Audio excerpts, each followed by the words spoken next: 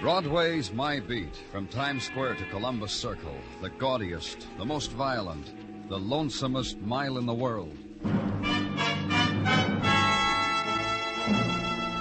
Broadway's My Beat, with Larry Thor as Detective Danny Clover.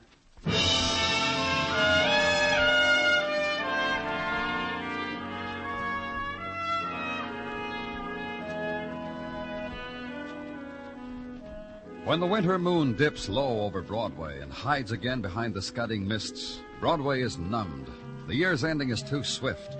There's too much nighttime in December, as if the dimness of the subway had moved one flight up, as if the lights were not quite lights, but yellow things that drain off into shadows.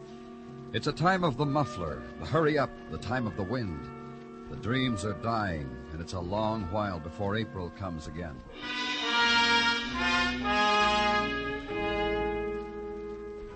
The place where I was, also one flight up above the street of the tired apartment houses and hotels.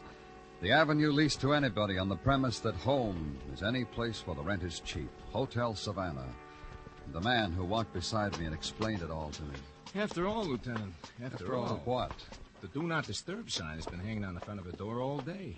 And here it is almost midnight. So? So, a place like this, rent a room for $350, pull out the old pills, leave the world to its own sorrow. The Savannah's getting quite a reputation for... Oh, this is the room. Now, that's how I found her, right there on the bed. I could tell right away she wasn't a suicide. That bullet hole, no gun. Who is she? Took the room yesterday. Registered as Mary Smith. I keep a straight face as long as the payment is made in advance. Even she didn't have luggage, so what? Quite a few of my friends have not a presentable suitcase to their names. What about her visitors? This is her home away from home. That's our philosophy here at the Savannah. Why shouldn't she have visitors? Asked you, did she have any? I don't know. People come and go. A regular little world in itself, this Savannah. I remark this to myself often as I stand at the desk. Like I was looking on into a regular little world. That's why I always Don't say it, Mr. Burgess. I'll take it from here. And consider the place where a girl lies dead. A room of transients, a cubicle, allotted, sold to the passer-through. The mark of their passing, the scars where cigarettes were ground into the desktop. The hotel stationery, the postcards with the scenes of gaiety tinted in, ink-stained, finger-smudged, blank. The sign, please turn off lights when departing, leave key at desk. The bed, where passing sleep is sold at the current rate.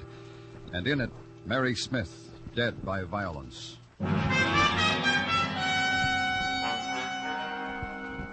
Phone it in, check other hotel personnel. Be told for the day she'd been there, the girl was quiet, discreet, no trouble at all. Visitors? Maybe, maybe not. Policy not to notice things like that. And take it home with you. Try to sleep against the image, desolate, lonely. Not quite make it.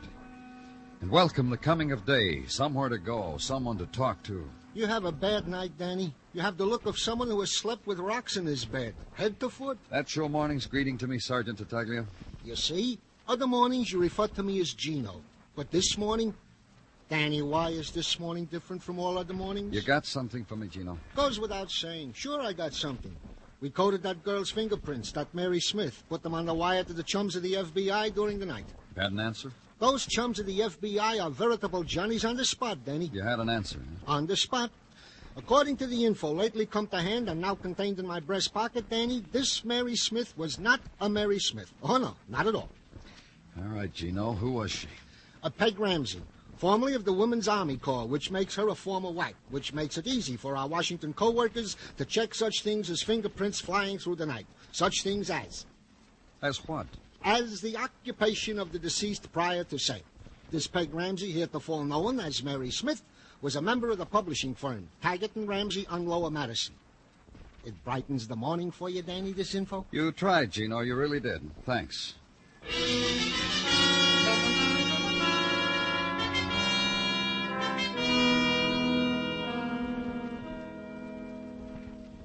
I can't believe it. I just can't believe it. Get around to believing it, Mr. Taggart. Miss Ramsey was murdered in a cheap hotel named the Savannah. We want you to help us. What was she doing there? Was she registered? Look, Mr. Taggart... I can't believe it. I just can't believe it. Let's try it this way. What did Miss Ramsey do here at your publishing house?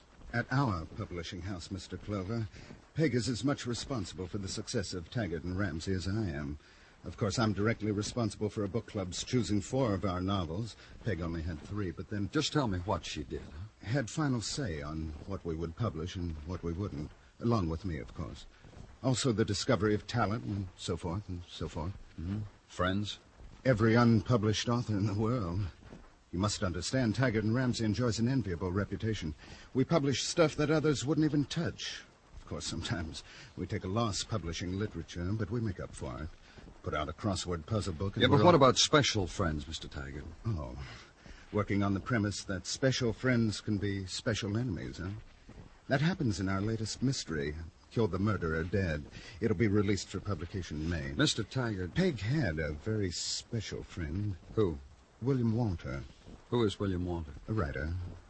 Where do I find him? I don't know. I have no idea. Peg handled him.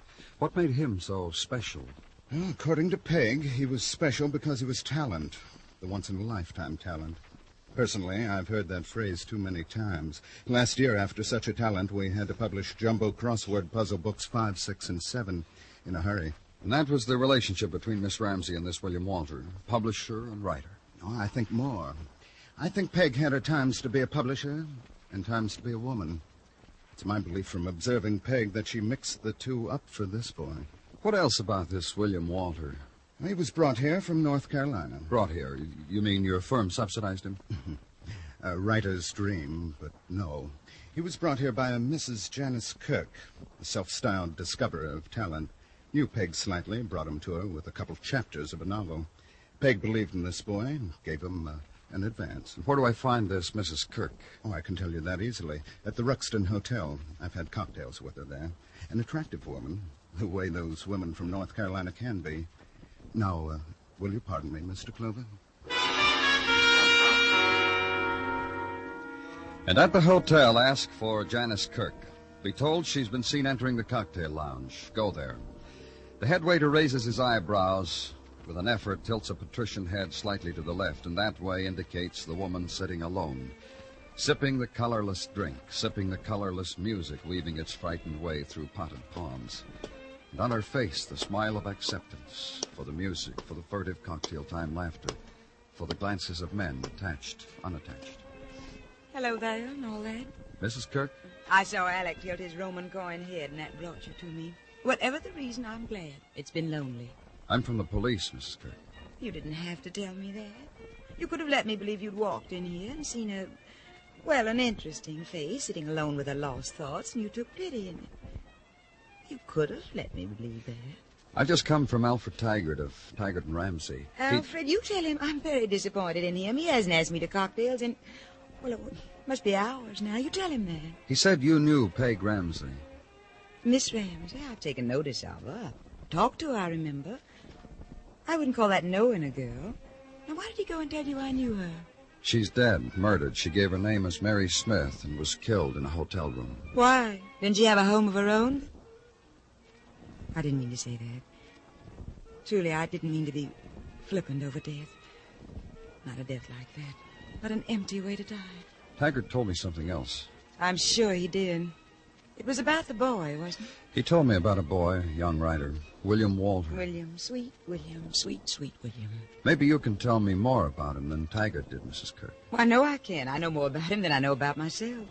Wasn't it I that discovered the burning tree of talent in him? Wasn't it I that beat him, tortured him, soothed him till he put it all on paper? Figuratively, that is. I did that to him, figuratively. Wasn't it I that brought him here, so his poetry could cry out across your metropolitan skies? Where is he now? I don't know. You said that... I said I don't know. First William stayed here, right here in this hotel, close to me. And he took to living in all kinds of places, dismal places, dirty little furnished rooms, and tenements, sordid hotels. Left me just high and dry for months, so as he could taste your city. Then you haven't seen him There in is a something. phone call for you, Mr. Clover. You can take it here. Thank you. Danny Clover speaking. You want it, Danny, right away. Savannah Hotel. Why, Gino? A boy shot to death in one of the rooms. Savannah Hotel, Danny. The same one. I hate your telephones. They interrupt just when... Something bad's happened, hasn't it? I know it from your face. Something real bad.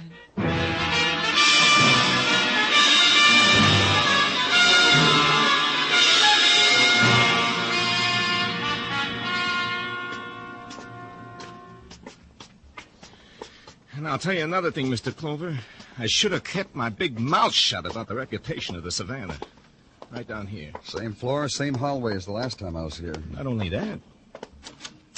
Same room. There he is, Mr. Clover. You know who? Yeah. Registered about noon. Gave his name as William Walter. Said he was a writer. First time we ever had a writer. And in the room of transients, yet another one, sprawled there across the bed, a boy, like a tired puppet, discarded. And the bullet hole in his temple gave him another quality, an attitude suddenly and forever caught in an instant of time, and the gun held in his dangling fist. The end of him, the death of William Walter.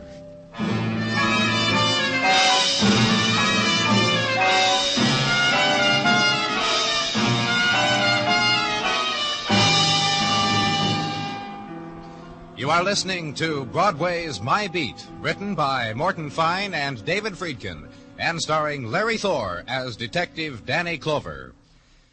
A titled Englishman wined and dined at a swank Park Avenue address is then mysteriously murdered. It takes no less than Mr. Chameleon, master of disguises, to make a dent in the Hand of Fate murder case. Follow Mr. Chameleon on this engrossing police operation tomorrow. Yes, that's tomorrow on CBS Radio. Mr. Chameleon is now heard at a new time, Sundays, on most of these same CBS radio stations.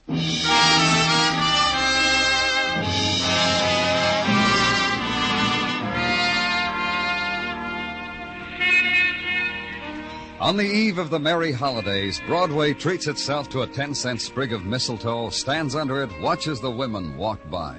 They hug the warm fur close. Let the December wind riffle it against their mouths, their cheeks. Let the wind breathe them away from you. And for background, the music flowing out of the tinseled metallic throats of loudspeakers. And the kids standing carefully away from the assorted street corner Santa Clauses, eyeing them, studying them, lifting great puzzled eyes to the grown-up who holds their hand. Good, huh, kid? Makes you glow, so find the coin, drop it in the pot, pay off for the year that never was. And in a room, again, the place of the dead. Be alone with it for a little while. Be alone with the boy with a bullet wound in his temple. The boy who'd come to the great city with poetry to offer, and in return had been given this, the end of searching, the end of pain. Be alone with it until Detective Muggavan comes back. I had a little talk with Burgess, the manager, Danny, like you told me. Yeah? Says the boy made a big to-do when he registered. Burgess tell you why? Uh-huh. Seems this kid, William Walter, insisted on having exactly the same room where the girl was killed. Manager tried to talk him out of it, offered him other rooms. Kid wouldn't have it any other way. I think I know why. Sure. Boy was a writer. That gives him a right to emotions the rest of us aren't privileged with. That's why he has to die in a room You where... through, Muggavan? Yeah. I guess I've been in it too long, Danny. Here's why he wanted this room. Found it in his pocket. Marriage license. I look at it, Danny? Thanks. Issued to William Walter and Margaret Ramsey. That'd be Peg Ramsey, the murdered girl, huh, Danny? Yeah. A place like this probably going to keep the marriage a secret. Uh-huh. Come over here, Muggavan. Found something else. Here on the desk. Oh, it's written so fine. Wait, I gotta put on my glasses. Sure, go ahead. Peg, beloved Peg, all of it is done, finished. For you, now for me. For someone you breathed life into, then dying, took it from him. Done, finished. He wrote this, Dan? We'll check it at headquarters. I think we'll find he wrote it. With a gun in his hand like that, this note, how he insisted on the same room. Suicide, huh? Call it in, Muggavan.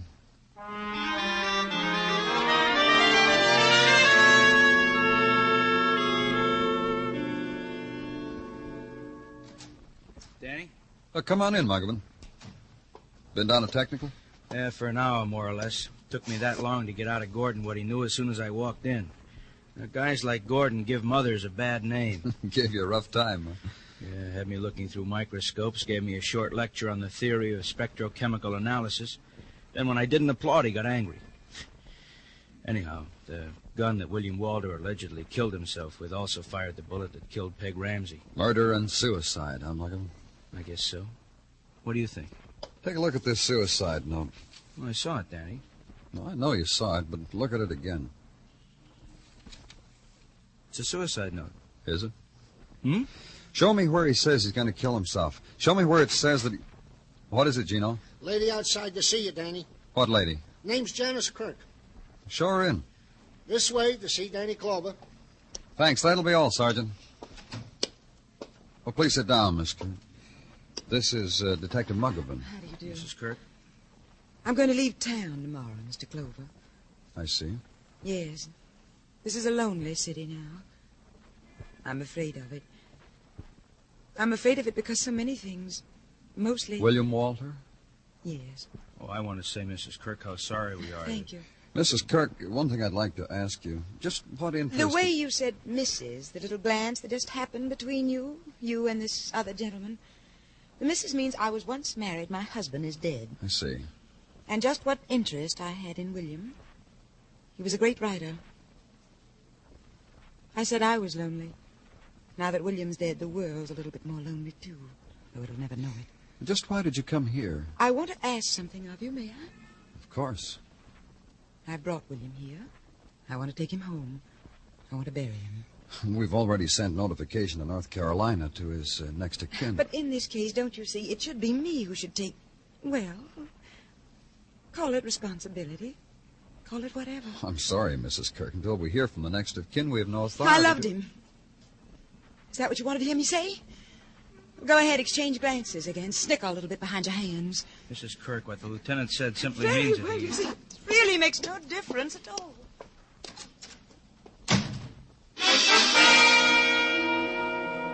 And for a moment, consider her fury at being deprived of the dead boy. And understand it. Understand it because of the sudden statement of love for him. Blurt it out, bitter, explosive, no longer to be contained. But let it also open a door onto new questions. The finding out of why a boy's life must be taken. A boy of talent. A boy who was about to be married. A boy who had apparently scrawled a note against the insistent calling of death. Murder, suicide. Make sure which. Let it take you to a place you'd been before, to a man you'd talked to before. Can't tell you how glad I am you came back to me, Mr. Clover. I just can't tell you how glad. Why, Mr. Taggart? Well, this is perhaps an uncalled-for thought after those dismal doings at the Savannah Hotel. Even tragic, you might say.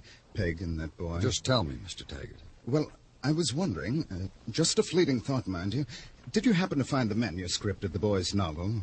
Did he perchance die with it there in the hotel room? No, we didn't find it. Why? Well, you must forgive me for this rather scavenger-like idea I've had, but not that we won't take care of the boy's estate, mind you, but it seems a provocative publishing stunt. You want to publish the work posthumously. A boy kills himself, leaves a novel. That will make a splash in the literary world, huh? Yes. I would have tried to put it more tastefully, but that's it exactly. Sorry, I can't help you. Well, then I can't for the life of me imagine what else we have to talk about. The reason why I came. I'm not sure the boy killed himself. He was going to marry Peg Ramsey. Did you know that? Marry? No, I didn't. Imagine. You said you met the boy when he first came here, that you... Quickly, a quick introduction from Peg. As I said, his work impressed her, so I okayed an advance for him. That's why if you find the manuscript, I feel it rightfully belongs to me. And that's all you knew of him, the advance, Peg Ramsey's interest in him, sponsoring of That him. and the money I've already expended on him. For advance publicity on Peg's newfound genius, I even hired Tonto Jones. Who? Tonto Jones, ace blurbist. The Guy de Maupassant of book jackets. Told him to stick with Walter, get to his marrow, find out everything about him, and write it in 100 words to fit the back of a book jacket. I'd like to talk to a man who knew all about William Walter. You have his address? Greenwich Village, somewhere. The girl will give it to you on your way out, Mr. Clover. You were going, weren't you?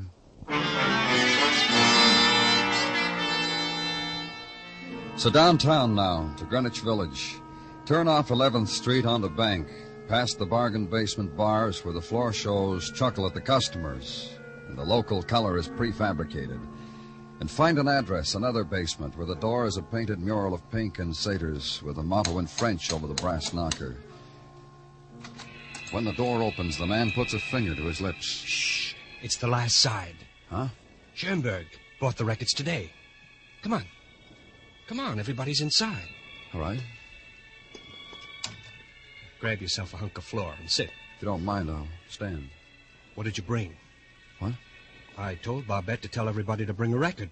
Didn't she? I brought a badge. Hey, who are you? Aren't you one of Barbette's... Police. I'm looking for Tonto Jones. Why? Where is he? Me? What do you want me for? A few questions, Tonto.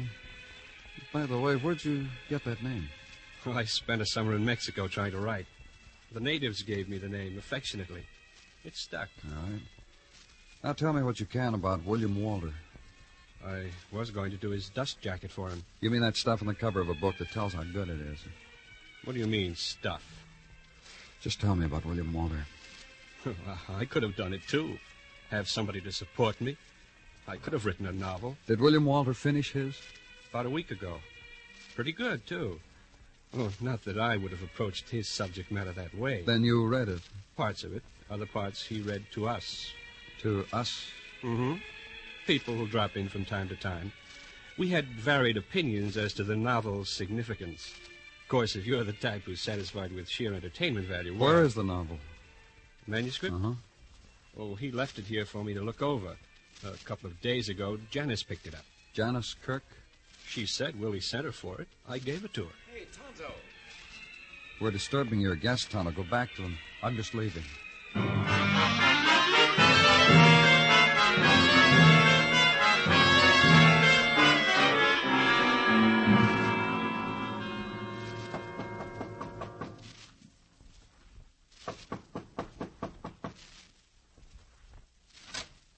Oh, hello, Mr. Clover. May I come in, Mrs. Kirk? Well, you don't want to talk to me now. I've been crying. I look a mess. It'll only be a few minutes. You promise? Yes. Well, then, come in. You wait right here. I'll go in the next room and do my face. We can talk. Well, go on. Talk to me. I've just come from Greenwich Village, Mrs. Kirk. I hate it, don't you? I spoke to Mr. Jones. Tonto? That's right, Tonto Jones. You know what Tonto means? No, I don't. Well, I didn't either till I looked it up. It means crazy, fatuous, stupid. No one pays any attention to what Tonto says. I do. How do I look better? Of course I look better. Can you tell I've been crying? No. Now we'll talk. Did you like the novel?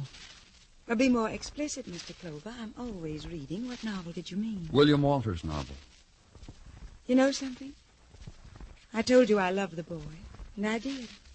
Even after he was so cruel to me. What about the novel, Mrs. Kirk? Well, that's what I mean. He didn't even let me read it after all I did for him.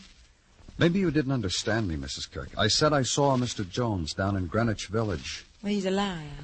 About what? About anything, he told you. He said you picked up Walter's novel a couple of days ago. I don't think he lied. Nobody else has that manuscript. And I suppose nobody will ever read it. I suppose not. Mrs. Kirk, Yes? you told me how hard you worked to foster the boy's talent, how you brought him here to New York, how everything was wrapped up in that boy and his novel. Doesn't it bother you that the manuscript is missing? Well, Do you have it? No, I don't. Did you destroy it? Did you? Well, what difference does it make? I'm just curious to know what the novel is about, that's all. I burned it before I read it. As soon as I got it here, I tore it up and burned it. That was the first part of it, wasn't it? Huh? What? To destroy everything about the boy. Destroy somebody you loved? How can you say that? You loved him all right. Only he was going to marry Peg Ramsey. Did he show you the marriage Oh, license? he was never going to marry that girl. He just wanted his novel published, that's all. I don't know. Marriage license usually means marriage. They were going to keep it secret, but they told you because you deserved to know. Deserved to know. Do you know why they told me? To be cruel to me. To laugh at me. To slap me in the face with it. So you killed her. Do you know what she said to me? Do you know what that girl said to me? I'll pay you for the train fare you spent to bring him to New York. Even if I had killed her, could you blame me? But the boy, you said you loved him. Him. Sitting there when I came into the room. I was ready to forgive him everything. I walked over to him, put my hands around his back. He shrugged them off. Kept writing. Writing a note to a girl who was dead. Did you ever hear anything as crazy as that? Note to a dead girl. We thought it was a suicide note. And he went over to the bed and he sprawled out and put his hands behind his head, and then he stared at me. He stared hate at me. Because you'd killed Peg Ramsey? He knew it and he didn't go to the police. That made me think he still loved me. Why didn't he go to the police? Because he knew I'd crawl back to him. He wanted me there so he could tell me how much hate he had for me. How much he despised me. You didn't give him the chance. You destroyed him. Everything that he touched, you destroyed. The final thing to ride on the train. And he'd be back there with the baggage, the litter, and the animals. Let's go, Mrs. Kirk. No one's going to do that to me. What he did, not to me. Who did he think he was? Let's go.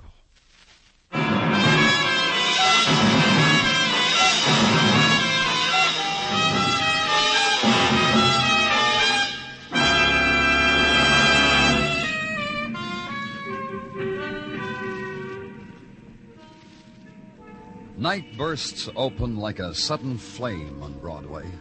The crowd swarm dances between the silhouettes of 1,000 buildings. Dances its fury away against the time of morning until the night soaks up the sound and pain and color and turns it into dawn. It's Broadway, the gaudiest, the most violent, the lonesomest mile in the world. Broadway. My beat.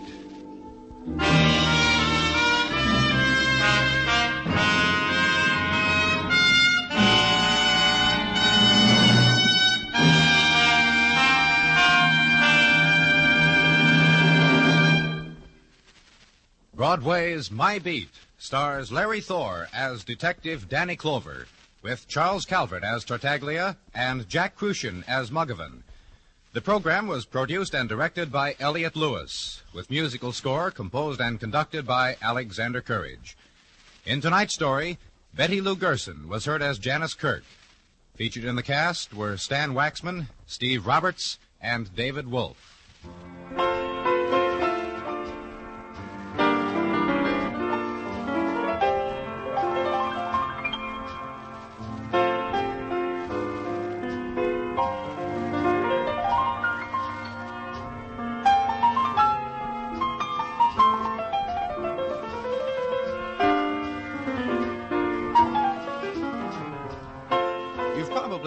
Poets sing the praises of running brooks, babbling brooks, and he who brooks no evil. But you'll sing the praises yourself of Our Miss Brooks, starring Eve Arden, Sunday nights on most of these same CBS radio stations. As Connie Brooks, Eve Arden is sometimes running after a man, often babbling about men, and she brooks no evil that interferes with her pursuit of a man. So maybe the poets should sing her praises, too. Our Miss Brooks is fun to hear Sunday nights on CBS Radio.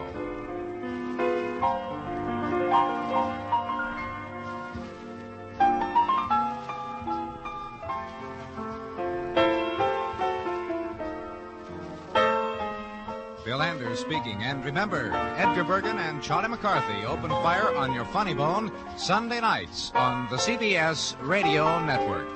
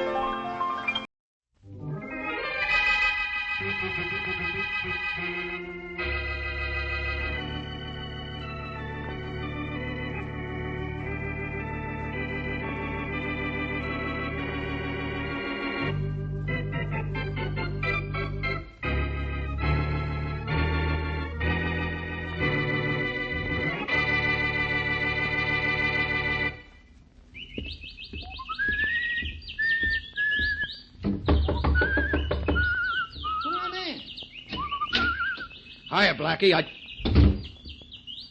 Surprised to see me, ain't you? Hey, what goes here? This is Blackie's apartment. Somebody called a little while ago and said Blackie wanted me to bring a canary from my shop up here. Was that you? Yeah. Cute, don't you think? Blackie's out. Saw him go out with his girlfriend. Headed for your shop. Had a date with you. Thought I'd borrow his apartment and you. Made the call because I wanted you here, Joe. Look, I don't want nothing to do with you. I told you that in my shop yesterday. You know that? Well, maybe you had sense enough to change your mind. Well, I didn't. Joe, I could make a fortune using the back room of your pet shop for a gambling joint. I told you once, nothing doing. I've been in trouble with the law before, but no more. No more for me, Bob. I'm running that pet shop honest, and nobody's going to sell me on nothing else. Afraid you'd say that. That's why I got the idea of using Blackie's place to convince you. Nobody's going to sell you. That's what you said. But you didn't say nothing was going to sell you. This gun, for instance. Hey, wait a minute. Make your mind up quick, Joe.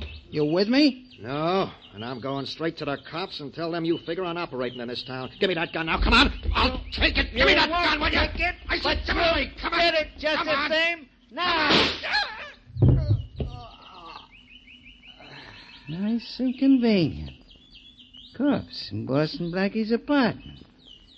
I think I'll pick up this canary, call up Inspector Faraday, and then call it a day.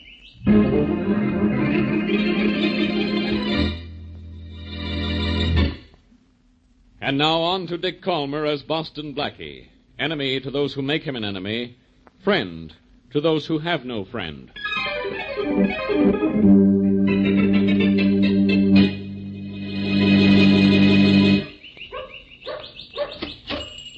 Oh, Blackie, look, that cocker spaniel's still in the window.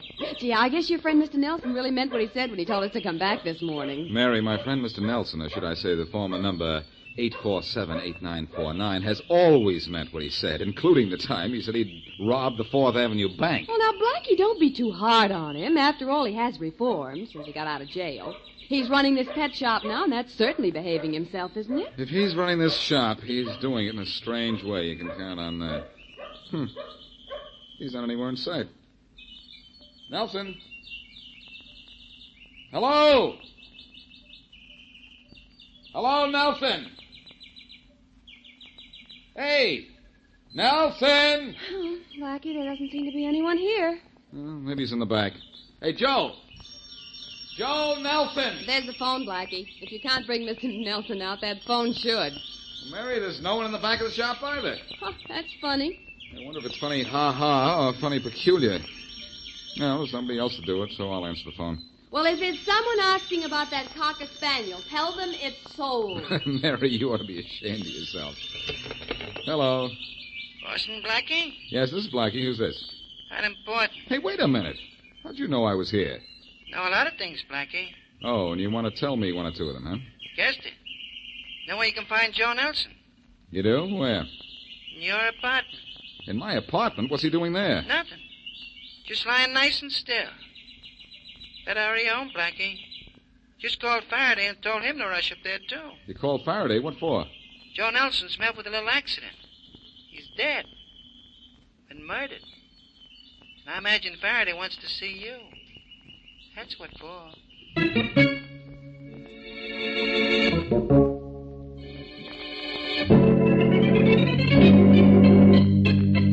Faraday, if I killed Joe Nelson, you know I wouldn't leave his body right here in my apartment. I didn't say you killed him, Blackie, even in self-defense. Why would I kill him even in self-defense? You got the dope on him that sent him to prison.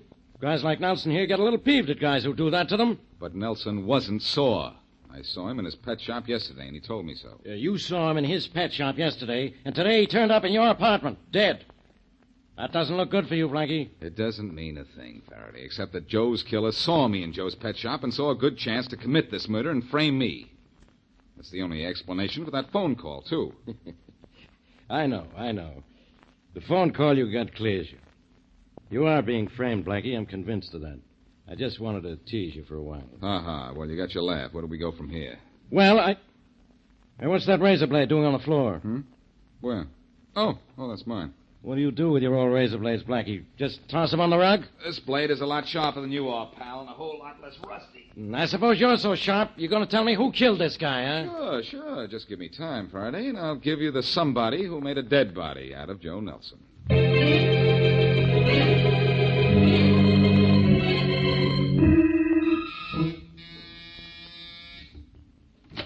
Yes? Are you Frank Nelson? Yes. Well, talkative, aren't you? I want to talk to you, and I want to get more than a yes out of you, too. What do you want? First, I want to close this door. Behind me, of course. Oh, please, whoever you are, I don't want any trouble. I've had enough trouble already. You mean your cousin's death is trouble to you? Well, Think how much trouble it was to him. Are you a policeman? No, I'm Boston Blackie. My cousin's body was found in your apartment. I heard it. I heard it on the radio. The radio was right, but what you gather from what you heard is wrong. I didn't kill him. In fact, I'm here to investigate his death. You care who killed him? But you once sent my cousin to jail. You sent him. Sure I did. When he was wrong. But he was all right after he got out, and I don't like to see this happen to anybody. Who killed him, you know? The radio said you might have killed him. I heard it.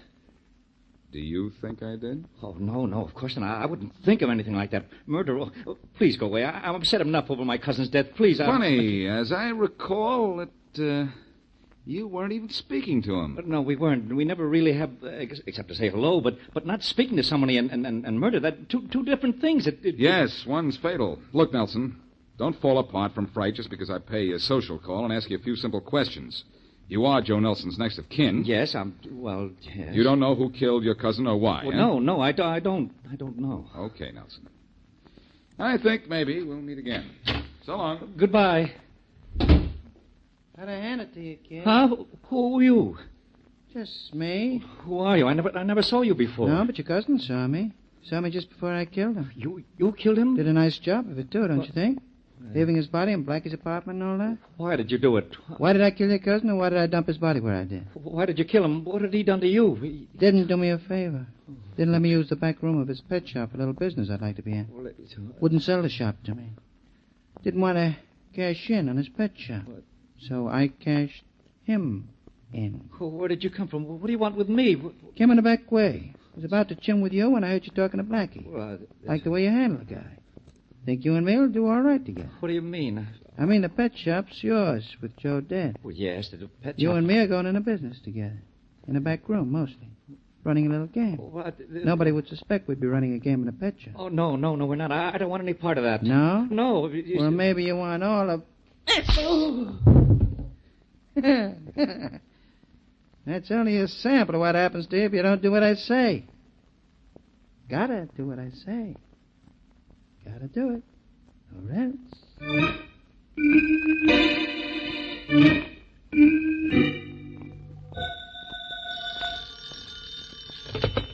Hello. Hello. I want to speak to Boston Blackie, please. Speaking. Blackie, this is Frank Nelson. Yes? I'm in trouble. I found out who killed my cousin. When you tell me he'll be in trouble, who is it? I don't dare talk over the phone. Could you meet me here? Sure, but where's here? My home. Come right away. Quickly, will you? Keep your jitters on, Frank, and keep that tip on tap till I get there.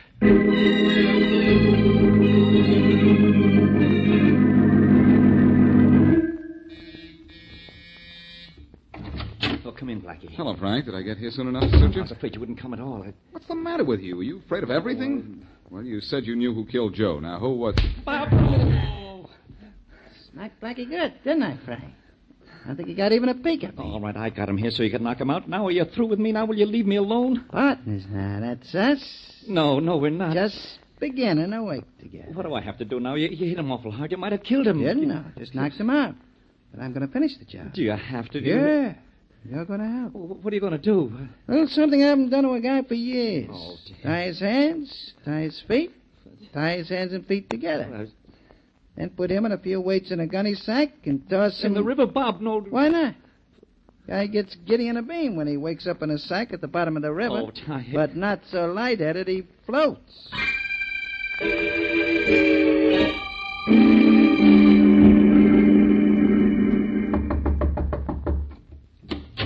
Well, what is it? Well, what is it? Is it? I'll tell you what it is. You, Buster Evans. Yeah? I'm Michael's homicide department. I'm supposed to bring you to headquarters. Me? What for? For a little matter of murder. You're crazy, The Jack. records say you had a bust-up with Joe Nelson when both of you were in prison. Sure, but that was 3 years ago. I know. But Nelson has been murdered, and that was yesterday, so Inspector Faraday wants to see him. Yeah? Yeah, and he's rounding up everybody who might have had a motive to kill Nelson, and you're pretty high on the list.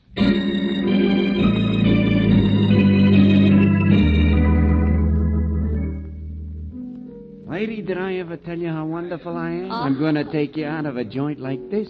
You'll be singing in a Class A spot when I'm through with you. Sorry to interrupt. Listen, I Sam can... Tobias. That's right. Who are you? Blaine, homicide department. Shut up, you. He's got nothing on me. Well, what is it, Flatfoot? You and Joe Nelson never got on, did you? What about it? He's dead, and Inspector Faraday wants to see you at headquarters. He wants to see everybody who didn't like Joe Nelson on account of Nelson's dead. Get your hat. Okay, I'll be out in an hour. Honey. Yeah? I guess you could wait another hour till I fix up your career for you, can't you? You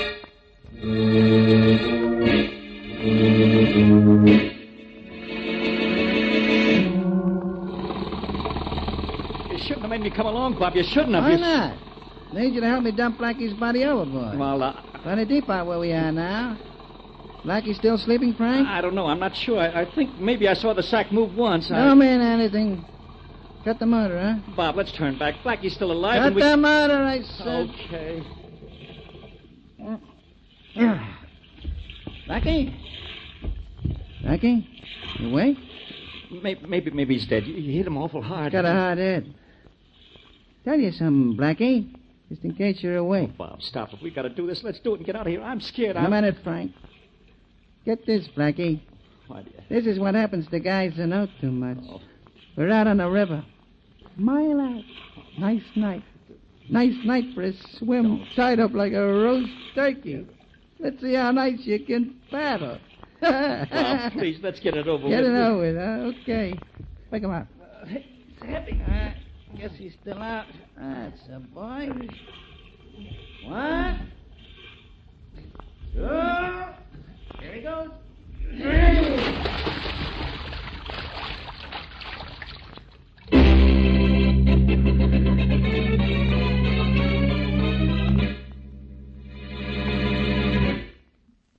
And now, back to Boston Blackie.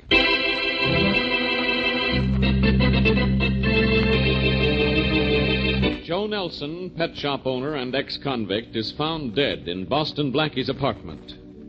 Joe was killed by a man who wanted Joe's pet shop as a front for a gambling house and who tried to throw the blame on Blackie. Frank Nelson, Joe's weakling cousin, knows this, but is forced by fear to work with Bob. And with Frank's help, Bob knocks out Blackie, ties him up, puts him in a sack, and dumps him into the river. As we return to our story, it is several hours later, and Mary Wesley is in Inspector Faraday's office. Inspector Faraday, you have to help me find Blackie. It's his own fault if he got himself in a jam, Miss Wesley. He stuck his nose into this case. Inspector, he didn't. He was forced into this. All he did was go to that pet shop with me to look at the Cocker Spaniel, and the next thing he knew, he was involved in a murder. I know it, Miss Wesley. I know he couldn't avoid getting messed up in this, and I'm as worried as you are. I've had every suspect in the Nelson murder picked up and grilled. No luck. Everybody's got an alibi. Are you sure Blackie went to see Frank Nelson? Well, he said he was going to, but he said he'd phone me in an hour. Well, that was 6 hours ago. Yeah. I don't have to guess he's run into trouble. I know he has. Well, then do something, Inspector Faraday. You do think something. I don't want to do something? But what? I don't know where he went. Maybe Frank Nelson led Blackie into a trap. The kind of trap that closes and stays closed. Oh, Inspector, you don't think he's dead, do you? They killed Joe Nelson. We can't do them any more harm for 2 murders than we can for 1. Oh, but Inspector, we just... Anybody miss me? Oh, Blackie! Oh, Blackie, darling. Hey, wait, Mary. Wait a minute. Don't get so close until I can get into some dry clothes. Blackie, you're soaking wet. Where have you been? Not in a dry place, Faraday. I had Joe Nelson's killer at bay, so they dumped me into the river. And in a sack, too. In a sack? Well, how'd you get out? A guy doesn't get put in a sack and tossed in the river and live to tell it. No. It was not only in a sack, but my hands and feet were tied together. What an imagination the guy's got. Oh, gee, how did you get out, Blackie? Well, you know I'm loaded with trick gadgets, Mary. Oh. You've saved my life a dozen times. Someday one of them won't work, and I'll be a happy man. Inspector, please, you're the one that helped me get away this time. Remind me to apologize to myself. How did I help you? Remember the razor blade you saw on the rug in my apartment this morning? Yeah? Well, it had come from the heel of my shoe. It's a trick heel, hollowed out. In my apartment, the blade probably slipped out, so I slipped it back in. And then when I got dumped out of the boat into the river, I slipped it out of the heel, and that saved my life. You cut your way out of that sack underwater with a razor blade? It was tough, but not too tough, Mary. My hands were tied to my feet, but my fingers were free. Yeah. I slipped the heel of my shoe aside, got out the blade, cut the rope binding my hands and feet together, Yeah. ripped open the sack, and swam to shore. Sorry I'm so late. Oh, sorry you're late. Oh, Blackie, we thought you were dead. Oh, when I swallowed those first few gulps of water, I thought I was too, Mary. Faraday, I know Joe Nelson's killer. Yeah? Who is it? Well, all I know about him is that his first name is Bob and that he's working with Frank Nelson, Joe's cousin. Hooray! You want us to pick up every guy named Bob in the city? No. In fact, I don't want you to do anything. You see, right now, I can't prove he's the guy who killed Joe and tried to kill me. But I still think that I can find him, and when I do, I'll make him talk. Blackie, how are you going to do it? By forcing Joe's cousin to tell you where this Bob can be found? Forcing him, Mary? Yeah. That wouldn't be quite possible, I think. Oh? No, he'd be too scared to tell me about Bob. He'd know Bob would kill him. No, Mary, it's got to be much cuter than that. And it also has to provide the proof I need. Offhand, that sounds like a pretty tough order, Blackie. Yeah, maybe. But haven't you heard, Inspector? I'm a pretty tough character.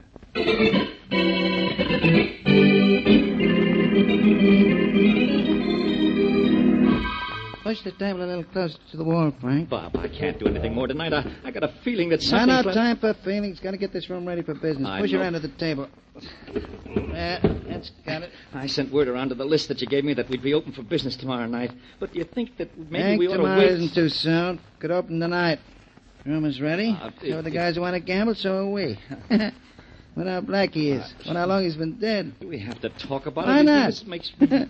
What if he died quick like a smart guy or kicked up a fuss like a hero? He was unconscious when we threw him overboard. I don't think he even knew what happened to him. I think he did.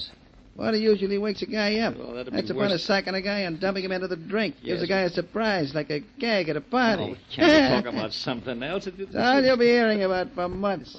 What happened to Boston Blackie? I wish you... And nobody'll ever know. Well, I'm not so sure. Oh.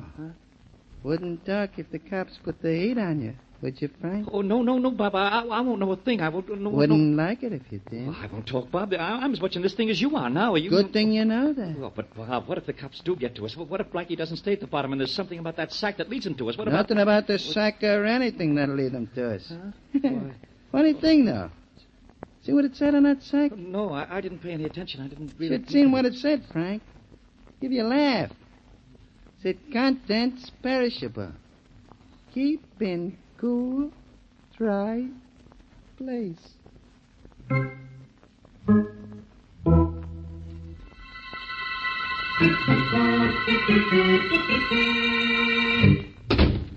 Throw your head on the chair, Mary. I'm going to work and you're going to watch. Oh, seems to me that's all I've done tonight. Watch you come back from the dead and watch Frank Nelson's house just now to see that he got home. He's home and he's alone. That's all I care about. When I was supposed to be unconscious in that sack, I heard this character Bob talk. And I think I can imitate his voice. Oh, now what good will that do? I imagine you're going to call Frank. But what can you say to him over the phone that will either lead you to Bob or give you the proof you say you need? Wait and see, Eddie. Just wait and see. I could follow Frank and get him to lead me to Bob eventually, but this way is better. It's faster. Listen. Mm-hmm. Okay. I've got Frank's home number written down here. Here it is. Indigo 1561. Watch me trick him into telling me where Bob can be reached. Listen. Okay. Hello? Frank, Yes? gotta talk to you. Know who this is? Oh, sure, Bob. I know. What's the matter? More trouble? No. And there ain't gonna be any. Oh, that's good. First of all, throw my old phone number away. Yeah, I was going to do that. Not gonna work from my place anymore. Want me from now on? Call Hillside 3267. Got it? Oh, wait a minute. I'll write it down. Here's your old number in my book. What number did you have for me? Making 6784. Yeah, making 6784. That was Cross it off and put the new one in. Hillside 3267. That's if you want me from now on. Okay, Hillside 3267. Now get this. Want you to meet me right away. Lincoln Park. What? Want to see you. Entrance to Lincoln Park. At this hour, but Bob, you only left me a half hour ago. What's wrong? Is it Blackie? Is it Blackie? You know we got rid of him like it did your cousin. Yeah, sure, I know, but I can't imagine what the trouble is then. I can't... Meet me and find out, that's all. Right away. Goodbye.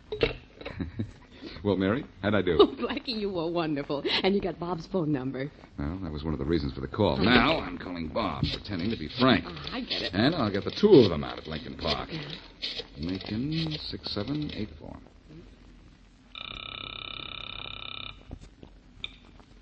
Yeah? Bob, I'm really scared. You've got to meet me right away. Scared? Yeah. What are you scared of? Well, Ghosts? That's all we got to worry about, Frank. Well, you got to meet me right away. I got to talk to you. Sit tight and shut up.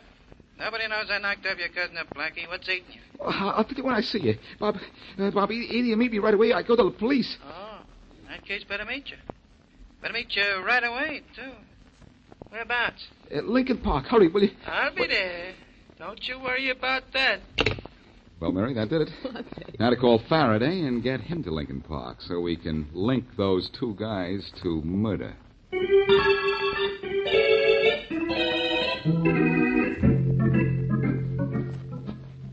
That you, Frank? Sure, it's me, Bob. Sure, you By the didn't time think... you got here. Now, what's all this about being scared and going to the cops about me killing your cousin? What are you talking about? I don't... Can't say it to my face, can you? What was... Too yellow? Huh? Oh, kid, you're not going to any cops now or never. Well, In fact, you're not talking to anybody from now on. No, Bob, no. Didn't finish, huh? Well, this will. I don't think so, Bob, but this will finish you. Did you get him, Blackie? Did you? One smack is all it took, Faraday. He's through. He's all yours. Okay, I'll take care of him. I want to see how bad Frank is hit. Frank.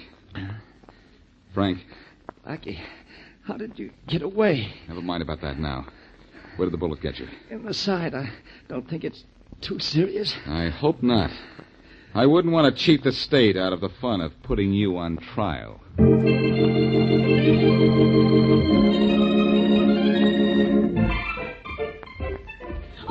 Look, Blackie, look at the cute Cocker Spaniel in the window. Oh, I want him. Now, you know what happened the last time we went dog shopping, Mary. Well, I still didn't get the dog, and that's all I remember. And, Blackie, if I remembered anything else, I'd remember to make you promise me you'd never fool with Inspector Faraday's murder cases. Would you like that? No. No, I guess not. Well, if your heart's set on having a Cocker Spaniel, let's go in the store and get him. Oh, thanks. Come on in. Hey, Blackie. Doesn't seem to be anybody here. Oh, don't tell me this is starting all over again. Hey. Hey, somebody. Oh, Blackie, we're jinxed. There's something wrong here, too. Let's get out fast. Oh, no, we're sticking. If there's something haywire, I want to find out what. Hey, anybody here? Anybody? Did you want something, please? Oh, mister, am I glad to see you. What is it I can do for you? We'd like that black Cocker Spaniel in the window. What's his name? The black one? Uh-huh. Well, his name's Blackie. What else would it be? Oh, Blackie? Oh, no, I just gotta have him. He's very playful, miss. He likes nothing so much as chasing cats up a tree. Oh, by all means, then, Mary. Let's have him. He'll remind you of me when I'm not around. Well, he's much cuter. And besides, just because he chases things up a tree, why should that remind me of you? Well, Mary, isn't that where I generally have Faraday? Oh, Blackie.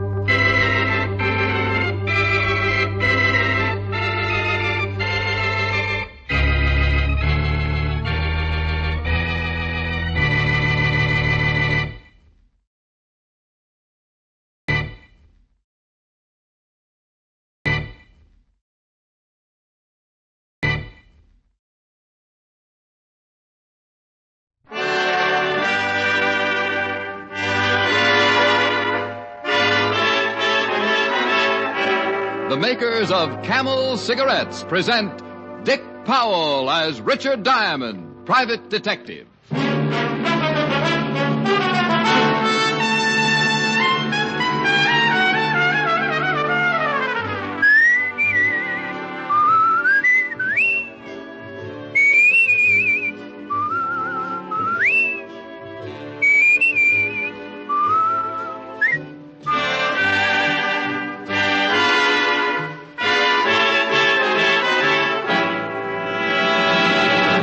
How mild can a cigarette be? Martha Tilton knows. Ezio Pinza knows. Vaughn Monroe knows. Yes, so many stars whose voices are their fortunes know it's Camels for mildness. They choose Camels because they know that camels get along with their throats. Make the 30-day Camel mildness test and see how mild, how flavorful, how thoroughly enjoyable a cigarette can be.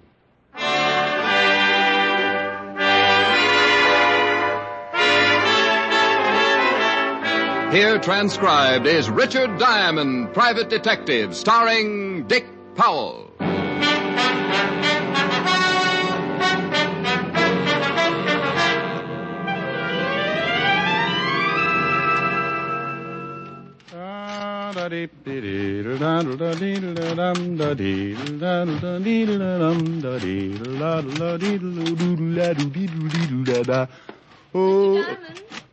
Back here behind the socks. Care for the clothesline. I thought you were a detective. Oh, it's been a rumor for some time. Do you always do laundry in the office? Only on Fridays, honey. Have a seat, Miss... CASPARY. Well, I'll be right with you, Miss CASPARY, as soon as I ring out these, as soon as I ring them out. Go right ahead. There. Mm-hmm. All right, Miss CASPARY, what can I do for you? It's Mrs. Well, now, what's it all about? My husband's going to kill me. Just frisky, or has he got a reason? I found out he's been stealing from his partner, and when I faced him with it, he threatened me. Has he done anything more than threaten? Last night he went out and said he'd be gone for most of the evening. I went to bed, and about an hour later, I thought I heard somebody start upstairs. I got frightened and put pillows in my bed to make it look like I was sleeping. Was it your husband? I hid in my dressing room and watched, and then the door opened. It was too dark to tell, but I'm sure it was Phil. He came in and had a knife, and he jabbed the pillow several times before he realized it wasn't a real body. Couldn't he see? What do you mean? Well, there's some things a guy remembers. Even if you slept in a diving suit, you'd have a hard time hiding them. I like lots of covers. Yeah. Now, you said Phil. Is your husband Phil CASPARY, the gambler? Yes, he and Max Bruno are in business together. Yeah, I know. The Rooftop Club. An iron claw with a cover charge. This morning, Phil said he was going away on a business trip, but I don't believe him. I'm afraid he's going to try killing me again. I want you to come around about 8 and protect me. Here's $100. That should cover it. Well, thanks. We might be up late. Maybe I should bring a good book. You'll strain your eyes. I like dark rooms.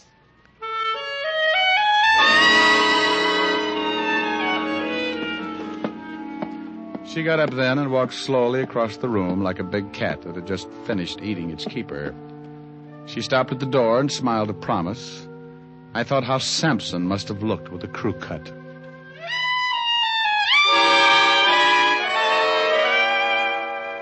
Around 1, I stopped in at the corner of 51st and Broadway for a bite of lunch. I killed part of the afternoon at the newspaper morgue, looking up the past files of one Phil CASPARY. No convictions, but a bundle of arrests. The partnership with Max Bruno had earned some big type from time to time, and it seemed that Mr. CASPARY's partner, Max, was quite a favorite with the local authorities. They'd nailed him twice. The first time, Uncle Sam sent him away for missing too many March 15th. The second was when I remembered. A rookie cop caught him with a gun. The parole board said shame and sent him up for the rest of the stretch. I went back to the apartment, dressed, and by 8 o'clock I was ringing Mrs. CASPARY's doorbell.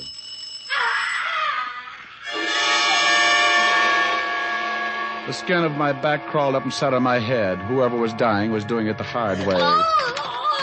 The door was locked, so I gave it the benefit of one of my shoulders. It was one of those heavy panel jobs with a will of its own, but finally the hinges got tired and gave up. I stumbled into the living room and came up with my .38. The screams had stopped, and I knew the only reason she had given up yelling was because she'd given up living. She was sprawled on the bed, but she didn't look anything like she had that afternoon. The killer had made sure of that. He'd used a knife. And now she just didn't look like anything. I took a quick look around, found no one, so headed for the phone on the nightstand to call homicide. He must have been standing behind the door. When I turned, he gave it to me. Oh! He used something heavy enough to split a block of cement. It caught me across the nose, and I went down like an express elevator. While I was thinking the floor looked silly trying to be a funnel, he nailed me again. Oh, and this time he pushed back the ceiling and let the night in.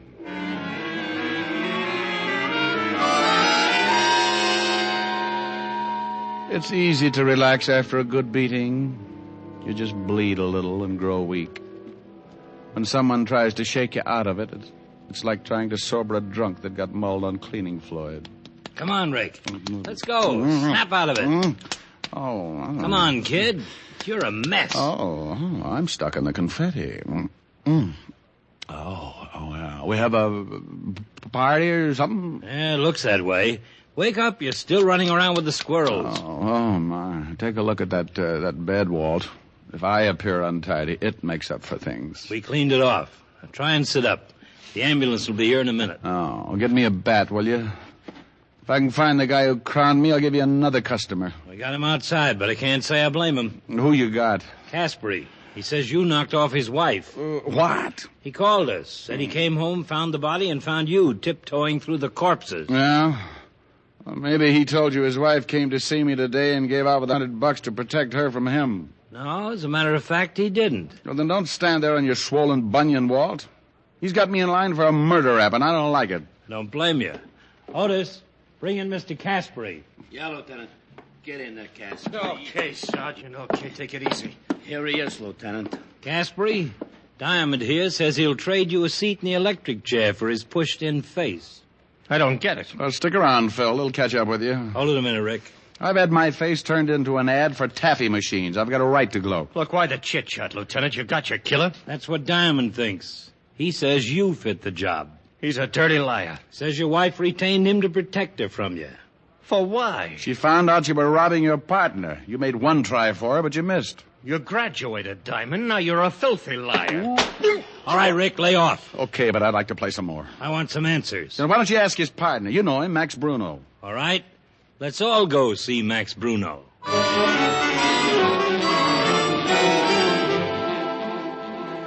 A prowl car on Park Avenue is as conspicuous as an outside shower at a girls' camp. A crowd of people watch Sergeant Otis herd us into the back seat. Even if you aren't guilty, you feel like you've got the Chrysler building tucked away under your coat. I waved goodbye to a good-looking blonde with a poodle, and we took off for Bruno's office. It was an old building on 6th Avenue, and a goneth named Tony Garcia with a big bulge under his arm met us at the door. What is this, a convention? Hello, Tony. Tell Bruno I want to see him. The whole party or just you, Lieutenant? I'm enough. Sure. What's the matter, CASPARY? You look sick. You get tagged for speeding? You can tell, Max, it looks like he built the frame just the right size. I don't think you know what you're talking about. Oh, stop playing Alice in Wonderland. We want to see Bruno. I'll find out if he's in. We know how to turn a doorknob. Look out. Okay. Oh, what is this? They wouldn't wait for an introduction. Hello, Max. What do you want, Levinson? Couple of questions? You in some kind of trouble, CASPARY? What do you think? What are you getting rough with me for? Oh, you dirty double-cross... Shut up. Well, what's eating you, Diamond? Well, that's a good one. Now, look. You look, Max. You keep your mouth shut, CASPARY. Not when I'm being framed. I'm going to yell my head off. Framed? Don't know nothing about it, huh, Max? I don't know what you're talking about. What is this? You framed me with that killing. Killing? Don't come on with that bit. You know what I'm talking about. Take CASPARY in the hall, Otis. Yes, sir. Come on, CASPARY. I'll get you for this, Max. So help me. Come on, you. Will somebody tell me what's going on here? Liar, I swear to you, if it's the last thing I do, I'll get... What's happened to him? Max, you don't know? How am I supposed to know? Guess? Somebody just killed his wife. Tony. Yeah, boss. Wait in the hall. Yeah, boss. CASPARY knocked off his wife, huh? Well, he didn't say it was CASPARY. Look, CASPARY's my partner. At least he was. You split? Yeah, a couple of days ago. Why? I've been checking for a couple of weeks. CASPARY's been holding out on the take. How'd you find out? His wife called me and told me. Oh, really? Wonder why a wife would incriminate her husband like that. Yeah, she was scared stiff. She found out what he was doing, and he told her he'd kill her. So she didn't know what to do. She called me. You knew her pretty well, huh? Not too well. She figured I could give her protection. I told her to see you, Diamond. Well, now, that was very nice of you, but what did you do about CASPARY when you found out he was robbing you? Told him to get out, have the money back by tomorrow morning. You tell him his wife tipped you about him? Are you crazy? Of course not. Said I'd been checking on him for a long time, that the books didn't tally. And what did he say? He said he didn't do it. What'd you expect him to say? Well, are your books short? 200,000 worth. Okay, Max. We'll be talking to you. Wife's dead, huh? About as dead as she can get. See you around. Yeah. Okay, so he told you how I've been robbing the till. Yeah, he did. Well, let's go. What's the matter, CASPARY? You give it up? I'm framed. That's it. Let's go. Oh, by the way, what did you do with the murder weapon? Don't be surprised if you wake up some morning and find it sticking in your back. Get him out of here, Otis. Come on, you. Come on. Well, Levinson did it again. Suspect in custody. What do you do for an encore? Sleep? You want me to drop you off in emergency? You could use a new face. No, I'll grab a cab and go to the apartment and clean up. Got to see Helen later. Okay, but stay off the streets. Somebody's liable to think you're dead and bury you. Oh, that's a good one. Night. Good night.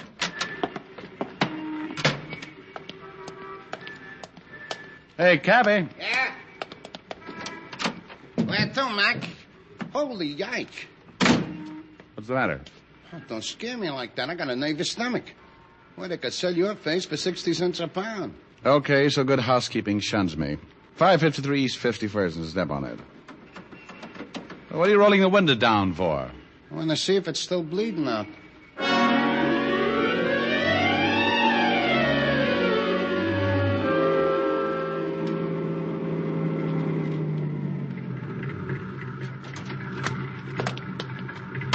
$0.35. There you are. Thanks.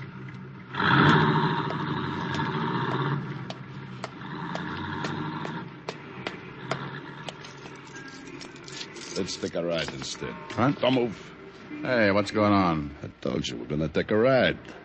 The gun in my back I don't recognize, but you should have worn your other head, Tony. Move. Okay. What's the matter? Doesn't Max give you enough to eat? That's because I don't think you're funny. All right. You're Tony Garcia and you make people bleed. Right, boy. Hold it. Now get in the car. You're bending the suit. Get in. You drive. Okay, but I'm a better pedestrian. Where to? Washington Bridge. I don't swim any better than I drive. You won't have to. You're out for high diving. Get going.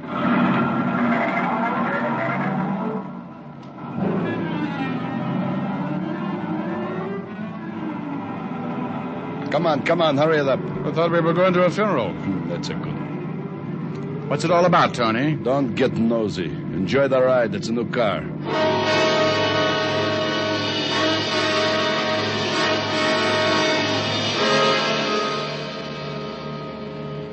We rode like that. Tony sitting half-turned with a big .45 in his fist, pointing right at my stomach. I drove south across town, trying to figure it out.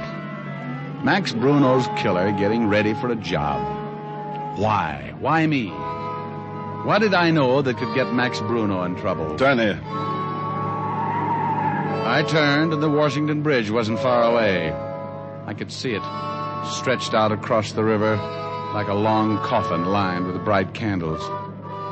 I eased down on the accelerator, and by the time we reached the bridge, I was doing a good 60. Slow down. We were near the toll gate. I took my foot off the accelerator and then jammed down on the brakes as hard as I could.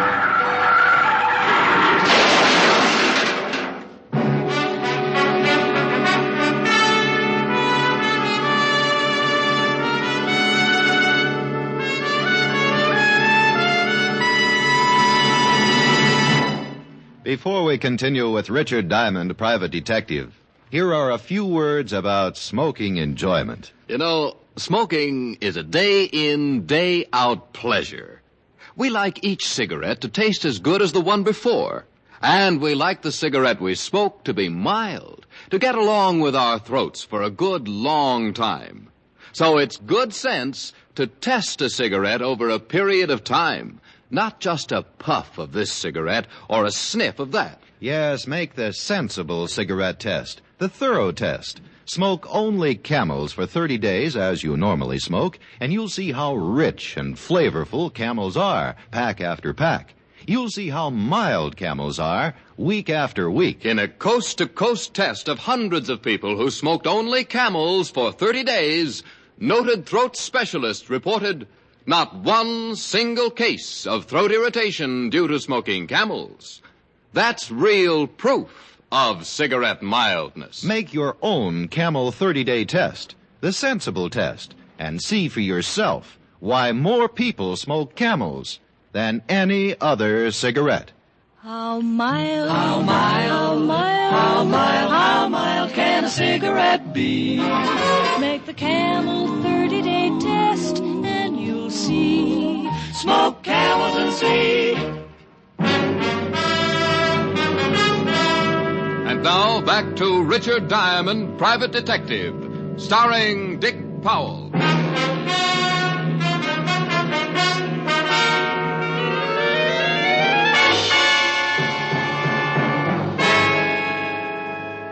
We had hit the bridge railing and stopped cold. The steering wheel had caught me in the stomach. I opened my mouth to make my lungs work. It was like sucking air through a bent straw.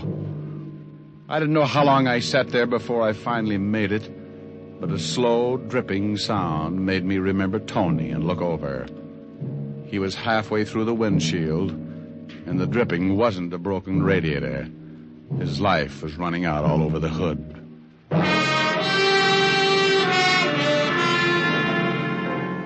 I got out of the car before the guards got to it. I had to have time to figure the whole thing out, and I didn't want to hang around for a lot of long explanations. I walked until I lost the crowd that was collecting. I took in long breaths of fresh air until my head cleared, then spotted an empty cab heading back to town, flagged it, gave the cabbie the address of the rooftop club. I needed answers, and the best person to give them to me was Max Bruno. Late edition, get your late edition here. Read all about it. Read all about the CASPARY murder. Woman found dead in her apartment. Husband held for murder. Hey, boy, paper. Yes, sir. Gee, what happened to your face? I shaved with a rake. Yeah? Gee, that's pretty funny. Holy. What's the matter? This picture. That's the dame was knocked off tonight. CASPARY dame. Oh, so that's it. Huh? Here's $1, thanks. Wow. Take my advice, mister. See your analyst. You'll get rid of them bells.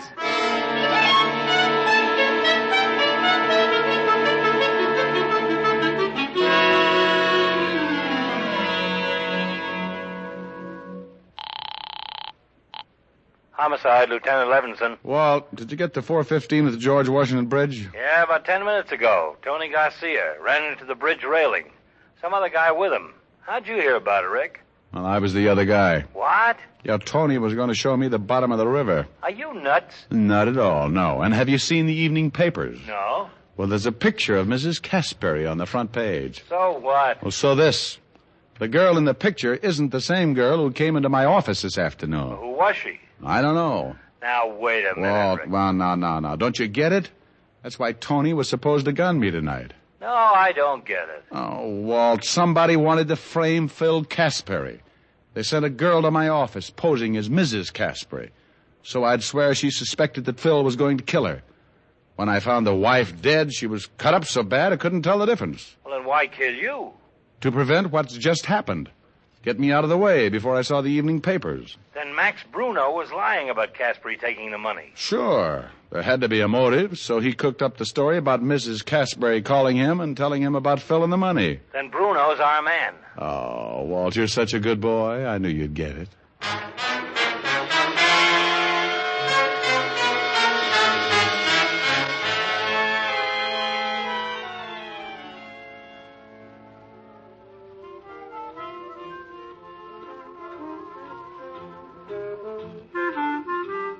check your hat, sir? Maybe I'd better throw it in the door first. Give me a pack of Camels. Yes, sir. Who's running the place for Mr. Bruno? Mr. CASPARY, but he isn't in yet. Depends on what you're talking about. How's the floor show? It's all right if you got an imagination. You know, you better keep moving. You'll catch cold in that getup. Oh, well, don't let it fool you. The bustle's really a hot water bottle. I went in and sat at the bar. The dance floor was in the other room, but you could see it through the long glass windows. I was sitting there trying to figure my next move when the floor show started.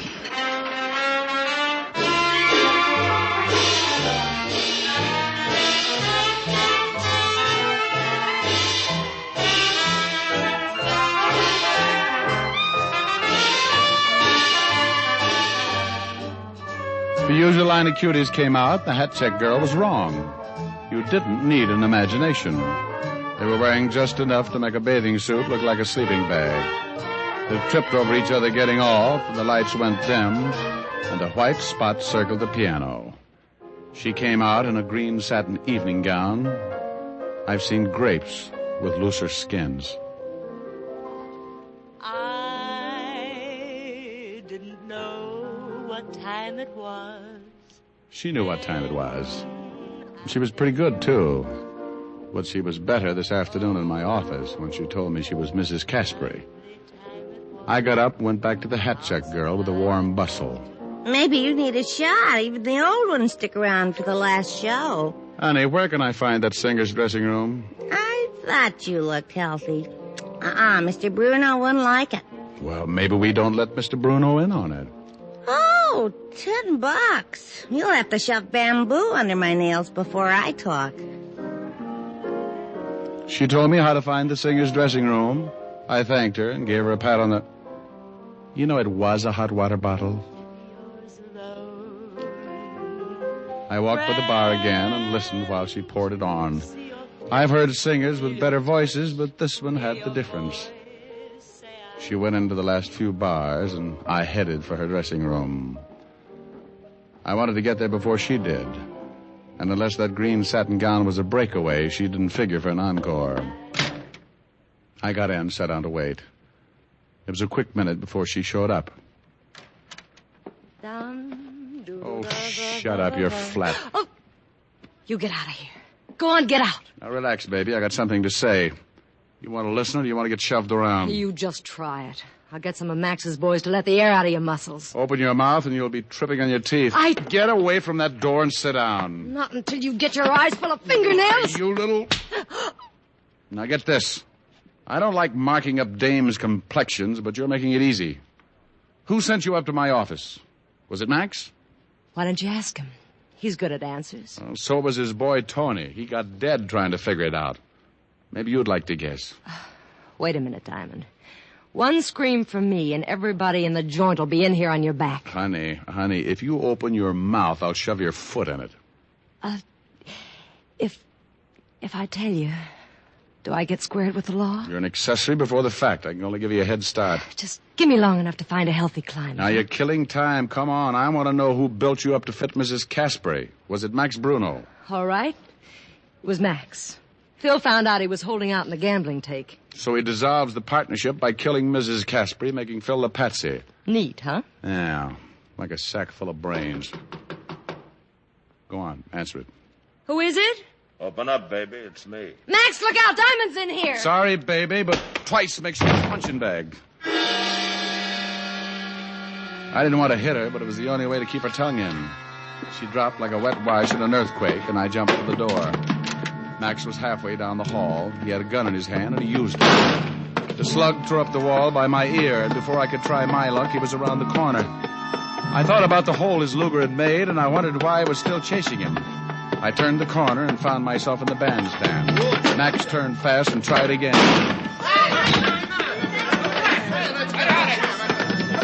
I was across the crowded dance floor when the panic busted loose. What's going on here? I shoved aside a drunk who thought it was the 4th of July and went through the bar like I needed the exercise. That man's got a gun! Your own, Max was nearly to the front door when he turned around for another shot at me.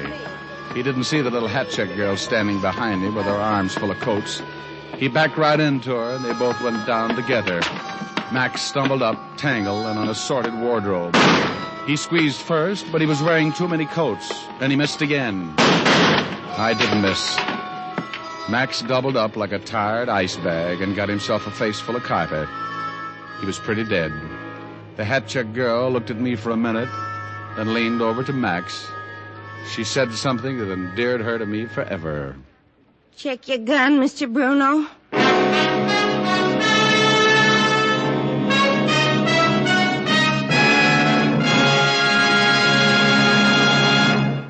Dick Powell will return in just a minute. What cigarette do you smoke, Doctor? That question was asked of doctors in every branch of medicine, doctors in all parts of the country.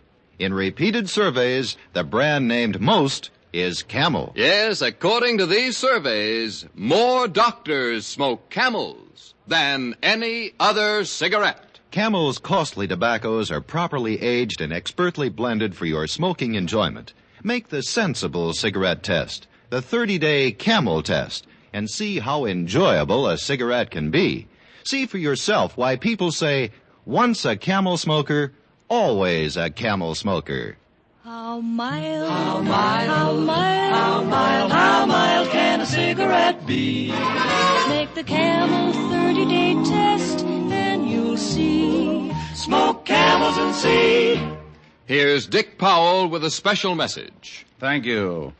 You know, it's a pleasure for me to make this weekly announcement, ladies and gentlemen, because each week the makers of Camels send gift cigarettes to a most deserving group of people, servicemen and veterans who are hospitalized. This week's Camels go to Veterans Hospitals, Fargo, North Dakota, and Alexandria, Louisiana. U.S. Air Force Hospital, Randolph Air Force Base, Texas. U.S. Naval Hospital, San Diego, California. Now, until next week, enjoy Camels. I always do. How mild, how mild, how mild, how mild, how mild can a cigarette be? Make the Camel 30-day test, and you'll see. Smoke Camels and see.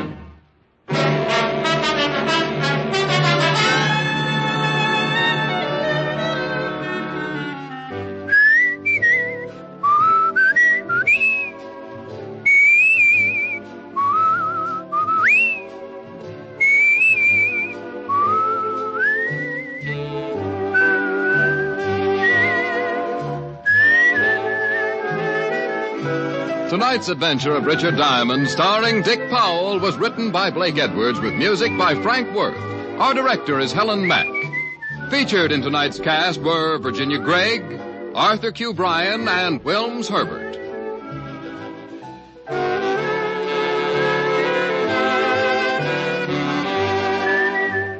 Men, whether you buy the handy pocket tin or the big 1-pound tin of Prince Albert, you're in for real smoking joy. PA's Choice Tobacco has a rich taste and delightful natural aroma. It's specially treated to ensure against tongue bite, and it's crimp cut for smooth, even, cool smoking. Get Prince Albert, the National Joy Smoke, America's largest selling smoking tobacco.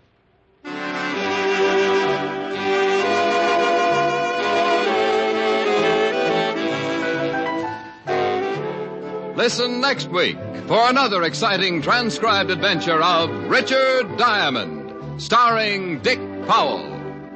This is Your FBI. The official broadcast from the files of the FBI follows immediately. Stay tuned. This program came to you from Hollywood. This is the American Broadcasting Company.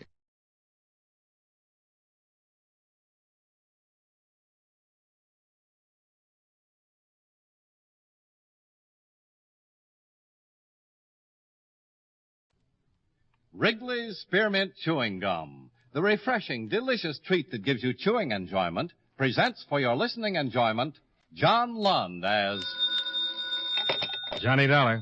Ray Kemper, Johnny. Oh, hello, Mr. Kemper. Are you available? Oh, very much so. We insured a Mrs. William Post, New York City. She was killed last night. Yeah, how? Murdered. A private detective named Paul Sachs and a lawyer named George Simon found her in her apartment. She'd been stabbed to death. Any suspects? Yeah, her husband, William Post. Lieutenant Roseman of the 5th Precinct is handling the case. Contact him. He expects you. Okay, I can leave in an hour.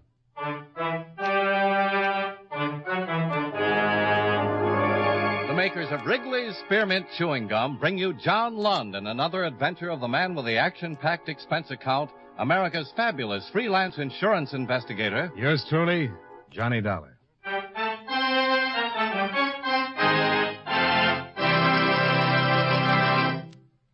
For refreshing taste, plus chewing enjoyment, treat yourself to delicious Wrigley's Spearmint Chewing Gum. When your mouth and throat feel hot and dry, a stick of Wrigley's Spearmint gives you quick, long-lasting refreshment. The lively, full-bodied spearmint flavor cools your mouth and freshens your taste. The chewing itself helps keep your throat pleasantly moist.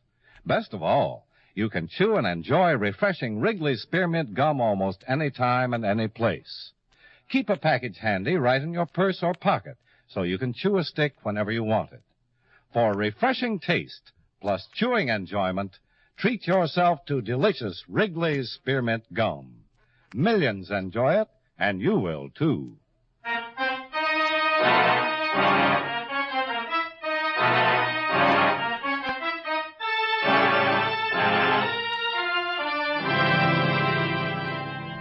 Expense account submitted by Special Investigator Johnny Dollar to Home Office, Columbia All Risk Insurance Company, Hartford, Connecticut. The following is an accounting of expenditures during my investigation of the William Post matter. Expense account item 1, $18.90, train fare and incidentals between Hartford and New York City.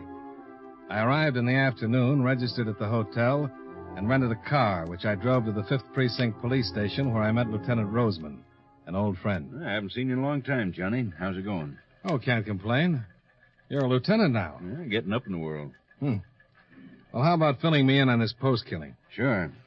The woman's name is Teresa Post. Married to William Post, banker. She was found last night in her apartment, stabbed 4 times. Gag shoved in the mouth, apartment robbed. A private detective named Sachs found her, huh? Uh-huh. And Mrs. Post's lawyer. George Simon. Right. They both arrived at the apartment about the same time. Both had appointments with the victim. They got worried when she didn't show up. Found the janitor, and he opened the apartment for them. They discovered her lying on the floor in the bedroom. What was missing? According to her husband, all her jewels, about $15,000 worth. Also a cloth coat. My boss said you were considering the husband. Yeah. 3 days ago, they had an argument and separated. The wife was filing for a divorce. She'd suspected Post playing around for some time, so she hired Sachs, a private detective. Sachs got the evidence, and she confronted her husband with it. He moved out and into a hotel. Sachs and the lawyer were supposed to meet her at 8 o'clock so that Sachs could turn over the evidence on her husband to the lawyer. Well, what makes you think it's the husband? Well, the robbery looks phony. The jewels okay, but the coat, the cloth coat, the only item of clothing that was stolen. Yeah? There was a full-length mink and a stole left in the closet. Oh, mm-hmm. The husband got an alibi? Sure. The woman he was seeing. The one who busted up the marriage. Oh, who is she? Well, the name of Hughes. Jane Hughes. Lives at 109 West 61st Street. And she claims Post was with her at the time of the murder? The victim had been dead about 3 hours, killed around 5 in the afternoon. Hughes' woman swears Post was with her all afternoon from about 1 till late that evening. How'd the killer get into the apartment? That's another thing that makes me suspect the husband. No evidence that shows the killer broke in. No way he could get in a window. The apartment's on the 8th floor, and a fire escape's at the end of the hall. Well, I'd like to talk to the people involved. Oh, sure, Johnny. What do you want to start with? The men who found the body. Sachs and Simon. I'll take Sachs first.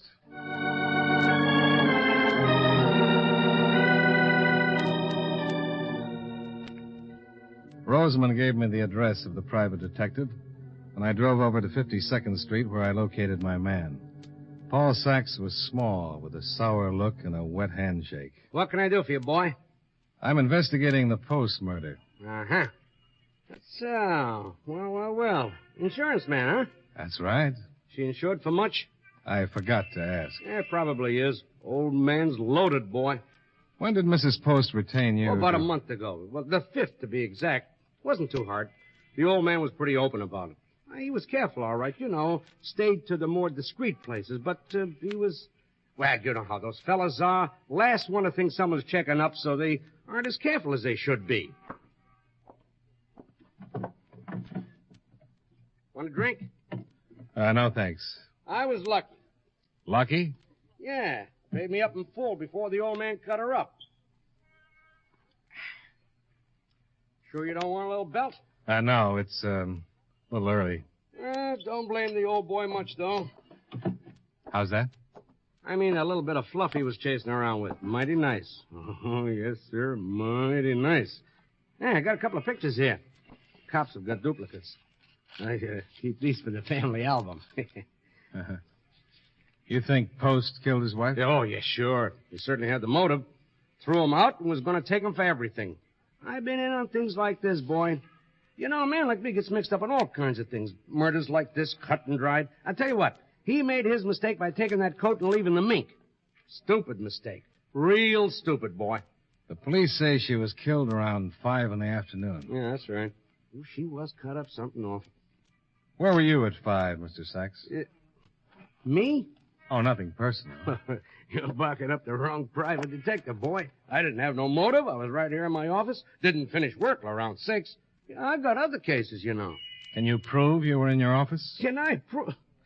Well, boy, if I gotta prove it, I'll prove it. But there ain't no motive, boy. Why would I want to kill her, huh? You ain't thinking, boy.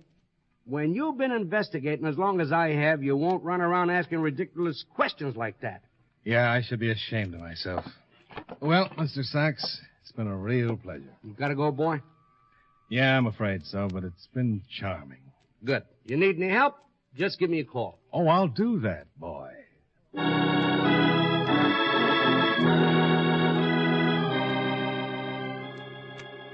My next stop was the office of Mr. George Simon, attorney at law. The surroundings were a little different from Sachs's private pig pen. A big suite of offices with a big suite of secretaries. George Simon greeted me with a professional smile and offered me an overstuffed chair. Yes, I arrived at Mrs. Post's around 5 minutes to 8.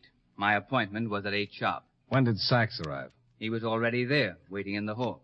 He said he'd just come up in the elevator, but that Mrs. Post had not answered his ring. Lovely fellow. You met him? Yes, a few minutes ago. Well, we waited in the hall, thinking that Mrs. Post was late and due to arrive at any minute. 10 or 15 minutes later, I got worried. I knew how important the meeting was, and I couldn't understand why she'd forget it. I had talked to her that afternoon. What time? That I talked to her? Oh, I'd say around 3. She seemed all right? Well, she wasn't particularly happy about the situation. They'd been married for 7 years. But other than that, nothing else seemed to be bothering her? If it was, she didn't mention it. All right, you waited for about 5 or 10 minutes. Yes. Then I located the janitor and had him unlock the door. We found Mrs. Post in the bedroom. I called the police immediately. Did Mr. Post know that you were meeting with his wife? I have no way of knowing that. Do you think he killed her? No, I don't think he's the type to kill anyone. Mrs. Post was certainly going to get a sizable settlement. She was going to ask for one. And Mr. Post knew that she was. I believe she told him. She mentioned to me that she had. How large a settlement? We hadn't arrived at any figure. I was supposed to meet her and this private detective. I was supposed to look over the evidence, and then we were to discuss future plans. Where were you at 5 o'clock, Mr. Simon? Here in my office. I was here all day except for lunch. All right, sir. Thank you very much for your trouble. Glad to help. But I don't think Mr. Post killed his wife. Well, I can't disagree with you. You don't think he did? I can't agree with you either. You see, I just don't know yet. See you later, Mr. Simon.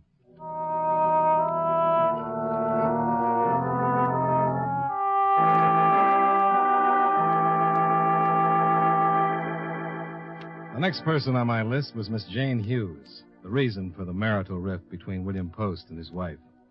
She lived on the 7th floor of an attractive apartment house on West 61st Street. And when she opened the door for me, I could understand how any man might stray a little if Jane Hughes smiled at him once too many times. Hello. Can I come in? You might if I knew who you were, what you wanted. The name is Johnny Dollar. What do you want, Johnny? Just a little talk. Any special subject? William Post. Goodbye, Johnny. And Mrs. William Post. Didn't you hear me, Johnny? I'm an insurance investigator.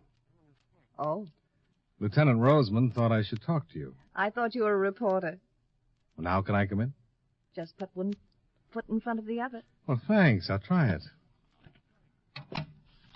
I didn't mean to be rude, but you understand about reporters. Oh, you weren't rude. Have a seat. Thanks. Why are you investigating me, John? Oh, routine. That's all, routine. I'm just going to tell you the same thing I told the police. All right. Bill, Mr. Post, was with me most of the afternoon. How long have you known Mr. Post? About 6 months. We're just good friends. Yeah, I know.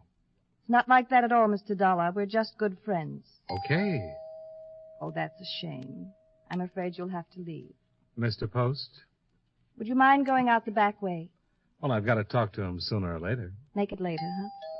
Well, generally, I'm a gentleman, but... But this time, you'll make an exception. Might prove interesting. All right. Why don't you answer it? Sure. Mr. Post? Who are you? Johnny Dollar. What are you doing here? Bill, Yes? Mr. Dollar's an insurance man. Insurance? I'm with Columbia All Risk. Oh, don't close the door. He wants to talk to you. At my office, Mr. Dollar. Goodbye. That's the way you want it, Mr. Post? Exactly. Now get out of here. You've got no business here. Mr. Post. Get out.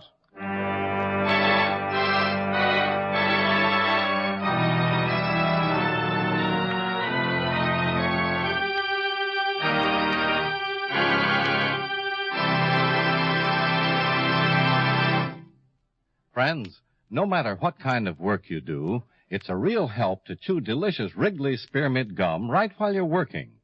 When you're warm or tired, for instance, the lively, full-bodied spearmint flavor is really refreshing. It helps keep your mouth and throat feeling cool and moist. Chewing on that smooth, good-tasting piece of Wrigley's spearmint makes the time pass more pleasantly, too. It seems to make your work go smoother and easier.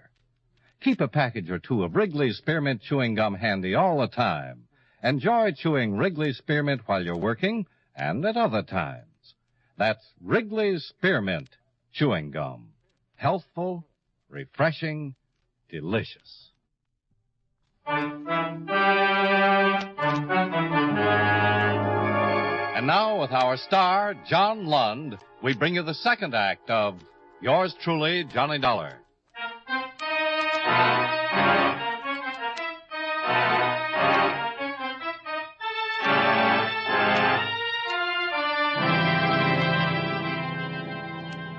On the police list, William Post was the #1 candidate for the killing of his wife.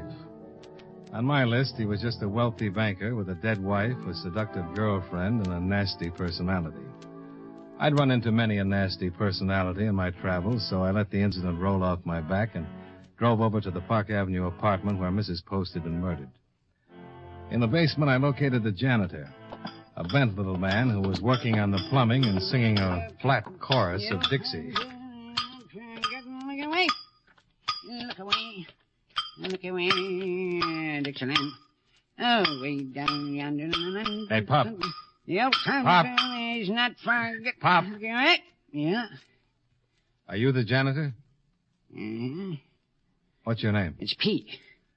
You want to do me a favor, Pete? Pete Kellett. Who are you? My name is Johnny. When Johnny comes marching home again, hooray! Hooray! When Johnny comes marching Pete, home again, hooray! Pete. Hooray! Hey, Pete. Pete, I want you to do something for me. I don't know you. I'm an insurance investigator. Yes? You got a pass key to number 8? Well, have you? Number 8? Where the woman was murdered. Oh, I'm busy. When Johnny comes marching home again. Pete, oh, Pete. Hey, Pete. Pete, I want you to let me into number 8. What for? Because I'm investigating Mrs. Post's murder. Can't. It's all right. I'm working with the police. Who'd you say he was? My name is Dollar. You said it was Johnny. That goes in front. It's Johnny Dollar. Oh, Johnny, that's a funny name. When Johnny comes marching home again, hear it? Hear it? There ain't nothing for you to see in number 8. I just want to look over the place. Why? I just want to take a look around. I don't want to go up there. Well, then give me the key. I can't. I got $10 that says you can. Make it 20, and I'll let you look over number 3. Folks are out of town for a couple of months. I just want to get into number 8. Okay. Oh, thanks. You opened the door last night for Mr. Sachs and Mr. Simon, didn't you? Who? How long have you worked here? Oh, I don't know. I guess I worked here, let me see now. Oh, my. I just worked here, for just a long time, I guess. That's all. You knew Mrs. Post? Yes, anyway. Have you ever seen Mr. Sachs or Mr. Simon before last night? Who? The men you let into Mrs. Post's apartment. I saw him last night. I never saw him before. Not even once I never saw. Oh, I didn't like that one of them. Oh, that one with that squinted face. Yeah, he squinted it all up, and he had those dirty teeth. Sachs. Who? The one that squinted his face all up. Oh, I didn't like him. Well, thanks, Pete. I didn't like Mrs. Post either. Why not? I just didn't like her. Sweet, oh, sweet chariot, coming to carry me home.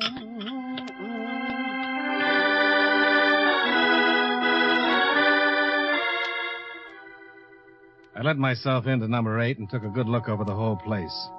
There was still blood on the bedroom floor, but everything else had been cleaned up, and there was nothing that gave me any ideas. The mink coat and stole were still in the closet. I went back downstairs to give Pete his keys, but the funny little man wasn't around. I left the keys on a bench near the furnace, went back out to my car, and drove to the hotel. I showered, shaved, wrote the first half of this report, and then started to go downstairs to have dinner.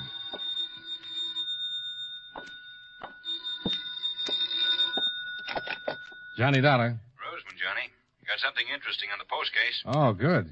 Somebody pawned that cloth coat late this afternoon. You know who it was? No, I'm just on my way down to the pawn shop to get a description from the pawnbroker. You want to meet me? Where is it? 945 East 185th Street. I'll see you there.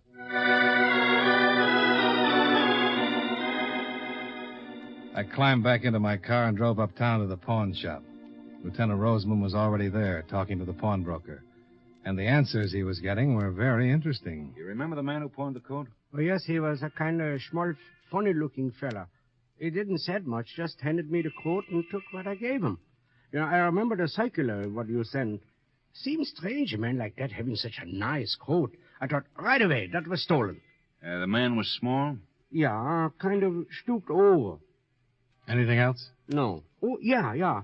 He had a habit of singing to himself all the time, under his breath. The first good lead. Roseman and I drove back to Mrs. Post's apartment and went down in the basement, where we found Pete Kellett asleep on an old cot. Hey, Pete. Pete. Come on, wake up.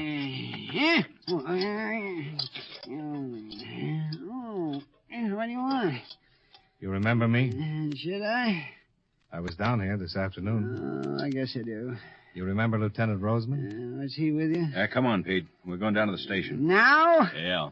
You pawned a coat late this afternoon. Huh? A cloth coat. The one that was stolen from number 8. You pawned it. I don't know nothing about no coat. Let's go, Pete. Right now? Right now.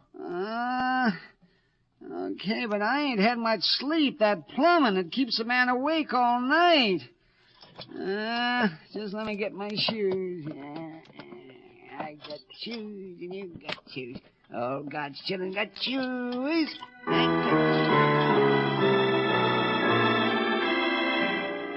We took Pete Keller down to the precinct and questioned him for half an hour. But he refused to admit that he'd ever pawned the coat or that he knew anything about it. The pawnbroker was sent for, and we all went down to the lineup for an identification. Pete Kellett was in the first line. Third man.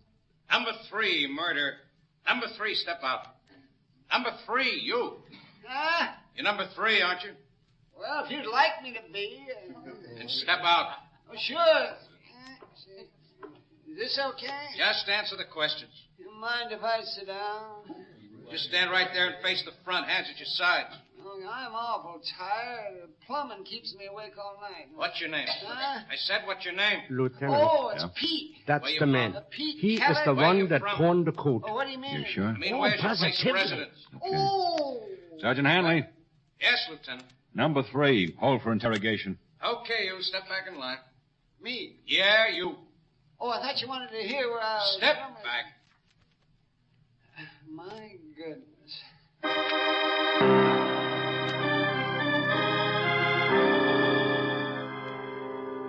We had a positive identification. The pawnbroker had pointed out Pete Kellett as the man who'd pawned the coat. We took the little janitor down to the interrogation room and worked on him for 5 long hours. But he didn't crack. Pete, why don't you save us all a lot of trouble and admit it? What? That you killed Mrs. Post. Oh, why should I admit that? You want me to tell the truth, don't you? Oh. Pete, Yes. you did pawn the coat, didn't you? Yes. Okay. Where did you get it? From Mrs. Post. And you stabbed her. No. Then how did you get it? Well, she'd give it to me. You expect us to believe Why, that? sure. Why didn't you tell us this in the first place? Well, I thought if you knew, you'd think just what you're thinking. She gave you the coat. Yes. When? Well, a couple of days ago. You told me you didn't like her. I didn't. She gave you a nice coat like that, but you didn't like her? No. Then why did you take it? Why not? Now, look, you... Lieutenant. Yeah? Come here a minute, will you? Can I go? You move a muscle and I'll bust you. Oh. I tell you, Johnny. Yeah, I know. But after all, He's nuts.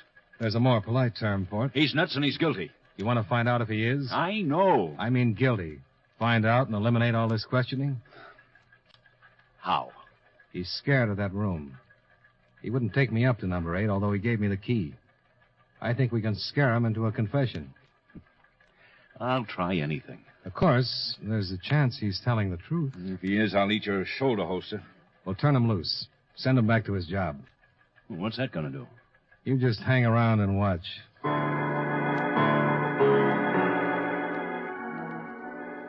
Roseman agreed to continue questioning Kellett for another half hour while I got things ready, then release him and take him back to the Park Avenue apartment. I left the precinct and drove to Jane Hughes' residence on West 61st Street. Oh, you'd better leave. Look, this is very important. Who is it? It's me, and I'm coming in. Now, Dollar, you listen up. No, you listen. I don't like you, Mr. Post, but I've got a chance to clear up this mess and get back to Hartford, so I'll be far enough away to keep from belting you in the teeth. Now, we think we know who killed your wife. Who is it? The janitor of the building. Holt Kellett? That's right, but we've got to prove it. I'll need your permission and Miss Hughes' help. I can't let Miss Hughes get involved in anything that might in any way... Okay. I'll see you later. Wait a minute, Johnny. What do you want me to do? Jane. It's all right. It's important to me. This hasn't been the most pleasant situation, Johnny, but regardless of what anyone thinks, I'm going to marry Bill. We're in love. I'll send you a box of rice if this works. What do you want me to do? I want you to be Mrs. Post. The dead Mrs. Post. What? Let him finish. I want you to go up in that apartment, dress like Mrs. Post, and call Kellett, the janitor. Tell him there's something wrong with the plumbing. Play it straight, as though nothing had ever happened. Are you out of your mind? You think... The police will be there. No. Let's go, Johnny.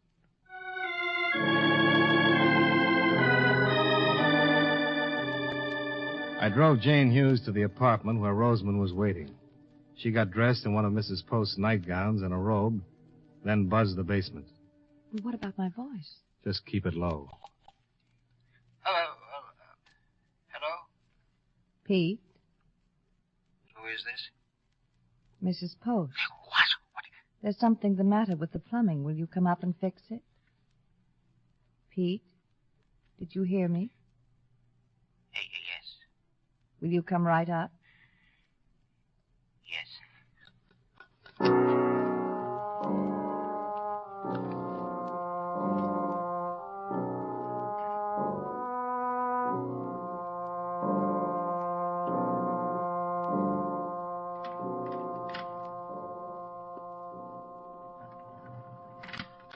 Here he comes.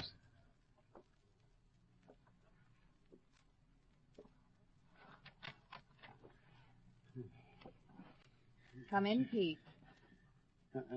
What's the matter?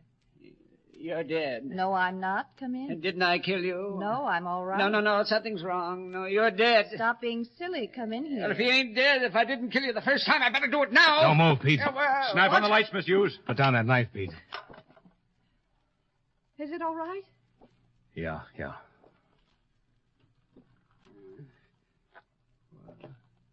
Why, you ain't Mrs. Post. No. Well, then she is dead. I did kill her. That's right, Pete.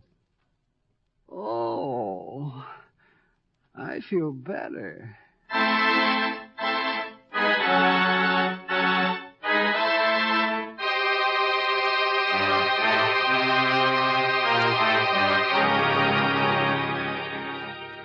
Pete had the jewels hidden in a bucket of paint in the basement.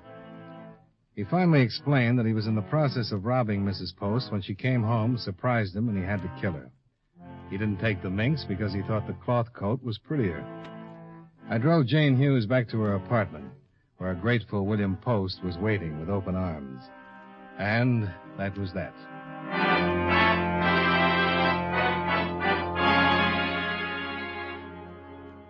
Expense account item 2, $15.85 for a late dinner for Lieutenant Roseman and me, after which I retired to my hotel bed and slept for about 10 hours.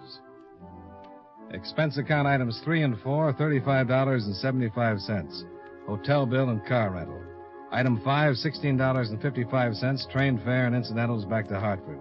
Expense account total, $87.05. Yours truly, Johnny Dollar.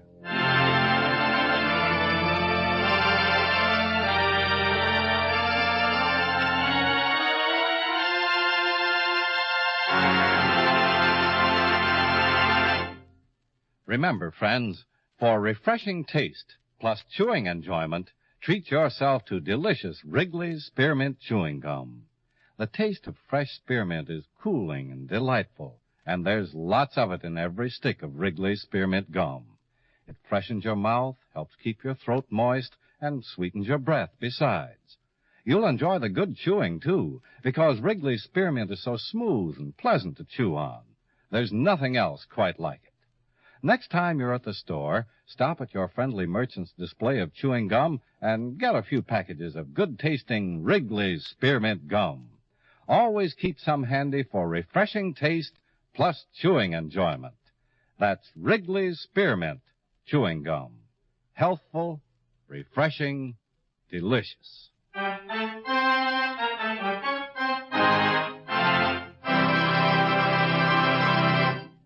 Yours truly, Johnny Dollar, brought to you by Wrigley's Spearmint Chewing Gum, stars John Lund in the title role and was written by Blake Edwards with music by Eddie Dunstetter. Featured in tonight's cast were Jack Moyles, William Johnstone, Benny Rubin, Charles Davis, Mary Jane Croft, Hy Everback, and Howard McNear. Yours truly, Johnny Dollar, is produced and directed by Jaime Del Valle.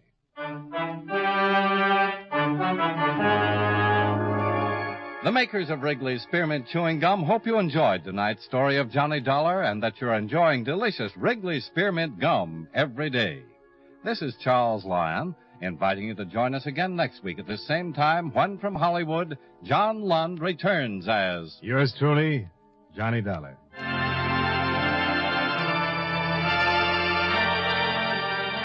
This is the CBS Radio Network.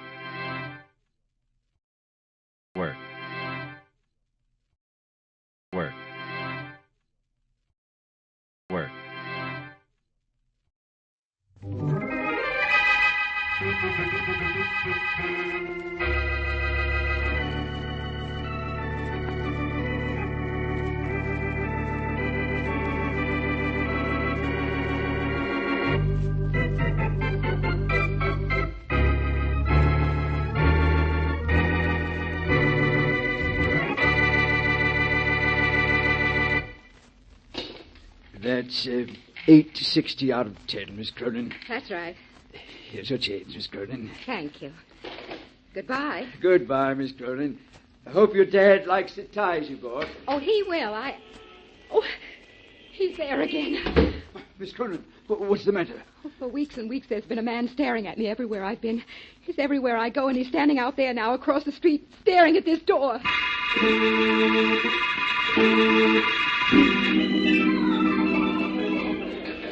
Having a nice time, Eva? Don't you remember me, Bob? I'm Eva Cronin, the girl who always has a nice time. But this is special because you're here. Oh, well, thank you. By the way, you seem to have another admirer sitting at that table in the corner there. He's been staring at you for the last... Bob, let's get out of here. What? It's that man I've been telling you about. Everywhere I go, he goes and stares at me. There he is again.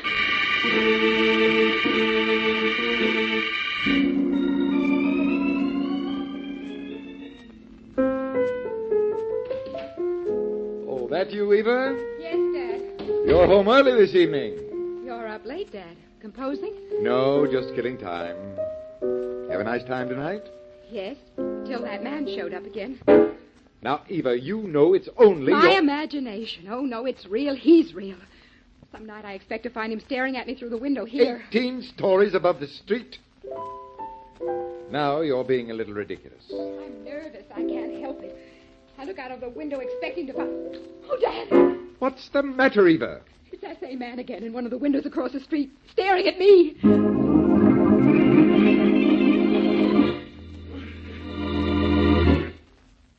And now meet Dick Calmer as Boston Blackie.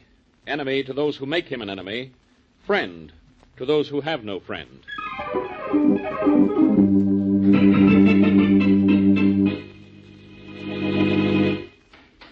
Good morning, Inspector Faraday. Goodbye, Blackie. This is police headquarters, not a day nursery. That's right, but who told you? Have your mother put a tag on you and somebody will take you to school nice and safe.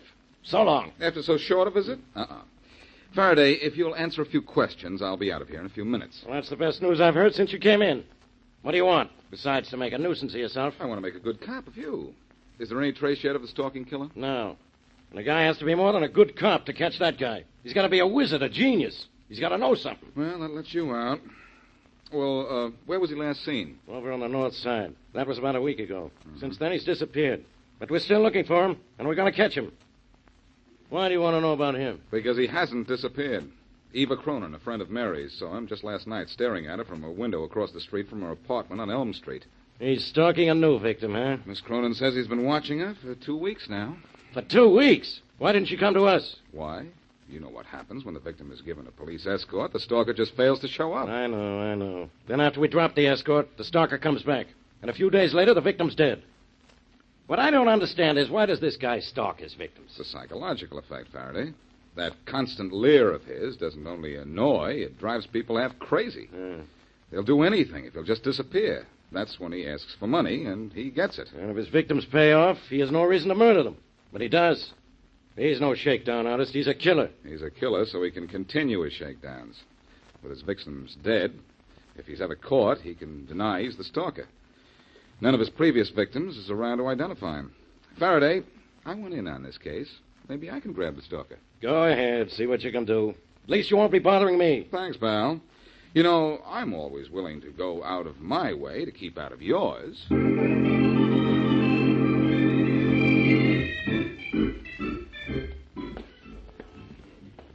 You know the way I feel, Eddie? Feel like I want to meet up with that stalker right this minute. Feel like I want to bend my nightstick over his skull. You're getting nerves, Marty. Trying to find a guy we never saw is making you jumpy. You're not kidding, I'm jumpy. Watch the Cronin dame's house, Faraday tells us. She's next on the stalker's list. Okay, so we watch. So the stalker don't show. And the dame ain't been hurt either, Marty. Remember that. Whoever the guy is, he's smart enough to lay off when we're around. Now, the chances are, if we'd been tipped off to the others, he'd never have knocked off the 3 dames he's conked already. All I know is I got a gun, I got a nightstick, and I got a great big yen to use either one or both on that character. Now, there's the call box. Report in, will you? Yeah. Anybody asks for me, say I'm sitting on the curb waiting for the stalker to show up. Okay. I'll light up a smoke. Maybe that'll help. You don't need help. You need action. I'll see what headquarters wants us to do. I'm in favor of giving up this job, right? Headquarters, Hogan? Hogan, this is Clancy. Give me Faraday in homicide. Hold it. Faraday. Clancy, Inspector. Yeah? No news on the stalker.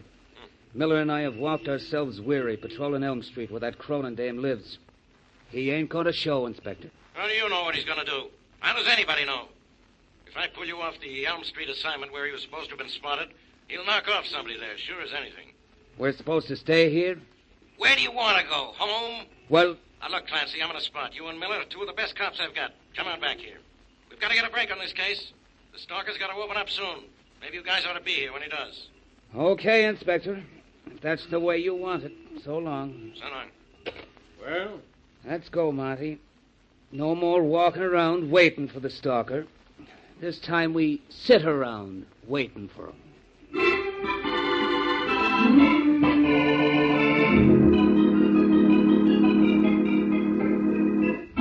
Blackie, what are you doing with that sheet of paper? I'm studying the past performances of the stalker, Mary. I might figure out a way to catch him. Oh, I'm getting sorry I told you about Eva Cronin. We were supposed to go out this evening. Remember? I know. You want to go to the movies, don't you? Well, at least when we go to the movies, you don't have to solve the mystery. The greatest mystery about some mystery movies is why they were made.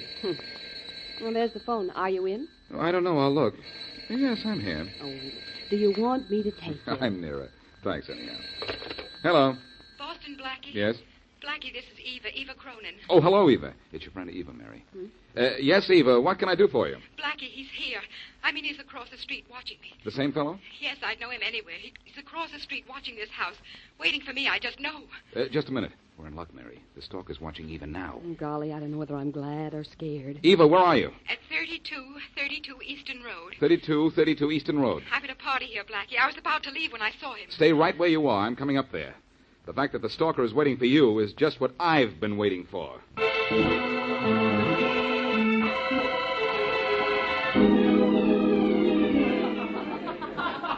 Eva, where in the world have you been? Missed me, Bob? Now, Eva, please don't be cute. Where were you? You disappeared 10 minutes ago, and nobody knew where you went. I had to make a phone call. Who'd you call? Bob, stop asking me questions. Oh, honey, I'm sorry. It's just that I was worried. I'm all right. I'm perfectly all right. I went to make a phone call. Is that such a crime? I know, but this is a party, Eva. Besides, you don't have to get so excited. I wasn't trying to pry. Then don't. Oh, Bob, can't you see I'm nervous? I'm upset. I don't know what's happening to me, and I don't want to guess. The man who stared at you in the restaurant last night? Yes. I just called Boston Blackie to tell him that the same man was across the street staring at me when I went to the window a few minutes ago. Oh, Bob, what am I going to do? Call the police. They'll know what to do. Oh, it's no use. I'm going to wait right here until Boston Blackie comes to pick me up.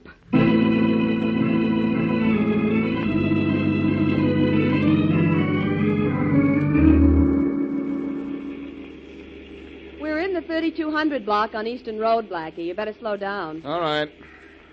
3232 will be on your side of the street, Mary. Watch out for it, will you? Uh-huh. I don't see anyone standing on the sidewalk in this block. I'm afraid we're too late to catch the stalker. I'm glad to say. I'm afraid you're right. I'm sorry to say. Oh, here's 3232 right here. Thanks. Blackie, that house is almost dark. Doesn't seem to be a party going on in there. Well, it's late, Mary. Maybe most of the guests have gone home, but I'm sure your friend Eva waited for us. She sounded scared to death on the phone. And she certainly had good reason. No doubt about that. Well, let's go up to the house. Okay. Come on. Blackie, maybe the stalker's hiding around here somewhere. Maybe. If I thought it'd do any good to search for him, I would. But our best bet is to get Miss Cronin and stick to her till the stalker shows up again. Well, you stick with her, Blackie, and I'll go home. On second thought, though, maybe I'd better not go home. Eva is a little too good-looking. How can a girl be too good-looking? I hope you never find out. There's only one light on in this house, Blackie. Yeah, obviously the party is over and the other guests have gone home. Yeah. Eva's there, though. I'll bet on that. Mary, maybe we'd better take Miss Cronin to your apartment tonight. Okay. She certainly can't be stared at there. You're 22 stories up, and there isn't another building that high for 8 or 9 blocks. Oh, there's someone's coming at the door. I was beginning to think there was no one home. What do you want? Is Miss Eva Cronin here? Who? I never heard of no Eva Cronin. Well, she was at a party here tonight. A party here? There ain't been a party here in 30 years. Well, this is 3232 Eastern Road, isn't it? Look, if you can read signs and numbers, you'd know that without asking, mister. Well, I can read, but I can't understand why a Miss Cronin isn't or wasn't here. She phoned me from here about an hour ago. Not from here, she didn't, mister. There ain't no phone in this house. There ain't been no party here, and I ain't heard of no Eva Cronin. And I ain't in the mood for talking to you or anybody else this time of night. So beat it, mister, beat it.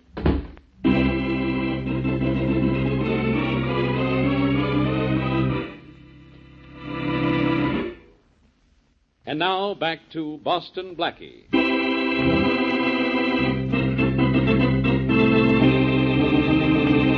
Young, beautiful, and wealthy Eva Cronin is being constantly followed by a man Boston Blackie and the police believe is the notorious stalking killer who already has extorted money from 3 victims and then murdered them. Eva phones Blackie to say the stalker is watching her at the moment. And Blackie and his friend, Mary Wesley, rush to the address to find that Eva has never been there. The house has no phone. As we return to our story, Blackie is in Eva's apartment with the father of the still missing girl. I don't understand how you can sit there and play the piano, Mr. Cronin, when your daughter's missing. Playing the piano helps me think, Blackie. And besides, I don't think Eva's missing. What's more, she's not really my daughter. I adopted her some years ago. You're not trying to say that you don't care if she's in trouble, are you? Of course not. When her father died, I promised I'd take care of her, and I've taken good care of her. There's her father there, that sent a picture on the piano. Look, Mr. Cronin, I didn't come here because I thought you could help me track the stalker. You couldn't know anything about him, I know. But I'm going to stay here until your daughter shows up. Well, you may have a long wait. I still don't understand what brought you here. Mr. Cronin, your daughter phoned me from 3232 Eastern Road that she was being watched by the same man who's been watching her for 2 weeks. My daughter has a fantastic imagination. And if she keeps using it, she'll imagine herself into insanity. I don't get you, Mr. Cronin. The stalker's real, too real. He's killed 3 people already. Eva may be the 4th. She isn't in trouble right now. Why wasn't she at that Eastern Road address? I don't know. I didn't even know she'd gone out this evening until you came here looking for her. She must have slipped out with Bob. Bob? Who's he? Her fiancé. He's the fellow in the picture to the right of her dad, right here on the piano. He's a fine boy, but I'm afraid he wants to marry Eva for her money. Your daughter is wealthy? Very. She inherited several $1 million from her father. She was the dad's pet. She has 2 other sisters and a brother somewhere, but, well, they got nothing. They got nothing, and I'm getting nowhere. It might help a little if you knew where you wanted to get. Look, Mr. Cronin, doesn't it mean anything to you that your daughter might be dead? It means nothing to me that you think she might be, no. You're taking this awfully easy. She's been threatened by a murderer. We know he's a dangerous killer. Your daughter called me and said she was being watched by him tonight, an hour or so ago. When I got to the address she gave me, she wasn't there. Doesn't that add up to you? All it means is that there's a combination of circumstances which it isn't my business to explain. Eva will show up, Blackie. I'm sure she will. No, you are. Well, I'm sure she won't. I'm more sure now than ever. She's the latest victim of the stalker, Mr. Cronin. Your daughter is dead. Am I? What?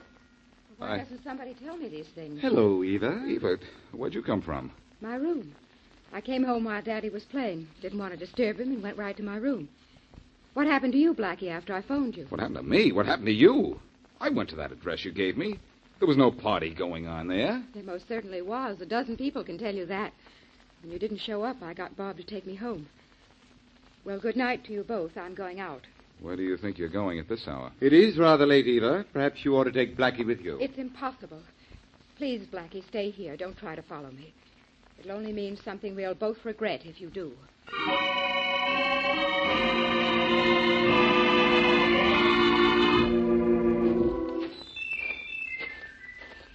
Okay, hold it, Miss Cronin. Recognize me? I should, don't you think? Uh-huh. Nice of you to meet me out here in the country like this. Oh.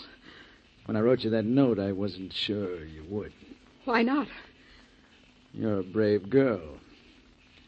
You know, I've killed 3 people. I know. But they paid me well before I killed them. You're going to pay me, too. Only more than they did, because you have more. I'll take $50,000 from you. Then will you leave me alone? Pay me the $50,000 first. I'll have it for you by tomorrow. How will I get it to you? I'll let you know. Tomorrow.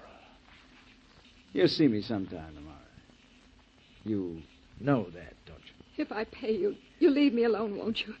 Please, when I pay you the money, go away. Go far away and leave me alone. You know, I may do that. I have another young lady to call on, a lady on Brewster Road. After she pays me, maybe I'll leave town. Maybe I'll kill her. Maybe I'll kill you. I don't know why I'd kill him. I can tell you why, pal. Blackie. So, I've been tricked, eh? Well, it doesn't matter. I can handle two like him. Like this. No. I'll see you later. Get to the nearest police box, Miss Cronin. I'm going after this. Blackie, don't chase him yet. Cronin, let go of it. Oh, I'll never catch him now. Oh, why did I have to walk into that right hook? That was better than going after him and running into a bullet. I wouldn't have given him time to shoot. Oh, Blackie, if he'd hit you, I could never have forgiven myself. Oh, please, I'm shaking. Take me home. Please take me home, Blackie. All right. But you should have stayed there. I couldn't. I had to meet this man. He sent me a note.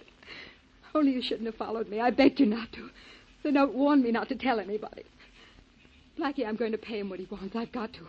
Please don't interfere. I can't promise that. Maybe you're going to pay him what he wants, but I'm going to see that he gets what he deserves.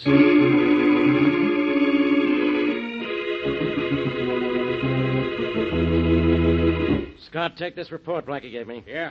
It's got a description of the stalker in it, a good one. Flash it to all radio cars. Sure, Inspector Faraday. I'll do it right away.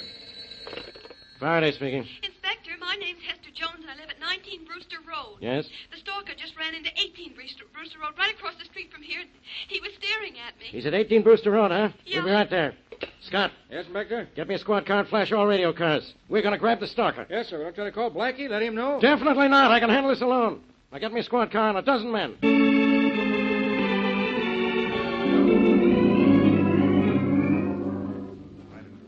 All right, men, quiet. This is the place. And stay just as quiet as you can.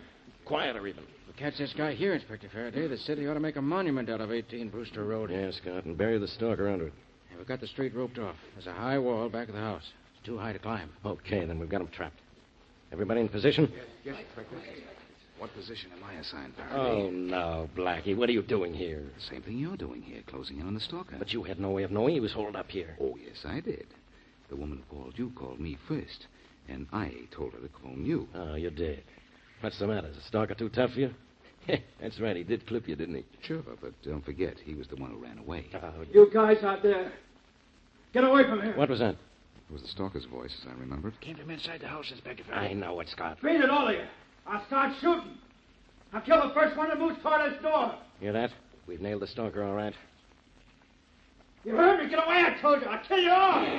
Uh-oh, this guy's going to shoot his way out, huh? And we're saps if we try to break in. We'll get him, but he'll get a couple of cops before we do. Don't you think I know that? Beat it, Blackie. And let the stalker get away? Oh, no. I almost had him earlier tonight. This time, I'm going to get him. This is my job, Blackie. I'll do it. And you'll lose men doing it, Faraday. I've got an idea. Whatever it is, forget it. Listen. Let me borrow your squad car. I'll ram it through the door. If the stalker fires at it, the bullets will just bounce off. Then once I'm inside, I'll grab him. That doesn't sound bad. Only you're not going to do it. Scott. Yes, sir. You heard what Blackie said. Now go on. Get in that squad car. Oh, no, he doesn't, Faraday. It's my idea, and I'm going to carry it out. Blackie, you crazy fool. Come back here. Sure, but I'll have company when I do. Think you'll make it, Inspector? I don't know. I wouldn't bet against Blackie. There he goes. Heading right for that door, full speed.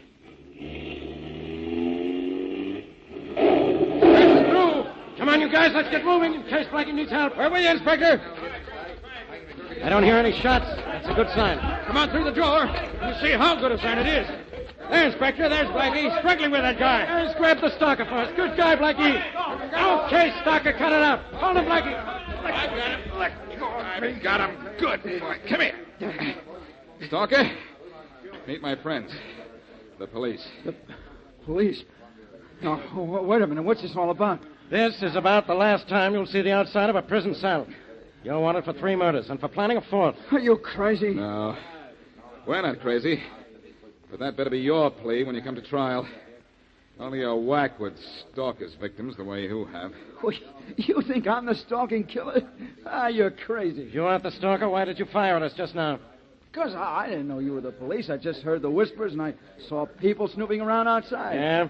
Then why did you run in here after staring at that woman across the street? I didn't stare at any woman. I went in here because this is where I live. Those are pretty fair alibis, except that I saw you with Eva Cronin earlier tonight, and you were demanding money from her. Why shouldn't I ask her for money? Eva Cronin's my sister. Your sister? Yes. Now, why can't I ask her for money? I'm broke. My father never left me anything. But Eva's still rich. Blackie, what's going on here? This guy isn't a stalker. He's just a dumb, frightened guy. He's not dumb, Faraday. He's smart. Maybe he's the smartest killer we've ever run across. We can't prove he's a killer. The stalker's victims are all dead. And if this fellow is Eva Cronin's brother, she'll admit it. And that'll mean he isn't the stalker. Come to think of it, Eva Cronin never said this guy was the stalker. But what are you going to do, let him go? Of course not. I can hold him on suspicion for a while. Do that. I have something on the fire that may cook this guy's goose.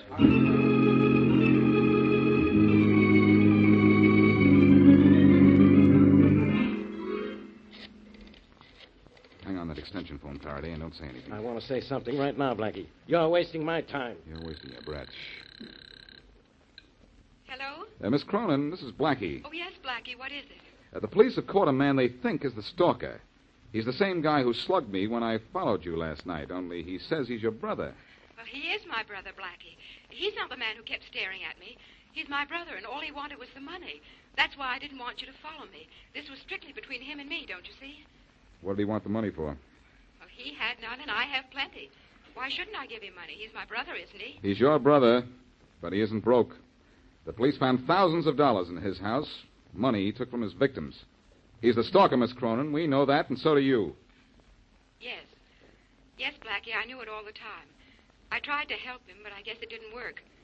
Only you can't hate a girl for trying, can you, Blackie? To protect a killer, you most certainly can. That's all, Miss Cronin. I'll see you in the morning in jail.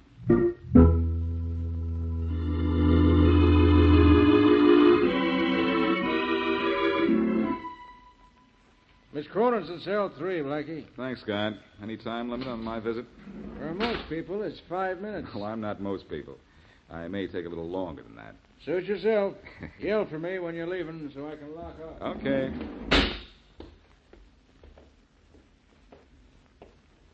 Hello, Miss Cronin. Oh, it's you. What do you want here, Blackie? You caught my brother. You had them put me here. Isn't that enough reason for you to leave me alone? Perhaps, but there are some things I don't know, and I want to clear them up. What, for instance? Where did you fit into all this? I knew my brother was a stalker. I wanted to help him, so I pretended I was being stalked. Then if the police arrested my brother, I could deny he was the man who was following me. Girl's own brother wouldn't be stalking her, would he? In this case, yes. Incidentally, what you told me was exactly what I'd imagined. When you gave me that phony address on Easton Road, I figured you were in on this somehow. That address wasn't phony. I told you where I was, 32 Easton Road. You said 3232. That was very clever of you, now that I think of it. Later, you could have said all you were doing was repeating the number. If the police hadn't found that money in my brother's house, that's what I would have said. I wanted you to be under the impression someone else was a stalker. I had to protect my brother, don't you see, Blackie? No. He was trying to get $50,000 from you, as I remember. I would have been glad to give him that money. I would have done anything to get him out of town. I knew he was a stalker. I knew he must have had some money. But I thought the money I gave him would be enough to make him quit killing. I honestly don't know how much money he did have, Miss Cronin. But you said the police That the police found it? Yes, I said that. But I did it only so that you would talk. And you did. Oh, You're in jail, Miss Cronin, but you shouldn't be too unhappy. After all, you're practically the only living member of the Stalk Club.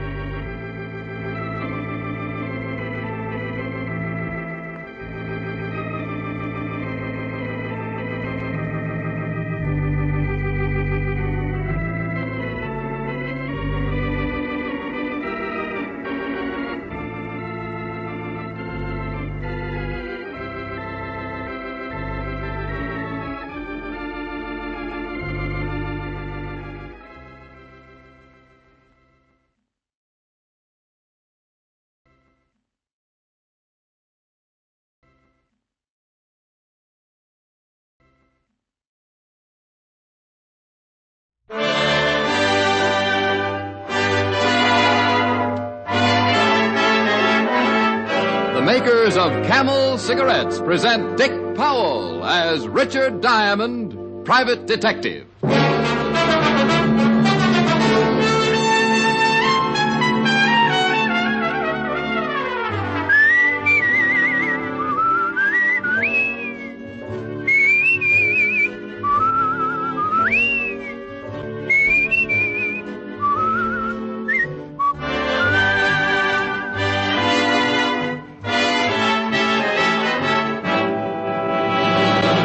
What cigarette do you smoke, Doctor? Again, that question has been asked of doctors in all parts of the country, doctors in every branch of medicine. And again, the brand name most is Camel. Yes, according to this repeated nationwide survey, more doctors smoke Camels than any other cigarette.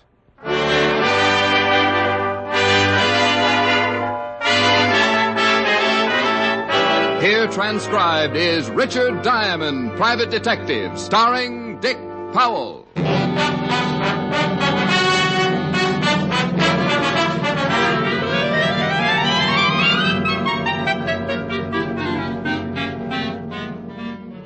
It was a cold afternoon in New York.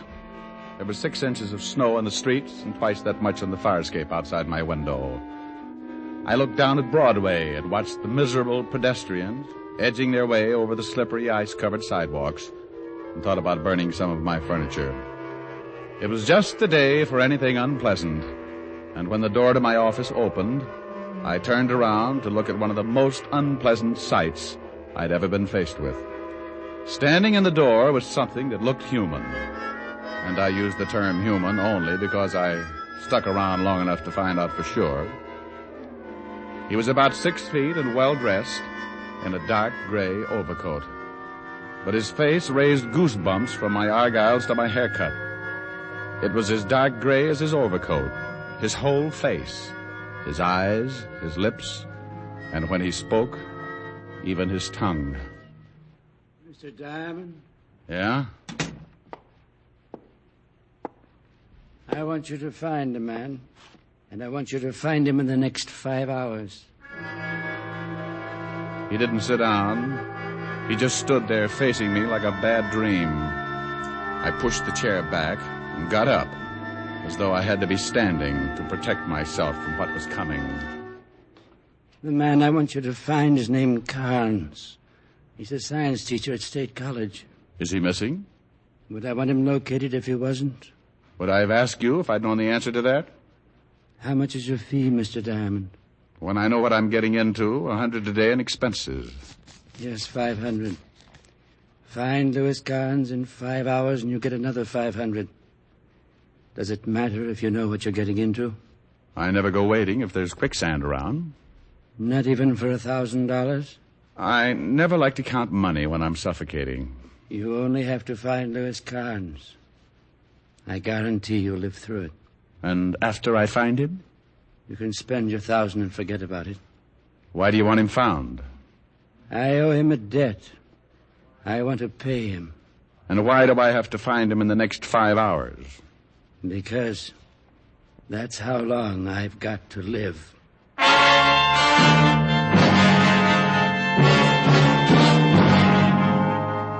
Interesting situation? You bet. And that 1,000 made it about as interesting a situation as I'd ever gotten into. I couldn't take my eyes off of him, standing there as gray as an early morning ghost. I wanted to ask him about his color, but in a business like mine, if a client comes in riding a purple llama, you greet him like everybody rides purple llamas and keep your mouth shut. He handed me the $500 and a card with his business address on it. Roger Vegas, 64 West 110th, studio of modern photography. He backed up 2 steps, smiled a slow, dead smile, turned and walked out of the office like he was going to look at his own grave. I sat back down and thought about it for a while, and the little voice in the back of my head kept whispering, "Don't do it, Diamond. Don't do it, Diamond. Don't do it, Diamond. "Oh, shut up. You'll be sorry. What about the $1,000? It'll buy you a nice funeral." Peasant.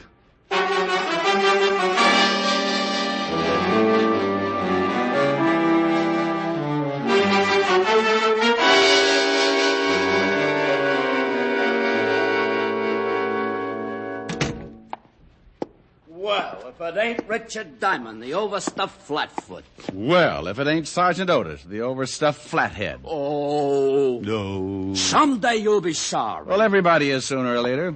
Think of what your poor mother must have gone through. That ain't funny. I'll bet your father didn't think so either. Oh. Oh, Rick. Still picking on him? Oh, he'll be picked on until somebody plucks off that other head. What's up? Walter wants some information. If I can. History on a fellow named Roger Vegas. Here's his card. Also, a Mr. Louis Carnes, science professor at State College. Well, I'll try. What's it all about? Roger Vegas wants me to find this Louis Carnes. Wants to pay back a debt. What's unusual about that? I don't know. Oh, but you should see Roger Vegas. He'd scare you right into a dozen more ulcers. I doubt it. No room for any more. Well, the ones you've got would hide. You should see this guy, Walt. His face, his hands are dark gray. What about the rest of them? Now, wouldn't you know it if I got to ask him to take his clothes off? Very funny. What do you mean he's gray? Well, that's just what he is. Even his eyes. Not just the pupil, but the whole eye. The whole eye? Yeah. If he raised his collar, he could stick out his tongue, put a tie pin on it, and wear it with a dark blue suit. His tongue, too? Even his fingernails, his gums. I suppose his hair is plaid. Okay. But if you ever run into this guy in a dark alley, get set to faint. Well, I'll see what I can find out about him. I've got to have the information pretty fast. I've only got 4.5 hours to find Louis Carnes. How come?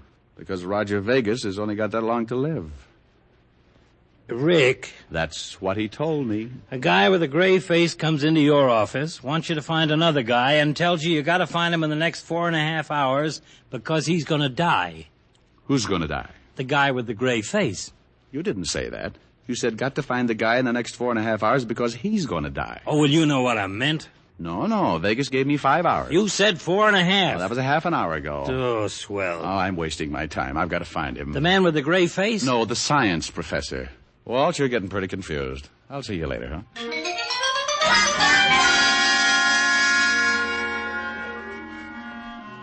I left the 5th Precinct, grabbed a cab, and 20 minutes later I was walking across the campus of State College.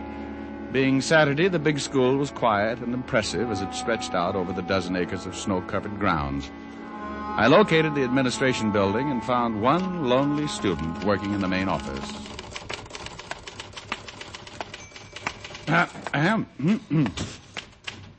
Yes? Oh. Good afternoon. Looks like it might be. Can I do something for you? Well, yes, I'm looking for Professor Carnes. Professor Carnes? Mm-hmm. He's in the science department, isn't he? The professor hasn't been on campus since last Thursday.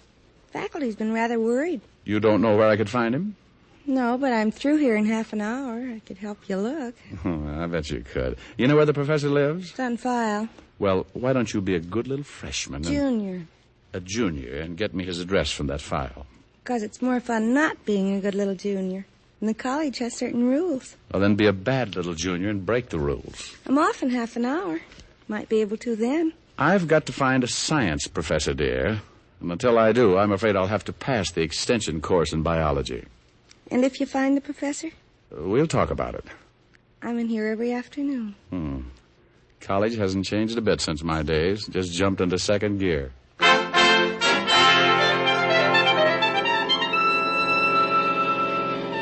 The cute little junior walked her sweater and saddle shoes over to a long file and came back with Professor Carnes' home address. I thanked her, promised she could wear my gold badge if she passed lunch hour, and took my cab back to town. At the professor's house, I met his sister, an elderly lady named Drusilla, who reminded me of my math teacher at PS-14. I haven't seen my brother since Friday morning, Mr. Diamond. And you have no idea where I can find him? No. Why do you want to find him? Well, I'm a private detective, Miss Carnes. I was hired by a man named Vegas. Oh, you know him? I most certainly do. Did he hire you to find my brother? That's right. He's not a good man, Mr. Diamond. I believe he's the reason my brother disappeared. Maybe you better tell me about it. My brother married a girl many years younger than himself, and unfortunately it was not a good marriage. Did this Vegas person mention my brother's wife? No, he just told me he wanted to find the professor in order to pay him a debt. A debt? That's what he said. Watch out for that man, Mr. Diamond. He broke up my brother's marriage. Well, maybe I'd better talk to your brother's wife. That would be impossible. My brother's wife killed herself. Oh, well, that's too bad. My brother and I believe she killed herself because of that man Vegas. My brother found out they were seeing each other. When he begged her to stop, she said that it was impossible and refused to give a reason. A week later, she killed herself. Have you ever seen Mr. Vegas? No, I have not. Why? Well, I was just wondering why any woman would go for a man like him. Unless she liked ghosts.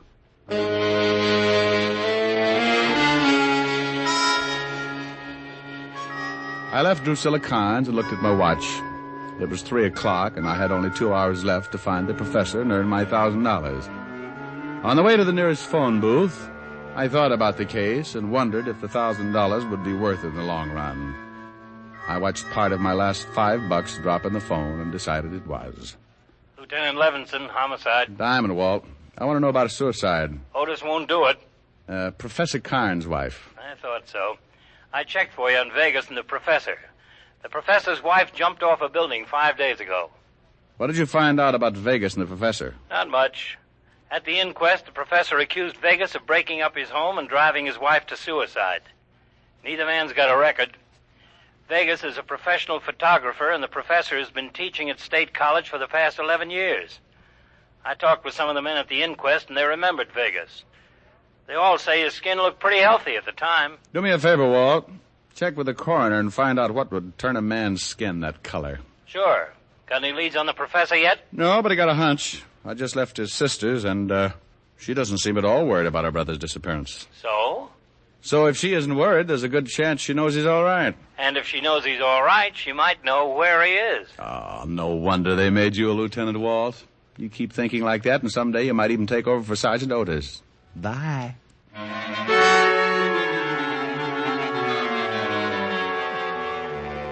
I left the phone booth and walked back toward Drusilla Carnes' house.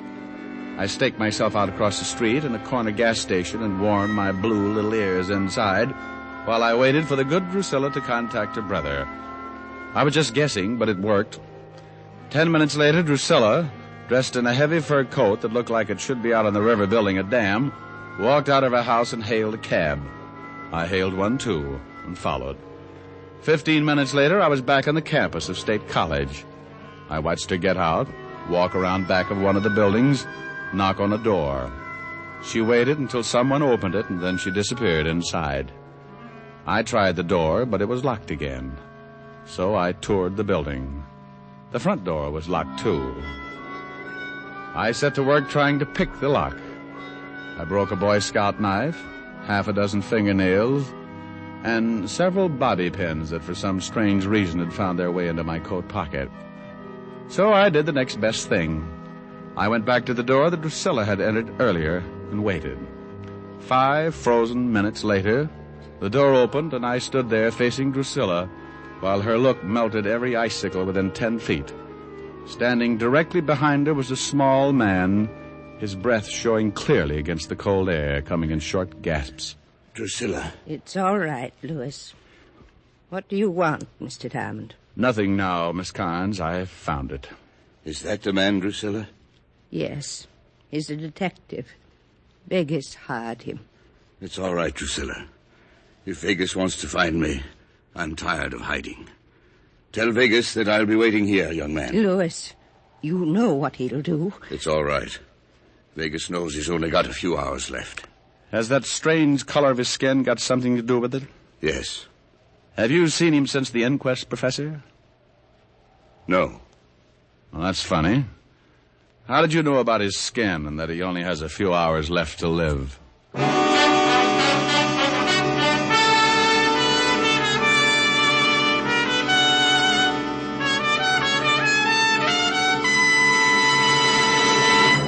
Before we continue with Richard Diamond, here's an important question. What do you look for in a cigarette? Well, most people say flavor and mildness. Those are two things you'll find in Camels. No other cigarette has Camel's rich, full flavor. The flavor of costly tobaccos, properly aged and expertly blended. And no other cigarette gives you this conclusive evidence of mildness. In a coast-to-coast test, hundreds of people smoked only Camels for 30 days. Each week, noted throat specialists examined the throats of these smokers and reported not one single case of throat irritation due to smoking Camels. Yes, that's proof of mildness, based on day-in, day-out smoking. Not just a sniff or a puff. Make your own 30-day Camel mildness test, the sensible test, the thorough test. You'll enjoy Camel's rich, full flavor from first puff to last. You'll see just how mild Camels are, and you'll know why more people smoke Camels than any other cigarette. How mild, how mild, how mild, how mild can a cigarette be? Make the Camel 30-day test and you'll see. Smoke Camels and see. And now back to Richard Diamond, Private Detective, starring Dick Powell.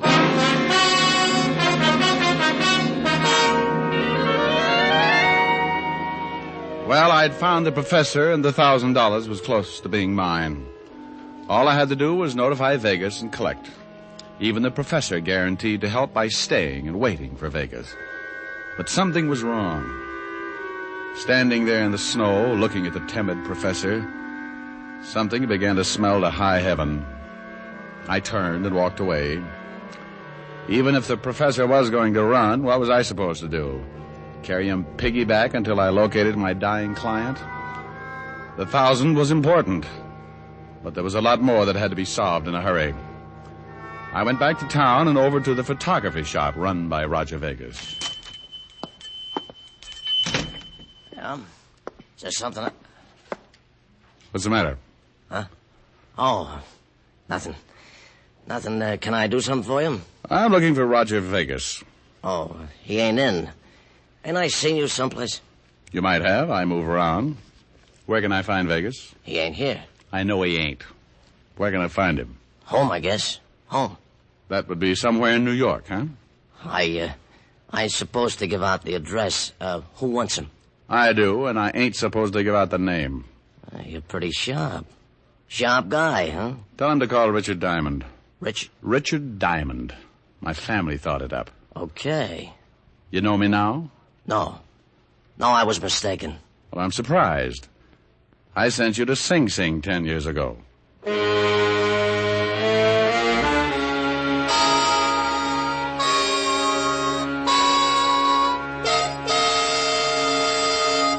The professor's hiding in the school? That's right, Walt. In the basement of the science building. I just left Roger Vegas's photography shop, and guess who was working there? Who? George Youngwell. Youngwell? The guy you sent up on that blackmail rap? 10 years ago. Well, I knew he was out, but I haven't heard anything about him in a couple of years. Well, he's working for Vegas. Must be keeping his nose clean. Oh, I've seen cleaner noses on pigs. Somebody want me? No, what is it, you melon head? Well, gee, don't yell at me like that. I got something more than Roger Vegas. Well, do you want to hand it to me, or would you just like to stand there and throw it? Oh. Gee, I wish you'd stay away from Diamond. Every time you see him, you get meaner and meaner. Come on, what do you got? Here. Ain't nothing much. Robbery detail come up with it. Huh. That photography shop was broken into this morning, Rick. Oh, it was? Burglary got some prints on the windows. Belongs to some guy named Carnes. Carnes? Yeah. Says here, checked prints with State License Bureau. Prints belong to one Louis Carnes, professor of science at State College. I'll see you later. Rick? Yeah? I nearly forgot. I checked with the coroner. Told him about the color of Vegas's skin. He said that it could only be caused by a strong dose of silver salts. Silver salts? Poisoning known as pyrinia. Pyrinnia. Silver salts. Uh-huh. They use that in a photography shop. Coroner said a man would have to drink about 30 grains for a fatal dosage. That's quite a bit. He tell you how long he'd live? Yeah, anywhere from 6 to 8 hours, according to the dosage. First, the victim turns gray, then green. About what time was that photography shop broken into, Walt? Oh, sometime before 9 this morning, before they opened up. Thanks. Where you going? Going to talk to George Youngwell and then find out if my gray client has turned green yet.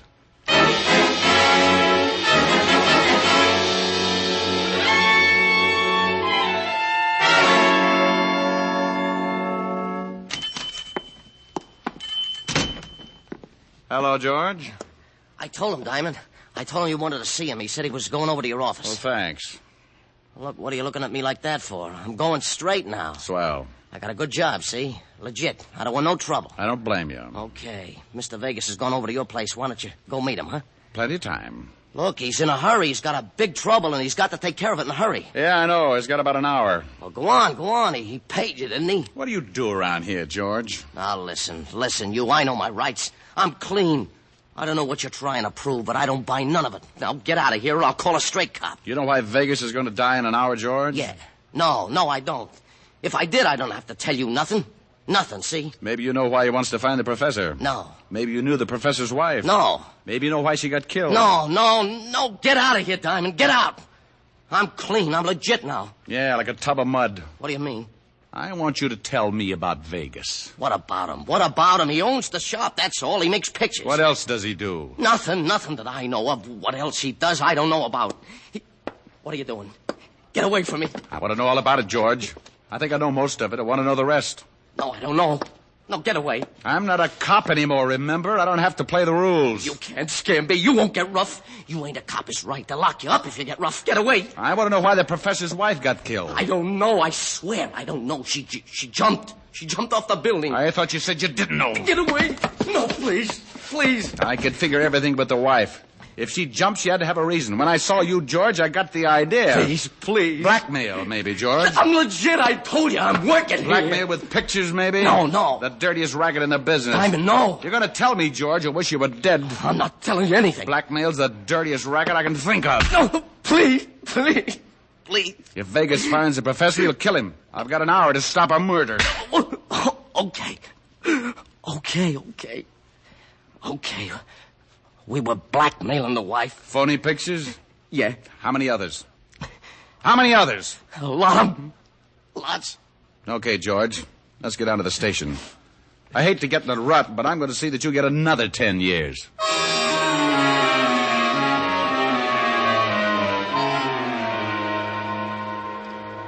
I hauled George Youngwell down to the precinct and went back to see the professor. He gave me some very interesting information. Interesting enough to make me call Walt and set up a plan. Then I went back to my office. When I walked in, I found Roger Vegas facing me. He turned an ugly shade of green, all but the gun in his hand. Where is he, Diamond?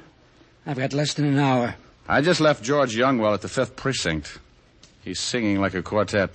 I thought that would happen, but I'm not worried. You've got perennial poisoning, huh? That's right. You've had it for about 7.5 hours, ever since the professor broke into your store and made you drink the silver salts. Yes. He was getting even for his wife. I've got about 40 minutes to live.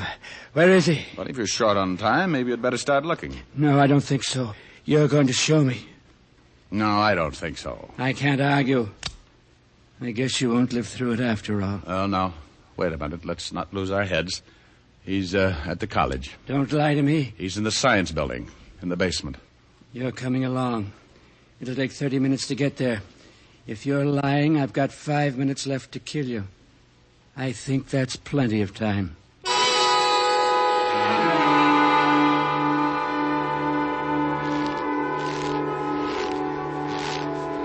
The professor's in this building. Is it open? It should be. Go ahead. Stop.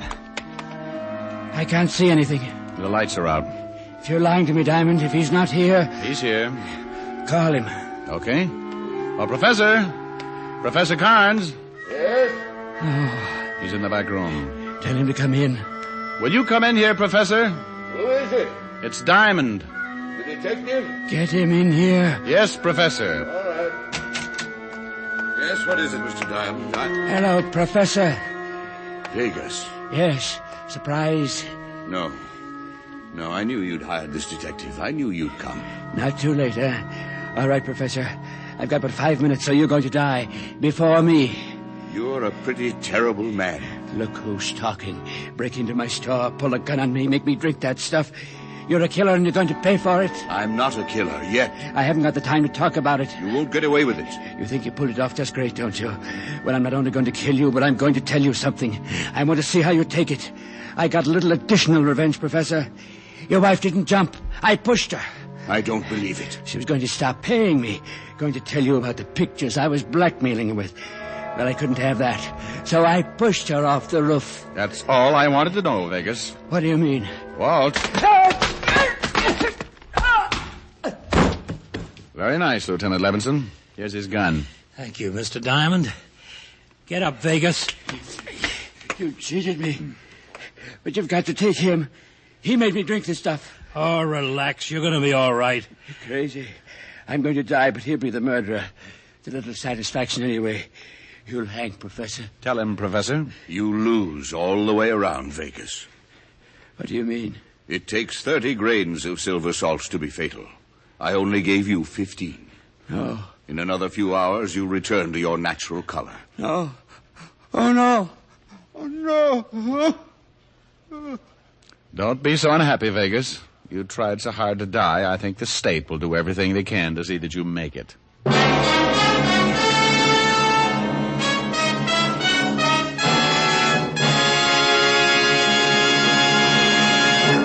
Dick Powell will return in just a minute.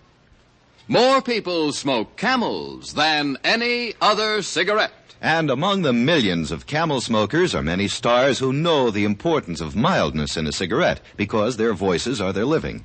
Our own Dick Powell has been a Camel smoker for a good long time. Is that right, Dick? Yes, it is, Ed, and I'm smoking one right now. Well, you're in good company. Among other stars who smoke Camels are John Wayne, Risa Stevens, Ezio Pinza, Martha Tilton, and so on. Friends, find out for yourself how mild and flavorful a cigarette can be. Make the Camel 30-day test, and you'll know why more people smoke Camels than any other cigarette. How mild, how mild, how mild, how mild can a cigarette be? Make the Camel 30-day test, and you'll see. Smoke Camels and see. Here's Dick Powell with a special message. Thank you. You know, ladies and gentlemen, no one deserves our appreciation more than the hospitalized men and women of our armed forces. As a tribute to them, the Camel people send gift cigarettes each week to servicemen's and veterans' hospitals in this country and also to overseas where our fighting men are hospitalized. This week, Camels go to veterans' hospitals, American Lake, Washington, and Fort Bayard, New Mexico, U.S. Army Station Hospital, Camp Stoneman, California, U.S. Naval Hospital Ship, Repose. Now, until next week, enjoy Camels. I always do.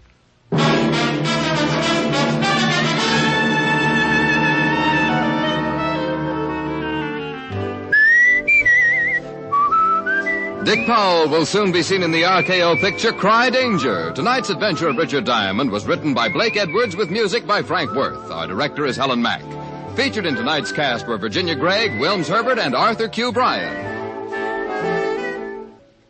Men, for pipe pleasure, get the National Joy Smoke, Prince Albert.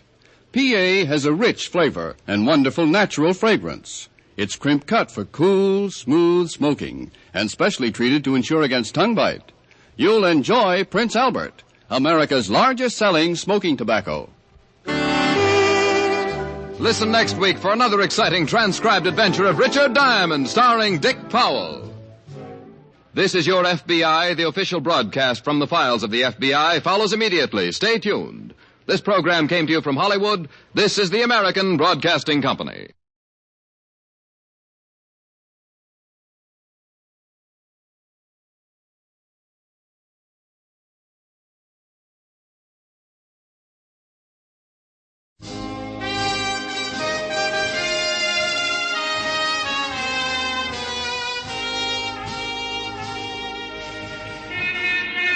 Broadway's my beat, from Times Square to Columbus Circle, the gaudiest, the most violent, the lonesomest mile in the world. Broadway's My Beat, with Larry Thor as Detective Danny Clover.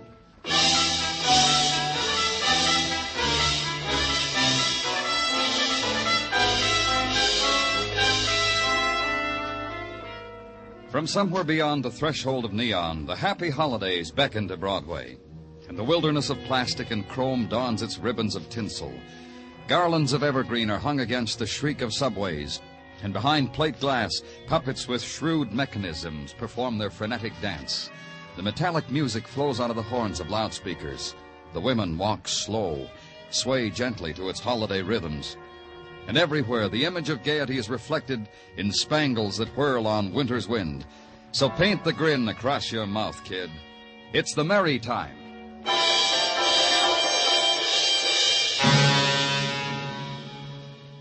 And somewhere within it, a phone call, a drunken voice that leads you into a desolate, wind-littered street, into a tenement scarred with shadows, into a room also desolate.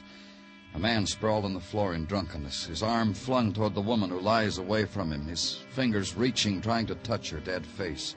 And the other man who clings to your lapel has waited there only so he could tell you about it. That proves I had nothing to do with it, doesn't it? I called it in. I waited here for you. Me, along with those two, just so as I could tell you about it. Who that are proves... you? Bob.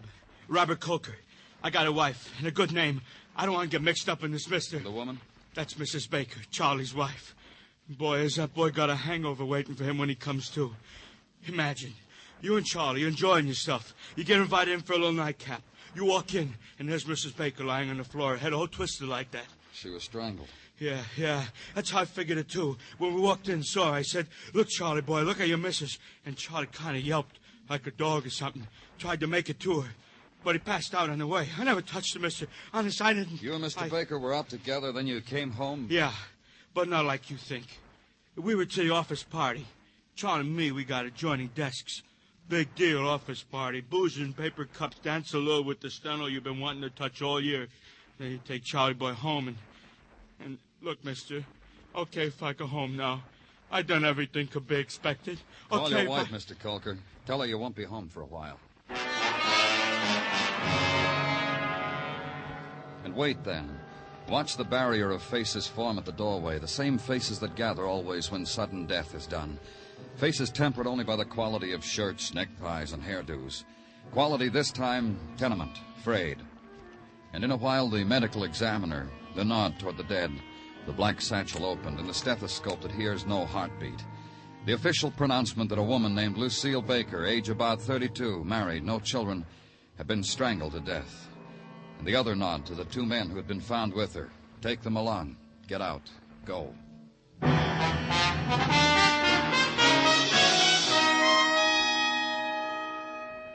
And back to the office. Give orders to interview everyone at the party. Turn Mr. Baker over to the officer whose extracurricular duty includes the sobering of suspects. Question Mr. Colker again. His story sticks. Then a door opens and a very sober man walks in. What they just told me. I don't believe... What are you doing here, Bob? I just told them what happened. I told them we came back to your place. You wait outside, Mr. Colker. Sure, whatever you say. Just take it easy, Charlie boy. Sit down, Mr. Baker. Your wife is dead. Lucille. I want you to try to tell me just what happened tonight. The office party. I went there. I was having a fine time. Yes, I was. I was having a wonderful time. Look, it was the end of the day, and at first I wanted to go home, but they wouldn't let me. They said, "Look at all this free booze. Lap it up and forget it." And now... Go on. Well, I tried to call Lucille 3 or 4 times. I don't know how many times, to tell her I was having a good time, not to wait up for me, but the line was always busy. What else do you remember? Bob said, "Come on, let's go home." When we got there, that last thing I remember, Lucille lying there. I sang to myself just like this, "I am drunk." You think you see all sorts of things when you're drunk, and this is one of them. That's not Lucille. I'm not even home now. I'll wake up and it'll... And the room shorn suddenly of everything but a man sobbing. And this is only one in the long array of grieving that has been displayed you over the last years. The grief of the loved dead, sometimes with laughter of strange texture, with silence sometimes, anguished, bitter, and sometimes this, like this man's, and always the walking away from it.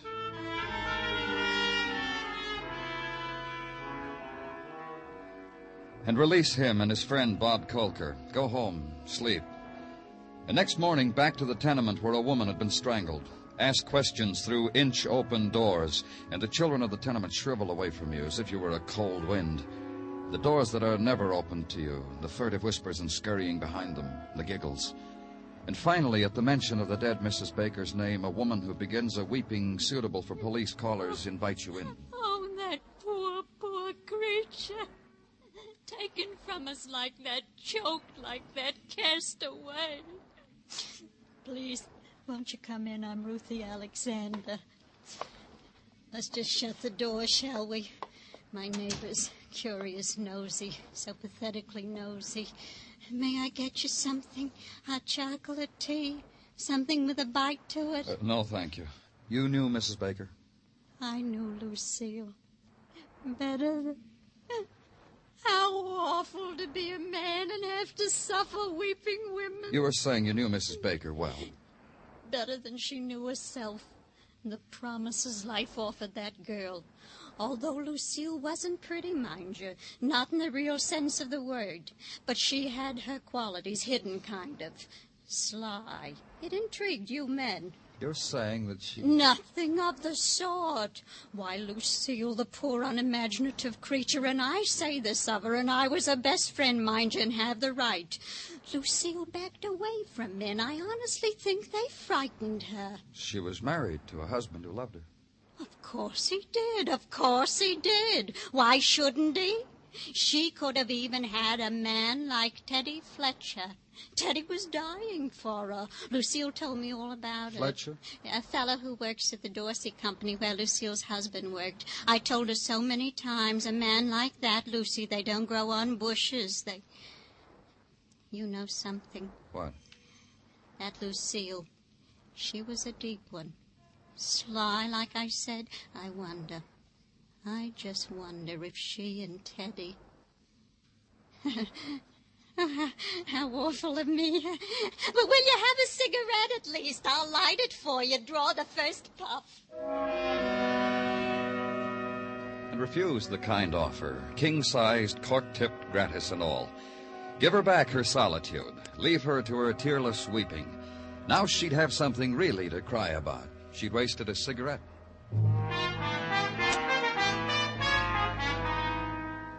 To the offices of the Dorsey Novelty Company, Incorporated, Limited. Be greeted, be given a catalog concerning current novelties, be frowned at because I didn't want it. Be listened to, be ushered past the office force and slogans about geniuses at work and courtesy and cleanliness and accuracy, and be shown to a cubicle. Yeah? Mr. Fletcher? Yeah, what is it? I'm Danny Clover from the police. I'm expecting somebody from down there. Sit down, please. Thanks, sir. I'm trying to get some information. Yeah, I know. All right, you know. Tell me what you know. Just one thing. You think I killed Lucille? Did you? I was in love with her. Did you kill her? I just told you I was in love with her. For 2 years now, I built my plans around her, day-to-day plans. That adds up to being my life, doesn't it? You think I killed her? It'd be like killing myself, wouldn't it? All right, we'll go on the premise you didn't kill her, Mr. Fletcher. Tell me about last night. I was at the party. Everybody got loaded. Not me. You don't drink, huh? Not when it's better to stay sober. Last night was such a time. Oh, why? Last night, Charlie Baker was here getting tanked.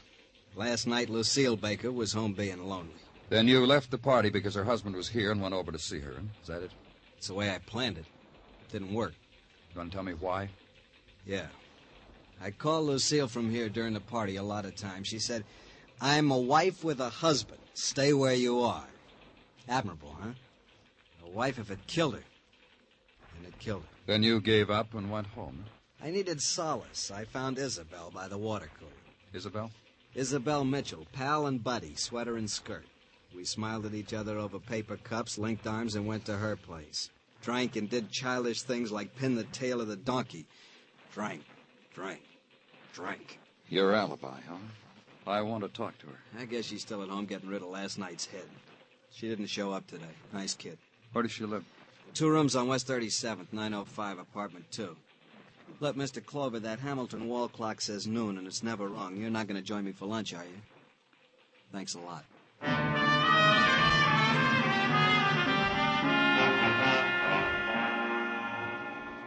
And the ride now to West 37th, to the block of the brownstones and the low rent and the corner grocery store. And next to the tailor shop that advertised proudly how it had held the line since 1950, find the number 905. Walk past the door to apartment 1, and a few steps more to apartment 2, apartment of Isabel Mitchell. Knock and get no answer. And open a door, walk in. The living room decorated in row house decor. Dregs of last night's drinks, Coolidge modern and empty. And the kitchen.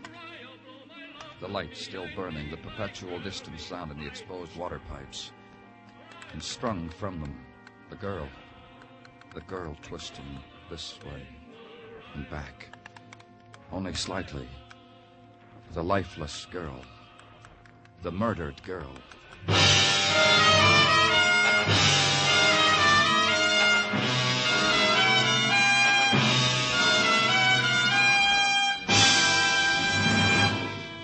You are listening to Broadway's My Beat, written by Morton Fine and David Friedkin, and starring Larry Thor as Detective Danny Clover. Confidentially, Edgar Bergen has a split personality, and it's hard to say whether he's funnier as the harassed Bergen or as that saucy figment of his own imagination who does the harassing, Charlie McCarthy. We leave it to you to figure out, between the laughs. Every Sunday night on most of these same CBS radio stations when you hear Edgar Bergen and Charlie McCarthy.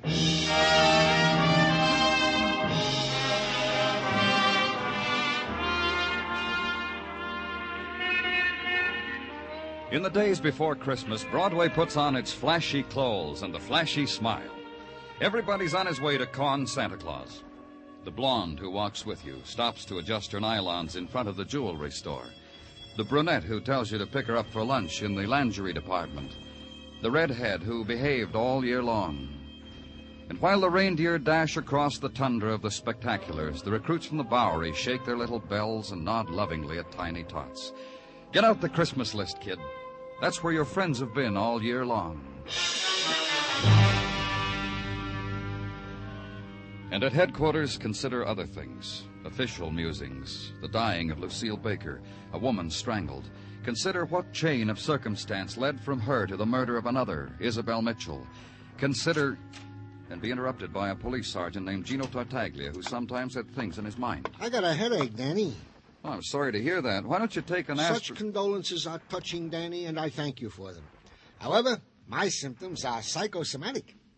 Psychosomatic? A word Mrs. Tartaglia read to me last night from a book.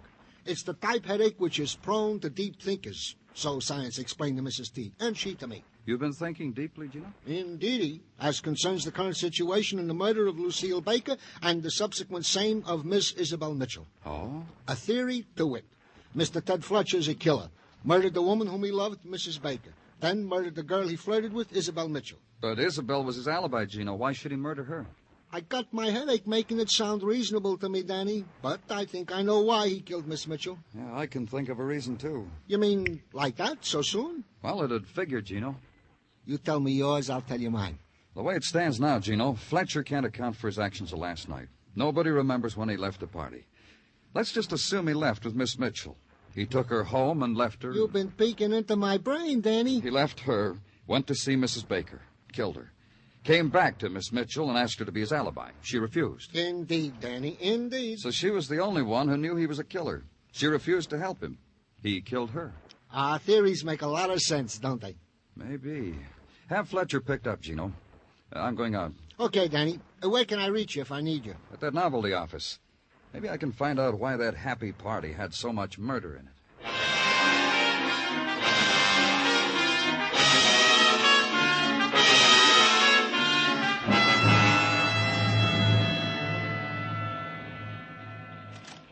You're the guy who told the girl you're a detective? That's right. Show me.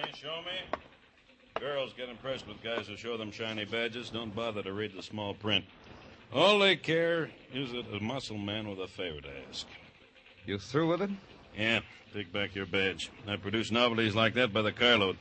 Just had to be sure you weren't giving the girl a fast shuffle. Some questions I want to ask you, Mr. Dorsey. About time you got around to me, huh? It just so happens I'm the head man in this little enterprise. Maybe the personnel didn't get around to telling you. They didn't need to. I saw your publicity on the wrapping paper. Yeah. You had a little confab with Ted Fletcher, the girls tell me. Sorry, it didn't occur to me I need your permission. Oh, it's not that, kid. It's just that I got a happy enterprise here. You walk in, talk murder talk, it spreads gloom. Everybody gets unhappy until I think of something. The office party the other night, that was one of your thoughts? Yeah, it was. Happened to be my birthday. I let it be known in a loud voice. And before long, the personnel is pitching dimes into a kitty. A good time was had by all. What did you think of him? Who? Ted Fletcher. Personally, I can't stand the guy. Good worker, but I can't stand him. What do you think of him? Just keep talking. Fletcher. Not much to look at, but oh, you kid, what he does to the emotions of the ever-loving opposite sex. You know what I mean? You gotta agree because you got him tabbed for killing Mrs. Baker, I understand. I tell you, it couldn't have happened to a nicer guy. Charles Baker works for you, too. Give me your thoughts on him. Baker's a good boy, nose to the grindstone type. I got a lot of plans for him. Been to his home, ate his impress-the-boss type of food. Met his wife, the former Mrs. Baker. Yeah, and you have an opinion? Mm-hmm. Dull woman, plain, boring. You know, Baker's better off without her, in my opinion. I tell you because you asked. And Isabel Mitchell, who also worked for you, who was also at your birthday party, who was strangled, murdered. Kind girl. Had a kind word for everybody, but everybody. Prove it to you. Fletcher meets her at the water cooler at my party. Isabel gives him the kind word. Fletcher takes her home. That was a busy, busy night for Fletcher, wasn't it, Guy? Anything else, Mr. Dorsey? That cuts it as far as I'm concerned. You too, huh? I bet you got loads of things to do, just like me. So goodbye, huh, Guy?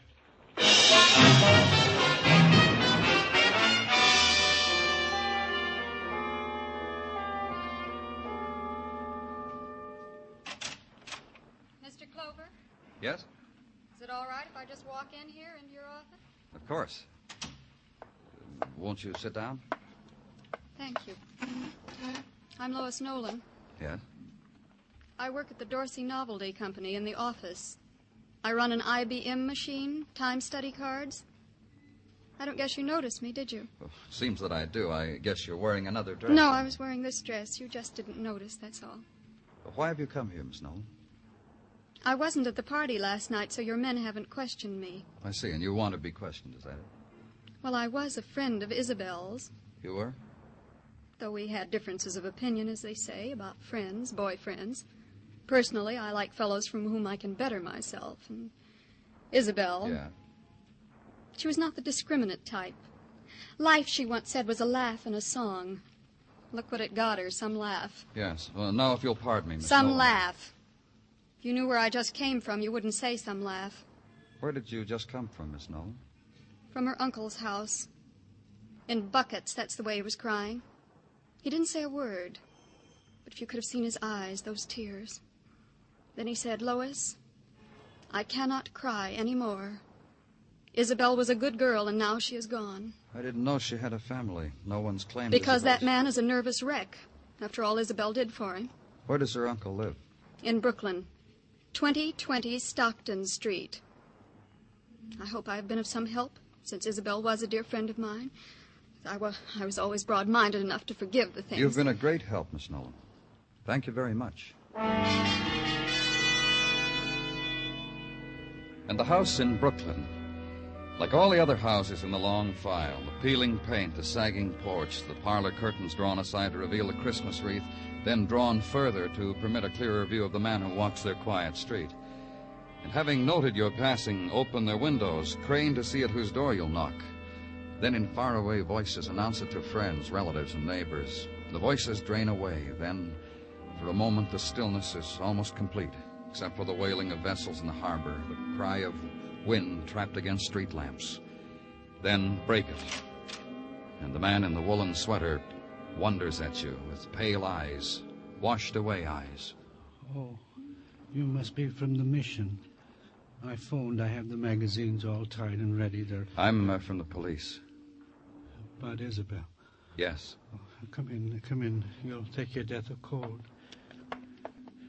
I haven't been to claim her body because I didn't know if it was right.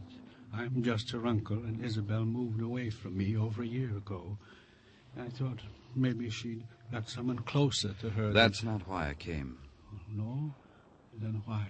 Well, I thought maybe you could help us. Maybe you could tell us things about her that'll help us find her murderer.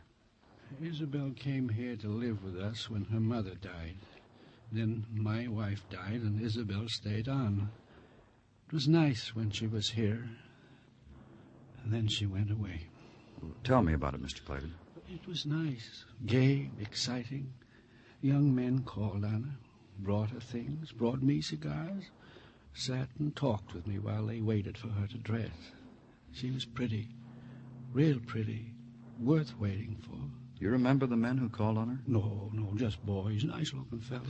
And you haven't seen Isabel since she left? Oh, yes, I didn't say that. I saw her many times, but only quickly. I'd call her and tell her to come pick up little things I had for her. Oh? Things, presents. They weren't really from me. They were from this nice fella. He must have liked Isabel a whole lot. You know how I know? Tell me. Well, he'd bring her these things and make me promise not to tell Isabel they were from him. He said he'd tell her when the time came when he was ready to. And I'd say, Charlie? Charlie? Charlie Baker. Nice fella. You know, he made me tell Isabel I was giving her those things. Look at me. What would I have to give a girl like Isabel?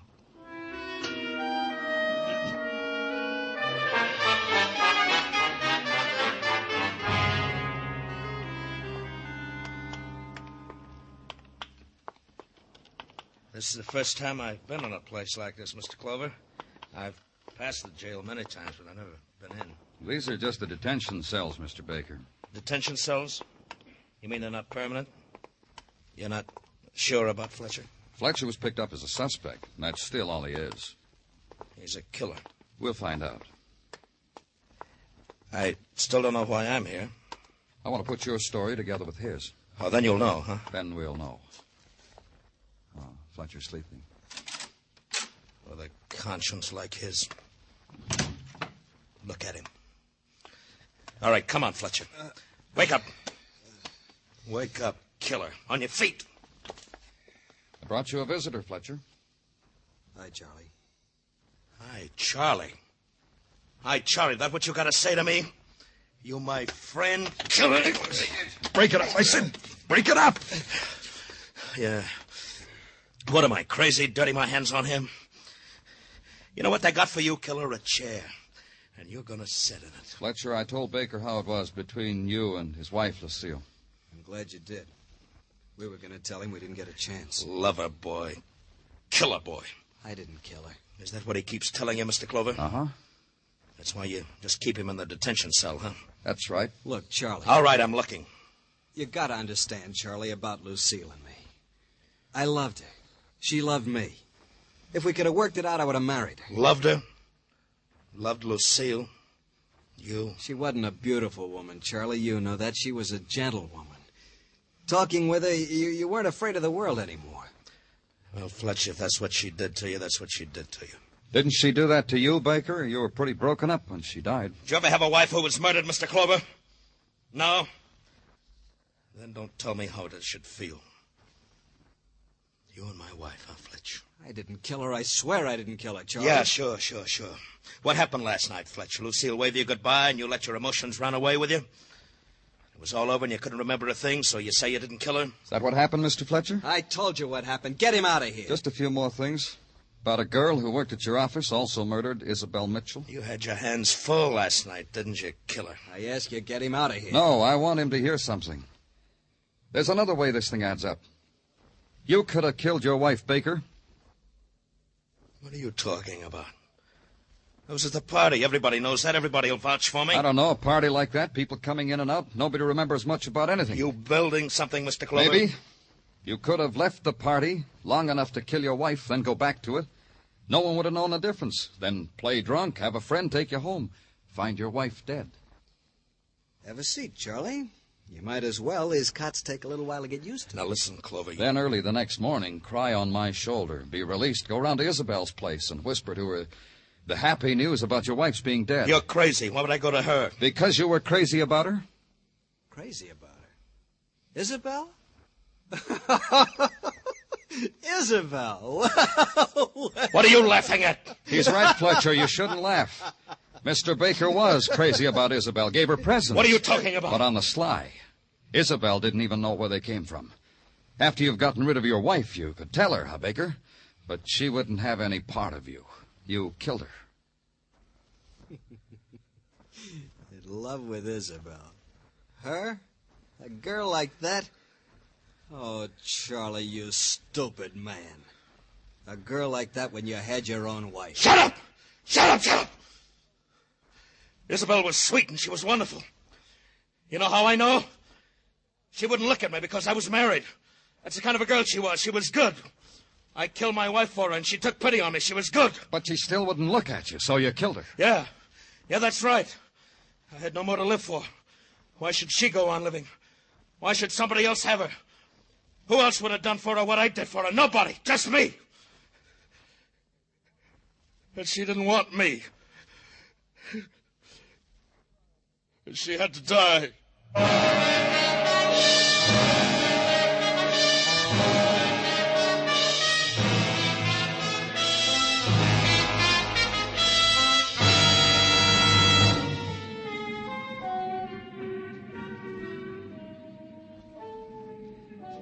It's an enchanted island, this Broadway, or a desert of dust. Look at it, and it's a magician's pitch with golden mirrors and fountains that plume with jewels. Then you blink, it all dissolves. It's a crumbling wall, corroded with pain. It's Broadway, the gaudiest, the most violent, the lonesomest mile in the world. Broadway, my beat.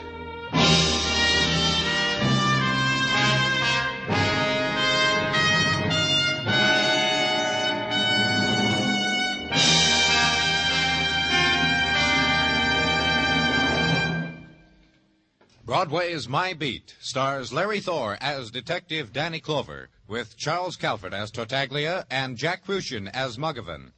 The program was produced and directed by Elliott Lewis, with musical score composed and conducted by Alexander Courage. Featured in tonight's cast were William Conrad, Harry Bartell, Peggy Weber, Lou Merrill, and Herb Butterfield.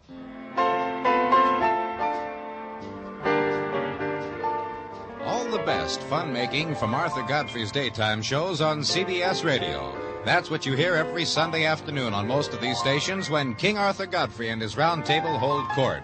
Hear it tomorrow afternoon. And remember to enjoy King Arthur Godfrey and his round table every Sunday afternoon on CBS Radio. Bill Anders speaking. And remember, those lovable rascals Amos and Andy are here every Sunday on the CBS Radio Network.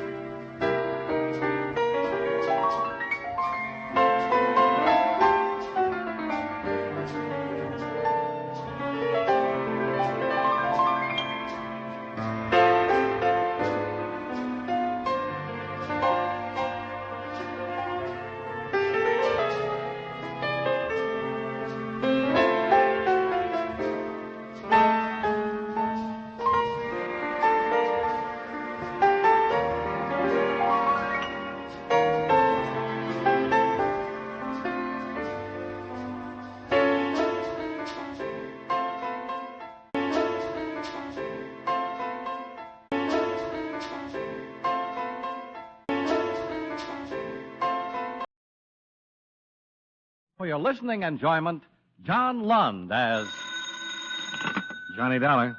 Philip James, Johnny. Oh, hello, Mr. James. Got a job for you. I'm available. This is an arson case. We insure the business of a Mr. Lester Matson, plastics. Old factory burnt down. $700,000. Police found definite evidence that rules out accident. How was it set? Some kind of high-octane fuel. Any suspects?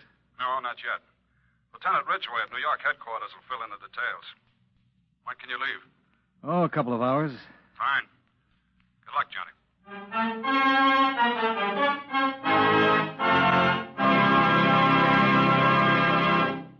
mind if I break in here for a moment to say a few words? Just the other day, I was having lunch with a group of newspaper reporters. We were talking about the government and what goes into its operation when a thought struck me. It's a funny thing, I said.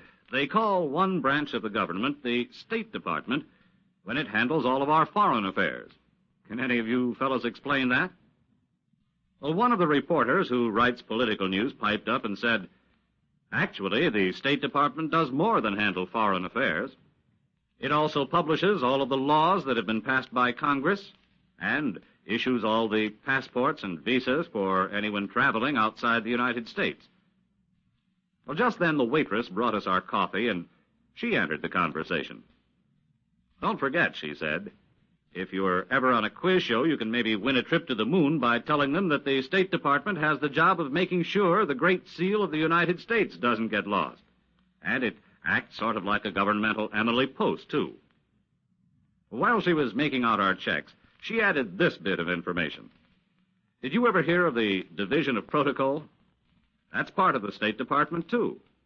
It's the outfit that makes sure foreign diplomats who visit America get introduced the way they should and get seated in the right places at official dinners and things like that. Well, after she gave us all that information, we tipped her and went back to work. And now I think it's time we got back to our program.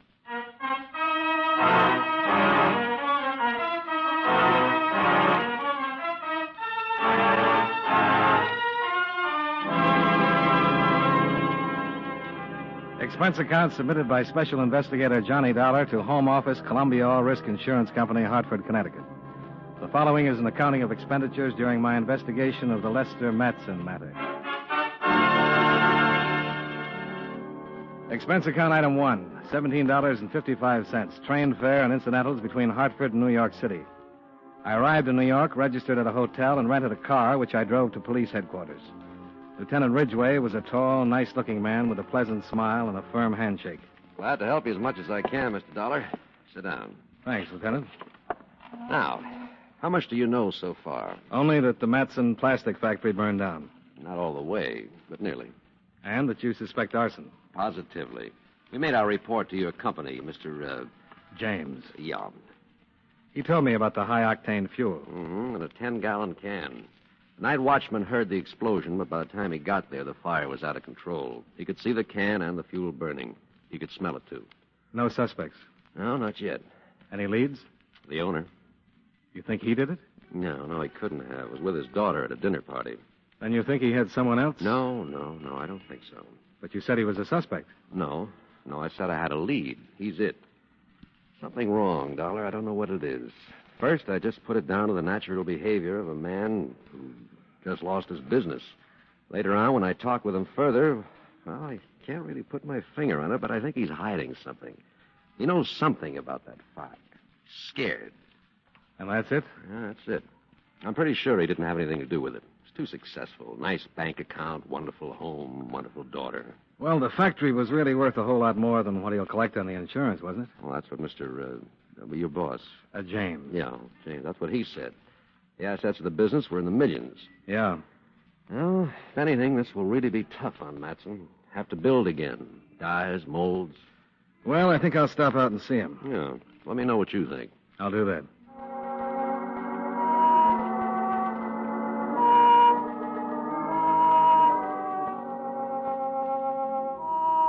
The Matson home was across the river in Jersey.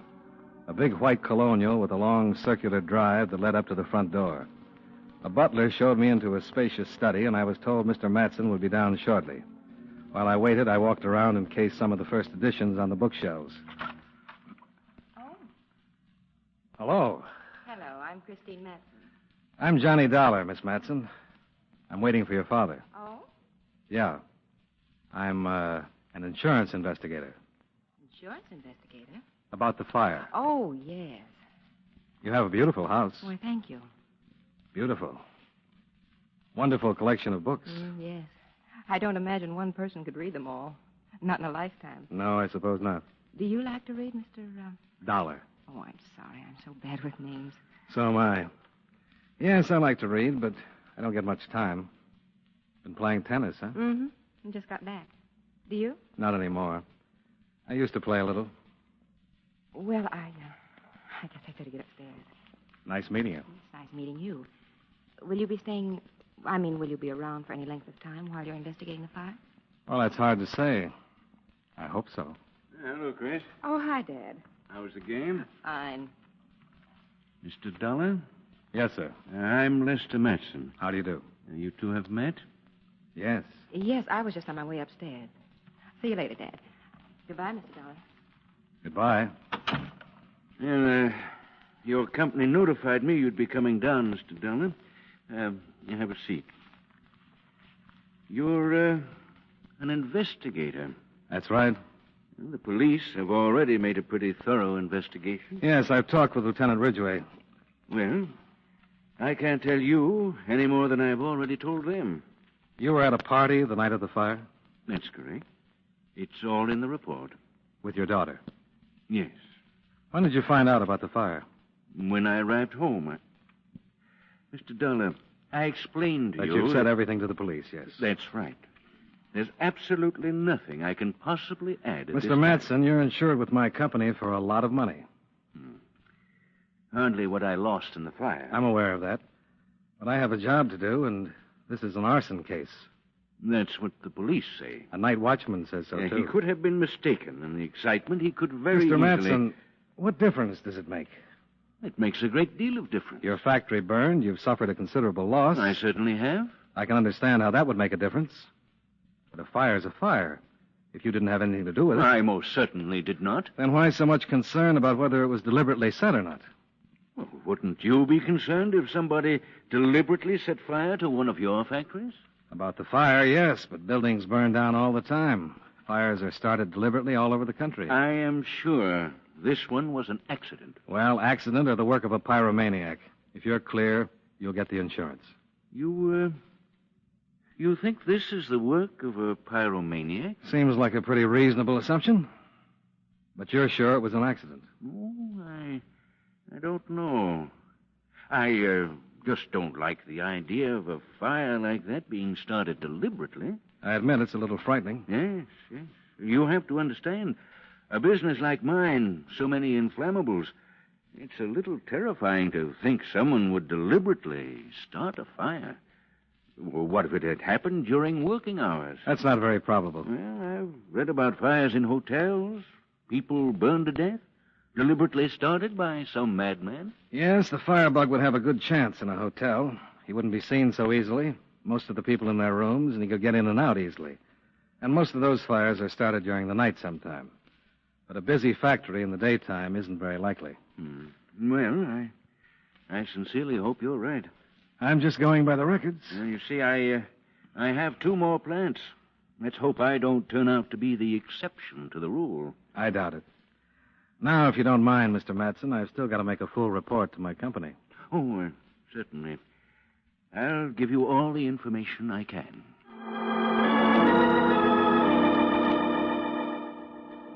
Lieutenant Ridgway had been right. Something was troubling Matson. Until I had suggested the possibility of a firebug, he was determined to convince me the fire was simply an accident, and he'd been resentful of the impending interrogation. Then the pyromaniac angle had given him some kind of an out, because he'd relaxed immediately. While I questioned him about the details of the fire, he seemed actually cheerful, even resurrected a few old bromides that I politely chuckled along with. But he told me nothing I hadn't already learned from the lieutenant, so I thanked him, shook his hand at the front door, and climbed back into my car. As I drove off, I felt sorry I couldn't have seen the daughter again, because it was certainly a sight worth seeing again. And again.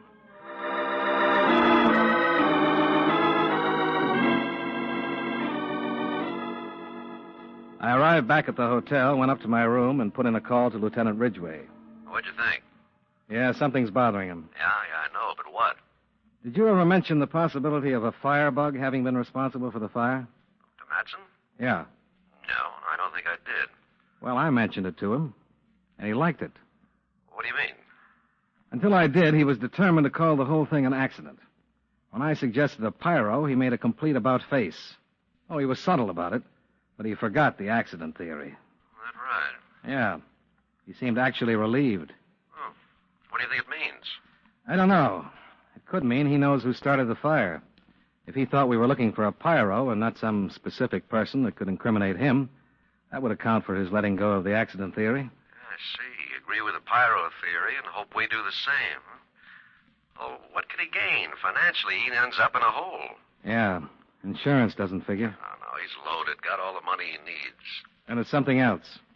Somebody started that fire, and I'm pretty sure Matson knows who and why. Yeah, now all we've got to do is find the who and why.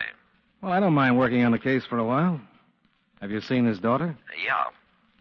Maybe she started the fire. Why would you do that? She's the type that could. I just met her for a minute, and I'm still smoldering.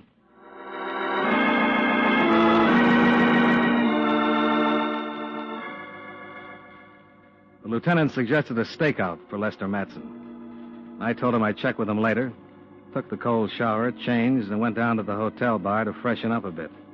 It was about 4:30, and I was pretty fresh when a page came wandering through calling my name. He told me I was wanted on the phone. Johnny Dollar. This is Christine Matson. Mr. Dollar? Yes. Hello. I found out where you were staying from your company. Well, that's nice. Why did you find out where I was staying from my company? Well, it's very important that I talk to you. All right. Where are you? I don't want to meet you at your hotel. I have to be very careful. Well, so do I. That's not what I mean. If certain parties saw me with you, my father's life would be in danger.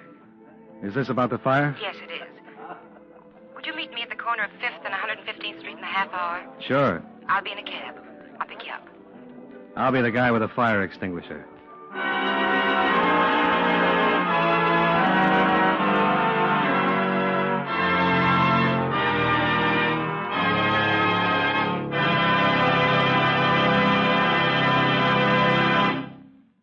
You know, many great men have attained the highest office in our land, the presidency of the United States.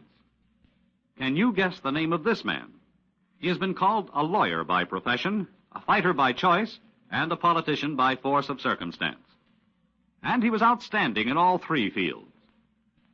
In 1788, at the age of 21, he was appointed public prosecutor for the region which is now Tennessee. As president, he was the first to introduce the National Convention for the nomination of presidential candidates. During his campaign for the presidency, his opponents attempted to smear him by an unwarranted attack on his wife, Rachel, who never recovered from the ordeal and died just before her husband's inauguration. If you don't have his name by now, here's one more clue. During the Battle of New Orleans, as Major General of the Army, he accepted the help of the pirate Jean Lafitte. Who was he? Andrew Jackson, 7th President of the United States. His life is part of your American heritage.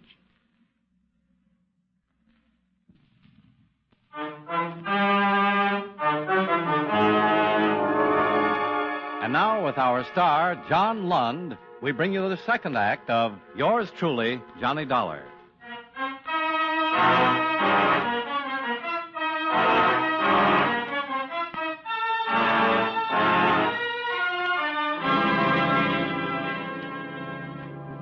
As long as the lovely Miss Matson was picking me up in a cab, I left the rented car behind and charged up expense account item 2. $1.65 for cab fare from the hotel to 5th and 115th Streets. It was getting dark by the time I arrived. I waited for about 10 minutes until Christine Matson's cab pulled up at the curb and she opened the door for me.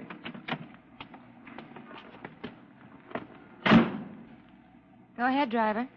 Well, good evening. Is this a terrible inconvenience? Oh, not a bit. Where are we going? I just told him to drive around. Mr. Dollar, my father's being blackmailed. In connection with the fire? He had nothing to do with the fire, Mr. Dollar. But he knows who did. Yes. They burned the factory to frighten him, to make him pay the blackmail.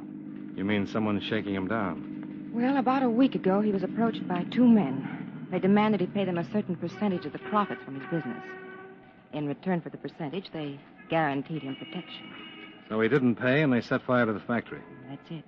Why didn't he go to the police? Well, he was frightened. Well, he couldn't have been too frightened if he refused to pay them. He was frightened for me. thought maybe he could bluff them by not paying, but he didn't want to take a chance and go to the police for fear they might really do something serious. Losing $1 million business is pretty serious. He tried to bluff them and it didn't work. Now he's really frightened. He knows they mean business, and they've told him if the police ever find out, they'll do something a whole lot worse than just start a fire. Do something to you? That's what Dad's afraid of. And you're not? Of course I am. Aren't you taking a pretty big chance telling me about it? Well, you're not the police. And I have been very careful.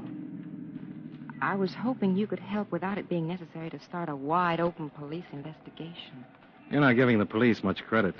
If you'd told them the same story, they'd have kept it completely undercover. Oh, I thought about it, but too many people would have to know about it. And there's always the chance of someone saying something or a slip-up. How do you know about all this? Well, my father told me, of course. Just like that? Daughter, darling, 2 men have been trying to blackmail me? Don't be silly.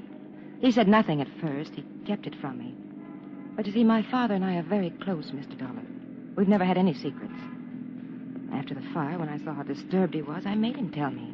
Does he know you come to see me? Oh, no. He made me promise not to tell anyone. Well, I just had to. He's agreed to pay the men. You know what that means. Mr. Dollar, will you help? Well, I'll do what I can, but it's going to be tough without your father's cooperation. And you'll never be safe until these men are caught. He's afraid of what might happen before they're caught. Why, if they find out... There's no middle of the road in something like this. He's got to understand that. I think he does, but... Well, he'd rather lose everything than lose me. I'm all he's got. And he's pretty important to you, isn't he? More than anything in the world. Without his cooperation, I doubt if I'll be able to do much.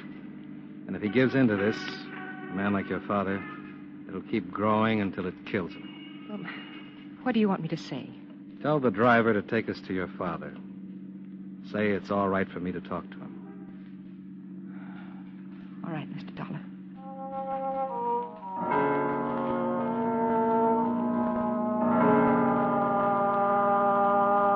She looked as though she might cry, but she didn't.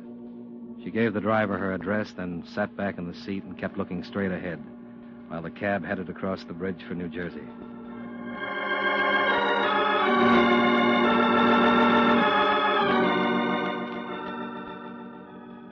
Expense account item 3, $11.75 cab fare, which I insisted upon paying after we arrived at the Matson home. The butler met us at the door, and Chris led me into the study where her father rose to greet us. Hello, Dad. Hello, my dear. Mr. Dollar? Good evening, Mr. Matson. Dad, I told Mr. Dollar. I had to. Believe me, Mr. Matson, it's the best thing. Chris? Yes. My dear girl, this can be very serious. Dad, it's already serious. I know, but tell me, do you intend to bring in the police, Mr. Dollar? I promised your daughter I wouldn't, unless it was absolutely necessary. I see. You know everything? Yes, Dad. I told him everything. But you've said nothing to the police as yet? No, I haven't. Oh. Mr. Dollar, if these men find out that you know... Who are these men, Mr. Matson? Mr. Dollar, I would like to tell you something. In the past, I've always confided in my daughter. This time I hesitated because of the possible consequences. But nevertheless, I told her. I did so with the provision that she keep the affair a complete secret. Oh, Dad. I'm not angry, my dear. Believe me. I'm sure you did what you thought was best. Unfortunately, you just didn't realize the gravity of the situation. Certainly I realized it. Dear, you couldn't have. You couldn't have. These men aren't fooling. They've already destroyed $1 million business. It was just lucky there wasn't anyone in the building. So you're going to give them what they want? Yes, Mr. Dollar, I am. You can't win. I'm not expecting to win. I'm just thinking of my business, my family. What would you do in the same situation, Mr. Dollar? I think you'd do exactly what I'm doing. I don't think so. That's easy to say. Look, Mr. Matson, I know you're in a tough spot. You said these men aren't fooling, and you're right. They'll do anything to scare you into paying their blackmail. They'll burn down a building, threaten you and your family, even kill if it comes to that. But you wouldn't do what I'm doing? Maybe. If I had some assurance it would stop there. But don't you know what happens once you give in to them? Don't you think I've thought about that? Don't you think I've considered every possibility? They'll bleed me until there's nothing left. I realize that. But there's no alternative. It's that or... You're afraid they'll kill me. Chris, you're my whole life. Well, then, Dad, consider me a little. Consider? Good Lord, that's what I'm doing. That's all I'm doing. Not now. What about a year from now? 2 years? 5 years? Well, Dad, if you give in to these men, what will it do to you? What will you have left 5 years from now? The business doesn't matter. I'm not talking about the business. We can both get along without the business if we have to. We did once, we can do it again. I'm talking about you. What will happen to you if you give in to this terrible blackmail? There'll be nothing left of you. It'll kill you. Mr. Matson, in some states there's a death penalty for kidnapping. But this kind of blackmail is worse than that. These men kidnap the one thing that people like you and me can't live without. Freedom. My daughter's life is worth my freedom 7 days a week, Mr. Dollar. If that happened, I'd just as soon be dead. Daddy, it would ruin you, and that most certainly would ruin me. There'd be nothing left of us, nothing of what we had. We'd just be alive.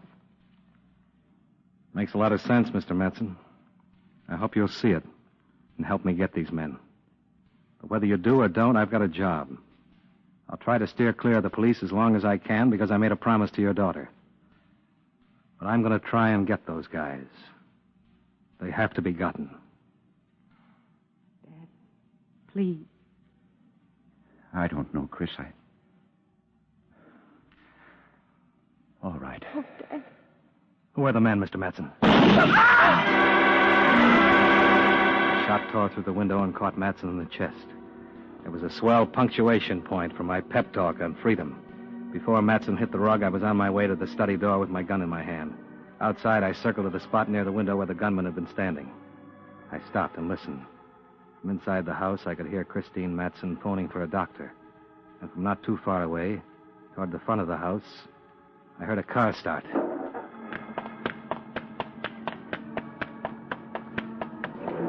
I ran out to the drive and spotted the car pulling away about 50 yards from the house.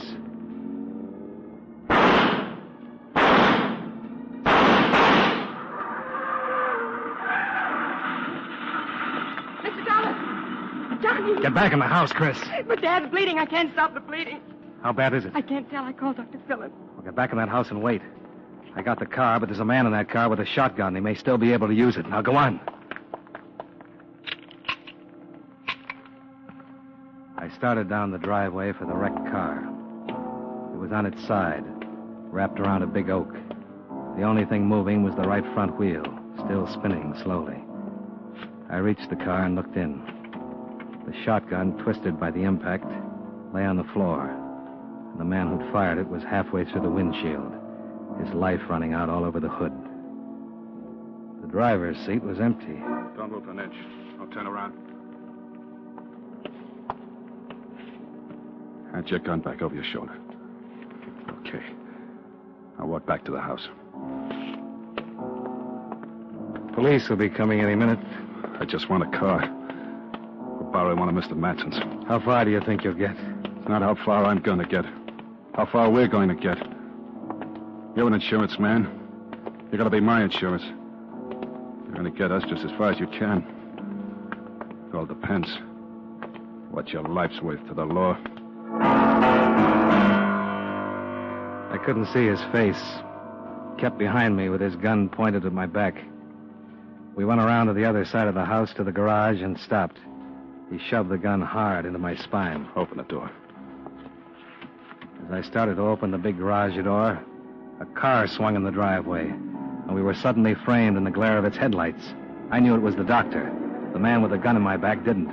He turned, expecting the police.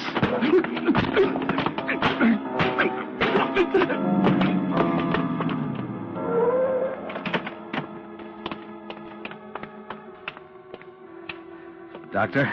Yes. Your patient's in the house.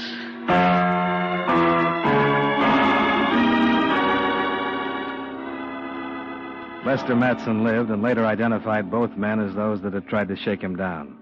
They both had long records. Both had done time. The man with the shotgun was named Ernie Starbuck. The other, Stan Cole. Starbuck they buried in Potter's Field, while Cole looked unhappy. Not because he'd lost a partner, more because he'd gained a new one. A cellmate in Sing Sing he'd have to put up with for the rest of his natural life. After the doctor said her father was out of danger, I went back over to Jersey to say goodbye to Christine Matson. Do you have to go right away?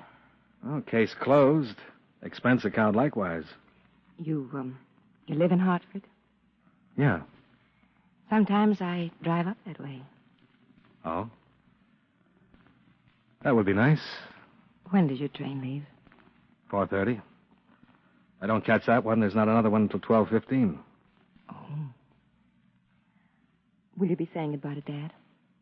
I thought I'd stop by the hospital on my way to the station. Are you going in to see him? Mm-hmm. Drive in with me.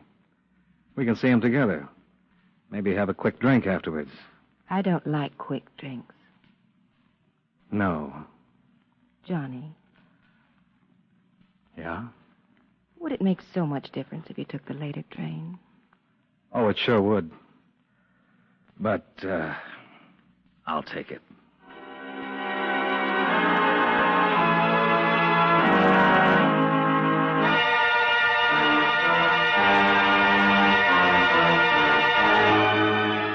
Expense account items 4 and 5, $103.75, car rental and hotel bill. Item 6, $19.80, train fare and incidentals back to Hartford. Expense account total, $154.50. Yours truly, Johnny Dollar.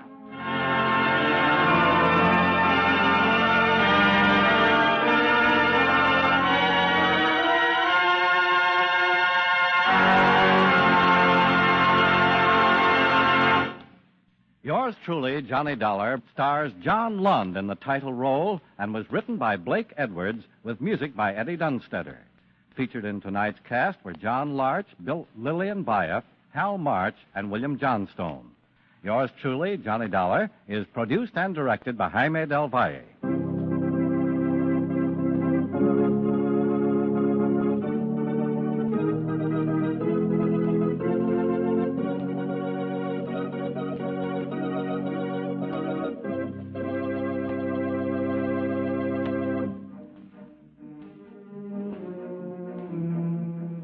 Yours truly, Johnny Dollar, starring John Lund, has come to you through the worldwide facilities of the United States Armed Forces Radio and Television Service.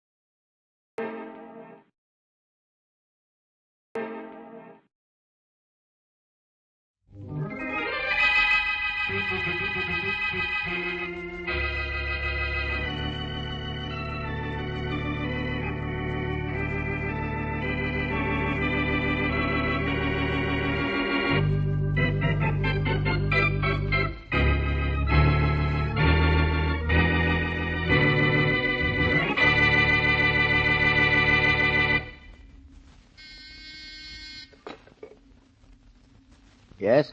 Mr. Martin? Yes? There's a John Burns here to see you, Mr. Martin. He said you'd know who he was if I told you. Johnny Cash Burns? Yes, Miss Arden. Johnny Burns. Send him right in. Yes, sir.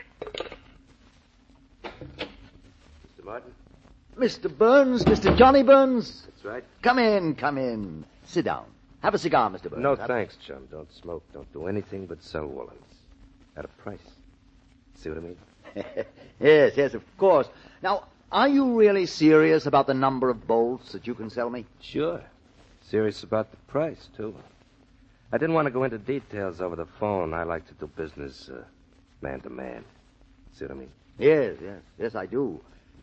This firm hasn't had imported woolens in any quantity for years. You could put us back in big business if you could deliver imported material. Your firm can have a large quantity, Mr. Martin, for a corresponding amount of money. See what I mean? How much? It'll be $1 a yard less than you're paying for domestic woolens right now. $1 a yard less than...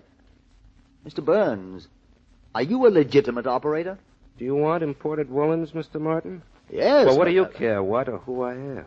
Well... You want woolens? I'll get them. I'm going out of town, but I'll be back in a few days. And when I come back, you're back in business. See what I mean?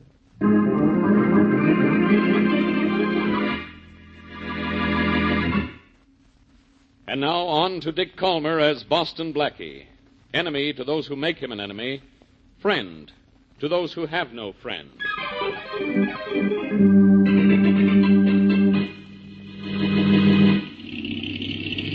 Well, Johnny, I got my helicopter loaded to the blades. Are you ready to take off? I will be in a minute, Sam. Want to make sure I got my copter loaded evenly. See what I mean? Hey, be sure you get home with those woolens, Johnny. It's my money that paid for all this, you know. It's my idea that put your money to use. And money without an idea isn't worth the room it takes up in a bank. I guess I'm loaded. Johnny. Yeah? You know, we should have chartered a regular plane and flown this stuff into the country. You crazy? The reason we're using copters is so we can drop down behind the woods on your farm and nobody will notice us. See what I mean? I know, but a regular plane is so much faster. Yeah, if we used a regular plane, we'd go to jail much faster, too. Yeah. We'd be reported if we used a regular airport. Yeah, that's right, Johnny. Okay, I'm all set. How about you? All set. When are you delivering the stuff to the Martin Company? We'll cross the border just after sunset and land at your farm by dawn. Then I'll get in touch with Martin, and we'll be rich. Great. Happy landings, Johnny. Yeah, happy landings yourself, chum. Happy landings.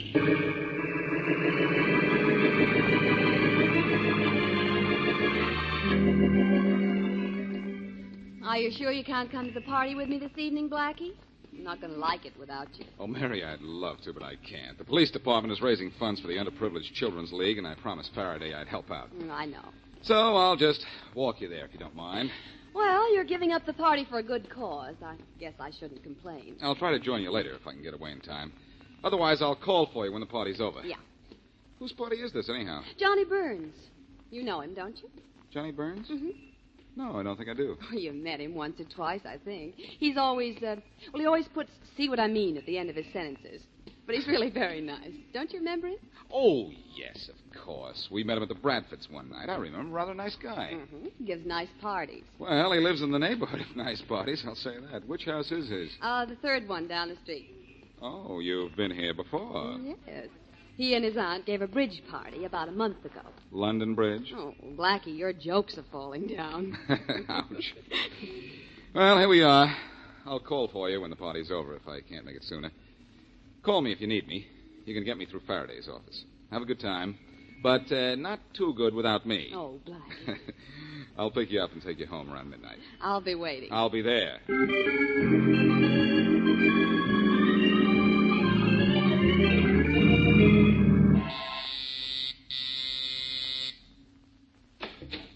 Hello, Sam. Johnny, what happened to you? You said you'd be here at 8:30 last night, and I hadn't been able to get in touch with you anyway. Well, what's a day between friends, chum, huh? It's 100 years if you're waiting for the kind of money I'm waiting for. Didn't hurt you, did it? It hurt me plenty.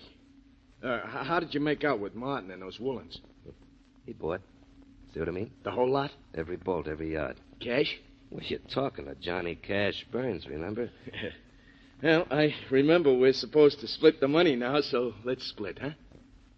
Let's split up, you mean, don't you, Sam? What do you mean, split up? Our partnership is over. See what I mean? But why? There was plenty of profit in just this one trip, Johnny. We'll make a fortune after a few more. No, I'm going to work alone now, Sam. You see, I just needed your money to get me started. What? Now that I am started, I'm rich and you're through. All right, I'm through. Give me my half of the money we got from Martin and I quit. No, I'm keeping your half, too, Sam, because you're not going to need it. See what I mean? Johnny, what are you doing with the gun? That's what I mean. Right now, I'm just holding it, Sam. But don't worry, chum. I'll see that you get a good funeral. See what I mean? If anyone has a nice funeral, it's going to be you, Johnny. So where do you think you're going? To the telephone to call the police. I wouldn't do that if I were you. Well, you're not me. And you're not very smart. Well, what's the matter, Sam? Does it take more than one slug to drop you? Well, that just hurt me, Johnny. All right, get out of here, and I won't ever tell who shot me. You can call the police, write letters, send telegrams, send planes up to write it in the sky, but you'll never be able to prove I shot you. No? No. You won't be able to prove I was even here. Oh, Johnny, you're a fool. You're a mad, crazy... Oh, my. Guess you need one more slug, huh? Oh, Johnny! That did it. In fact, that does it. 3 slugs and you're out. And 3 steps and I'm out. The phone. The phone.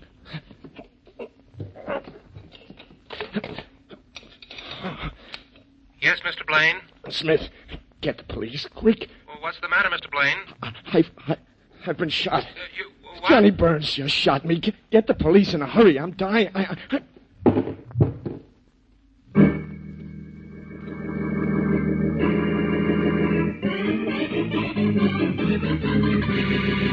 You killed him, didn't you, Burns? You pumped 3 bullets into him. Burns, you shot him down in cold blood. Stood there and let him have it. You did it, didn't you, Burns? You did it. Fired 3 shots into him. You killed him. We know you did. Talk, Burns, talk. Talk, or you'll never get out of that chair. You'll sit under that light till you dry up, Burns. Admit it, Burns. You killed him, didn't you? You know, I have an idea you boys think I killed somebody. Why, Hold it, Danny. This guy's stubborn. He's not going to talk. Go out and see if Miss Wesley's here yet, will you, Sergeant? Yes, Inspector Faraday, right away. Miss Wesley will tell you I was with her when Sam Blaine was killed, Inspector. That's a lie. Sam Blaine told his operator at 10:30 this evening that you were there in his apartment and had shot him. And when we got there, he was dead. But was I there? No, I wasn't. See what I mean? You weren't there then, but you were there at 10:30 when Blaine was shot. You were there and you shot him. I was at home, playing host to Miss Mary Wesley at that hour. I didn't see Sam Blaine tonight. In fact, I haven't seen him in several days. What was Miss Wesley doing at your house? Visiting. I've known her for a long time. I know her friend, Boston Blackie, slightly. Met him once or twice. So what? So I'm going to... Inspector Faraday. Yes, Sergeant? Miss Wesley's here. Good. Send her in. Boston Blackie's with her, Inspector. Do you want him to wait outside? I want him to, but I know he won't. So send him in, too. Thanks for the invitation, Faraday. But why the sudden interest in Mary? Maybe he sent for me because he knew you'd come along and he needs your help, Blackie. Miss Wesley, you're around Blackie so much, you're beginning to talk like him. Oh, is that bad? No. Seriously, Inspector Faraday, why do you... Oh, Mr. Burns. I wondered when you'd notice me. We're seeing a lot of each other, aren't we, Mary? Miss Wesley, you know this man? Why, yes, he's Johnny Burns. Baby, tell the man about tonight so we can all get out of here and go home, huh? See what I mean? What do you mean about tonight? This guy says you were with him in his home between the hours of 10 and 11 tonight. Yeah, that's right, I was. Mary, you weren't at Burns' place tonight. That was last night. When there was a party there, I was supposed to pick you up at midnight, remember? Well, I was there tonight, too, Blackie. Oh? Uh-huh. I left my compact last night and went back for it tonight. Mr. Burns was there and asked me to stay. Yeah, and we had a nice quiet hour together, didn't we, baby? A very pleasant one, Johnny. Blackie, you were busy with the police athletic club for children again tonight, so... Well, don't scowl at me for finding something to do. Well, Mary, you weren't at Burns' place tonight. I called your apartment house when I got through at the club, and the switchboard operator told me that you were at Burns' house, so I went there. But when I got there and rang the bell, no one answered. What time was that, Blackie? About 10:30. But I was there, Blackie. Until 11:15, in fact. And don't look at me like that. I'm telling the truth. Wait a minute. Faraday, why is it so important for you to know where Mary was tonight? It's important for me to know where this man Burns was tonight, especially between the hours of 10 and 11. A man named Sam Blaine was murdered at 10:30 tonight. And I know this man Burns shot him. Well, that's impossible, Inspector Faraday. He was with me at that time. Sorry to disappoint you, Inspector, but I told you this would happen. See what I mean? Quiet, Burns. Miss Wesley, do you swear you were with this man from 10 till 11 tonight? I swear it, Inspector Faraday. In fact, he wasn't even out of my sight for a single minute.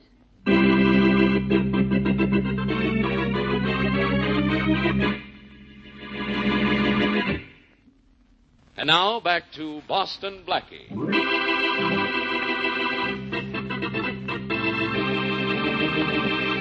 Johnny Burns and Sam Blaine illegally fly imported woolens into this country by helicopter and sell the entire lot to George Martin.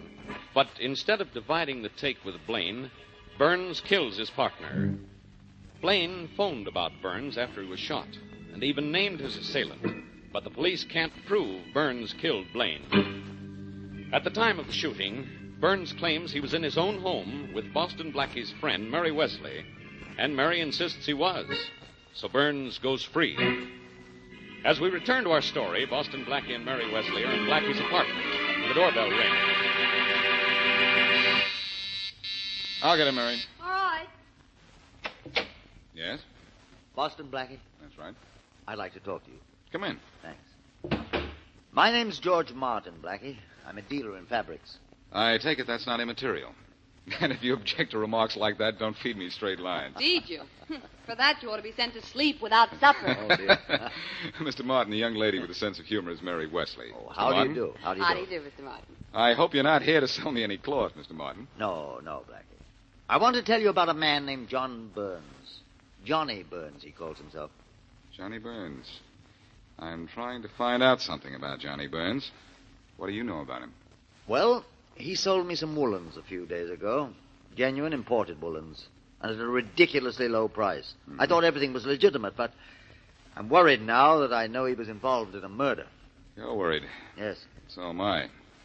The police convinced he shot and killed Sam Blaine, but they can't prove it, and neither can I. Blackie, I won't be involved in this because I bought the woolens from him, will I? Well... I think now that Burns brought them into this country illegitimately. And I know he was associated with Mr. Blaine because I picked up those woolens at Blaine's farm. So Burns killed Blaine to avoid splitting profits. You'd better return those woolens, Martin. Oh, I've already done so. I told Burns the stuff was damaged. Blackie. Yes? Johnny Burns didn't kill Blaine. Burns was with me. And you know I wouldn't lie to you. I don't say you're lying, Mary. Now, wait a minute, Mr. Martin. Yes? Something crazy is going on in here, and I'm too sane to figure it out. Blackie, Johnny Burns was with me. And that's all there is to it. There's much more to it, Mary. There's a trick to it somewhere, if I can only find it. Maybe you weren't at Burns' house. Ever think of that? I happen to know where I was, Blackie. And at what time. If you were there 10:30, as you say, why didn't you answer the doorbell when it rang? Because you didn't ring the bell at his house. I don't think you know where you were. I know where I was last night.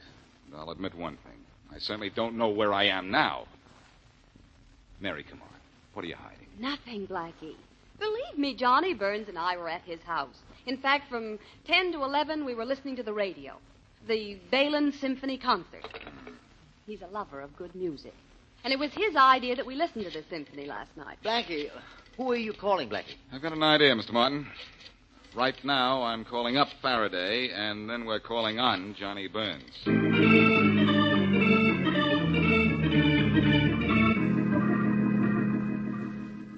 Faraday, this is just the way it was when I came here for Mary last night. I rang the bell, no answer. Well, let's not ring the doorbell anymore, Blackie. Let's use your peculiar genius with locks and just walk in, huh? Why, Faraday, what a terrible thing for you to suggest. Oh. Turn your back. I want my genius with locks to stay peculiar to me. All right. But wait a minute, Faraday. We've rung the doorbell a dozen times. Nobody answers. Nobody's home. Yeah, you're right. And no one was at home here between 10 and 11 last night when Sam Blaine was killed, either. Well, if that's so, Miss Wesley was lying. She claims she was here, and Johnny Burns claims he was here. But they weren't, either one of them. Close your mouth and open the door. Turn your back. It's turned. And the lock's turned. Well, that was easy. That was genius. Well, let's go in. Go in and wait, you mean? According to you, there's nobody home. It can't be. Not anybody who can hear, anyhow. You mean hear bells, don't you? You know what I mean. There's no one in this house. Morning, gentlemen. Johnny Burns, good morning. So there was nobody at home, huh, Blackie? What's this about a bell? What bell are you talking about? Your doorbell, Burns. Oh, that. I forgot to tell you it doesn't work. Hasn't worked in a week. That explains how Mary could have been here last night and not hear the bell, but that's all it explains. You want things explained, Blackie? Or so do I. I want an explanation for you busting in. Either that or you get out of here, both of you. I'm reading. See what I mean? I'm going to do a little reading myself before this day is over. Your confession. What are you going to use to get it? A rubber hose? I got nothing to confess. Oh. I see you're interested in books, Faraday. Would you like to borrow something from my library?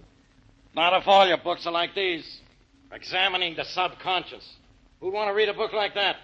The inside of the mind. That sounds worse. Burns, where were you last night between 10 and 11? Listening to the radio with your girlfriend. The symphony, chum. You should listen to it yourself sometime. Music is good for the soul. As a matter of fact, I did hear the symphony last night on my car radio when I was driving back from the police athletic club. Symphony music and a library full of screwy books about the mind.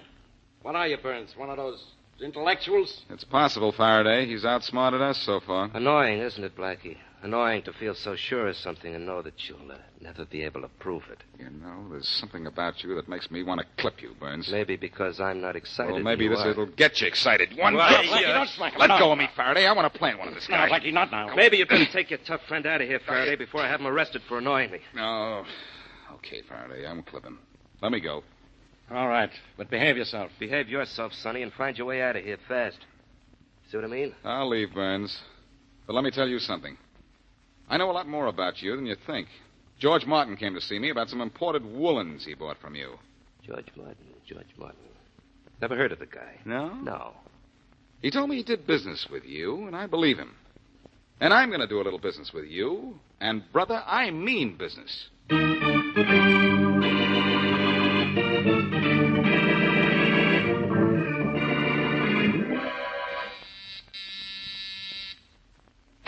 Hello, Mary. Oh, Blackie, come on in. Well, is everything over but the shouting, or do we still have to whisper? Yes. Oh, I don't have to now. Here's the evening paper. The girl at the desk downstairs said you hadn't picked yours up yet. Oh, thanks. Oh, gosh, this is awful. What is? Well, didn't you read the headline? 100 people were killed in a chemical plant explosion last night. That's not news. I heard it on the radio last night, and so did you. I listened to the symphony with Johnny Burns last night. Remember? Well, I was listening to the symphony, too, at the same time you were. And they broke in with a news flash about the explosion. Don't you remember? I remember the symphony concert, and it wasn't broken into by anything. Wait a minute.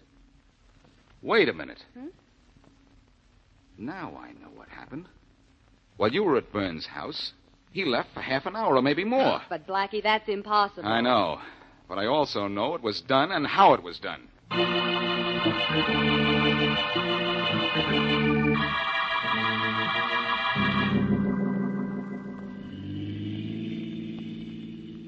I figure this way, Faraday. Martin told me he picked up his woolens from Burns at Blaine's farm. Yeah? Burns wasn't at his house. Maybe he's out here at the farm. Well, here's the farm. What goes on now? Look, Faraday. There goes Burns now, running out toward the barn. What for? Is he in a hurry to milk the cows? The barn door's open, Faraday. Ever see a cow with wings? Hey, that's an airplane. That's a helicopter, and I'll bet it's loaded with woolens. That's why Burns is scramming. Hey, Burns, where do you think you're going? Don't run him down, Blackie. Run him down. I'll knock him down. Burns, you're not going anywhere. Oh, that's what you think. Oh, yeah. Come here. Oh. Get up, Burns. Come on, get up. You're not hurt. Good going, Blackie. I see this plane is loaded with woolens. The smuggled woolens you told me about. No wonder Burns tried to scram, huh? Were you going somewhere with those woolens, Burns? I was. Well, you're going somewhere else now, Burns. Because I know why Mary could honestly believe she was with you while she was really at Blaine's apartment while you were there murdering him. Are you really as clever as I think? No, but I don't have to be. You see, you aren't as clever as you think either.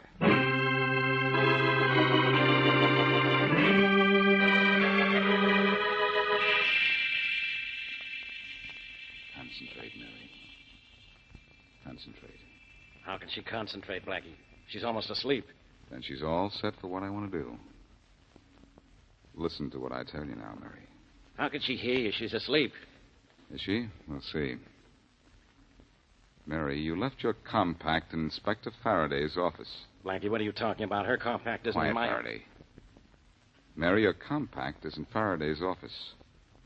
In exactly 1 hour, you will go down and get it.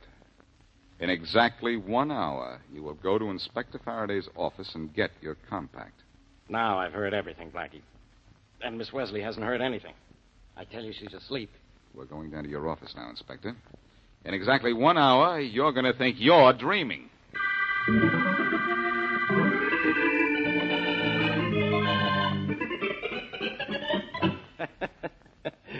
All right, Blackie, the hour's up. Where's Miss Wesley? Well, she'll be here any minute, Faraday, and when she comes, I'll show you just how Johnny Burns could be in two places at once. She's not going to show up at all. How could she? She was fast asleep when you told her to come down here for a compact. She didn't hear a word. Hello there. What were you saying, Faraday? Nothing now that she's here. Hi, Miss Wesley. Hi. Sorry to interrupt a conference, but I was under the impression I left my compact here. Anybody see it? Nobody's seen your compact, Mary, but Inspector Faraday has just seen something else. He's seen how I hypnotized you. You what? I hypnotized you in my apartment, Mary. Just as Johnny Burns did in his apartment the night of the party. Wait a minute. Miss Wesley wasn't hypnotized. She was asleep. Faraday, hypnosis is an acknowledged science, and it includes post-hypnotic suggestion. Whatever that is. Well, listen, I'll try to explain it to you. After Burns hypnotized you the night of the party, Mary, he gave you a post-hypnotic suggestion to return there the following night to look for your compact. The compact he then proceeded to take out of your bag. Well, I don't remember anything about being hypnotized by him, Blackie. Of course not. But listen, Mary. Your subconscious mind made you come back to Burns' house the following night, made you come back there and fall asleep when he snapped his fingers or his lighter or said some key word that he had planted while you were under hypnosis. On your second visit to his place, the night of the murder, he put you under. Now, during hypnosis, you're completely unconscious of time. You were ordered to have no recollection of falling asleep or of being hypnotized the night before. And I did all this? You had to, Mary. The subconscious is very strong. Burns used hypnosis and you as a perfect alibi for his time while he was murdering Blaine. Okay, I heard enough. I'm calling the detention room. It would have been easy for Burns to drive from his house to Blaine's and back in a half hour. And I'm convinced this is the way he tricked Miss Wesley. Yes, Inspector? Sergeant, get me Johnny Burns. Yes, sir? I'll be right in. And I'll have a confession in an hour. Yes, sir. Oh, Blackie, I'm so sorry. I honestly thought I was telling the truth when I said Johnny Burns was with me all the time. I know you thought you were telling the truth, Mary. But let this be a lesson to you. Stay away from guys like Johnny Burns. Why? He seemed like such a nice man. Mary, if you were working for me, you know what I'd say about people like Johnny Burns? No, what? Play with Burns and you get fired.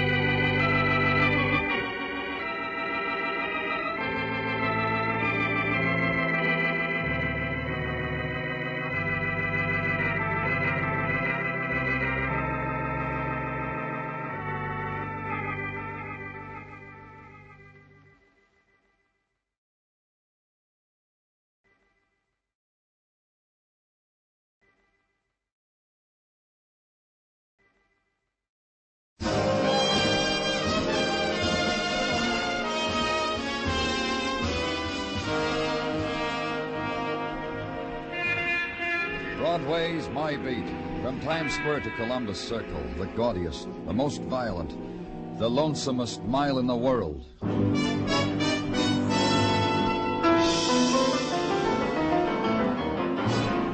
Broadway's My Beat, with Larry Thor as Detective Danny Clover. The November night has a good hold on Broadway now, and Broadway purrs in its embrace, rubs its cheek against the cool touch, then stops fighting it. And the glitter explodes, the neon rockets its scarlet into darkness, bursts into wishing stars, cascades down on the happy event. The laughter, hoarded during the week, is spent freely now. And the budget of dreams, have one, kid. It's on me. It's the long night before Monday. Give into it.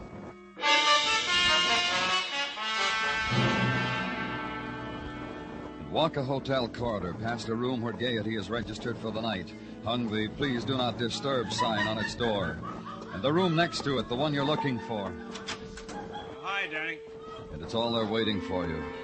Detective Muggavan and the boy in worn denims, a faded wool shirt sprawled in final exhaustion across the silk sheet of the hotel bed.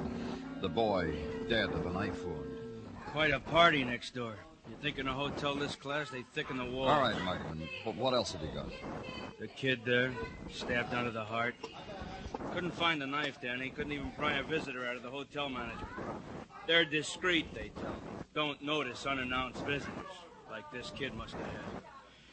That's why... Well, just tell me what... I was going to say, Danny, they're so discreet in this hotel, that's why the party keeps going next door.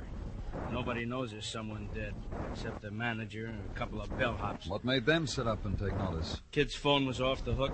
Kept lighting a light on the switchboard. But nobody said they wanted anything. A bellhop came up to find out why. Well, who is he? Registered Joe Blair. Identification card in his wallet says Joe Blair. That's about all there was in it. The card, some loose change, and these dime-a-dance tickets. That's his luggage on the chair. Knapsack with a tin of sardines. This is an expensive hotel. How come? I asked the same question of the discreet management. They say the kid came in, told him he hitched here from St. Louis, laid a $10 bill on the desk, says, "Give me what that buys." Just goes to show you what I... Oh. Really fun time next door, huh, Danny? The moment gathered together and held, an instant composed of drifting laughter that seeped through a wall and added itself to the nice things furnished by the management. Then silence. The moment of requiem for a dead boy. And later, when the room has been emptied, consider the few things neatly stacked on a chair. The paraphernalia for living of a hitchhiker named Joe Blair. Knapsack, wallet, dime-a-dance tickets. 7th Avenue Paradise, the tickets read. Dance hall, no refunds. So walk down 2 blocks, turn left, go up a flight of steps into a place that sells its paradise for a dime a minute. And heaven is 20 girls 20 and a 4-piece band and pink lights. Walk over to the very large guardian angel in a dinner jacket. Talk to him. Watch him as he moves away from you and whispers to the lesser angels in evening gowns. And finally, as he walks back with one of them in tow, leaves her with you. Hi. Hello, I'm Danny Clover. Well, the boss told me it was something special. He wasn't kidding. Mostly I tell everybody I don't get off till 3. Police. Hey, you snapping... No, you're not, are you? Look, the boss just said you were a friend of Joe Blair. You got to understand, when I said I was off at 3 to most parties, what I meant was... All I want you to do is tell me about Joe Blair. Oh, he's in trouble, huh? Well, if his bail goes over $50, I'm not going to be any help at all. Joe Blair's dead. Stabbed to death. Dead? Joe? Oh. He was here tonight, wasn't he? Yeah. Yeah, he was early, almost opening time. Bought 5 tickets. Well, he was standing where you were, and I was standing over there. We looked at each other and both started running till we met. Did you know him before? No, just Dango, like in Strange Romances magazines. I didn't take a ticket from him either. As a matter of fact, I threw $10 in the pot so he could have a downy place to put his curly head to sleep tonight. That's how hard the boy struck me. Did he tell you anything about himself? Just that he hitchhiked across the country. He was broke, and he had a guy to see in the morning. A guy named John Logan, a rich Park Avenue type Logan. Other than that, we just looked flame and fire at each other. And that's all you can tell me, huh? Except my name's Vicky, and he didn't ask. Joe's dead. What do you know? My name's Vicky, mister. Hi.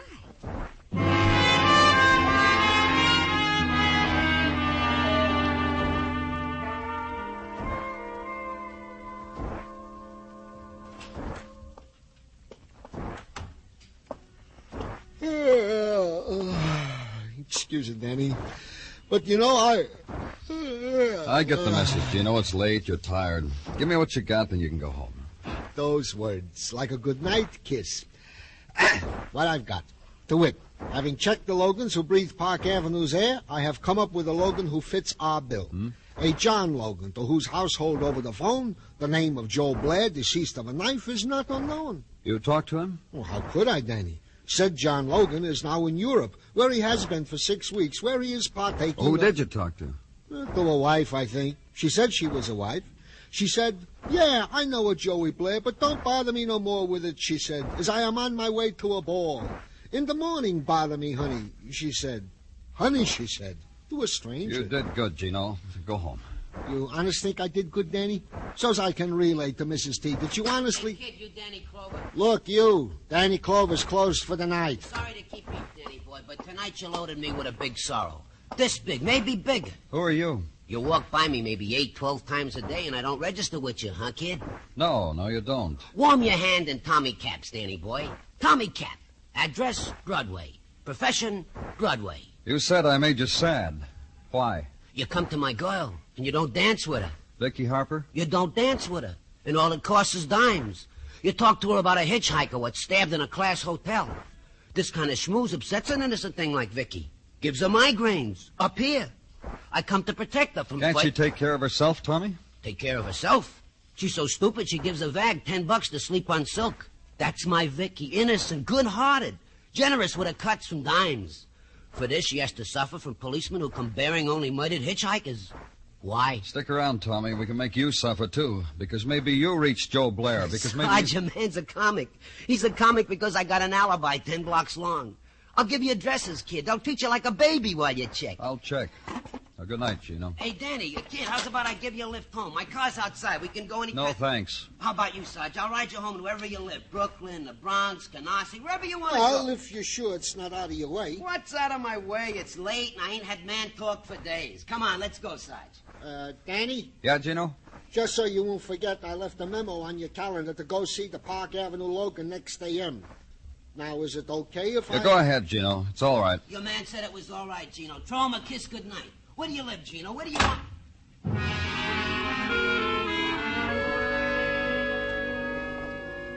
And go home. Back to the room and wonder idly at the fact that there were no unfinished chess problems to solve or stamps to paste in albums, things that a man in the profession was supposed to be good at before going to bed. Just go to bed and try again for the dream you had so long ago you've forgotten what it is and not find it again. Just sleep. Sleep and wake up to morning and dress again and coffee again and to work again. To the Park Avenue address of Mrs. John Logan. Stop at the desk of the apartment hotel and be given a floor number. 3 flights up and down a hall. And stop because a man and woman are standing in front of the door and start to turn away because they're embracing. Hey, you. And not quite make it. You, come here. See what you were looking for? I'm looking for Don't Mrs. believe him, Al. I never saw him before in my life. Sure, Betty. You, say something real fine to me, Buster, like why you run up and down this hallway at practically dawn. Else, poor you, big and all, you'll bleed a lot. Oh, yes, you will. Police. Oh? Show me. That's right, Mrs. Logan. The badge says police. Oh, yes, you will. Yes, you will. Cut it out, Ruth. We got company, Albert. You call me Mrs. Logan, the way we said.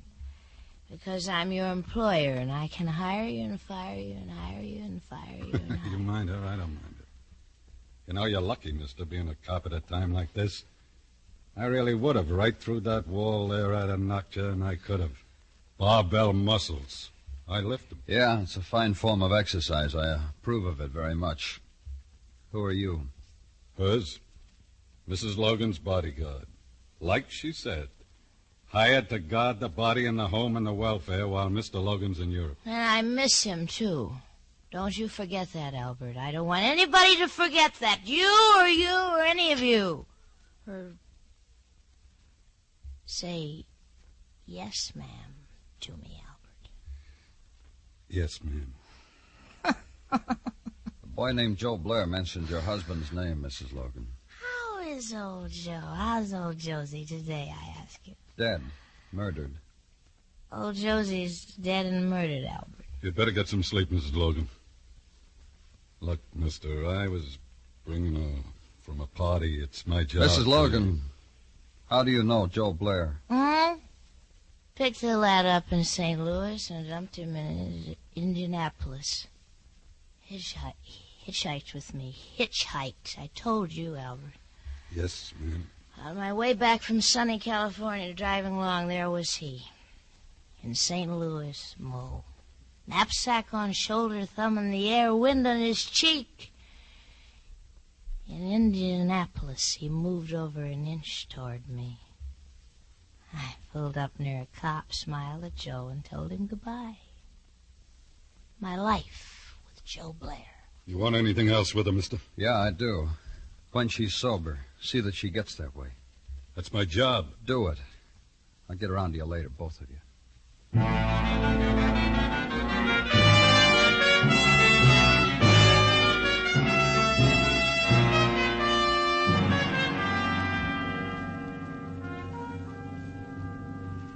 What do you think, Danny?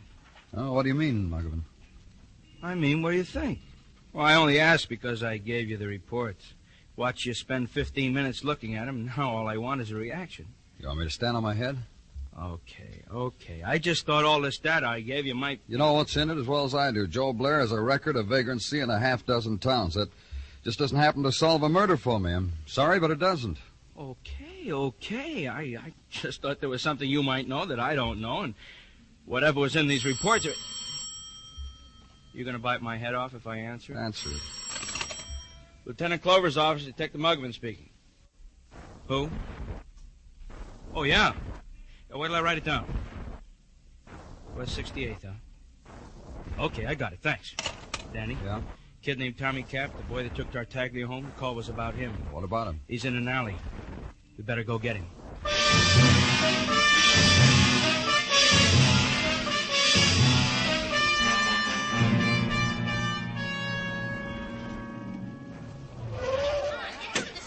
Oh, now, come on. Police officers, now let us through. Break it. Why don't you go home, lady? It's supper time. There he is, Danny.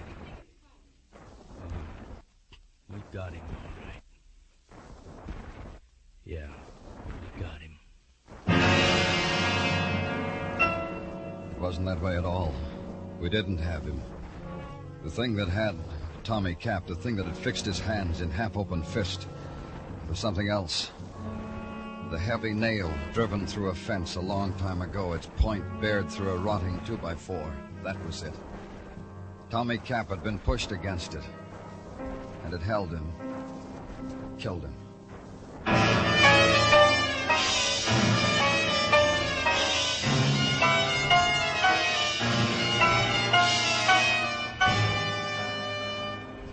You are listening to Broadway's My Beat, written by Morton Fine and David Friedkin, and starring Larry Thor as Detective Danny Clover.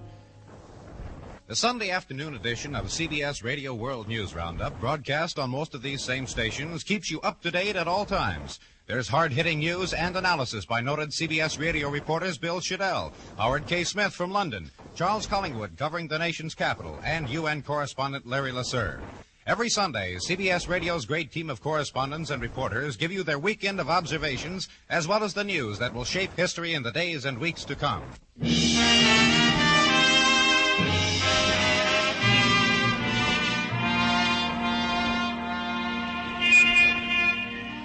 The The sounds you hear on Broadway are fragments, words broken off and wind-blown that drift your way, the swift dart of subway noises, and a horn, and a whistle, and footsteps, the brief, wild sob of the faraway river.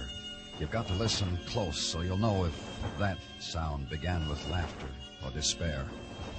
The difference it makes, not much. Broadway reacts to clowns and death in nearly the same way. The blonde who had a little accident on a street corner, or the dead man you saw propped against a fence in an alley. Something to tell your family about. How the policeman pushed you back so you couldn't see how it all ended. But I saw. I had to stay to the end. Until Tommy Cap was lifted down and shrouded and taken away. Until Tommy Cap was made a matter of official concern. Then I left. Go to a place, back to headquarters, write it down, to be transcribed later by a stenographer, to be dated by a dater, stamped by a stamper, to be put in a file by a clerk. I just came from records, Danny. Just about through running Tommy Cap's card through the IBM. Anything? Just about what we'd figured. Petty stuff. Yeah. He was a steerer, Danny. You know, a kid latched on to convention people, showed them bars, took them to the village, Harlem. How come he had a record? Little trouble conning the ladies a couple of times. Oh? How? He'd promote them for neckties, maybe a sport jacket, meals.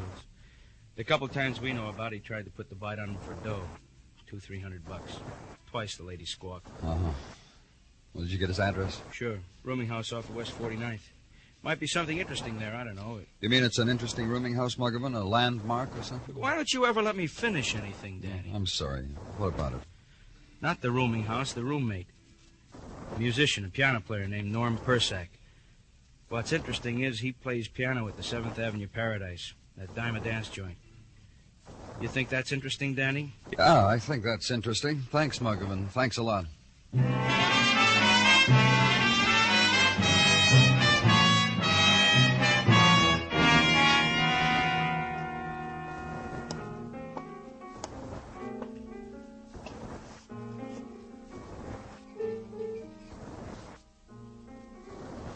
You'd never come. You Norm Persack? The one, the only Norm Persack. Come in, man. Don't stand in that open doorway. That way lies madness. First, you listen to this, man. You close your eyes and listen to this. All right. I just found it. I reached out, and there it was waiting for me. You hear that? You hear the melody? You hear the song? It's different. You got a real taste for a policeman, man. How did you know I was... Oh, you kidding, man. You made a stir at the 7th Avenue Paradise last night. Norm Persack never forgets. And why I'm here, you know that, too? Sure, man, because I feel it. You're going to ask me why my roomie is dead, why Tommy Cap died like that on a nail. That's right. I don't know. If I could figure those things, man... You see Tommy last night? Twice. Once in the night, the next time around dawn. That's the crazy time. Tell me about it. Night, Tommy walks in here, dons a Brooks Brothers suit, you know, with the vents in the back, you know. Yeah. Flips the vents at me, walks out. The other time? Dawn. Tommy walks in on me, gathers up his silk shirts, the ties that glow in the dark, throws a kiss, says, "See you around, kid. This is farewell to nothing." His parting words. He tell you where he'd been, where he was going? He said where he was going. Stands because he hit me for $50 before he left. $50 for wires. Wires? Telegrams. They sell them down the corner hotel. You know. Yeah, I know. You're lucky, man. Here, I'll give you a song to exit on.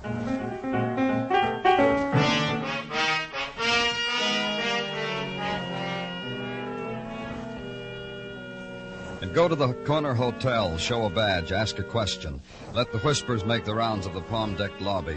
And finally let them come back to you in the shape of a man who pokes his pince-nez at your lapel. Now, look here, you. Well, anything you say. You could have come in the back door. This is a family hotel. Some of our people even have children. I'll try to set a good example, Mr. Rocket, Francis Rocket. Now, just what is it you want of us? Man came here last night, Mr. Rocket, late, to send some telegrams. Sometimes wanderers come in off the street and do that in here. This man was different. He sent them, walked out of here, then was found in an alley, murdered. Well, that'd be Tommy Cap. The Times mentioned it today. I often told that boy to end that way. In an alley if he persisted in Could you tell me, Mr. Rocket, who he sent them to? You could keep a record or something that would... To hotels, to every major hotel between here and... He sent them to... To what? Pay attention, please. To hotels. The exclusive ones between here and St. Louis. The Mayberry in Indianapolis, the Region in Columbus, etc., etc., etc. I called the list for him from our owner's hotel guide. You remember what he said in them? I only counted the words, sir. I didn't stoop to explore their meaning. I could tell you this, however, if Tell me. He requested an answer to his query in each. A care of this hotel, collect. None have come in as yet. However, when they do, I'm afraid... Collect. I'm afraid. Don't be afraid anymore, Mr. Rocket. When they come, just phone them into us. We've got a fund for collect telegrams. Good for you. You're finished with me, I presume? Of course you are.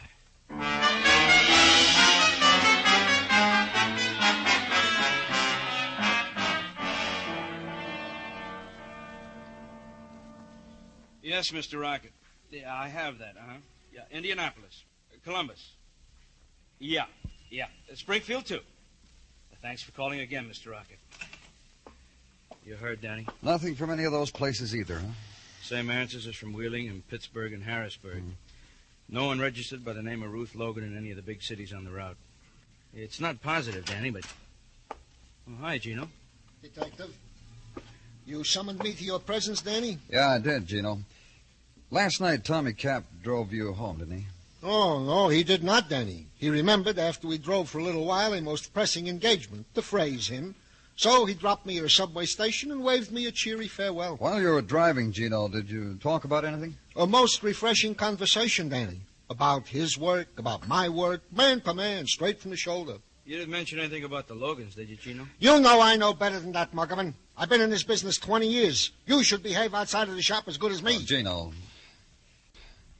Gino, did he try to talk to you about the Logans? Indeed, he made mention of same, but I deftly sidestepped the issue. That's when he dropped me. What else is on your gentleman's mind? Nothing, Gino. Nothing at all.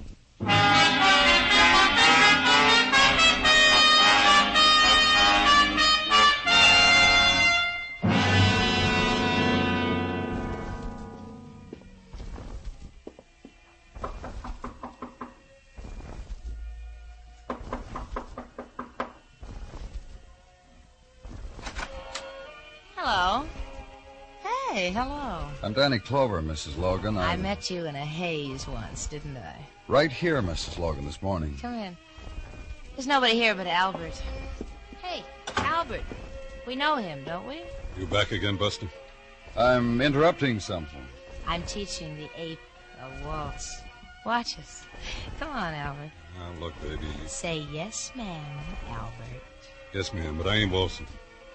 We didn't before anyhow, did we? Did we? Turn off the record, Albert. Yes, ma'am. We ran it down this morning, mister. Did I have fun, mister? Hi, mister. This morning we talked about Joe Blair. You remember that? Every word of it. I'm glad you do, Mrs. Logan, because now it's got another murder in it. Look, mister, I'm paid... I know you're employed. You get hired and fired. Then hired again. You waltz? Come on, waltz. Don't stand there, mister. Waltz with me. Leave him alone. Stop making a jerk out of yourself. Say please, Al. A man walks in here and talks about 2 murders, and I'm going to say please. You're a jerk, Ruth. J-E-R-K, jerk. The ape spells. Give him a penny, mister. You people want to perform, go right ahead.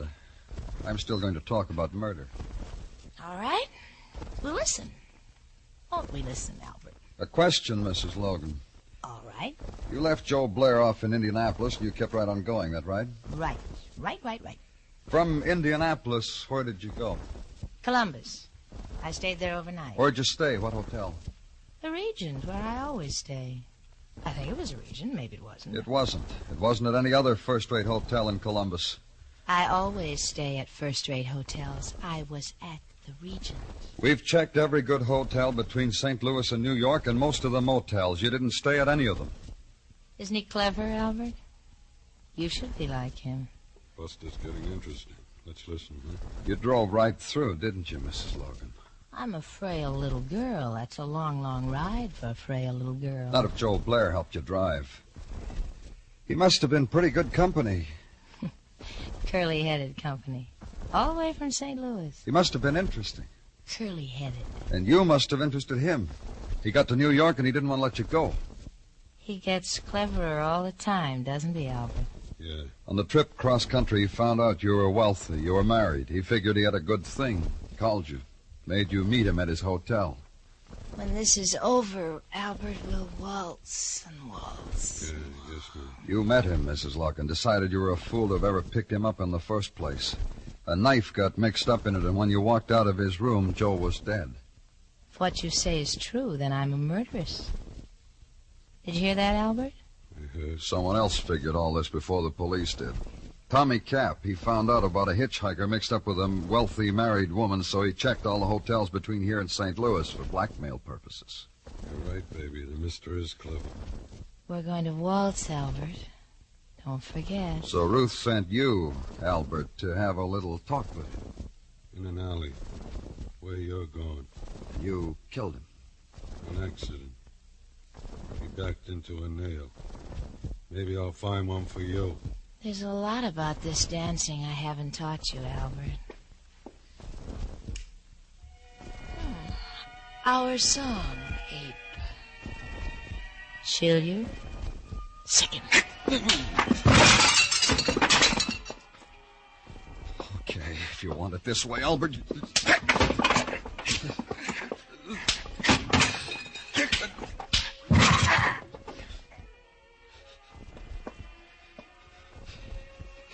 You ready, Mrs. Logan? Or you'll make me go? Or I'll make you go. I wouldn't give you the pleasure. Anytime you say, mister.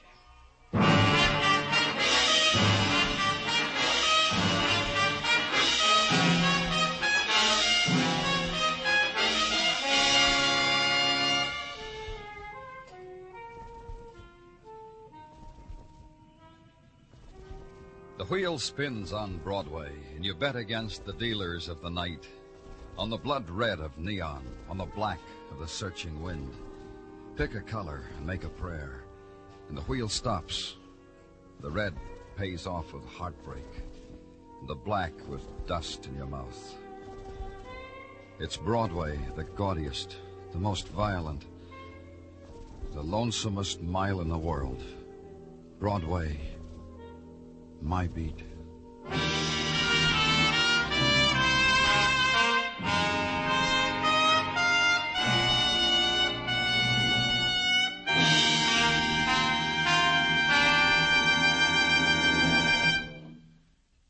Broadway's My Beat stars Larry Thor as Detective Danny Clover, with Charles Calvert as Tartaglia and Jack Crucian as Muggavan. The program was produced and directed by Elliott Lewis, with musical score composed and conducted by Alexander Courage. In tonight's story, Kathy Lewis was heard as Ruth Logan, Ed Max as Al Mundo, Hy Everback as Norm Persack, Paula Victor as Vicky, and Billy Happett as Tommy Cap.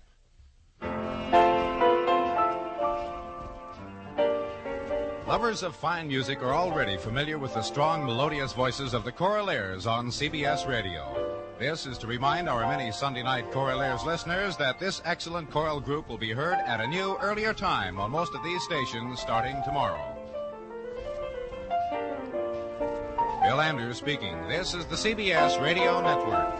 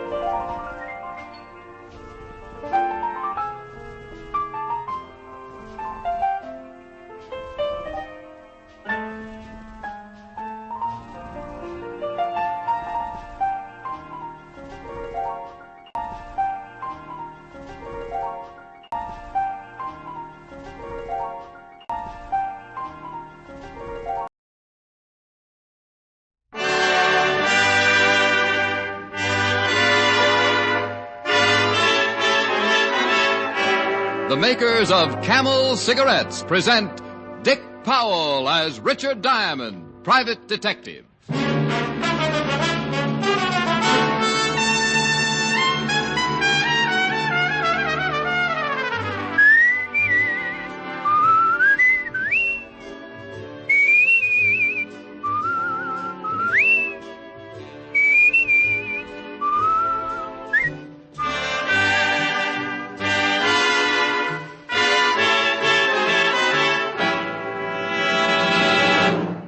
mild can a cigarette be? One puff won't tell you. One sniff won't tell you. It takes day in, day out smoking to find out how mild a cigarette is, how well it agrees with your throat.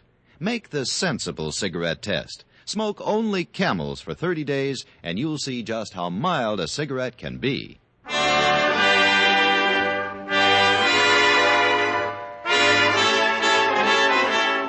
Here transcribed is Richard Diamond, Private Detective, starring Dick Powell.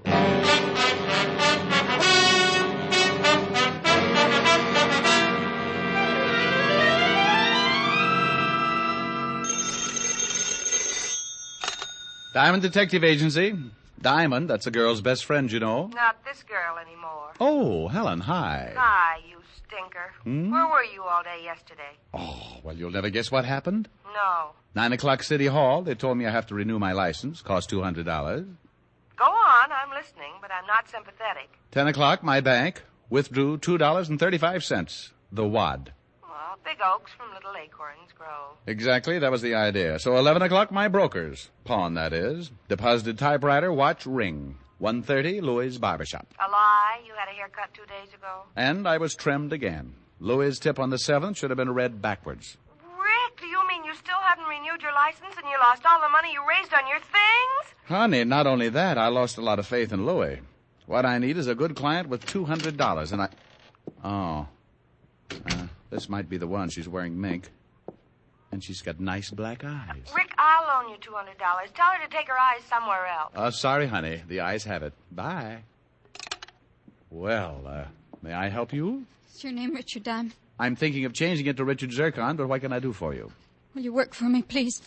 Here, $300. Lady, I'll die for you. He was always so nice. Then this morning I met him at the house for coffee and told him what I found out. Suppose you start from the beginning, and we'll see what we can do about him. Sit down. I don't know how I could be so stupid. They were just using me. I've made a terrible mistake. We all make mistakes. I'm in desperate trouble, Mr. Diamond. What's wrong with you? You're shivering. The cab. All the way from Brooklyn, I found... It hurts. What is it? What? Help me, Mr. Diamond. Please. Please. Help me. She fell into my arms, tearing at her stomach, as if she'd just swallowed hot lead. She was still trying to talk when I let her down to the floor and ran out for some water. When I came back 5 seconds later, she was unconscious. And in another 5 seconds, she was dead.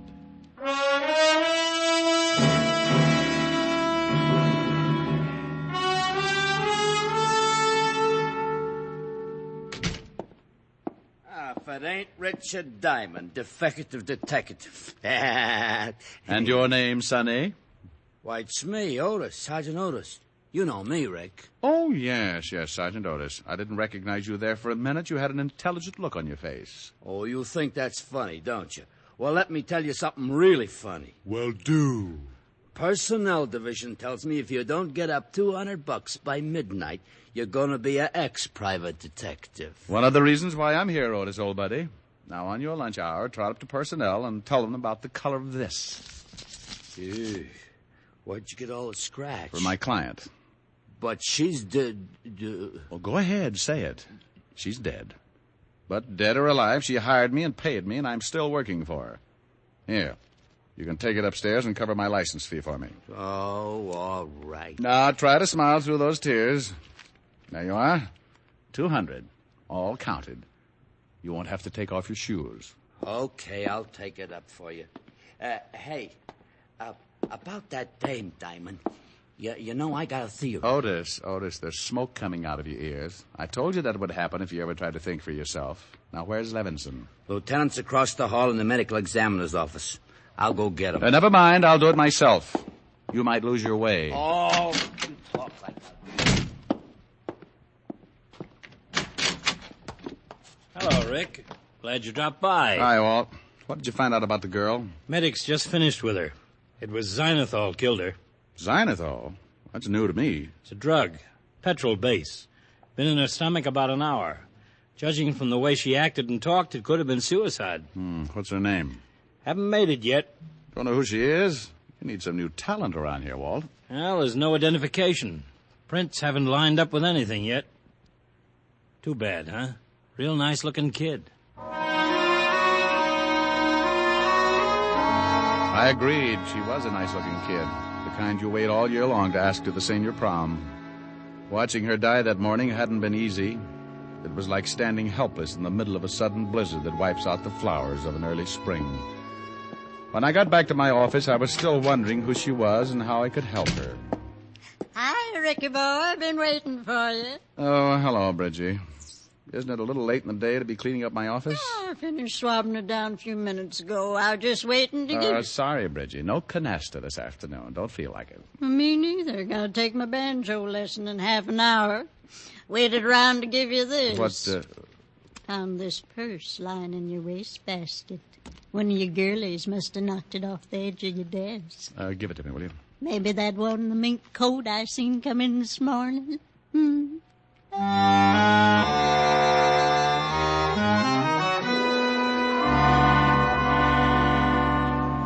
It was hers, all right. The faint, sweet odor of her perfume still clung to it. But it wasn't the lipstick, comb, small change, and key that made it so heavy. It was the .32 revolver inside, 3 bullets recently fired. A driver's license told me her name was Doris Romano, and it gave an address. Nobody was home. The lady next door dropped her mop long enough to wheeze out where Mr. Romano worked. I twisted my way down an iron stairway into a furnace room. Doris Romano's father was taking huge bites out of a coal pile with an outsized shovel. I told him his daughter was dead. He slammed the furnace door and threw down the shovel. I knew someday I would hear this. You look like a nice young man. Like my 2 daughters once nice young ladies. They went away from me a long time ago when I'm left here.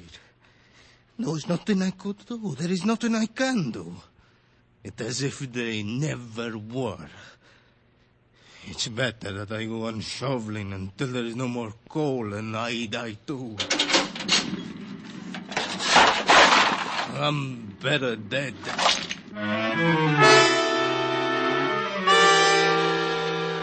I took Mr. Romano down to the coroner's office, and he identified her body. Later, I told Walt about the purse and turned it over to him. Everything but the .32 and the key. Maybe it was the wrong way to play it, but somehow I felt I could still give Doris Romano the help she'd wanted. She said that she had taken a taxi from Brooklyn. So Diamond went to Brooklyn. I don't know how many cab stands there are in Brooklyn, but I can tell you where you can find 104 of them. Sorry, bud, I got a fare. Where, under the floorboards? In there, eating. I'm looking for information. Here.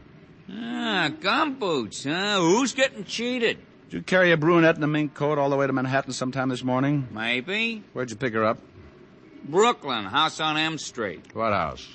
How's a little all expense account? Well, here's a fin. Oh, no. That's all there is. Only one to a customer. Okay, I'll tell you about the house, but I won't tell you about the guy. What guy? You sure only one to a customer?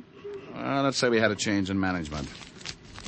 Okay, now tell me about the guy. Tall, dark-haired, blue suit kind. He was sort of chasing her when she climbed into me cab. Looked like a mash. With spring still 2 months away? Come on, take me to the house. It's the gray one, 900 block. Find it yourself like I told you. I got a fare. I found the house easy enough. There was a for sale sign on it. The door was locked, so I walked around and back and peeked in the kitchen window. Then I remembered I still had the key that had been in Doris's purse. It worked. Inside, the odor of tar or printer's ink or something along those lines hit me. I was just starting to sniff around when a tall blue suit eased himself in through the kitchen door.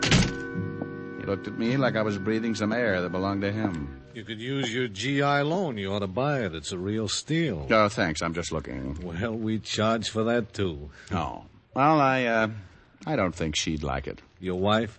No. Just a girl in a mink coat. Name of Doris Romano. Where'd you get the key to this house? From her. It was in her will. She's dead. I'll get my black suit pressed. I met a cab driver who says he knows you. Said you've been doing a chase scene with Doris Romano early this morning. Mister, when I chase a girl, I catch her. I suppose you've got a name. Yeah, it's Joe Riley. I own this house, or if you're a buyer, okay. If not, cop a heel. Well, I'm not a buyer. Then blow. Oh, I didn't know Lugers came that big. Mm-hmm. And they make holes to match. Yeah, I imagine so. All right, Pilgrim, you got a name? For me or you? School isn't out yet. Just answer. Well, there's Richard Diamond, private detective. She came to my office this morning. What'd she have to say? Nothing. She died of poisoning before she could say anything. And the police? They have her body and identification. Well, goody for them. That all? There's still you. Any cop who wants me can find me listed in the book. I got a permit for this gun, and I haven't got a record. You see, Diamond, I could blow your head off for trespassing. But I'm a real nice guy, so just get out and forget you saw me. Well, that won't be hard. Half an hour later, I picked up the evening paper, and the lead story stuck out like a white derby on an undertaker. It was about an unidentified man pulled out of the river that afternoon. The coroner had picked 3 .32 slugs out of him.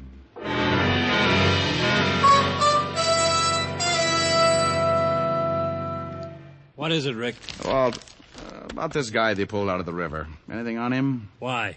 No, just curiosity. It's a terrible thing. Not just 3 .32 slugs, but they'd been filed down the center. Dum-dums? Dum-dums. Tore the poor guy all apart. Everybody in the department's plenty sore. You want to see the body? Some of the time. I know what it would look like.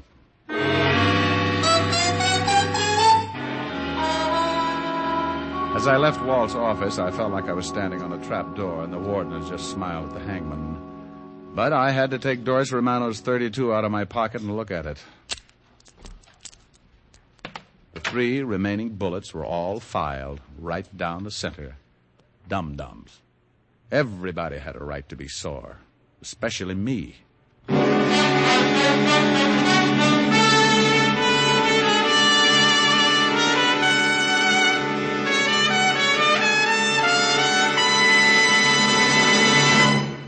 Before we continue with Richard Diamond, here are a few words about smoking enjoyment.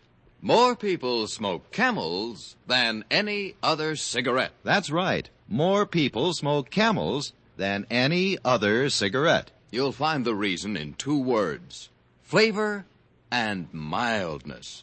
No other cigarette has Camel's rich, full flavor.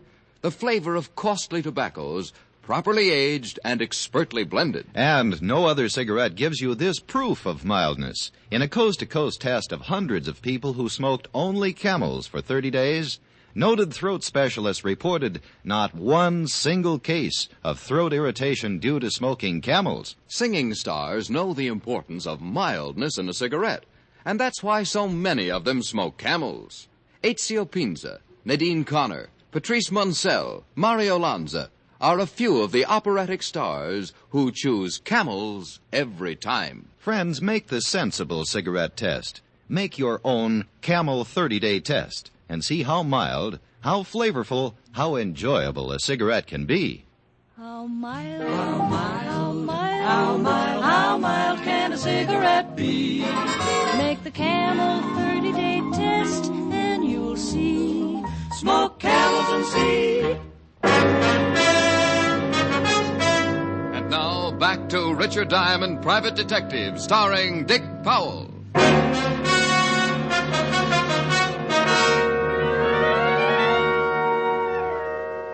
It was hard to picture my angel-faced client pumping dum-dum bullets into some guy and tossing him in the drink, but that's the way it looked. I had no choice but to turn the gun and bullets over to Lieutenant Walt Levinson for investigation. And the aftermath was something only a hurricane would understand. He acted like an historian who'd caught George Washington telling a lie. Well, I guess this kind of proves who knows what who was talking about, doesn't it, Rick? All right, so who's on first? Want me to tell you what's on second? I don't want you to tell me anything, because I know everything now. You know, they could use you in some very high official circles. Go ahead, make jokes. I didn't know I had. A man is found in the river with dum-dum bullets in him. She's carrying the gun that did it. Her fingerprints were on it. And then she commits suicide. Remorse. Ah, baloney. Why did she come to my office to die? Why, when she didn't even know me, was I the last person on the earth she chose to see if she committed suicide? Dames in love want to make a big show. Publicity. Go out with a 3-column spread. Then why didn't she drop dead on the city desk of the Graphic? They'd have printed the story in real blood. Hers. You were a lot closer than the Graphic. Now, Walt, I'm going to explain this to you patiently. Mm-hmm. I've seen women of every kind. Hard, soft, sweet, warm, cheap, treacherous, mean. But I've never known a woman to lie in your arms dying, look up at you, with the most innocent black eyes in the world, and ask you to help her after she had just come fresh from killing a man. Psychology, I don't know. But evidence, I do. If she went to all that trouble to get rid of the body, why didn't she get rid of the gun, too? Well, I don't know. Oh, Walt, this is the sweetest double-cross since the three-way stretch. Somebody planted that gun on her. Now, if you can keep it out of the papers, somebody's going to wonder why the gun wasn't found and come looking for it. Will you give that theory a try? And I suppose you'll be waiting for them with a butterfly net. I'll be waiting for them with a picture of that girl's black eyes in the back of my head. What do you say? Well... Thanks, Walt.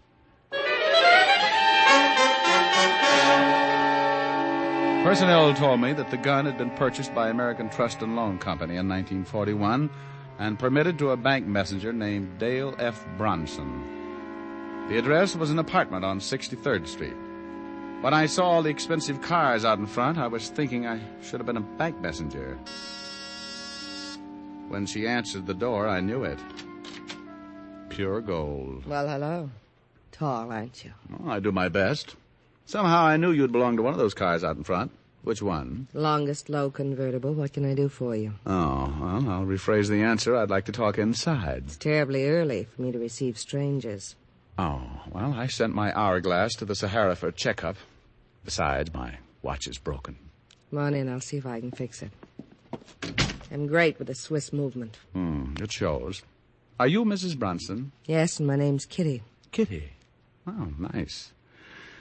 It's too bad I have to say this, but I'd like to see your husband. Preferably before he sees me and draws the right conclusion. He's not here. Expect him? You're going to love this. No. Where is he? He's in a place where nothing matters anymore. Cemetery. Sorry. Don't be. He stuck his neck out and tried to be a hero one day. Somebody shot him and stole the money he was carrying. You don't seem to miss him much. I'm still wearing black. Right color, Kitty, but wrong cut. It's a new philosophy I've worked out. I understand he worked for the American Trust and Loan. They bought him a gun. Don't tell me you're here to talk about guns. Who sent you? Field and Stream? Well, this is sort of a collector's item. Recognize him? No, should I? It belonged to your husband. You say it was my husband's? I suppose it was. I don't know for sure. We only stayed together a year. He had a lot of things. After he was killed, what happened to those things? I don't know. He moved in with his mother. She probably disposed of them. I'd like to talk to his mother. Where could I find her? This just isn't your night. She's in the cemetery. Next to him, heart failure. Well, I'll wash up, get my pay, and go home. Just who are you? Richard Diamond. You can call me Richard Diamond. Detective? Fridays. Arrest me. Not until you commit a felony. This is only a misdemeanor. You're a sergeant? 5-star general. Run my own outfit. Come here. My application for the auxiliary. Pass. Fail. If we ever open a recreation center, I'll let you know.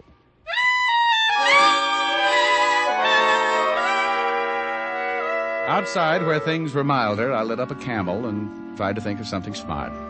Then I began looking around for a cab. And that was my first mistake. 2 bulky forms slid in behind me, and we walked Indian file for a few steps.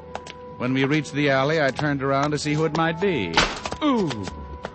That was my second mistake. I didn't have time to make any more. All right, Rennie. Drag him down this alley. Now, prop him up against the wall. I hope we don't chip none of these bricks with his head. Hey, Diamond, I know it's hard for you to see right now, but can you hear me? You got a lot of punch in that delivery. Do you get it? If I didn't get it before, I just got it then. Yeah, I just got one thing to say. Mind your own business. Mind your own business. Mind your own business.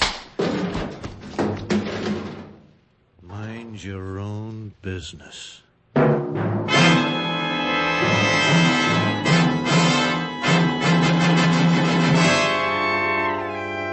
went out of business about 2 punches later. And an ice age later, a yellow cat with one bad eye began licking my face. I guess he thought I was something left over from Toots Shores. When I dissolved back in, I was lying on a soft, white bed in police emergency hospital. Lieutenant Walt Levinson was leaning over me. He looked sad and puzzled, like he was trying to pick a lock with a wet hair. Rick, it's me. Oh, I can hear you, Walt. You've got a mouthful of firecrackers. One of the radio cars found you lying in an alley. What happened? Oh, that's a bright question. Will I even rate a little sympathy? Why should you? 9 times out of 10 you ask for it. And get it. Now, look, Walt, there's an irritated tone in your voice that isn't on the scale.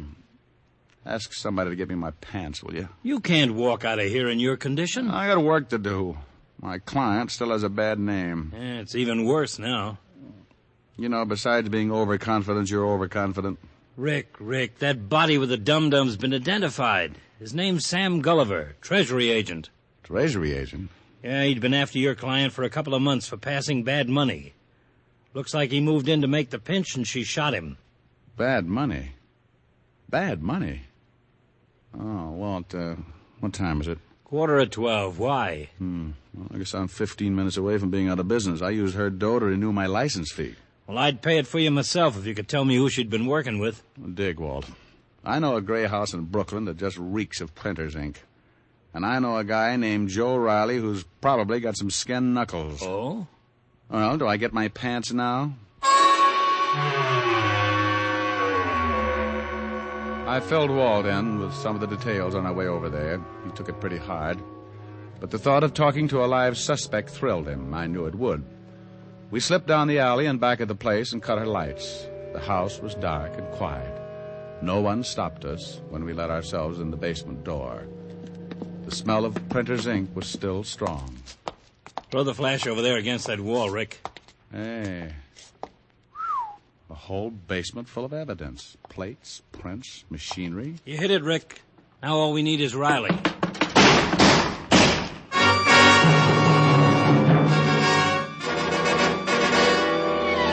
Just above us, the whole world began to explode. I took the stairs 3 at a time, Walt right behind me. We ran to the front of the house, and from the window we saw a long, low convertible that looked familiar, streaking from the curb. I was making a lunge through the doorway when I tripped over a former acquaintance. Hi, Nosy. How's tricks? Riley. You must be made out of rubber. I thought I bounced you for at least 20 hours so that we could get... I'll get an ambulance, Rick. No hurry, Walt. You wouldn't know the difference. I better get a pickup out on that car we just saw pull away. I bet I find it before you do. Huh? You got a corpse here, Walt. Let me have my fun.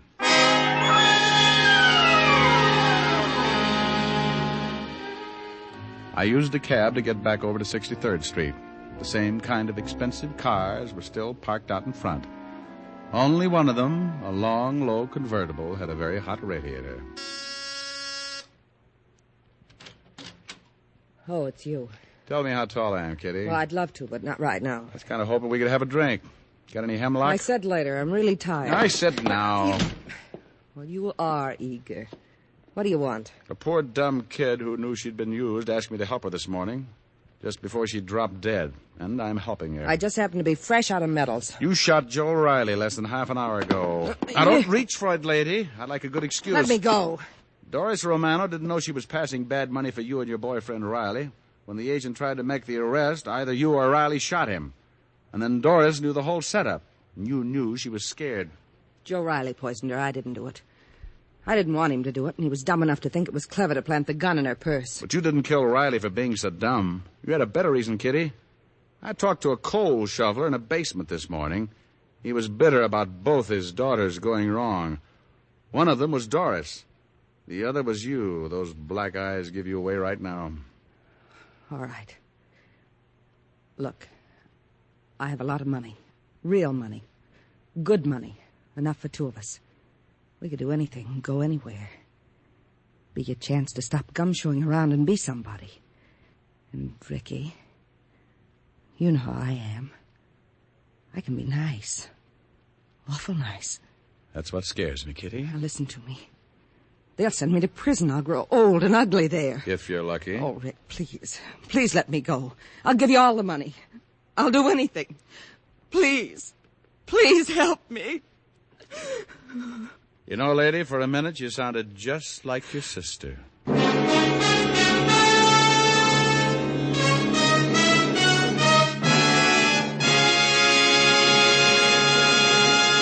Dick Powell will return in just a minute. In a repeated nationwide survey, doctors in every branch of medicine have been asked this question. What cigarette do you smoke, Doctor? Again, the brand named most was Camel.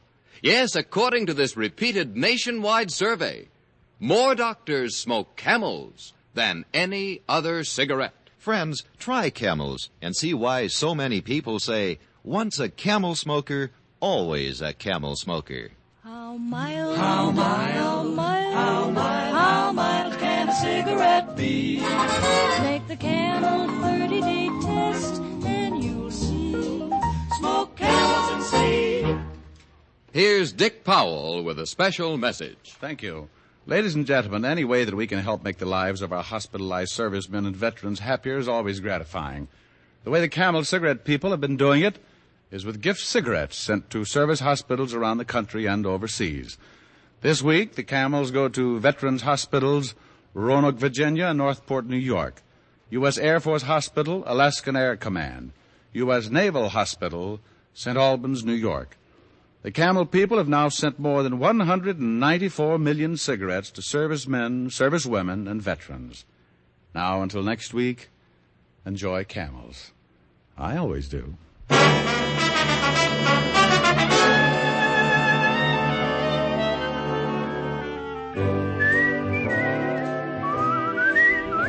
Dick Powell can now be seen in the RKO picture Cry Danger. Tonight's adventure of Richard Diamond was written by John Michael Hayes and E. Jack Newman with music by Frank Worth. Our director is Helen Mack. Featured in the cast were Virginia Gregg, Wilms Herbert, and Arthur Q. Bryan. Men, pack your pipes with Prince Albert, the national joy smoke. PA's choice tobacco is rich and flavorful with a fine natural aroma. It's crimp cut for smooth, even burning and specially treated to ensure against tongue bite. Get Prince Albert, America's largest selling smoking tobacco. Listen next week for another exciting transcribed adventure of Richard Diamond, starring Dick Powell. This is your FBI. The official broadcast from the files of the FBI follows immediately. Stay tuned. This program came to you from Hollywood. This is the American Broadcasting Company. Casting Company. Casting Company. Casting Company. Wrigley's Spearmint Chewing Gum, the refreshing, delicious treat that gives you chewing enjoyment, presents for your listening enjoyment John Lund as Johnny Dollar. Henley Conrad, Johnny. Hello, Mr. Conrad. How are you? Fine. Can you take a job? No trouble at all. Well, this is it. On Thursday of last week, we got a call from the New York police. They'd confiscated about $100,000 worth of rare gems. A man named Wells had been murdered, and they found the jewels in the water pipe beneath the sink. Your company insure Wells? No. One of our clients in Europe was robbed about 3 months ago. The same jewels? We think so, but we can't be positive. They've been removed from their settings, and some of the larger ones have been recut. The police are holding Mrs. Wells, and she claims the jewels are rightfully hers. She says neither she or her husband knew they were hidden in the water pipes. Well, unless it can be proved the jewels were stolen, she's just liable to end up with them. Possession, huh? Yeah. It's a funny one. When can you start? I've started.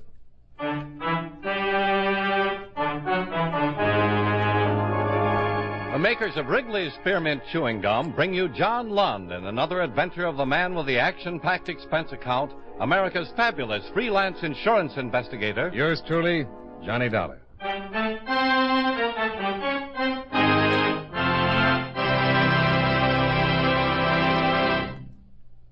For refreshing taste plus chewing enjoyment, treat yourself to delicious Wrigley's Spearmint Gum. When your mouth and throat feel hot and dry, a stick of Wrigley's Spearmint gives you quick, long-lasting refreshment. The lively, full-bodied spearmint flavor cools your mouth and freshens your taste. The chewing itself helps keep your throat pleasantly moist. Best of all, you can chew and enjoy refreshing Wrigley's Spearmint Gum almost any time and any place.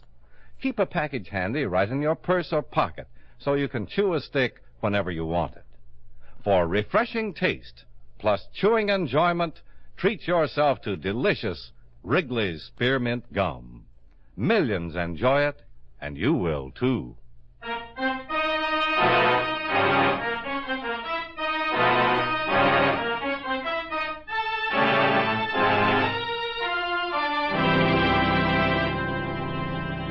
Expense account submitted by Special Investigator Johnny Dollar to Home Office, World Insurance and Indemnity Company, Hartford, Connecticut.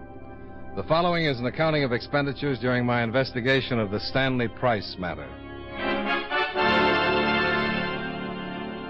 Expense account item 1, $21.85. Train fare and incidentals between Hartford and New York City after receiving from you the necessary information concerning the case.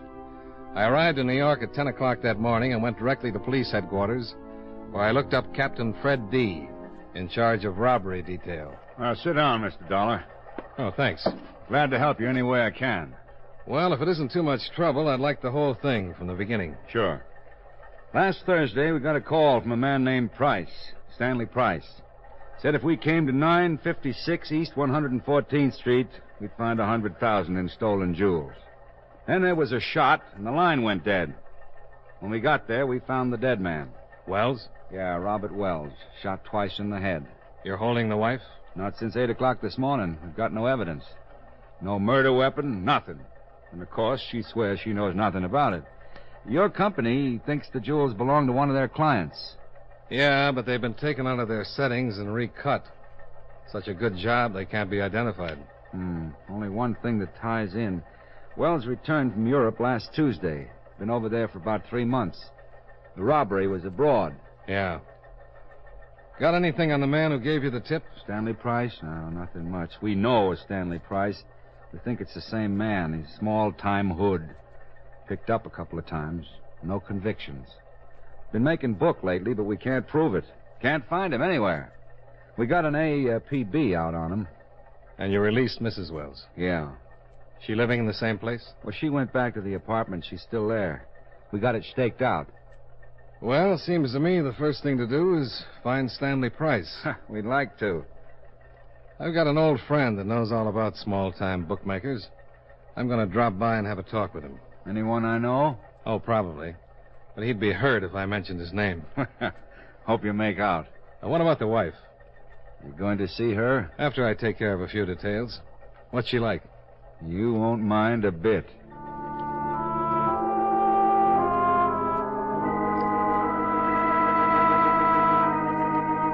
I left headquarters, checked into a hotel, then made arrangements to rent a car. At 12:30, I was pulling up in front of a brownstone in the village where an old friend lived. His name is Henri Duval, abstract painter and lover of Paris. Mutuals.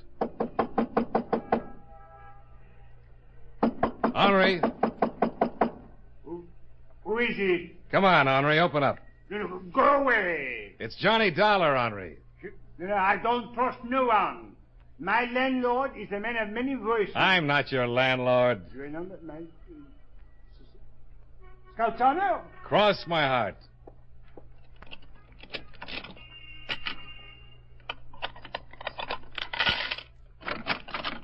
Johnny, mon ami, Johnny. I haven't much time. I need a favor. Asseyez-vous.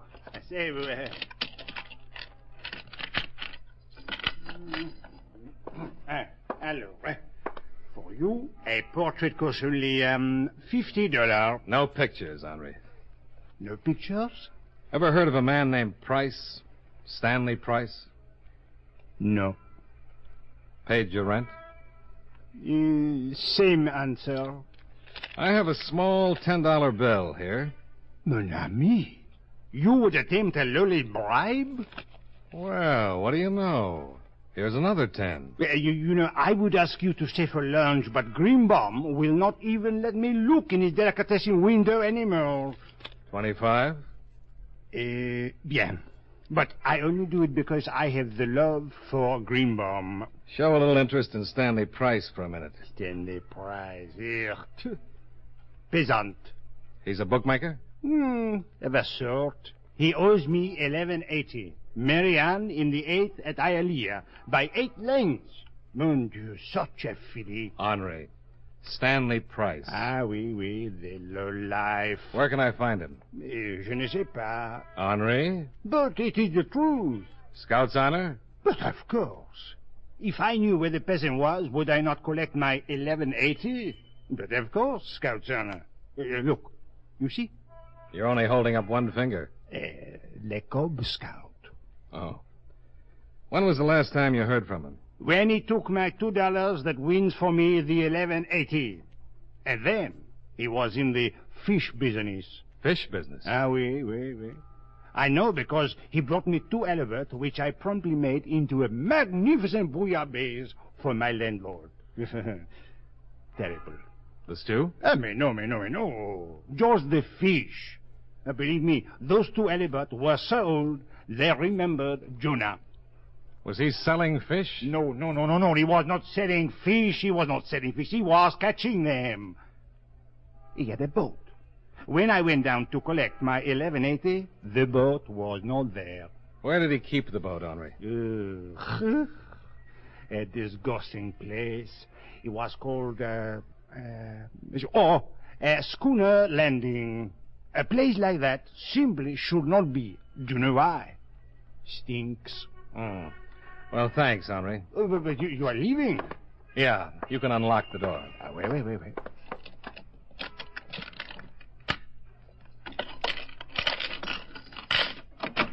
Alors, bonjour, mon ami. Vive la France.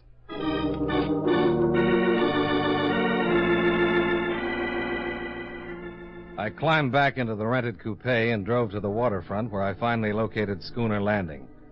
A lot of small boats were tied up in slips, and an old man sat outside a shack at the head of the dock, sunning himself. Hello. Hello? You run this landing? Yep. You know a man named Price? Stan Price? Yep. Yep. Seen him lately? Nope. When was the last time you saw him? You're a cop? Nope. That's too bad. Why? He owes me a week's rent on a boat. Skip out? Yeah. Understand he was fishing down here. That right? Yep. How long ago did he rent the boat? 2 weeks ago. When did he skip out? About a week. Anything unusual about things that he did? Well, he weren't no fisherman. Why do you say that? Yeah, he didn't know the first thing about it. Fishing, that is. When he first rented my boat, he used to go out for 2 or 3 hours, come back with a couple of fish. He didn't have no gear to speak of, no live bait. Just a pole. Well, didn't that seem kind of strange? Weren't none of my business. He had a license. You mean a regular fishing license or a commercial? Yep. Commercial? Yep. Did he do anything unusual the last day he was down here? Well, don't know. We went out about 4 o'clock in the afternoon, was back here about 6:30. Only thing unusual about that, it's a funny time to do fishing. What date was that? Week ago, yes. Oh, no, wait, no. It's a week ago tomorrow, Wednesday. Oh. Thanks, Pop. You sure you ain't a cop? Yep. G-man? Nope. Don't say no more than you have to, do you? Nope. Bye, Sonny.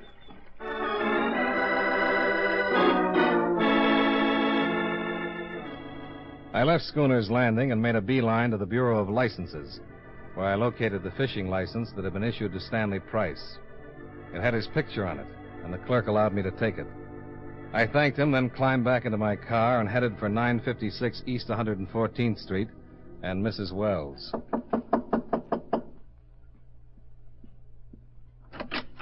Yes? My name is Dollar. What can I do for you? I get tongue-tied when I stand in a hall.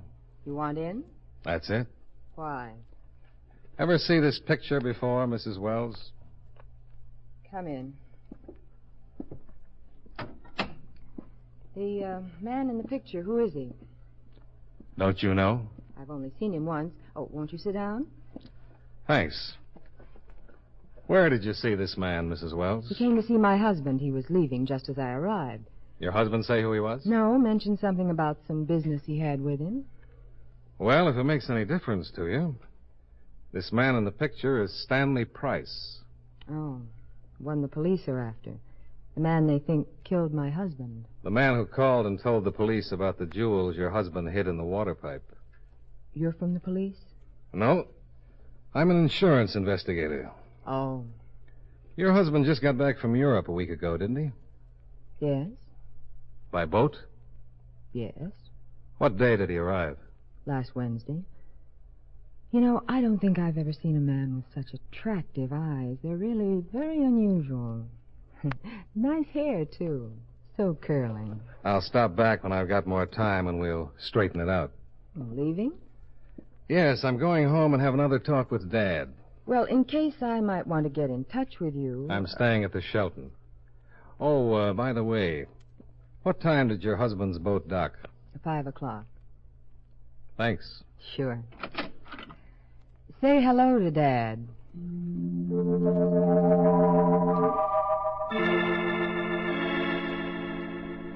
I finally managed to get down to my car and drive back to the hotel. I called Lieutenant D and briefed him with what had happened to date. Then I went downstairs to get some lunch. As I crossed the lobby... Don't turn around. What is this? Just keep looking straight ahead. I want something. I was just going to have some lunch. It'll keep. Will it? I haven't got much time. Give me the picture. Oh. Let's have it. And if I don't? Then you get shot right in the lobby of the Shelton Hotel.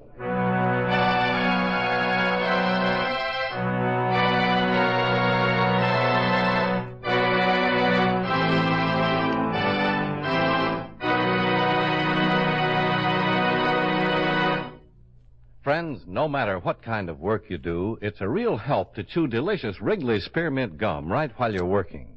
When you're warm or tired, for instance, the lively, full-bodied spearmint flavor is really refreshing. It helps keep your mouth and throat feeling cool and moist. Chewing on that smooth, good-tasting piece of Wrigley's Spearmint makes the time pass more pleasantly, too. It seems to make your work go smoother and easier. Keep a package or two of Wrigley's Spearmint chewing gum handy all the time. Enjoy chewing Wrigley's Spearmint while you're working and at other times. That's Wrigley's Spearmint chewing gum. Healthful, refreshing, delicious. And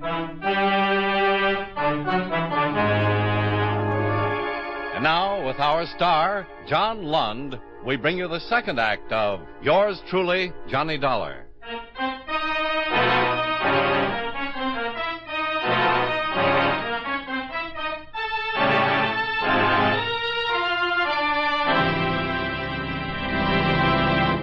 Let's have it. Well, it's the only one of me on a bare rug facing east. What'll Mom say? The picture of Stanley Price. Okay. That's being smart. Now, you stay put. Count 10 before you turn around. Believe me, Dollar, I mean it. I'll kill you if you move before 10. You're being pretty silly, Price. They'll pick you up sure. I don't think so. Oh, by the way, Henri Duval says to thank you for the 1180. 1180?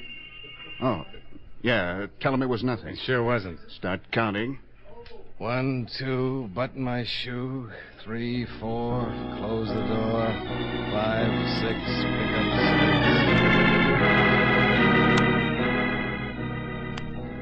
6. I counted to 20, just to be on the safe side. Any guy who'd stick a gun in my back in broad daylight in the middle of a hotel lobby was pretty desperate. I finished counting, put in a call to Henri Duval, then headed for the robbery division and Captain D. Right in the hotel? Yeah, not 10 minutes ago. I had that picture of Stanley Price from the fishing license. No, I don't get it. What's so important about that picture? Certainly not the only one of Price. We got mugs on him in the file. I got a big hunch. My boss said it was important to prove those jewels were stolen or have somebody positively identify them. And if this wasn't done in a certain amount of time, the jewels would automatically go to Mrs. Wells. Well, that's right, under normal circumstances. If we couldn't prove they were stolen or that they belonged to someone else, we'd have to turn them over. But there are enough extenuating circumstances. The killing of Wells, the way the jewels were hidden in the pipes, a robbery in Europe, and Wells' subsequent return a short time later. We can hold on to them for a long time. Don't. What? Do me a favor and turn them over to Mrs. Wells. I think it'll bust this thing wide open. That's a big order. Look, the guy who stuck me up in the lobby knew I had the picture. Somebody had to tell him where I was staying. Only people who knew that were you, Mr. Conrad from my company, and Mrs. Wells. All right, Mrs. Wells told Price. It wasn't Price. It wasn't? Not unless he paid Henri, that is a friend of mine, $11.80 in the last couple of hours. Maybe he did. He didn't. I checked. Look, I'm sorry, but I'm confused. Yeah, so am I a little. But it figures something like this. Wells arrived last Wednesday by boat in the afternoon around 5. That's right. Stanley Price was being a fisherman then. Okay. He'd rented a boat, taken out a fishing license. The day that Wells arrived, Price went out in the afternoon, stayed about 2 hours, came back, and then disappeared. Then Wells shows up with a sink full of jewels. Right. Probably had him on the boat. Avoided customs by dropping them overboard, and Price picked them up. Yeah, and Price could have killed him for them. Oh, it doesn't make sense. Wells was killed in his own apartment. Yeah? If Price picked up the jewels out of the water, why go to Wells, give him the jewels, let him hide them in the sink, kill him, leave without getting them, and then call the police? I'm convinced. Another thing. The pickup was pretty carefully planned. Wells couldn't have done it all by himself. He was in Europe. Somebody here had to plan it. Someone who knew Wells had the jewels. The wife.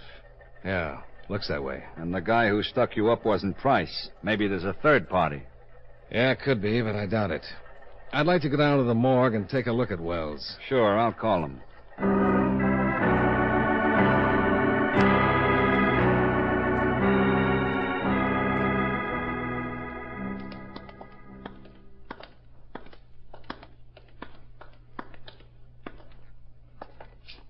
Okay, Charlie.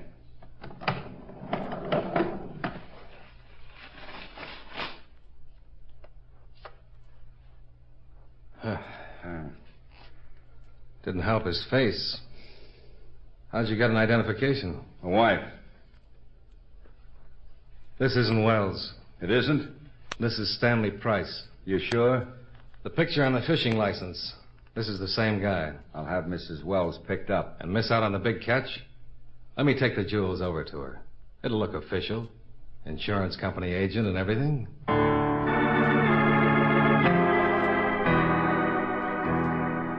The captain was reluctant, but he agreed. We went back to headquarters, and he presented me with $100,000 in jewels. I left for Mrs. Wells' apartment, followed by 2 of New York's finest. The captain was agreeable, but cautious. The boys staked out across the street, and I went into the building and up to the apartment.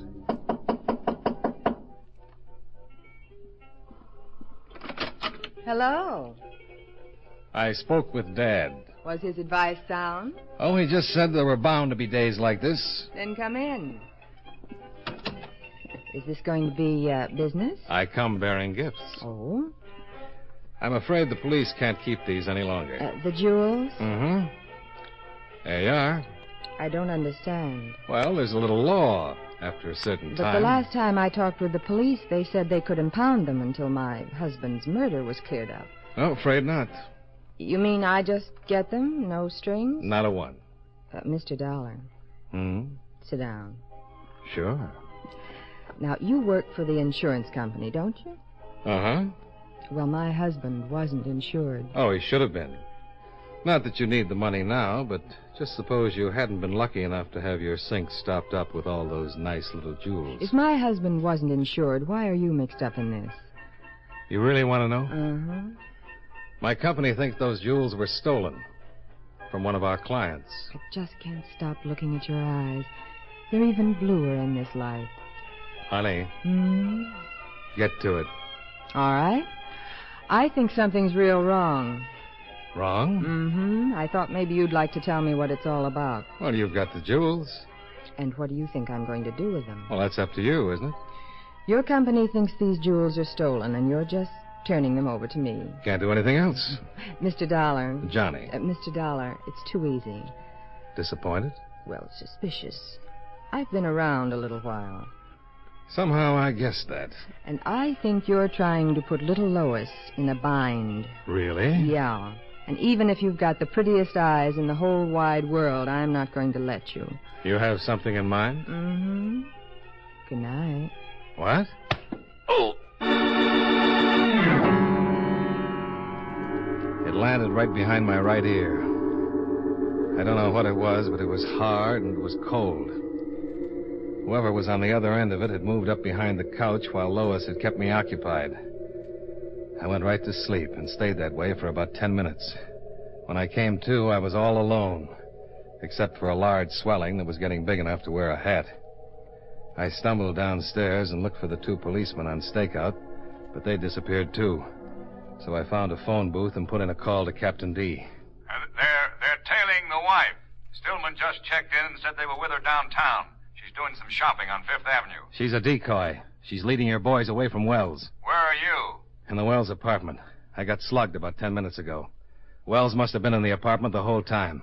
After he put me to sleep, the wife probably left by the front door and led your boys downtown while Wells left by the back way. Huh. You can bet he's got the jewels. He'll try to get out of town. I'll have every exit from the city covered. Okay, but he's smart enough to know that. When you're through, meet me at Schooner's Landing. Schooner's Landing? Yeah. My guess is Wells is going to take a boat ride.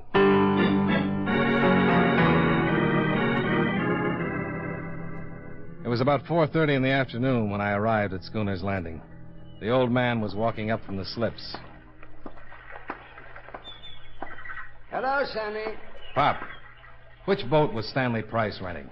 That one. Just getting ready to go out. I just got through gassing her up. Fella paid me Price's back rent. What, there's something wrong? Bob, Dollar. Good afternoon, Mrs. Wells. Bob! Drop the gun, Dollar. Drop it. The police are right behind me. Okay. Sit down. You taking him? He's an insurance man. He's going to be our insurance. If the police try anything, I'm going to shoot you, Dollar. Hold the gun on him while I get us out of here.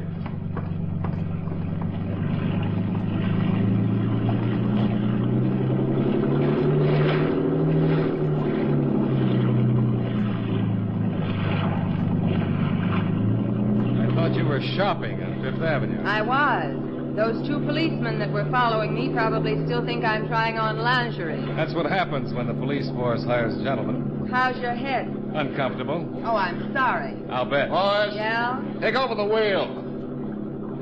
Keep it headed right for the breakwater light. Know anything about boats? They float.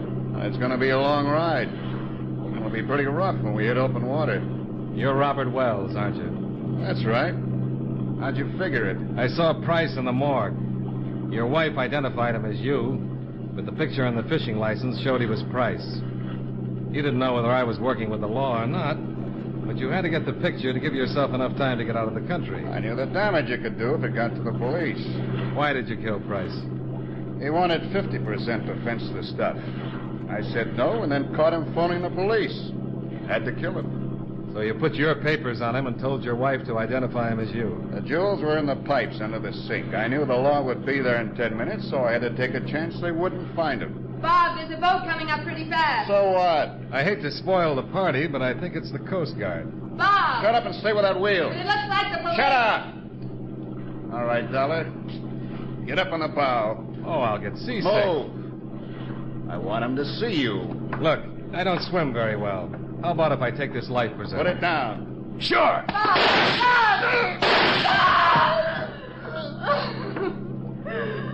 Stay right there, honey. Stop your boat. Heave to. Better do like the man says. Come on, Dollar. Stop that boat. All right, all right. Keep your barnacles on.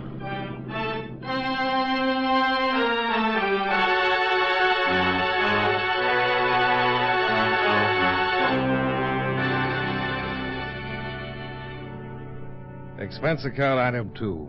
$8.75 for a big dinner that made up for the lunch I'd missed. After that, I went back to the hotel and got myself 12 hours of a good night's sleep.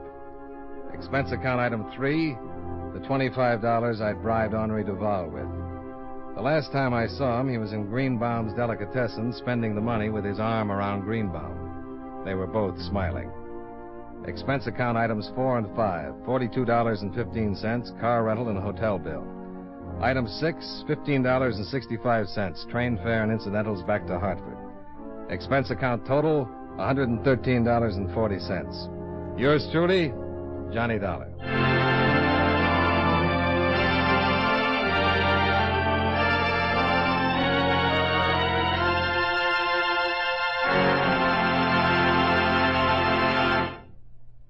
Remember, friends, for refreshing taste plus chewing enjoyment, treat yourself to delicious Wrigley's Spearmint Chewing Gum. The taste of fresh spearmint is cooling and delightful, and there's lots of it in every stick of Wrigley's Spearmint Gum. It freshens your mouth, helps keep your throat moist, and sweetens your breath besides.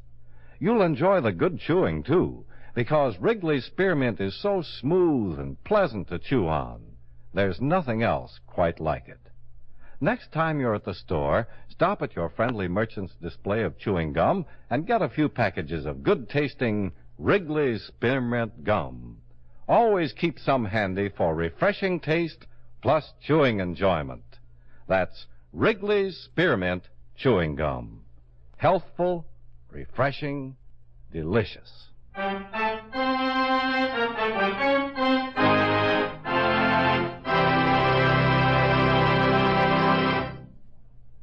Yours truly, Johnny Dollar, brought to you by Wrigley's Spearmint Chewing Gum, stars John Lund in the title role and was written by Blake Edwards with music by Eddie Dunstetter. Featured in tonight's cast were John Stevenson, Kenny Delmar, Jay Novello, Howard McNear, and Mary Shipp. Yours truly, Johnny Dollar, is produced and directed by Jaime Del Valle.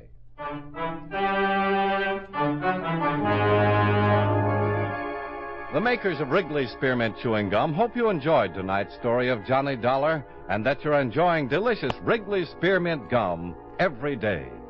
This is Charles Lyon, inviting you to join us again next week at this same time when from Hollywood, John Lund returns as... Yours truly, Johnny Dollar.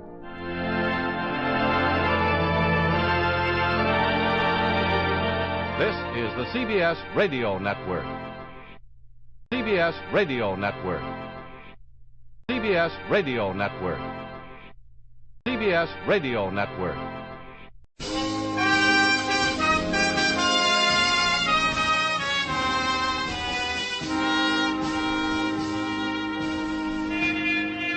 Broadway's My Beat. From Times Square to Columbus Circle, the gaudiest, the most violent, the lonesomest mile in the world.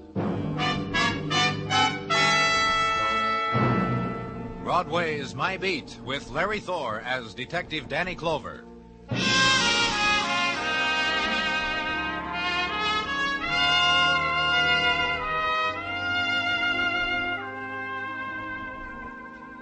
When it's October and the night has slipped down over Broadway, the street is spangled with autumn strollers. They come here, the seekers after something or other.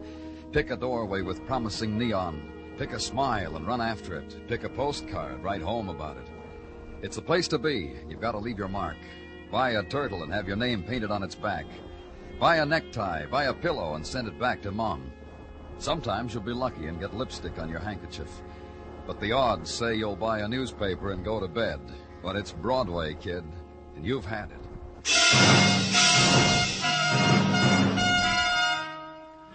And where Broadway ebbs off into the side streets downtown, where I was, close to where 18th Street touches the river, the shock was a thing composed of crowd and a nighttime sky lit by flame.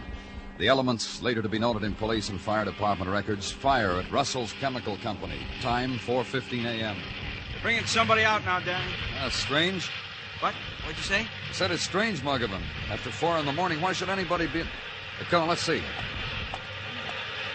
Put the stretchers down here. Somebody better... How are they? Huh? Oh, hello, Danny. These two, I think that's all was in there. I just started to say, somebody better get a priest. They're both dead? This one is. The other one... Danny, look at him. Ed Koster. Huh? Do something for him. Don't hey, let Doc, over here. Ed Koster. Hurry up, Doc. You know him, Danny? Yeah, he's a policeman. Policeman? What was he doing in there? Doc, do something for him. The flames beating against the night sky, burning an opening for dawn. In the street, their reflected glow darts across the face of death, holds for an instant, then scurries at the breath of the October wind. This is the time of shadows, the brief time, the time for shrouding of the charred body of a man, the time for quick gentleness. And the other man, still in anguish, and the lifting of them into the vehicle reserved for the dead and the dying, the closing of a door upon them, the hushed ride that puts an end to night.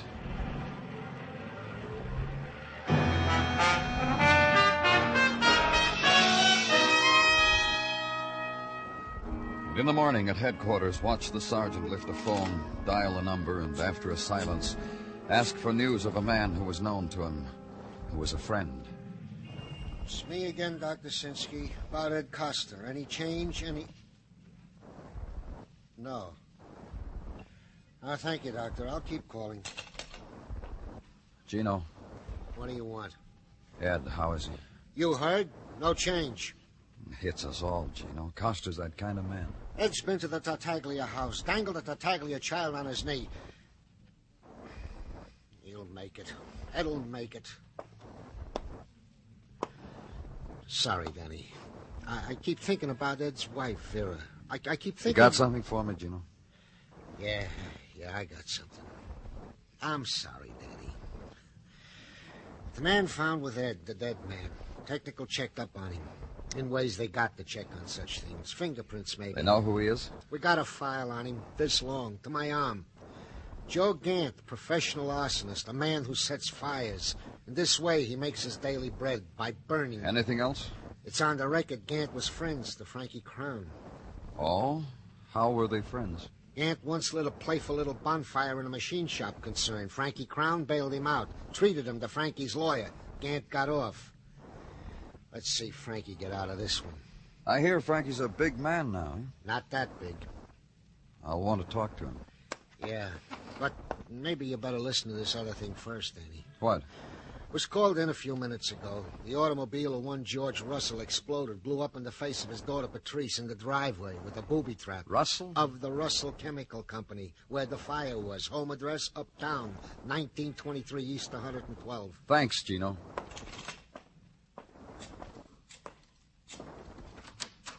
Dr. Sinsky? Me again. About Ed. Any change? No. I'll call again in a little while.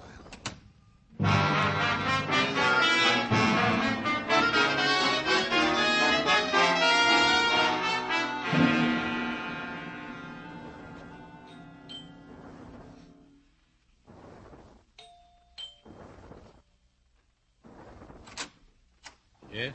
Mr. Russell? Yes, what is it? My name's Clover, police.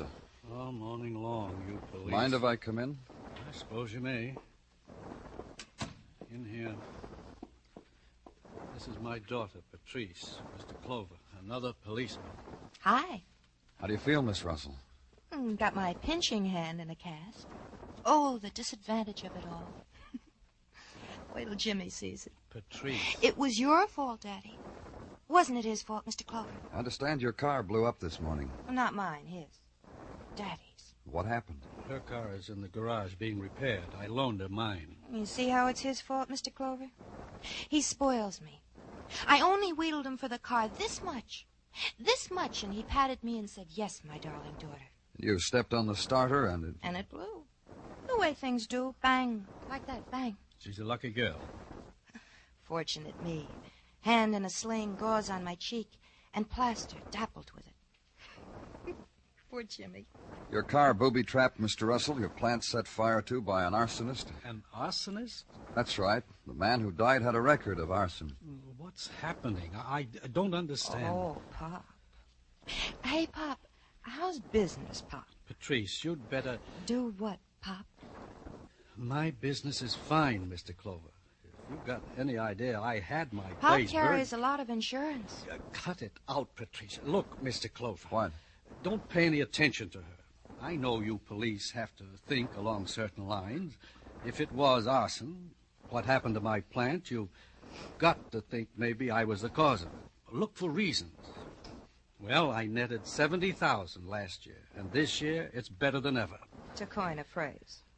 What am I going to do with you, Patrice? I'm a mess, huh, Daddy? Mr. Russell, there's some connection between the arsonist who was found and a hoodlum named Frankie Crown. Do you know Frankie? Frankie Crown, a hoodlum? Why should I? Look, Mr. Clover, I didn't ask you into my house to listen. I just asked. That's all he did, Pop. I don't know him. Never heard of him. All right. It's fun, huh, Mr. Clover? Hoodlums, arson, booby traps. The nice things that can happen to a modern miss. Brother, wait till Jimmy hears. Tonight's the night he won't be able to shut me up. And consider the girl for a moment. Consider the delight she had found in the touch of horror upon her. Then the intrusion of her father's face, stricken with a sudden, fleeting understanding of the girl. Then turning to you, trying to smile, trying to erase the impression his child has made. She's suffering a shock she doesn't understand, Mr. Clover. She doesn't know why. And the girl looks up, laughs at him. And leave them like that.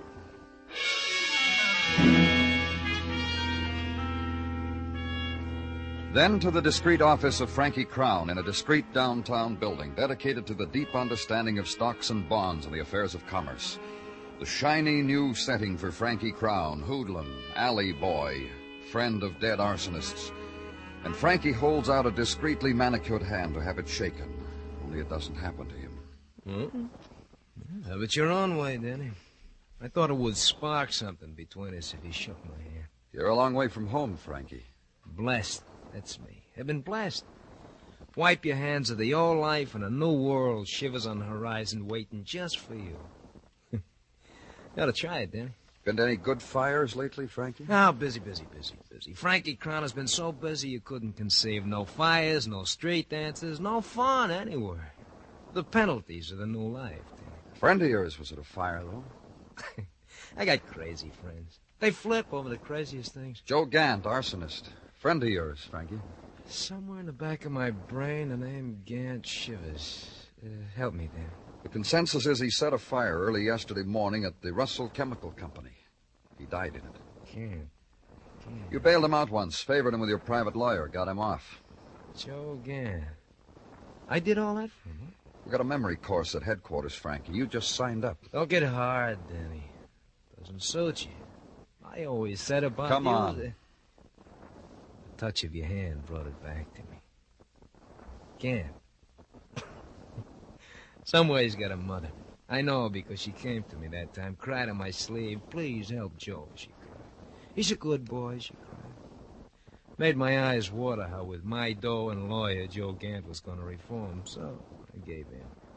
I break up at a mother's tears. Maybe she'll cry some for me. You going looking for her? No, don't bother, Danny. I bought her a place in her old country. She impressed me so much as a typical mother. You close all the doors behind you, don't you, Frankie? The mark of a polite man, be closed to it. How about the one on George Russell? It come over the tape. The Russell plant burned to the ground. This morning his car blew up in his daughter's lap. Out there's a door. It's never been opened to me, Danny. The Russell door. I'm blessed, huh? Absolutely blessed. Get out of there. Back to headquarters. Sit at your desk and shuffle your thoughts. The coincidence of a booby-trapped car and a fire. The link between a hoodlum, newly respectable, and an arsonist, newly dead. And And another man, a businessman who had a daughter. Try to find a category for her. Try to find... Danny Clover. Dr. Sinsky, I'm calling from the hospital. How's Ed Koster? Get down here, Danny, right away. And go there. And the only sound in the corridor is your footsteps. A sound that hurries toward pain. Open a door and find it.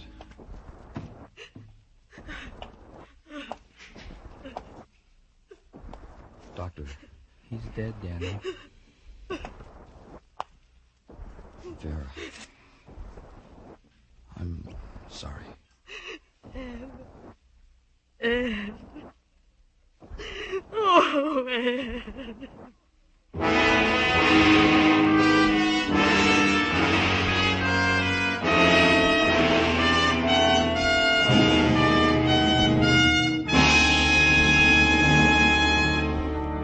You are listening to Broadway's My Beat, written by Morton Fine and David Friedkin, and starring Larry Thor as Detective Danny Clover.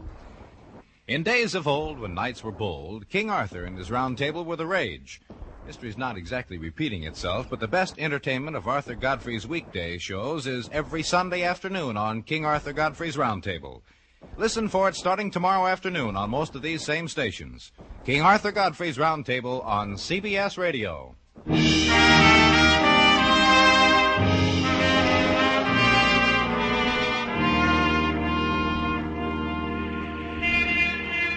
The October wind shrills through Broadway's corridors, sets in motion the light bulbs dangling from twisted, frayed cords, grates the new autumn soot against scarred window panes.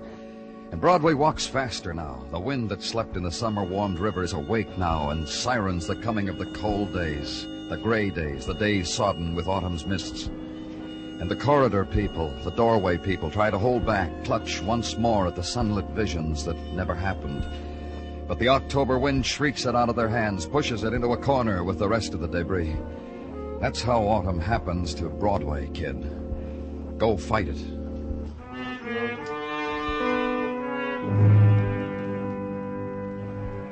And autumn has other sounds. The lingering overtones that float in from a hospital corridor. A woman's call to a dead husband, and... Ed. Ed. Vera, let me give you something. Let me give... Don't talk to me. Just for a minute. Don't talk to me.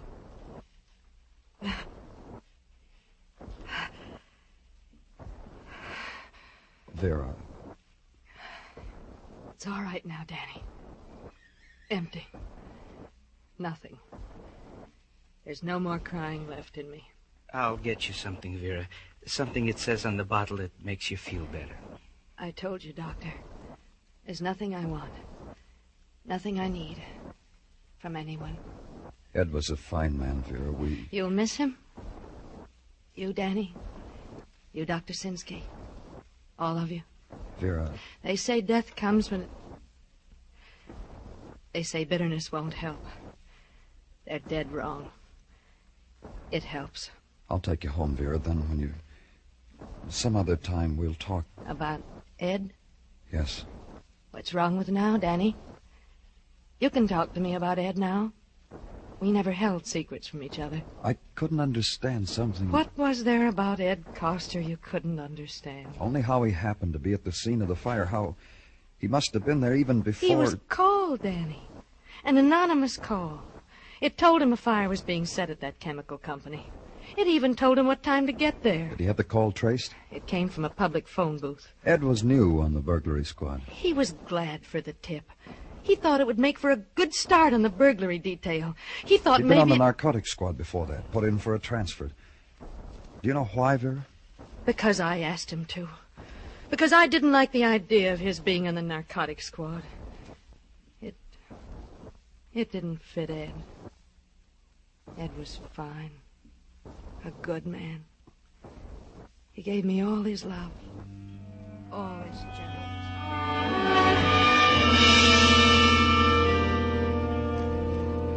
And listen to her until the time comes when your only answer is silence. And not silence quite, because the screaming questions intrude themselves. What is the word to give to a woman whose husband is dead? How do you fill in reports? How do you make a statistic out of it and file it in a ledger? How do you write heartbreak as a number? You don't know how. So you turn your back on it. Leave.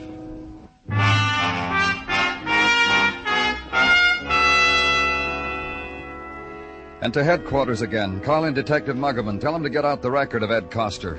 And wait. And a while later, a door opens and Detective Muggerman walks in. I got it, Danny. Okay, put it down. Aren't you going to look at it? What's the matter, Muggerman? You restless? I'll look at it. I know you will, but I think you ought to look at it right away. Look, Muggerman, you... All right, then I'll show you. Hey, you see it? Here. This arrest, June 12th this year. Patrice Russell. Uh-huh. Ed arrested her for the possession of narcotics. Now you know why I wanted you... Take it, Muggerman. Lieutenant Clover's office, Muggerman speak. What? Bad?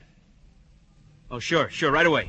Danny. Uh-huh. A bomb was thrown into the home of George Russell. When? A few minutes ago into the living room. The fire department... Let's go.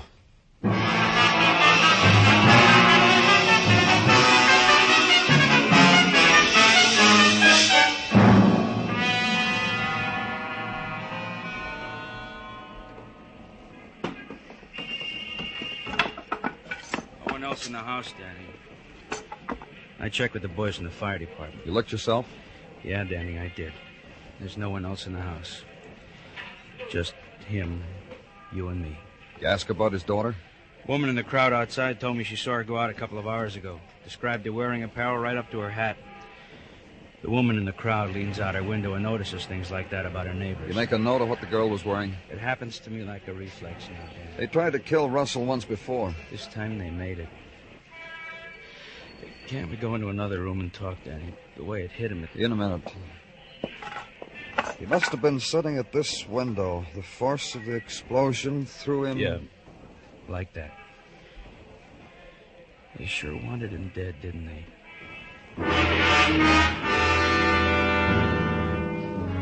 Then routine. Put it on the teletype for all the precincts. Have men go to places where a girl like Patrice Russell might be. Wait. Patrice Russell is at none of these places. Then an all-points bulletin, find Patrice Russell.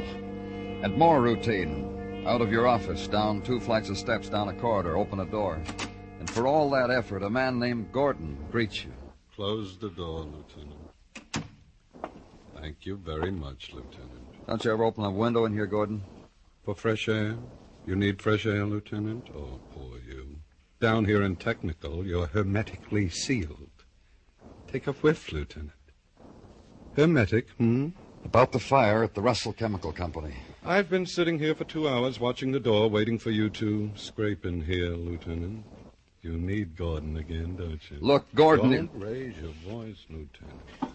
I'm a civilian technician. I don't have to bow my head and shuffle my feet when you talk to me. Next time you walk in here, say to yourself, don't raise your voice to Gordon. What about the report? Nicely phrased.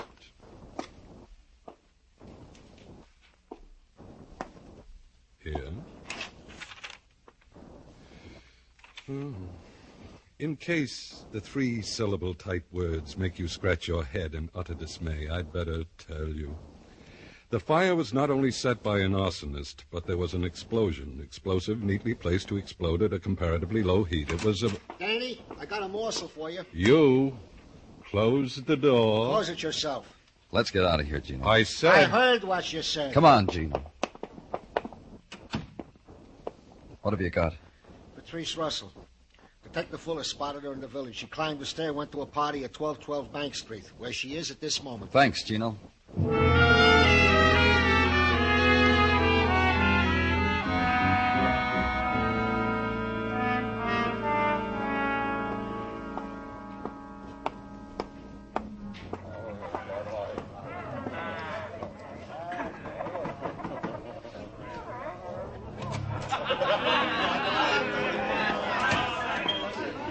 Where's Patrice Russell?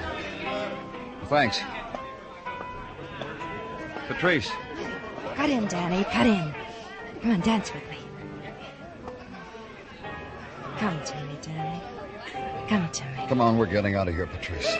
Buddy, where'll we go? Just away from here. I've got to talk to you. My car's outside. I know a lovely place to talk. Outside in the hall's far enough. Halls are trapped. Come on. Or you'll bruise me. All right, come on, let's go out in the hall. Here? Here. For what? Your father's dead. Kidding? No, you're not, are you? How? Someone tossed a bomb in your living room. Poor Dad. Poor Daddy. Who did it, Patrice? Honest, I don't know. Poor Daddy. I loved him, you know. I really did. He loved you. I know. I know he did. Patrice, you... I wasn't very nice to him, Danny. You know something? Every morning I'd wake up and say to myself, this is a day that I'm not going to hurt Daddy.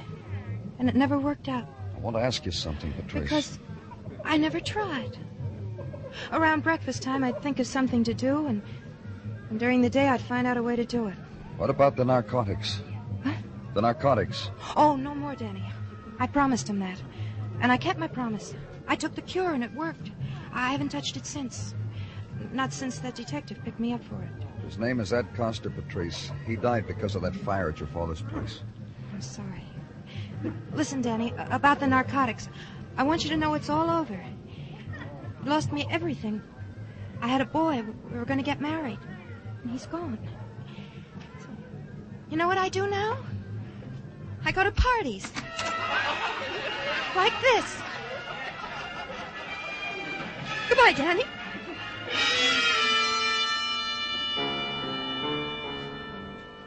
And leave her. Leave Greenwich Village. Ride uptown to the one stop you had to make. The final stop. In front of a canopied entrance to a gray stone apartment house. Have your badge sniffed at and be told the man you're looking for is a penthouse dweller. Find the elevator. Press a button because the man you want is 30 floors away. Get there, and the man you want is waiting for you as you step out. Hey, come on in, Danny. Thanks. Yeah. Like Frankie's new house, Danny? Classic. Wait till I show you outside. I got the city for an awning. Come on, I'll show you. All right. My Manhattan Tower, Danny. I'm happy for you. You figure on renting a place like this? That's why you come to look? Uh-uh. And then what? I want to take you away from all this, Frankie.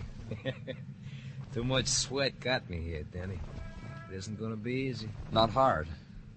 Just a walk to the elevator and a ride downtown. There were times when that could happen to Frankie, no more. It's going to happen. It's got murder in it. What are you talking about? George Russell. What about him? Dead.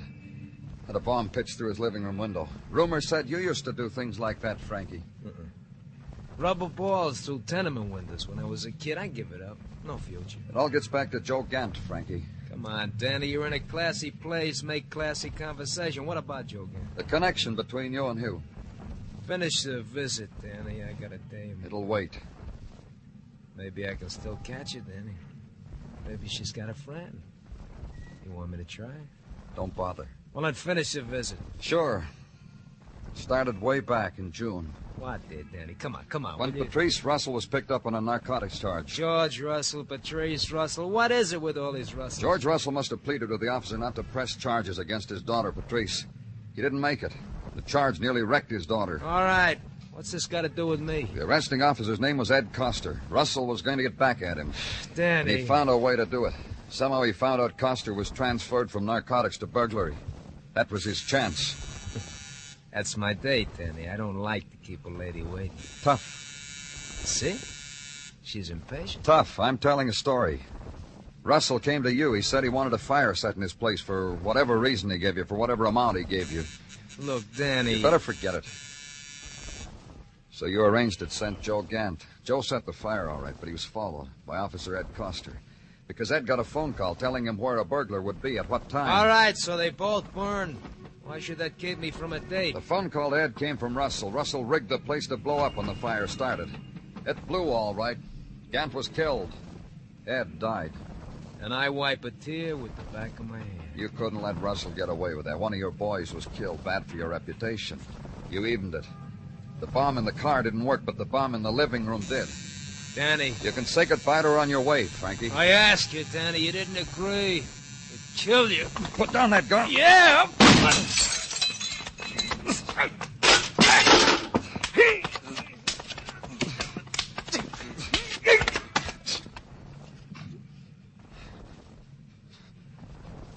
You're not going to get to say goodbye to her, Frankie. She went away.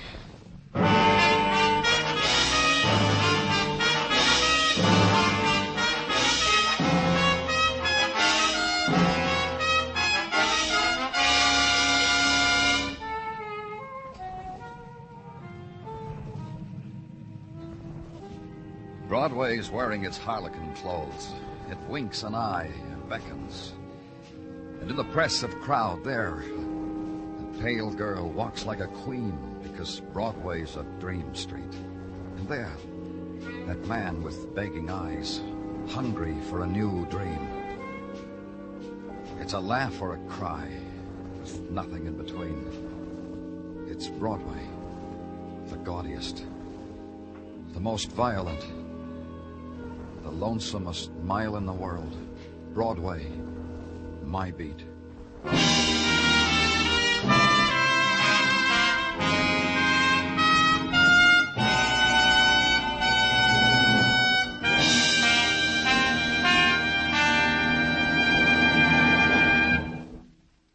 Broadway's My Beat stars Larry Thor as Detective Danny Clover, with Charles Calvert as Tartaglia and Jack Crucian as Muggavan. The program was produced and directed by Elliott Lewis, with musical score composed and conducted by Alexander Courage. In tonight's story, Anthony Barrett was heard as Frankie Crown. Featured in the cast were Michael Ann Barrett, Paula Winslow, Herb Butterfield, and Ed Max.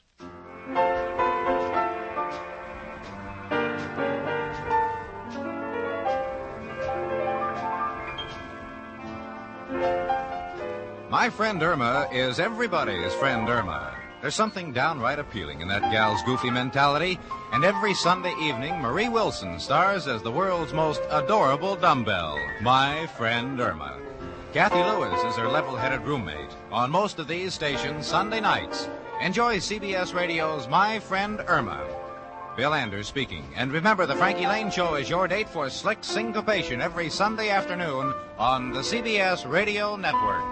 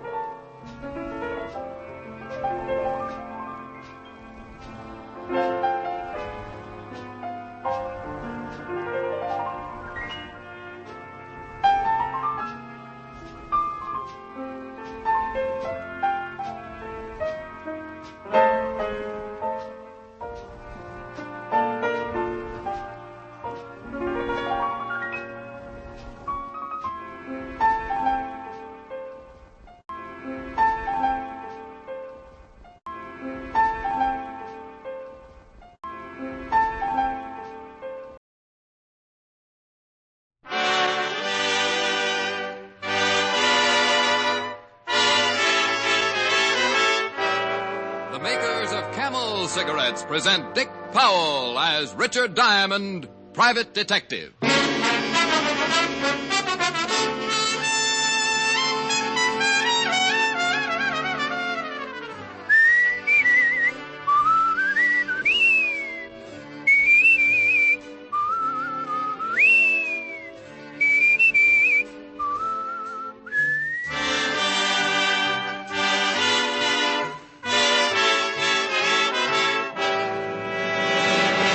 More people smoke Camels than any other cigarette. Make your own Camel 30-day test, the one sensible, thorough cigarette test. You'll enjoy the rich, full flavor of Camel's costly tobaccos. You'll see just how mild a cigarette can be day after day, pack after pack. And you'll know why more people smoke Camels than any other cigarette.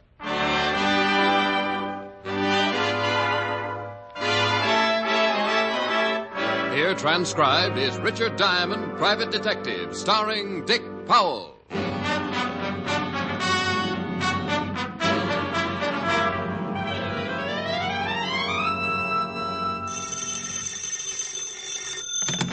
Diamond Detective Agency. The ham and mayhem. It's mayhem. Not if it ruins a gag. Hi, Helen. Hi. What are you doing? Oh, trying to spot a client. I've done everything to get somebody up here. Set traps. Hung out of the window by my toes. Nothing. Oh, is it that bad, Rick? Has been for a week. Can I come over tonight and cry on your shoulder? I'd love it. Better wear a bathing suit. Are you going to cry that much? No, but the bathing suit will sure make me feel a lot better. You idiot. Yeah, I can't help it. I try so hard. Are you really coming over? If I cry long enough, I'll work up a heck of an appetite. I'll have Francis fix you a good dinner. I'll pay you back with the first client I get. We'll eat out? No, I'll have Francis fix you dinner. What time will you be over? Mr. Diamond? Rick? Shh. I think I've spotted one. Client? I'm afraid to ask. It might scare him away. Are you Richard Diamond, the private detective? Are you interested in hiring him? I certainly am. Rick? We just made a score, baby. I'll see you tonight. Oh, wonderful. Bye. Well, come in, sir. Come in. No sense in standing in a draft. Might catch pneumonia before we get around to my fee. My name is John Alistair. Well, sit down, Mr. Alistair. Pull up a wallet. Chair. Thank you. Now, what can I do for you? Quite a lot, I hope. 2 days ago, I made arrangements for my own assassination. Huh? It's really very simple. Well, so am I sometimes. Maybe you better be a little bit more specific. Well, I was bankrupt, in danger of going to prison. I have a family, a wife and 2 children. And an insurance policy. That's right. If I was to be killed, my family would be well taken care of. You said you were in danger of going to prison. Why? Well, I'll be perfectly honest. I embezzled money from my firm. Oh, embezzlement. Well, you can get a lot of years for that. Yes. So I decided to do away with myself, leaving instructions for my wife to replace the stolen funds. She could live quite comfortably on the rest. I knew suicide would revoke the insurance policy, so I went to the only underworld character I knew, a man named Gimpy. A long time ago, he'd been my bootlegger. Oh, yeah, I know him. Nearly poisoned me once. I told Gimpy I wanted to hire a man to kill me, a professional assassin. Gimpy said it could be done, and I gave him $200. I told Gimpy to take care of the arrangements and not to tell me anything about the man who was going to kill me. I didn't want to know a thing, how it would be done or when. Well, what do you want me for? Well, something has happened.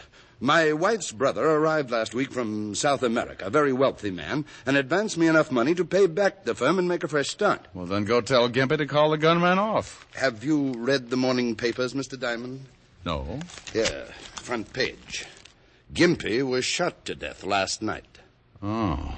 Well, it's kind of tough, then, to tell Gimpy to call it off, I want you to find whoever Gimpy hired and stop him from killing me. Find a man with the only clue to his identity lying dead in a morgue? He could be one of 50 professional killers wandering the streets. One of 50 who would make it tough to be found even if you just wanted the time of the day. Can you find him? I don't know. I can try. You must find him before he kills me. Well, I'll try my best. In the meantime, you stay here and lock yourself in. In this office? Yep, right here. Don't even let your wife know where you are. All right, if you think it's necessary. Oh, I think it is. And, by the way, I charge $100 a day in expenses.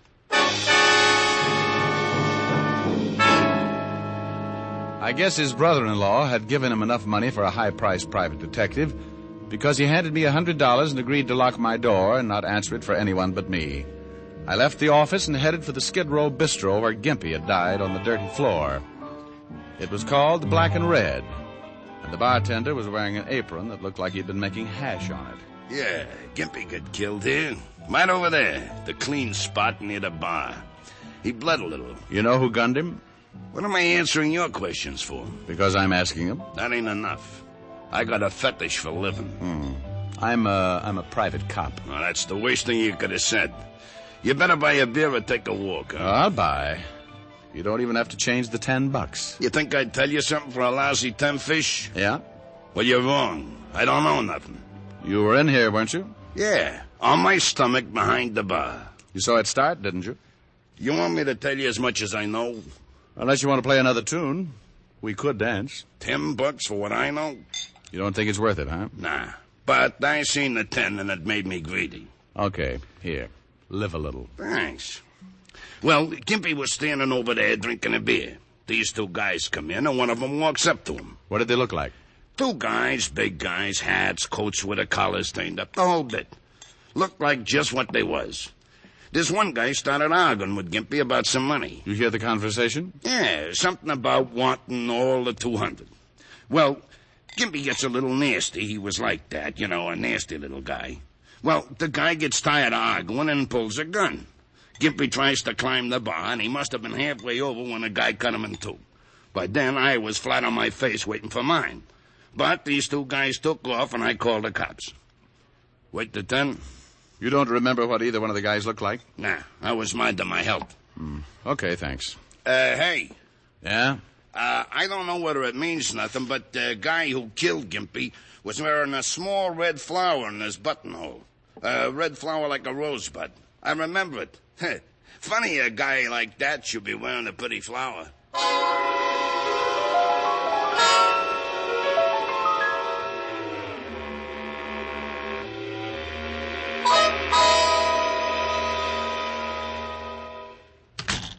Oh, what do you want? Why, Sergeant Otis, you've been taking your ugly pills again. Can't you ever do anything without the department's help? I thought you were supposed to be a big, smart private detective. Well, we all make mistakes. I thought you were supposed to be a gorilla. Oh, you did, huh? Yeah, but gorillas get bigger. Oh. Hello, Up. Hello, Rick. What can I do for you? I got a little problem. Your department handled that killing over in the Black and Red Saloon? Skid Row? Yeah. Yeah, a small-time guy named Gimpy got himself blown up. Any line on the killer? No, we questioned the bartender who runs the place. He was lying on his face. Couldn't give much of a description. We're checking up on Gimpy's friends and associates. The killer wore a small red flower in his buttonhole. Maybe a rose. How do you know? Bartender told me. Thought maybe you knew about it. Well, he didn't tell me. What are you interested in Gimpy for? He contacted the killer. I've got to find the killer, and I don't know who he is. You think maybe this guy with the flower is your boy? Well, he might be. Bartender said he was arguing with Gimpy about $200. Well, no, he didn't tell me that either. Just said they were arguing. You should have slipped him $10. What do you have to find him for? Client. You got a client who wants you to find a killer? Yeah, and that's all I'm going to tell you. Now, give me what you got on Gimpy and his friends. I don't know why I should. Oh, stop pouting, fatty. I can't tell you anymore. Besides, if I find this killer, you solved the Gimpy killing, don't you? Well, yeah. Well, then let's have it. Okay. Gimpy didn't have many friends. The only sure one we've come up with is a woman named Belle DeCanto. Runs a small dancing school. Have you talked to her? Yeah, but she knows less than the bartender. Here's the address.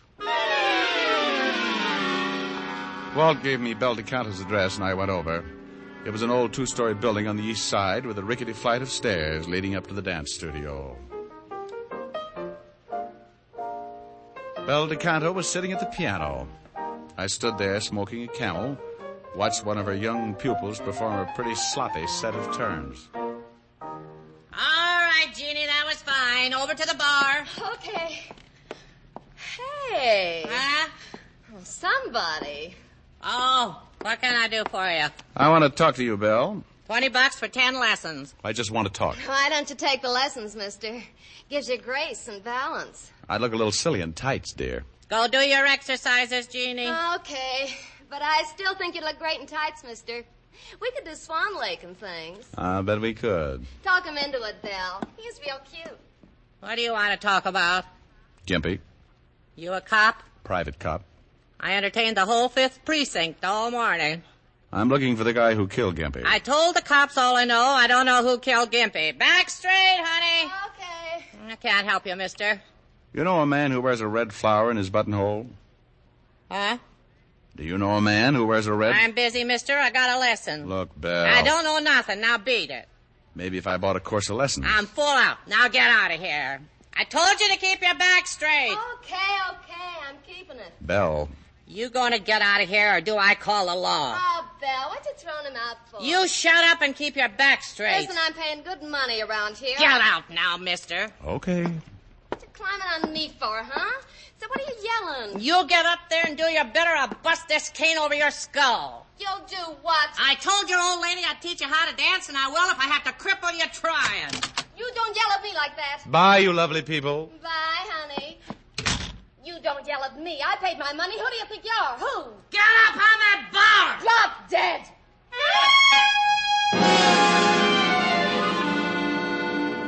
It was pretty obvious my mention of the man with the red flower had set off Belle DeCanto's charming temper. And it was even more obvious that to Belle, the man with the red flower spelled some kind of trouble. The third and most obvious point was that I wouldn't get anything out of Belle even if I dropped her in a pit full of enraged mice. I started down the steps of the dance studio, heading for the street, and I stopped cold. Something on the third step set off little bells in the space in my head reserved for danger. There, on the third step, was a small red rose, and it hadn't been there when I went in. I stopped and thought about it. Maybe the man I wanted was in the building. I looked around. Only one other door besides the studio, and that led to Belle's apartment above. I went up there and looked around. Nothing.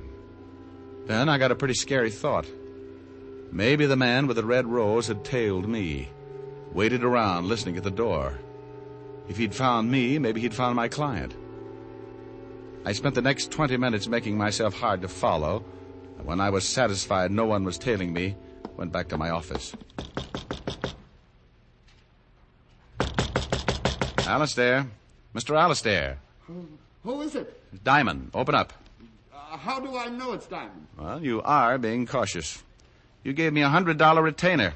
I told you to lock yourself in my office and not to answer to anybody but me. Did you find out anything? Close it and lock it. Is something wrong? The man who killed Gimpy was wearing a red flower in his buttonhole. I met an old biddy who runs a dancing school, and when I mentioned the flower, she froze up like a clam in a barrel of glue. Who is this man with the flower? I don't know, but before he killed Gimpy, he argued with him about some money. $200. Well, that's the amount I paid Gimpy to hire the assassin. Yeah. I think the man with the flower is probably your killer. When I left the dance studio, I found this. A red rose? Uh-huh. I think maybe he's tailing me. He knows I came to see you. I don't know. I think he's found out I'm looking for him. Maybe figures I'm trying to catch him for killing Gimpy. Anyway, you're not the only one on the spot now. But what'll we do? If he's looking for me, there's no sense in letting him find you, too. You got to get out of here. But where? At an out-of-the-way hotel I know. Manager's a friend of mine. But what if this killer finds you? That's a good question. I hustled John Alistair out on the fire escape, and we climbed down to the floor below, just in case our boy with the red rose was waiting outside my office. We climbed into the 7th floor hall, made our way to the service elevator and down to the alley. A half an hour later, I'd deposited Alistair in room number 11 of the Bunker Hill Hotel, in charge of the manager, a one-time safecracker named Herman Clipp. I'd done a lot of favors for Herman, and he assured me Alistair would be safe, and that no one would be allowed to see him unless his name was Diamond, and he had the bluest eyes in the private detective business. It was 6 o'clock by the time I left the hotel, and I kept to the side streets in case the man with the red rose might be close. It was certainly one way of finding him, letting him find me. But I wanted to be ready for it, and I didn't want to be around my client when it happened. I went back to my apartment on 51st Street.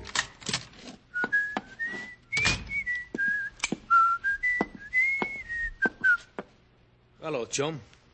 I've been waiting for you. Oh, that's nice. Lonesome? For a while. You had that nice big gun to keep you company. Sure. You forgot to wear your rose. You got the wrong boy, Diamond. Drago's busy. Drago? Name won't do you any good. I'm going to kill you. Drago's the boy with the red rose? Turn on the radio. You were the guy with him in the bar when he killed Gimpy. That's right. Turn on the radio. Okay. Look, tell Drago he doesn't have to kill John Alistair. Alistair says to call it off. The radio. Oh, sure. Will you tell him? See, I tell him. But I don't think it's going to do any good. You see, he knows Alistair talked to you. We know you've been trying to find him. And we don't want anybody who can pin Gimpy's killing on us. I didn't tell Alistair anything. Sure. Where you got him hidden out, huh? We find out. Drago shouldn't have knocked off Gimpy like that, but he gets excited. Like running out of the bar before he knocked off the bartender. If we had knocked off the bartender right then, he couldn't have told you nothing. What about the bartender? He's in the river. Turn the radio up. I turned the radio up slowly, my mind working triple time. The guy behind me wanted the music to cover the noise, like a funeral march with a one-gun salute. I heard him get up behind me. All right, turn her around. It had to be quick. I turned and gave him the radio right in the face.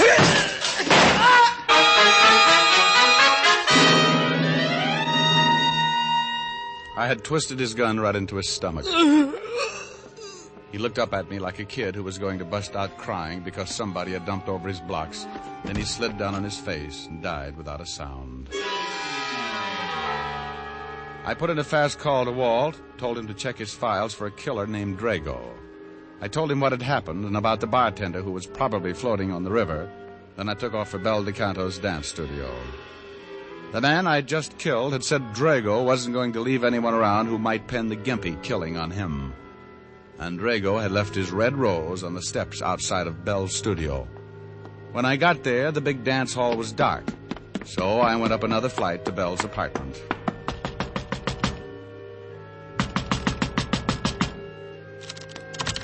Well, here goes.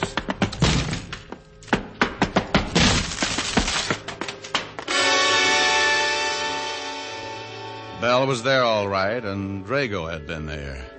He hadn't left a rose, but he left a bullet instead.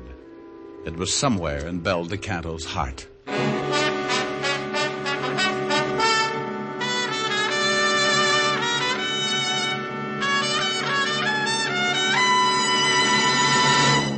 Before we continue with Richard Diamond, here is an important question. How mild can a cigarette be? One puff won't tell you. One sniff won't tell you. It takes day in, day out smoking to find out how well a cigarette agrees with your throat. Only Camels offer you this day in, day out smoking proof. In a coast-to-coast test of hundreds of people who smoked only Camels for 30 days, noted throat specialists reported not one single case of throat irritation due to smoking Camels. Make your own Camel 30-day test, the one sensible, thorough cigarette test. Smoke only Camels for 30 days and let your taste tell you how rich and flavorful Camels are, puff after puff, pack after pack. Let your throat tell you how mild Camels are, how well Camels get along with your throat as a steady smoke. You'll see why people say, once a Camel smoker, always a Camel smoker. How mild, how mild, how mild, how mild, how mild can a cigarette be? Make the Camel 30-day test and you'll see. Smoke Camels and see. And now back to Richard Diamond, Private Detective, starring Dick Powell.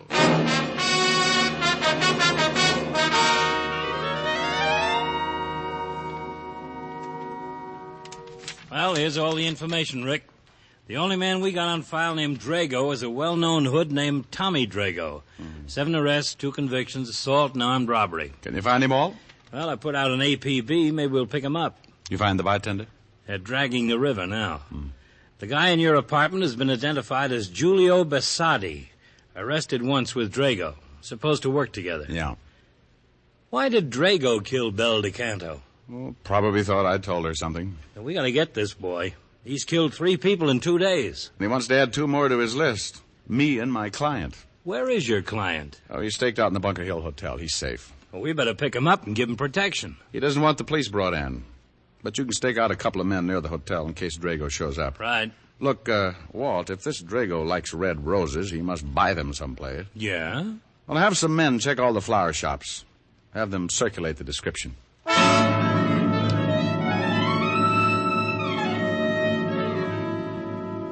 For the rest of the day and into the evening, the entire precinct turned out to look for Drago.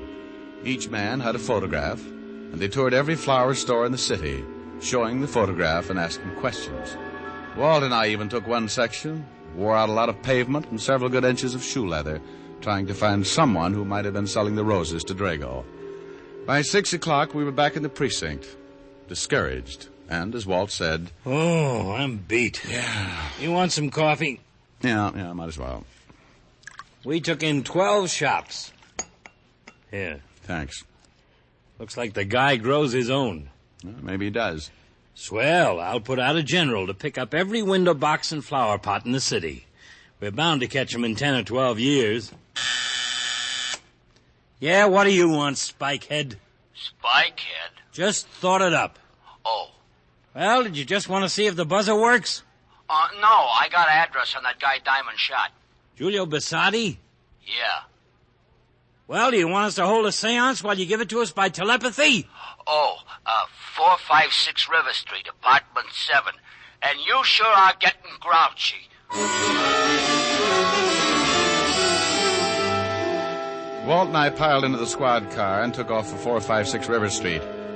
There was a chance that the man who wore the roses might live with his partner, Giulio Bassotti. We found the manager. He led us into the apartment, and after 15 minutes of pretty extensive house wrecking, both Walt and I came to the same conclusion. Giulio Bassotti lived alone and liked it. We hit the street pretty discouraged. Well, come on. Hey, Walt. What is it? Look, that old lady down the street. Well, what about her? She's selling flowers. Oh, well, let's go. Fresh flowers, 20 cents a bunch. Flowers, gentlemen.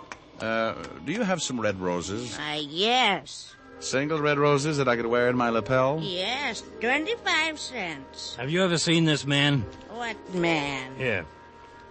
Yes, Mr. Drago. I sell him a red rose every evening, fresh. You know where we can find him? Well, what do you want him for? Police. Has Mr. Drago done something? He's wanted for murder. Oh, no, how terrible. He seemed like such a nice man, so generous, he dressed so nicely. He's killed 3 people. 3 people? Do you know where he lives? 3 people? Yes, he lives in the next block. I don't know the number. I'll have to show you. Here, I'll take all the flowers you've got. The old flower woman showed us the building, and again we dragged another manager out to let us into Drago's apartment. This time we went in low, ready to shoot if Drago happened to be home. He wasn't. And once again we tore another place apart. Find anything? No, not yet. Get a load of this closet. Drago really dresses. Hey, Walt. Yeah? You find something? Look at this telephone pad. What about it? The writing. Read it. Bunker Hill. Bunker Hill Hotel. That's where my client is. Drago's found him.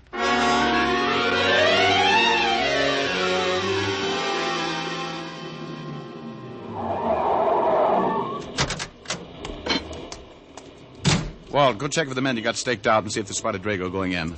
I'll go in and see if my client's all right. Right.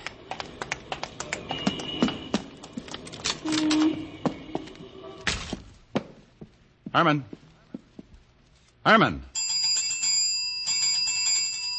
Oh. Rick? Over here, Walt. Herman is out cold. Herman? Yeah, the manager. Oh, he looks pretty bad. Yeah, he's really out. Drago? Your men see anybody? No, but he could have slipped in. Now, let's get up to my client. Well, come on. I'm looking for the key. What room? 11. Well, it's gone. I had my client locked in. Come on. 2nd floor.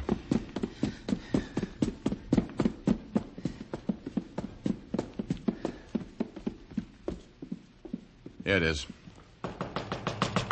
Alistair. Alistair, it's Diamond. Diamond, get me out of here. He's been here. He's got a key. Where is he? He tried to get in, but I had the chain lock on. Then he tried to break it down. I pushed the furniture in front of the door. Get me out, please. Just take it easy. We'll try and break it down. The furniture's still there. Well, get it out of the way. Yes. I don't know where he went. Is there a fire escape? Fire escape? Yes. There's an escape right outside my window. Good heavens, Diamond. Just keep moving the furniture. But the fire escape... Just move the furniture. Walt. Yeah? You stay here. I'm going out on the fire escape. It figured. If Drago couldn't get past the furniture, he'd get in another way. I ran to the end of the hall and out on the escape. I turned the corner of the building and started for my client's room. He's on the escape. He's coming down. I can hear him. Get me out. Get me out. At first, I thought my client had heard just me. But then I saw him climbing down from the floor above, a gun in his hand, the polished barrel shining in the moonlight. As he reached the window, Alistair went crazy. He's outside the window. No, No, please! I leaned against the building and steadied my arm just as he broke the window. No!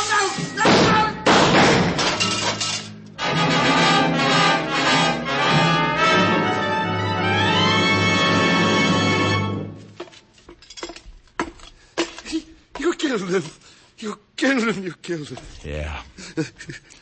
Funny. What was done? Shot him right through his red rose.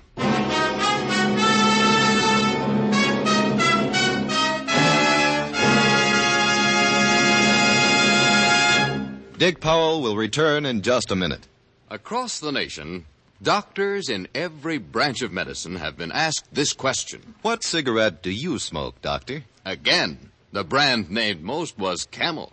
Yes, according to this repeated nationwide survey, more doctors smoke Camels than any other cigarette. Yes, and Camels are the favorite cigarette of many stars whose throats are their fortune. Risa Stevens, Mario Lanza, Martha Tilton are a few of the singing stars who choose Camels for mildness. How mild, how mild, how mild, how mild, how mild can a cigarette be? Make the Camel 30-day test and you'll see. Smoke Camels and see. Here's Dick Powell with a special message. Thank you.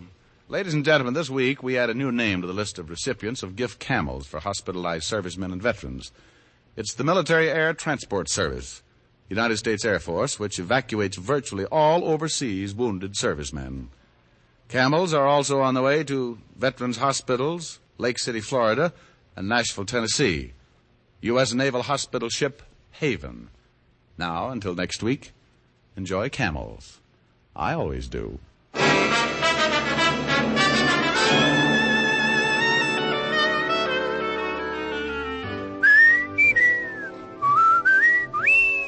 Dick Powell can now be seen starring in the RKO film Cry Danger. Tonight's adventure of Richard Diamond was written by Blake Edwards with music by Frank Worth. Our director is Helen Mack.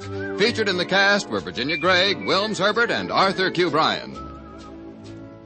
PA stands for two things, Pipe Appeal and Prince Albert. They go hand in hand, for Prince Albert's Choice Tobacco has a rich flavor and a delightful natural aroma. PA is crimp cut for smooth, even burning, and it's specially treated to ensure against tongue bite. Get Prince Albert, the National Joy Smoke, America's largest-selling smoking tobacco. Listen next week for another exciting transcribed adventure of Richard Diamond, starring Dick Powell. This is Your FBI, the official broadcast from the files of the FBI. Follows immediately. Stay tuned. This program came to you from Hollywood. This is the American Broadcasting Company.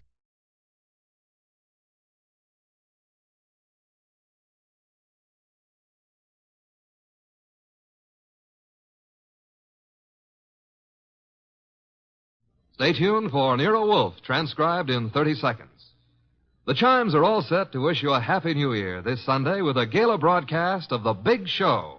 The unpredictable Tallulah will MC with a host of leading stars of stage, screen, and radio, including Ken Murray, Gloria Swanson, Margaret O'Brien, Jose Ferrer, and many more. And there's a carnival of fun with Theater Guild on the Air also this Sunday when the sparkling Lockhart family, Jean, Kathleen, and daughter June, co-star with Van Heflin in Theater Guild's presentation of the exciting story, State Fair. Ladies and gentlemen, the ringing of that phone bell means mystery, adventure. Nero Wolfe's office, Archie Goodwin speaking. Who? Oh, I see. Oh, and you think Mr. Wolfe might be interested in going over and... Hold on a minute. Archie, I'm not interested in going anywhere. Ill-considered movement is the curse of our times. Not to mention the mania for fresh air. Phew. Bottle opener, if you please. Here you are. But that was Zabro's flower shop, Mr. Wolfe. Indeed. Got a new shipment of orchids from upstate. In that case... Mr. Wolfe, remember the curse of our times? Not to mention the mania? I'll be there. He'll be there. After all, a man must risk his life sometimes.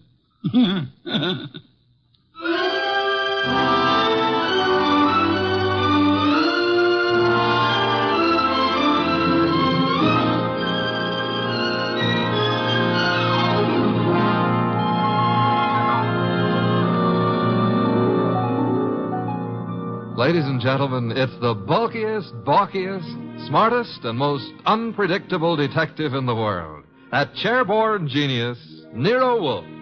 Created by Rex Stout and brought to you in a new series of adventures over this NBC network in the person of Mr. Sidney Greenstreet.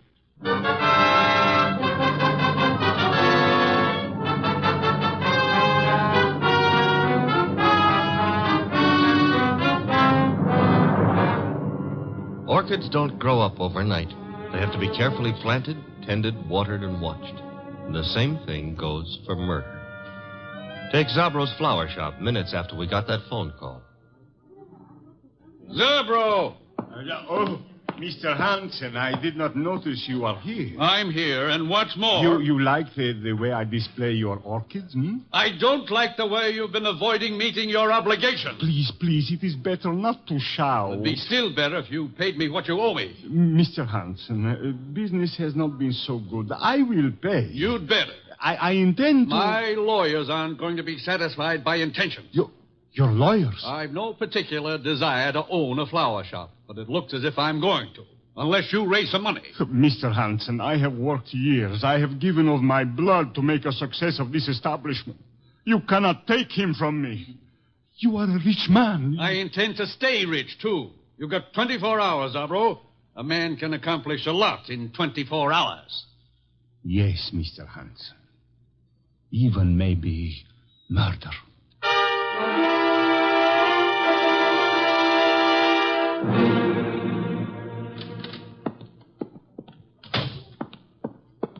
Mr. Zabro?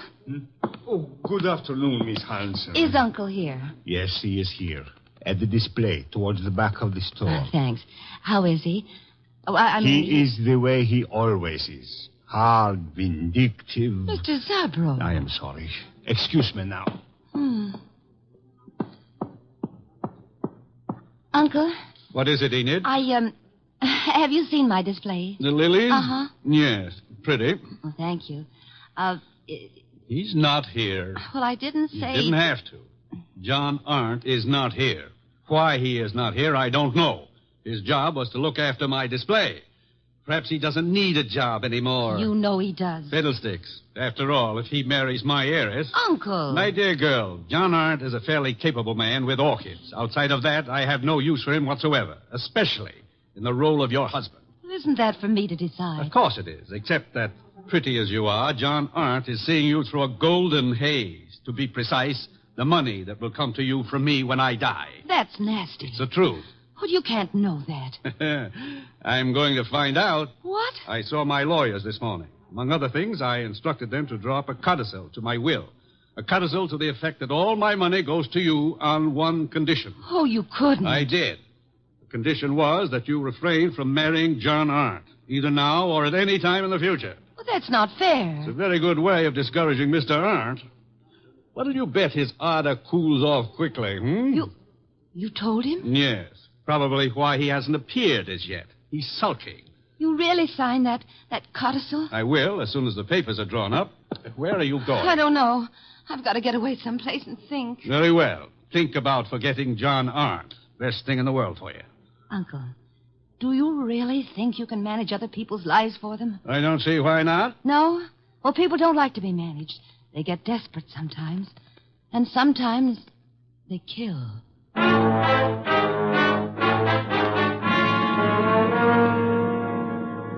Mr. Wolfe, what are you doing?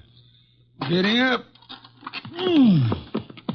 I'm up. Well, that makes you eligible for the Explorers Club or something. My coat and muffler, Archie. I got him here. Thank you. You're really going out into that weather outside? Archie, must you try to be witty? It amuses me no end. Haven't you seen enough of those weeds yet?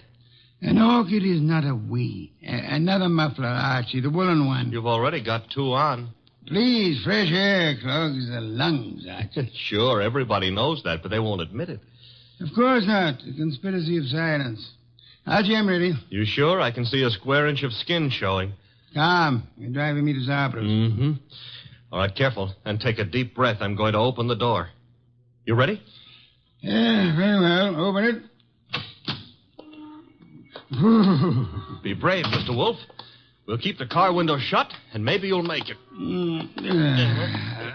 Careful. The risks one takes. In you go.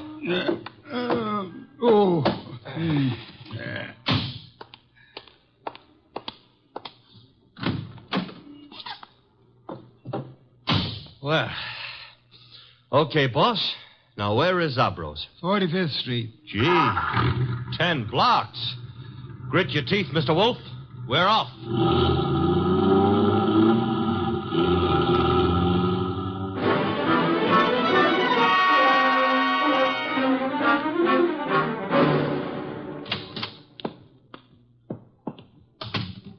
Oh, Mr. Wolf, I'm glad you are here. Those orchids you wrote me about had better be worth a trip. The trip? But I think you live only a little way from here. Don't forget it had to be made in the open air, Mr. Zabro. Where are the orchids? Towards the back. They are from Hansen's place. He is a fine grower. I have made an exhibit. Good. Oh, excuse me. Others are here. You go look for yourself, no? Very well. Archie. Oh, I was just noticing Did a girl just enter the store? A girl, a goddess, tall, graceful. Venus de Milo with arms. Arms that were made... Never mind, let's go look at orchids. Thank you. Very fine. The exhibit is laid out like nature, huh? Reminds me of a spot in Central Park that I spent some of my happiest moments in. Then you do like flowers. I don't go to Central Park to look at flowers. I went there to, forget it. Gladly. Now go away and annoy someone else. Venus? I want to concentrate on these orchids. Goodbye. Okay. I'll leave you alone with your loved ones. Let's see, maybe I can arrange to be left alone with something I could very easily learn to love.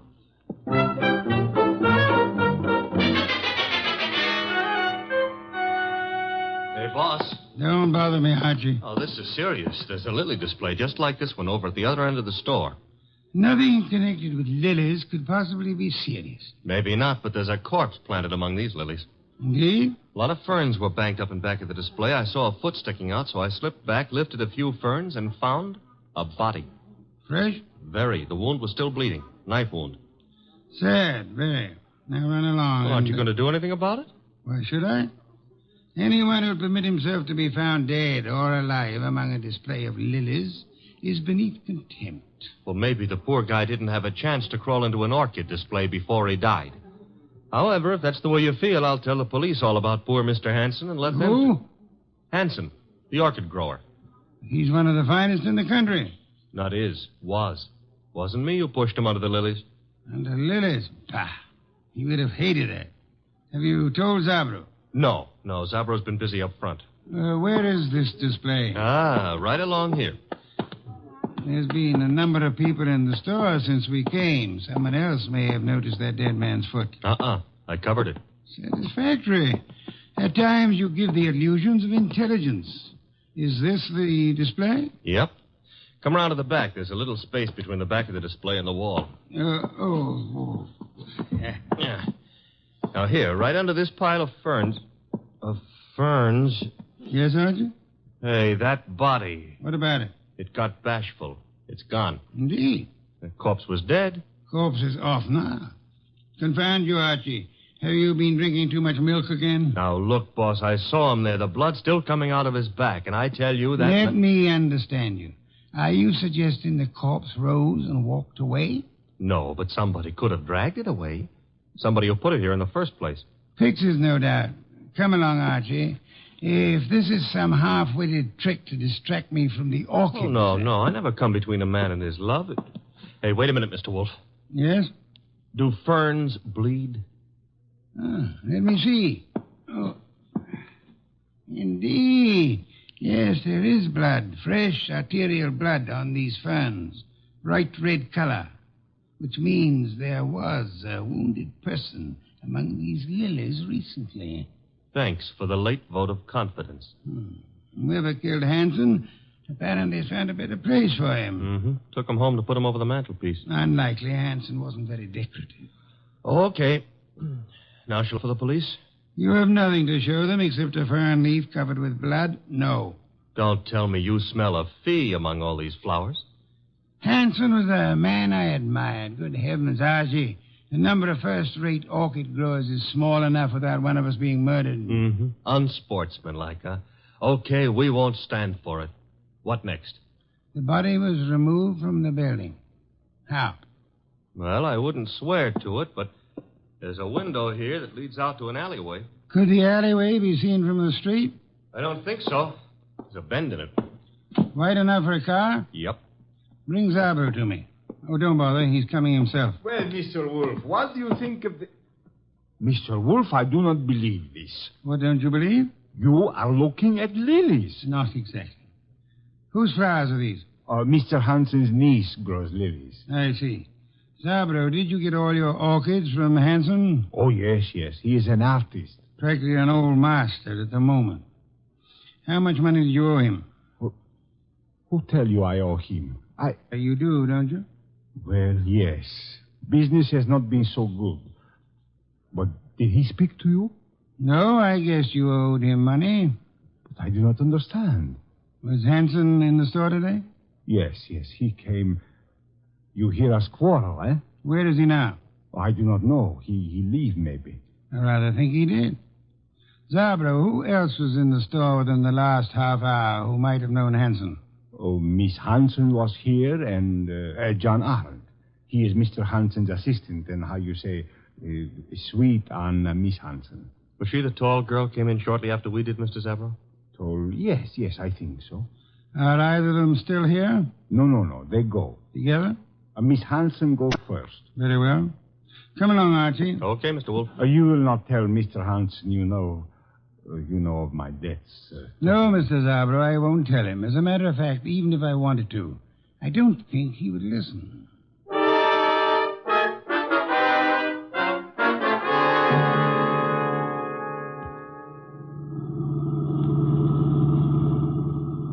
I love these long drives in the country. Where are we going? Hansen's place. Oh. You think he returned to it to haunt it, huh? He was returned there, I suspect. Uh-huh.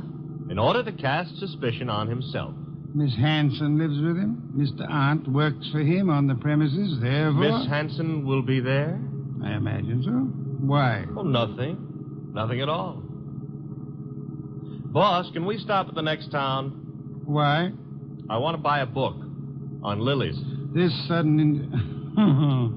You mean Miss Hansen grows them and there? Uh-huh. You see, that way we'll have something in common. Perhaps, but Archie, is an interest in flowers what you want to have in common with her?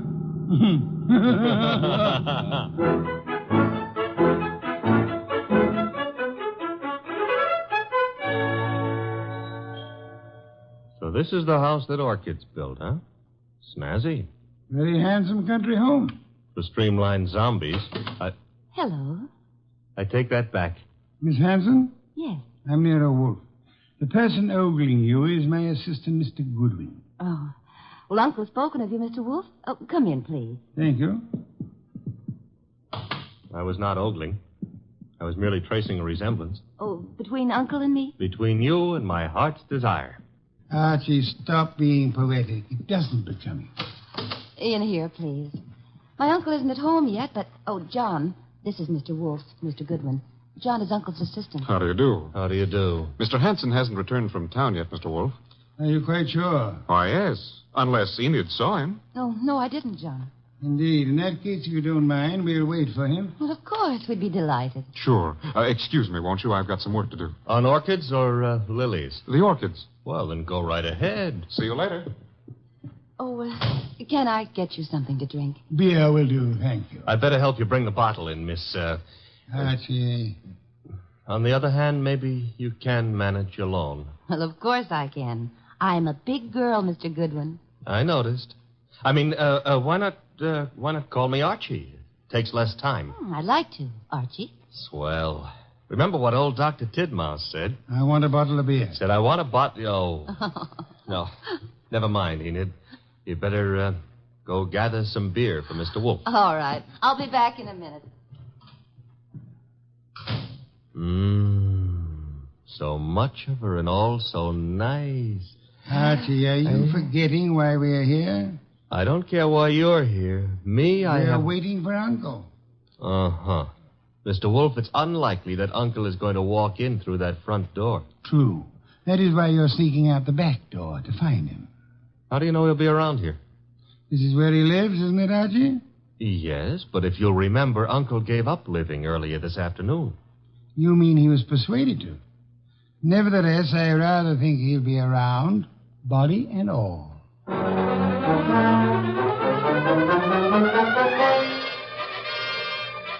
He wasn't in the house, so I tried the conservatory, hothouse, what have you. It was hot in that steam-heated orchid paradise. Also, it was full of orchids. Unfortunately, it wasn't full of Miss Hanson. I wandered hither and yon for a moment, dreaming of her, until I noticed a foot. Same foot I'd seen back at Zabro's, and peculiarly enough, the same corpse was attached to it. Uncle's. I was bending over to take a closer look when I felt a thud. I realized that thud was the sound of something hitting my head, and I began to realize, too, that I'd been knocked almost unconscious, which the second blow did.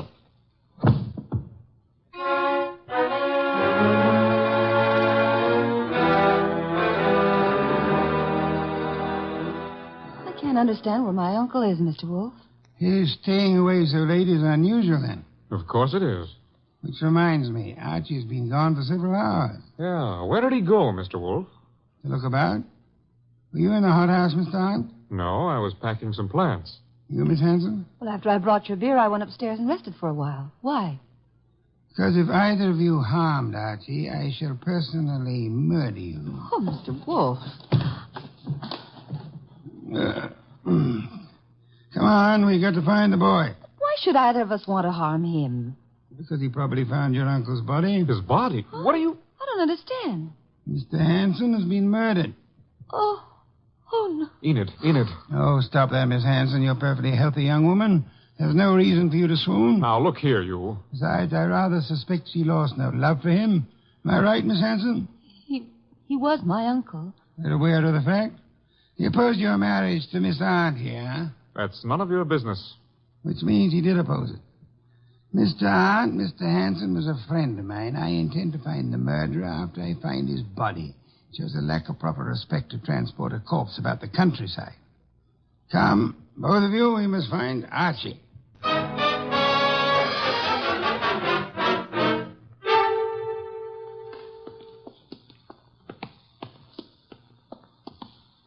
This whole thing's like a nightmare. If you can't wake up from it, let's go on with the search. Oh, look, they're on the ground. Archie. I'll see if he's all right. Well, this is fantastic. Mr. Hanson stabbed to death, and now Goodwin. He's just been stunned, thank heavens. He's coming to. Oh, I died. Oh, correct me if I'm wrong, but I'm dead. Archie, speak to me. Oh, I went to heaven. Are you all right, Archie? Uh-oh, the other place. Get up. Sure, if somebody will hold my head. Oh. Are we having an earthquake? You poor boy. Take my arm here. I'll take both. Ooh, he's normal. What happened, Archie? Somebody hit me when I wasn't looking. Yeah? Why? I don't know. Oh, yes, I remember. Yes? I found Uncle lying right there. Right there. The poor boy's delirious. Don't tell me he's gone again. I'm afraid he has, Archie. Are you sure you saw him? I'm positive, and then somebody slugged me. That corpse is the shyest one I've ever met. Blood would have dried. There'll be no signs of his having been placed here. Bad. Why? Your testimony would be valueless, especially since you were found unconscious. The jury would suspect you of having hit the bottle.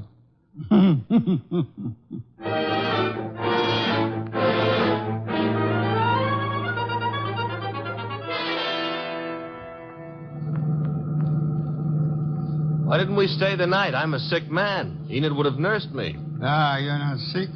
And I won't have you taking advantage of that girl. In my condition, I couldn't have. But maybe she would have taken advantage of me. Ooh. Is that what they called it in your day? It's Zabros. Stop the car. Okay.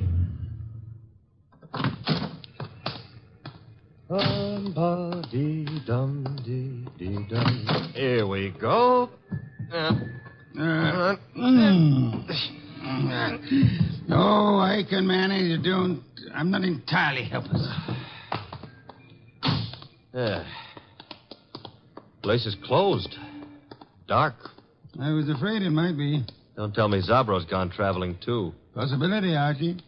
You mean he killed Hanson to cancel the debt he owed him and then followed us out to the country house and dumped Hanson there, hoping to pin suspicion on Enid and John? Perhaps. Uh-huh. Slugged me when I found the body too soon, and then... Uh-huh. Guess we better get into the joint. Door's locked? A guy I know got out of jail the other day. Yeah? He's reformed, so he gave me all his skeleton keys. You have them with you? Mm-hmm. And we'll find out in a minute just how good a burglar he was. Very good. Will you come in? Shut the door. Okay. Now. What's that? Somebody's been hurt. The lights. Nothing up front here. Back of the store where the exhibits are. I'll go see. Maybe you better stay here. Nonsense.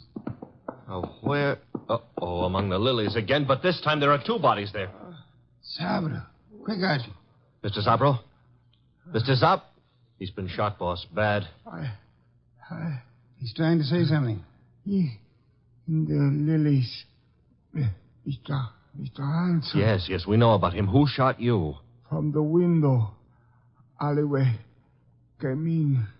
Mr. Zabro, who? He inherit money. Inherit. Down, Mr. Wolf, quick. Somebody shooting from that window.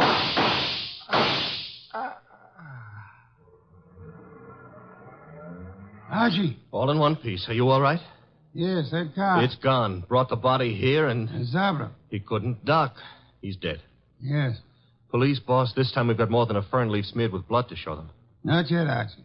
I'd prefer handing the murderer over to them along with the victims. I'm going home. Archie, get Miss Hanson and Mr. Arndt there as soon as you can. Well, suppose they don't want to come. Knock them unconscious and drag them there. Not Enid, boss. Enid's... Hey, what Zabro said about inheriting. Don't anticipate, Archie. When you get them to my office, we'll identify the murderer then.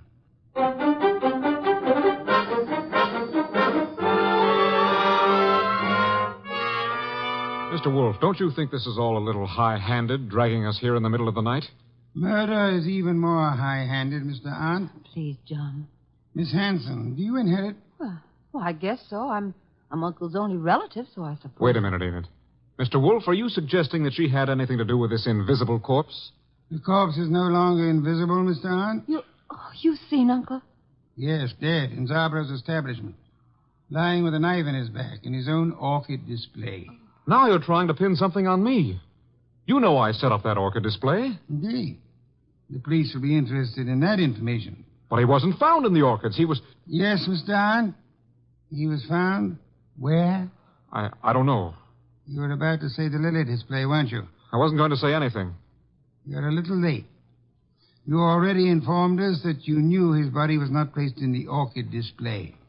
How did you know? I just guessed. The jury will be very much impressed by your remarkable clairvoyance, especially since... Archie, ask Mr. Zabro to come in. Mr. Zabro? Okay. Don't bother, Goodwin. John, that gun. Shut up, you little fool. Enid's a big girl. I don't know how you tumbled, Wolf. Lucky guessing, maybe. Oh, come now. Neither of us has indulged in guesswork. You killed Hanson, placed his body in the lily display to attract suspicion towards Miss Hanson. You felt sure she wouldn't be convicted, so you were safe. She would inherit, you would marry her, a marriage which your uncle opposed. When you saw that Archie had discovered the body too early for you to establish an alibi for yourself... Then he sneaked the body out of the window into his car and then dumped it in the hothouse. For time. Go on, Mr. Wolf. He didn't intend it to be discovered there, which was why he knocked you unconscious, Archie. Oh, I'm so glad he had a good reason for it. He had a body on his hands. He decided to double back, put the body in its original place, and carry through his plan. But Zabro caught him at it, poor fellow. I thought Zabro was in the other room. Lost you fool. Do you think I, too, am addicted to carrying corpses about? Zabro is dead. And you've given yourself away unnecessarily. Archie? All right. Archie, quick. Let go, Edith. I've got his arm. I'll give him mine with a fist attached. Very satisfactory, Archie. Now call the police. Inform them you have 2 corpses and a murderer for them.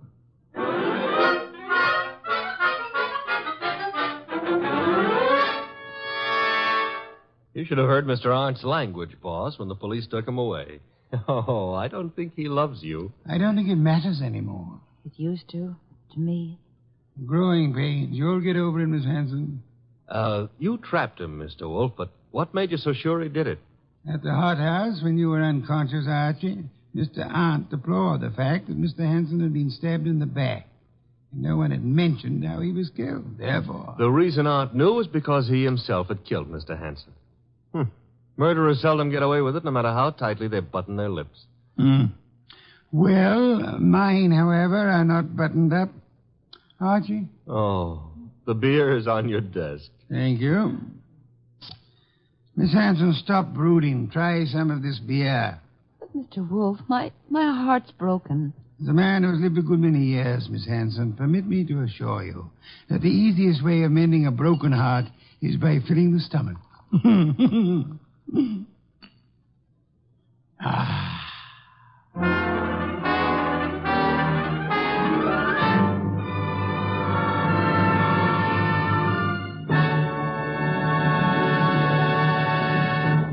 You have been listening to The New Adventures of Nero Wolfe, starring Sidney Greenstreet.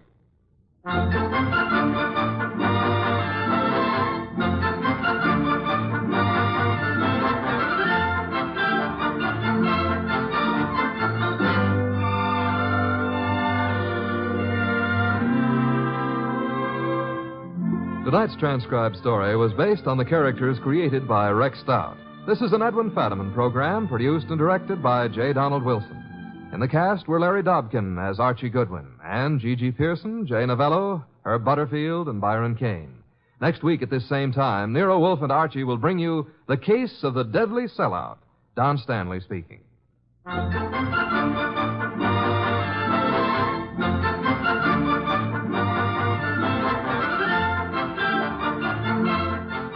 Three chimes mean good times on NBC. Friday means another visit with that entertaining eating establishment Duffy's Tavern.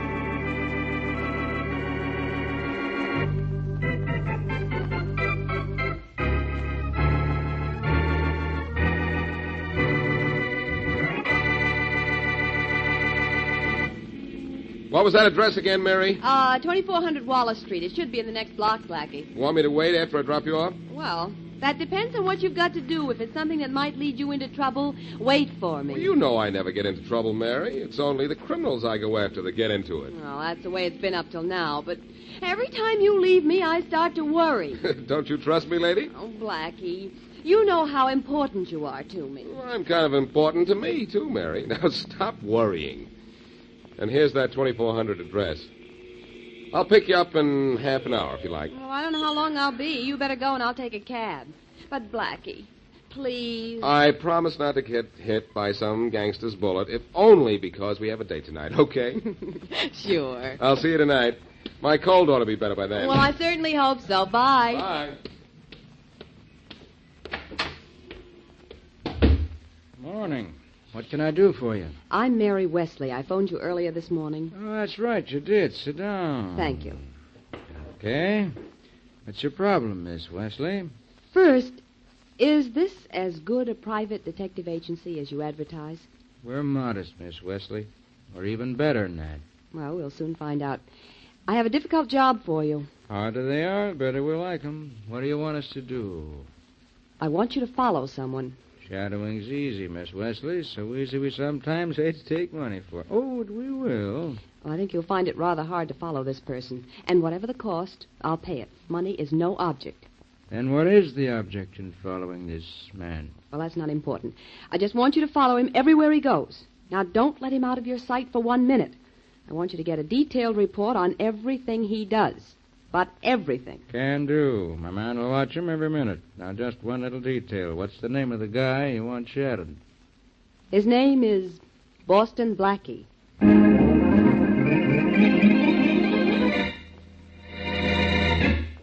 And now back to Dick Calmer as Boston Blackie. Enemy to those who make him an enemy. Friend to those who have no friend.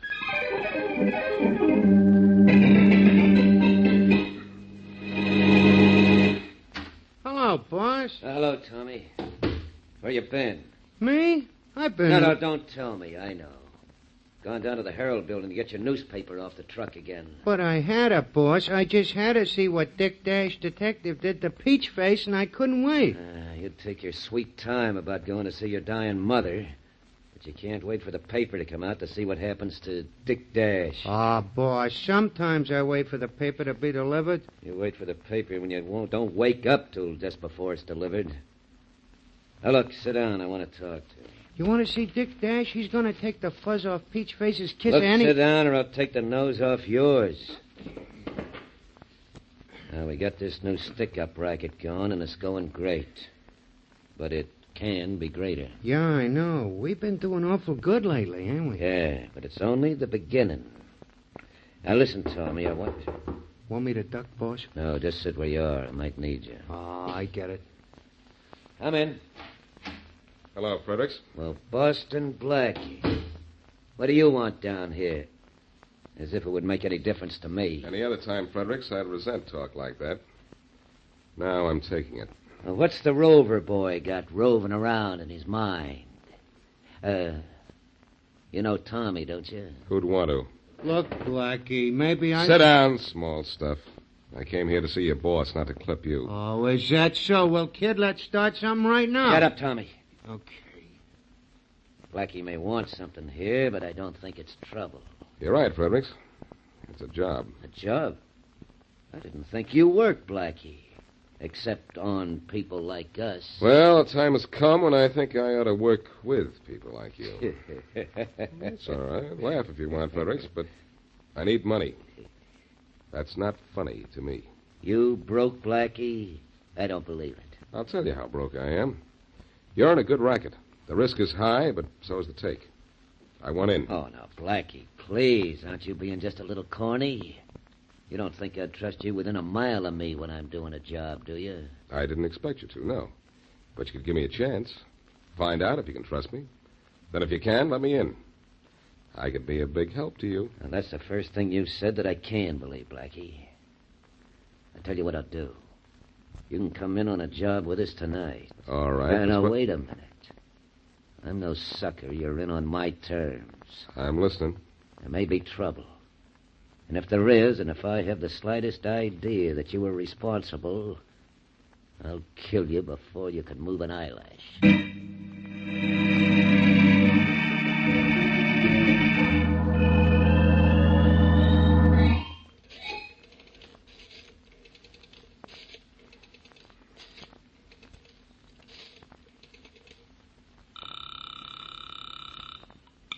Hello? Mary, this is Blackie. Oh, Blackie, I called your apartment 10 times since I got home and you weren't there. Now, where are you? In a phone booth on Wheaton Street. I've just come from seeing Fredericks. Seeing him or trying to see him? I saw him, and he didn't see through me. Well, not completely. But he's ruined our date tonight. Well, I don't mind that too much as long as you got what you wanted. Only be careful, please, Blackie, for me. I'll do my best. I'm going out with Fredericks tonight, sort of a trial. I'll be with him from 8 till midnight when we pull a job. Well, then I won't see you till tomorrow? Yeah, that's the way it looks. Oh, how did you do with your end of the deal? Oh, don't worry. A man from the Brown Detective Agency will follow you everywhere you go. He'll see everything you do. Good. Now all I have to do is hope that Inspector Faraday doesn't interfere. Because if I'm in the groove tonight, Fredericks and his boys will be in the bag tomorrow.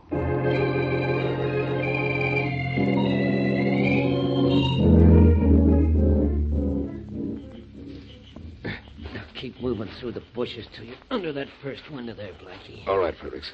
And Tommy and Bill will drop the stuff down to us. Yeah. Hey, you did a good job on that lock, Blackie. Thanks. That's my new business from now on. Yeah. Hey, Fredericks, did you have to pick a place surrounded by bushes? Ouch! Those thorns hurt. Yeah, you'll get a worse pain than that from this gun in your back if you cross us tonight, Blackie. Why don't you stop that talk? I'm in this because I want to get something out of it. And that's all. I'm glad we're out of those bushes, though. Which window do we stay under? Oh, the one just above us now. Oh. Hey, there's Bill up there. Toss the stuff down, Bill. Okay. Where's Tommy? Watching the entrance of the building so Bill can work without having to be his own lookout. Hey, down there. Catch. I got it. Hey, what is this stuff? Just something that's easier to steal than earn. One guess. Money, huh? Good guess. Hey, Bill. Yeah, boss? We're ready to make a break for it. You stick up there as a lookout till we get away. Sure, boss. I'll stay up here.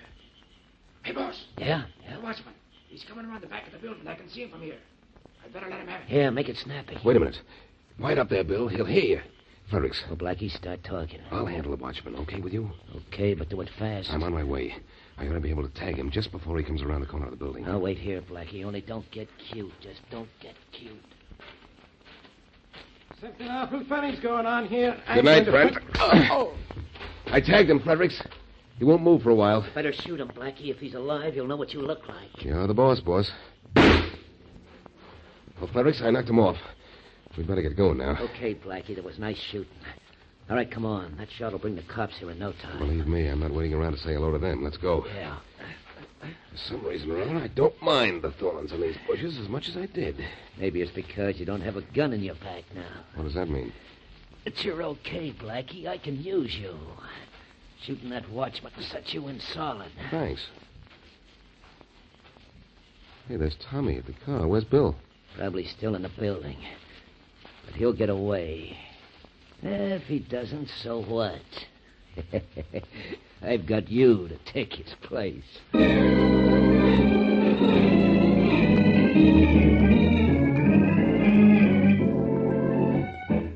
I'm awful proud of what you did last night, Blackie. I think we ought to celebrate. Suits me. Like to go to the Carlton tonight? You talked me into it.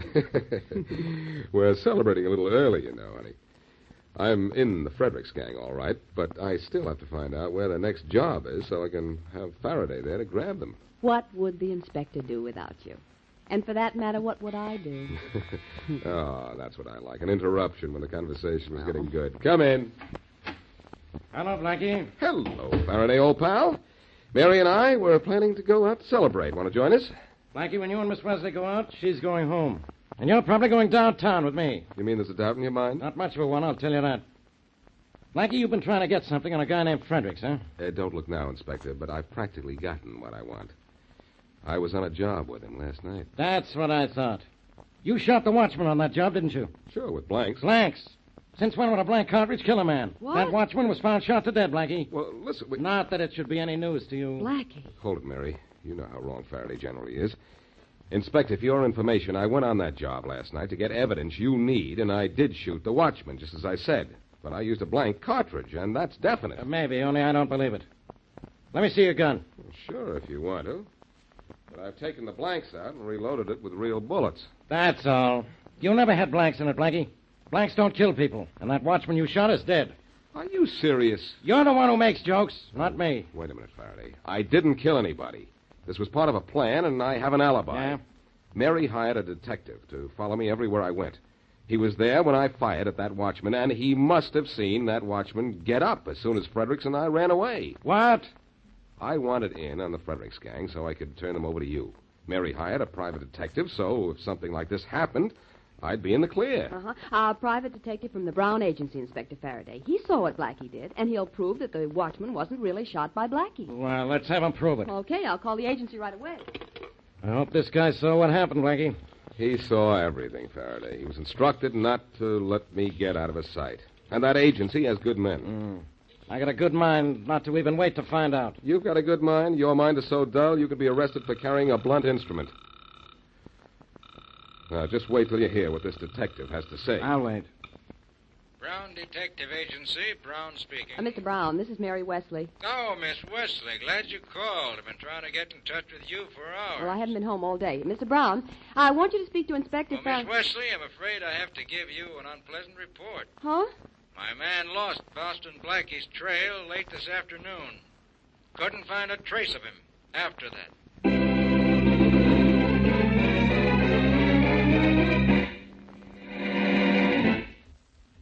And now back to Boston Blackie.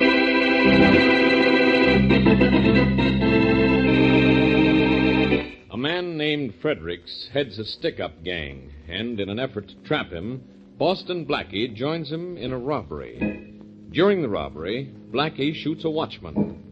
A private detective was supposed to be following Blackie to testify, if necessary, that the watchman got up after the shot because Blackie used blanks. It turns out, though, the watchman is found shot and killed. And when it is learned that the private detective lost Blackie's trail before the robbery, Blackie has no way of proving that he didn't kill the man. As we return to our story, Faraday prepares to take Blackie to jail for murder. Faraday, you have to listen to me. I'll listen to you in the lineup, Blackie. And when I get you into that light in the Detective Bureau, I want you to talk plenty. I like the light I'm under right now. Have you ever seen a prettier chandelier? I've never seen a prettier mess than you're in right now. Inspector Faraday, please, now let Blackie... Quiet, Miss Wesley, But, huh? Inspector, all Blackie needs is a little time, and then he'll find the man who killed that watchman. You've been around Blackie so much, you're beginning to think like him. If you'd stick around, maybe you'd start thinking, period. Give me just a few hours, and I'll clear this up for you, Faraday. I promise you. It's clear enough already, Blackie. So you're going to headquarters. And no tricks. Why, you know I'd never pull a trick on you. No, not much. But this time you don't get a chance. Turn around, Blackie. I want your back to me.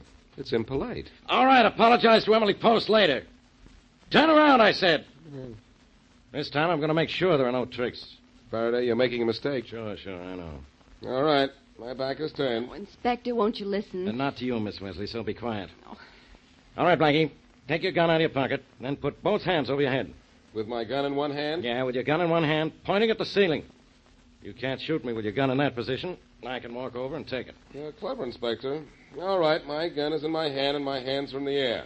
And I'm coming up behind you and... Ah! Blackie, what's happening? Hey, the lights. Blackie, come back here. Come back. Where are you going? The same place the light in that chandelier just went, Inspector. Out!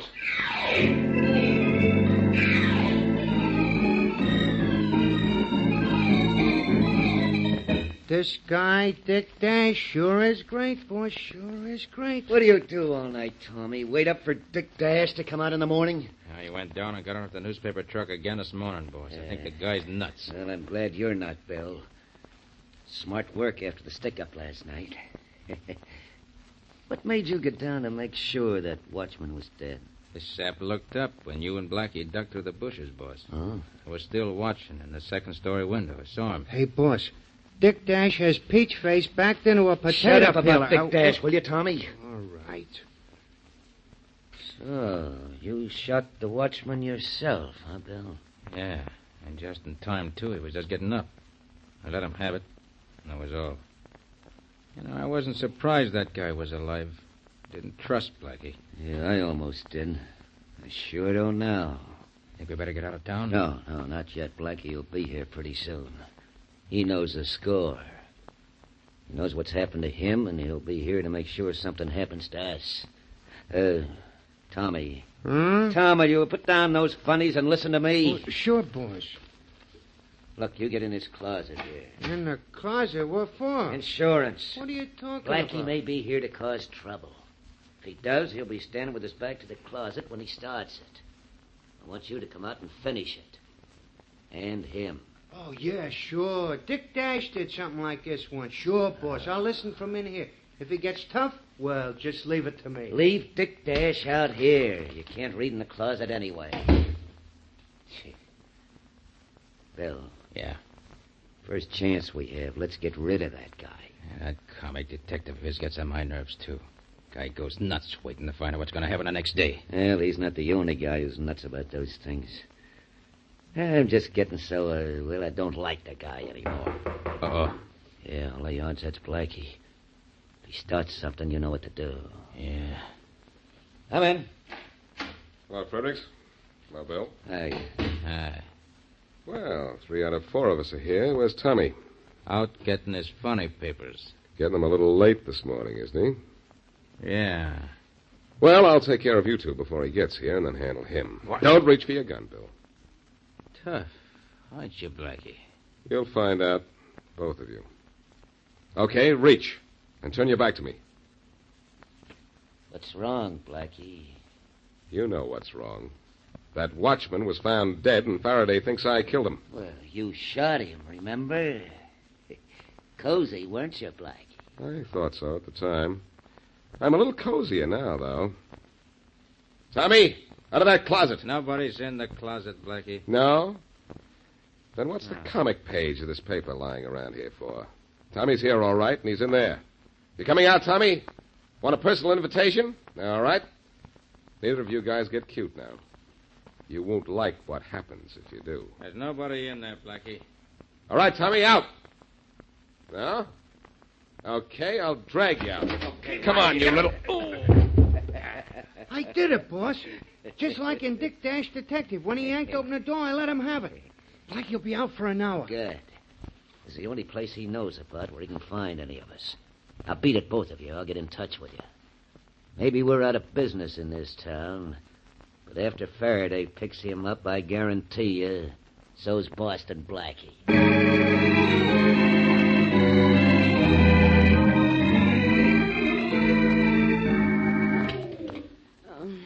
Oh. Hello, Mary. Sorry to wake you up. Oh, Blackie, where you been?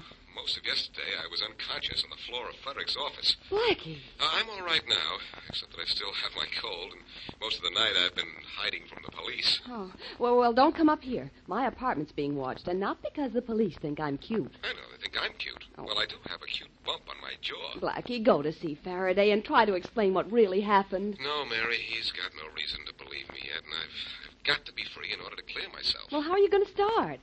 I'm not sure yet. Of course, I know who killed that watchman. Yeah? It's one of Frederick's men. Oh.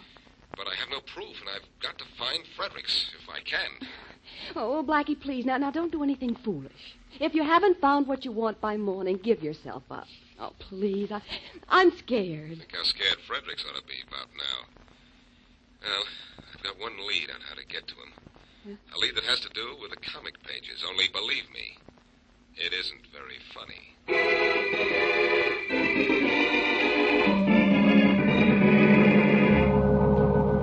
Okay, number 6, you're all loaded. Get rolling. Oh, hold number 7. You got to haul a few hundred more this time. Hey, you. Yeah? Sorry to bother you when you're busy. Hey, I know who you are. You're Boston Blackie, I mean. Say, you're in an awful jam, Blackie. I know I am, and I'm here to get out of it. Some guy comes here almost every morning to buy a paper off one of these trucks. Yeah, sure does. Oh, he hasn't been here this morning. Well, not yet, I mean. Well, look, when he gets here, I want to talk to him. Sure, Blackie. Want me to point him out to you? No, I know what he looks like. Only it's late, and looks like he's not going to show up. Yeah, could be. Sure would like to help you, Blackie, if I could. I'm sorry. All right. Okay. Thanks, anyhow. Blackie. Yeah? The guy you were talking about. Here he is now. That's the guy, all right. Give me that paper and tell him to step behind this truck to get it. Okay. Oh, but Blackie... Give me that paper, quick. Oh, sure. Here you are. Now, send that guy back here, and don't tell him who he's going to meet. Okay. Say, mister, I'll have one of those papers this morning. I gotta see Dick Dash Detective before I leave town. Oh, you're leaving town? Yeah. Well, there's a man behind this truck with some extra papers. He'll sell you one. Thanks a lot. Hey, you with the papers, give me one of those things. I gotta see... You have to see me first, Tommy. And don't reach for a gun. No. Don't yell. And keep your back up against that truck. I didn't do nothing, Blackie. I didn't hurt nobody. That watchman was more than hurt at that holdup. He was killed. And I think you killed him. No, I didn't kill him. It wasn't me. Who was it then? I don't know. Lucky I didn't hear you, Tommy, or you'd get another clip. Now, who killed that watchman? Wait, don't clip me again. It was Bill. Yeah. That's all I wanted to know. Okay, where is he? He left town last night. I don't know where he went. Wait, Blackie, honest, I don't know. I'll find out where. He killed that watchman? With his own gun? Yeah, Blackie, yeah. How do you know? I heard Bill tell Fredericks. Where's Fredericks? I don't... Tommy, I'm gonna... Okay. He's living under the name of Colfax in the Walton Hotel. That's different. Okay, Tommy. Here's your funny papers. Let's see how you like reading them in jail.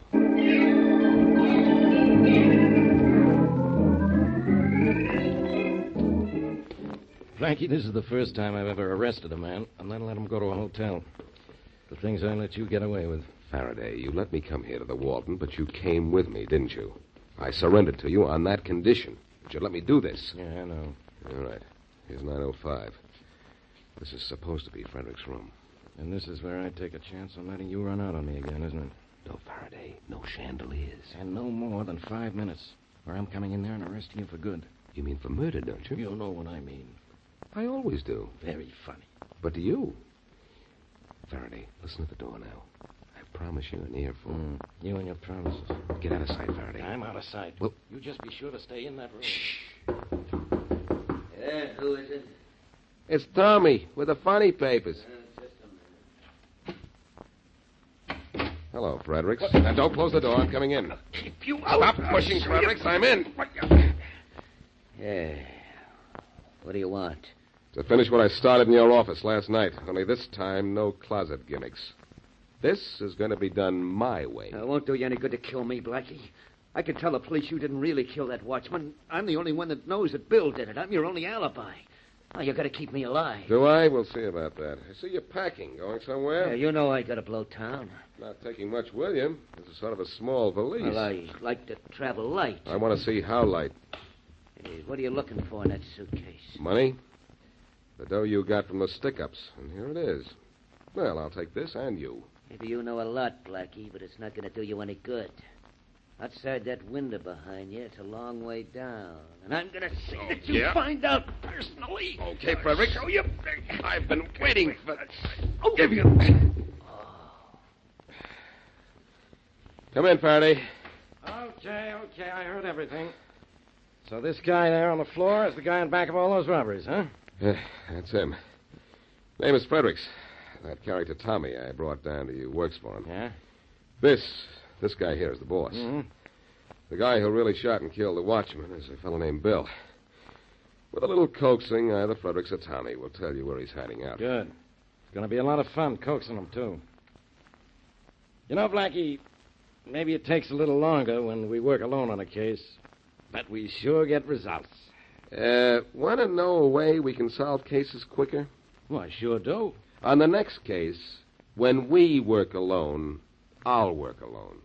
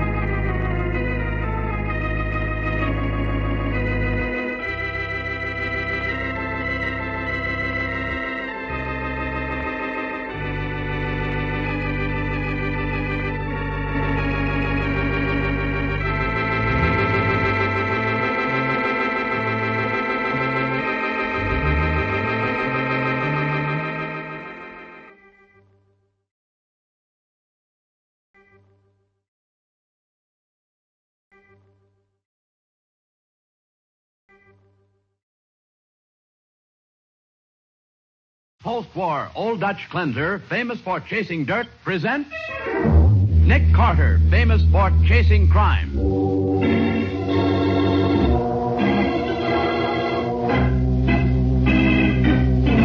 Every week at this time, two great names are joined as new post-war Old Dutch cleanser brings you one of the most resourceful and daring characters in all detective fiction, Nick Carter, Master Detective.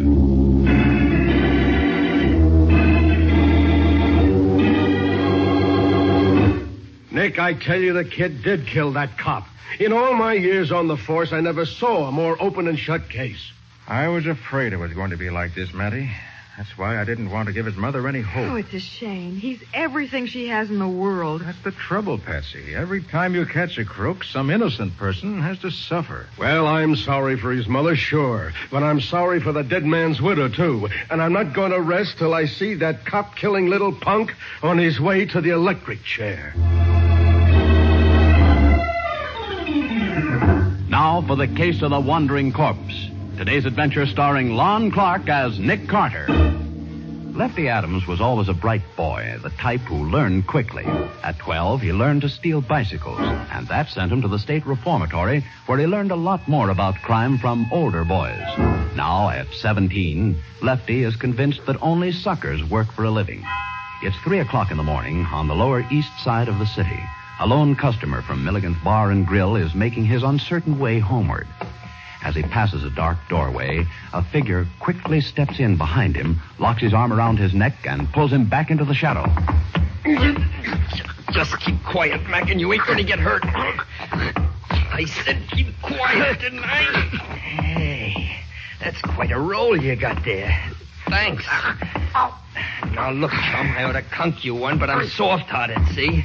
I'm lambing out of here, but I got a rod, and if you let out one yipe, I'm coming back. You're gonna be good? Yeah. Okay. So long, sucker. Help! The dirty rat I might have known. Hey, you! It's the cops. He ain't gonna get me. Stop or I'll shoot! I ain't got far to go now if I can only... Oh!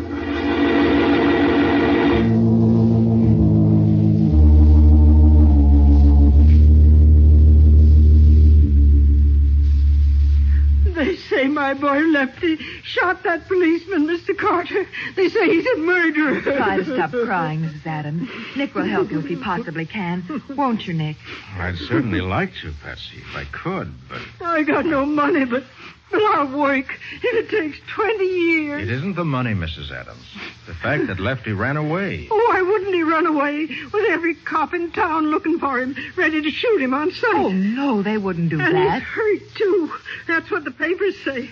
Maybe he's dying. But why did you come to me? You knew Lefty when he used to go to your downtown boys' club. Yes, I did. Well, then you know he's a good boy. No, Mrs. Adams, I don't. I don't think he's a really bad boy, but he was always a little defiant and suspicious. Well, that's no crime. I know. I did what I could for him in the short time he was a member of the club, but he didn't stay long enough for me to straighten him out. Well, he never meant any harm. It was them older boys he got mixed up with afterwards. Yeah, that's usually the way. Lefty has a pretty bad record, Mrs. Adams. Nick, why don't you at least investigate? I'll be glad to, but if I start, I'll have to go through with it, whether he's innocent or not. Well, that's all I want, Mr. Carter, because I know he didn't do it. And, of course, if I find where he's hiding, I'll have to turn him over to the police. Well, if that's the only way. All right, then, go ahead.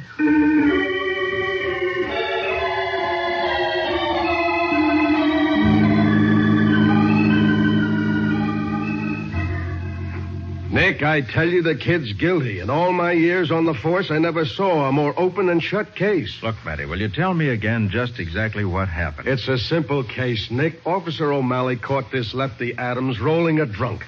The kid ran, and O'Malley warned him to stop, but he didn't. So O'Malley fired and hit him, too. Then the kid turned and shot O'Malley with that homemade gun we found near the body. A homemade gun, Sergeant? Yeah, Patsy. A lot of these young hoodlums make their own out of scrap metal and stuff. Oh. And 3 people have identified the gun that killed O'Malley as his. Any fingerprints? Sure. All belonging to Lefty Adams. Oh, Nick, that's almost positive proof. Well, that's pretty strong evidence. And that's all right. only part of it, Nick. The drunk got a good look at Lefty when the kid ran under a streetlight, and he's identified his picture. But he didn't actually see Lefty fire the shot, did he? Well, Patsy, considering the shape he was in, he ain't sure of anything except that the kid was Lefty Adams. Oh. Matter of fact, he remembers hearing only one shot, and we know there were two. You mean because there was an empty cartridge in O'Malley's revolver? Sure. And we know the kid was wounded because there was blood on the pavement a half a block from O'Malley's body. We've sent out warnings to all doctors to watch for a 17-year-old boy with a bullet wound, probably in his left arm. But what makes you think he was hit in his left arm? Because, Patsy, the fingerprints on his gun are from his right hand. Uh-huh. And Lefty is a southpaw. Oh. I see what you mean. Left arm must have been injured. Or have held the gun in his left hand. That's the way I figure it. Oh, I was afraid it was going to be like this.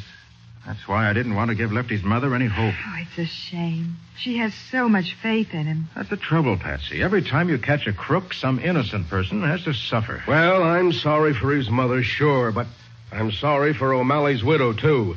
And I'm not going to rest till I see that cop-killing little punk on his way to the electric chair.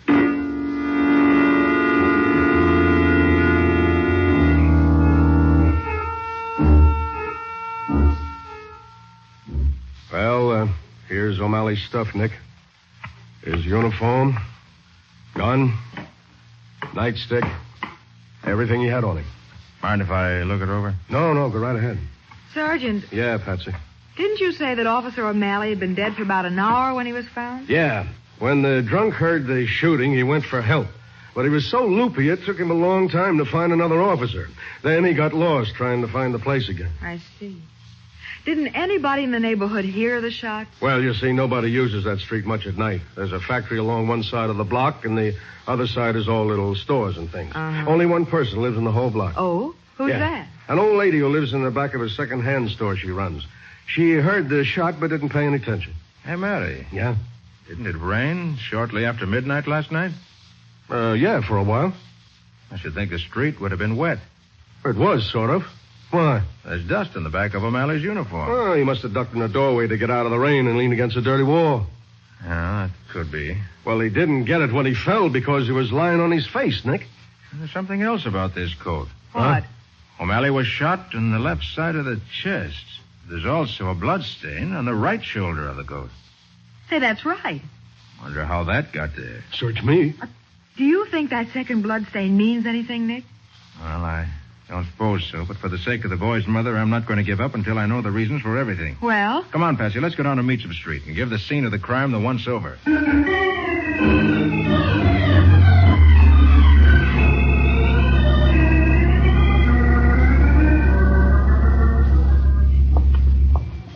Oh, here's the second-hand store Matty was talking about. Let's go in for a minute. All right. Just a minute. I'll be right out. Okay, we'll wait. I'm in the back room. I'll be with you as soon as I get down off this ladder. Take your time. Oh, gee, I love second-hand stores, Nick. Look, everything from jewelry to automobile tires. Phew. Painting walls is no job for a fat woman. Well, what can I do for you? My name's Carter. This is Miss Bowen. Oh, pleased to meet you, I'm sure. Hello. I want to ask some questions about the shooting that took place near here last night. You heard the shots, didn't you? Yep. They woke me up. The window was open wide because of the fresh paint smell in my room. How many shots were there? Why, 2 was all I heard. You sure there were only 2, not just one? Well, there was 2, all right. Of course, I didn't know it was guns. I thought it was some car backfiring. Well, what time was it? Did you notice?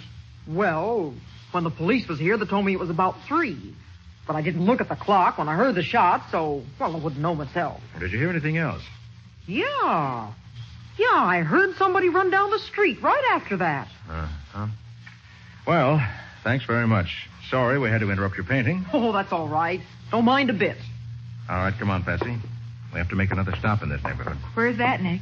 Well, this won't be pleasant. We better stop in and tell Mrs. Adams what we learned from Matty.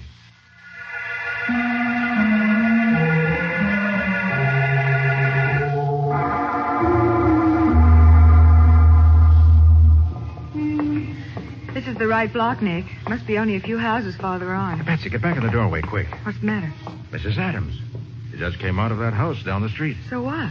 Something odd about the way she's acting. Looking over her shoulder as if she were afraid of being followed. Let me see. Hey, you're right. She acts scared to death. And look at those bundles she's carrying. One of them must be clothes. She's also got something in a paper sack. That might be food. Nick, she's getting into a cab. So I see. A woman like Mrs. Adams can't afford a cab except for something very important. Come on. Yep. Taxi. All right, Patsy. Hurry up. Get in. Right. Where to, Bud? Follow that cab up ahead. There's a temp spot in it for you if you don't lose him. Oh, mister, you can say goodbye to that sawbuck right now. But, Nick... I may be wrong, Patsy, but it looks to me as though Lefty may have got in touch with his mother and that she's taking him food and clothing. Oh, but, Nick, it would be awful to use that poor woman as a means of finding her boy and turning him over to the police. I know it, Patsy, but I said I was going to follow through on this case, even if what I find sends Lefty to the chair.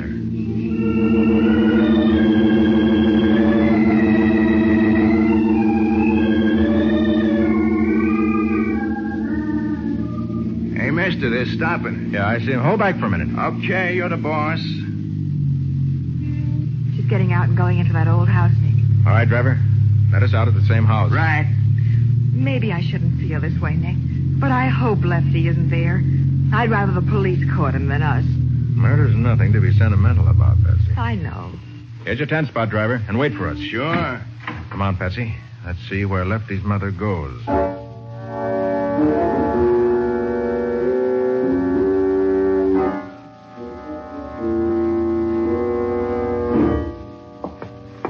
Here's the room she went into. Mrs. Adams? I hope you're wrong, Nick. Mrs. Adams. What? What do you want? It's Nick Carter. Let me in, Mrs. Adams. Go away, please, please. Oh, what's the use, Mom? Okay, so you found me. Now I hope you're satisfied. He didn't do it, Mr. Carter. He couldn't have. Lefty, tell him he didn't kill anybody. Gee, I'm sorry, Mom. I can't. I did shoot that cop, just like the papers said. Nick, look at the wound on Lefty's head. Yes, I noticed it. But I thought... So did I. Mom, will you... Maybe we've been all wrong. While Lefty's heartbroken mother sobs convulsively, Nick and the 17-year-old criminal leave for headquarters. We'll see what happens in just a moment.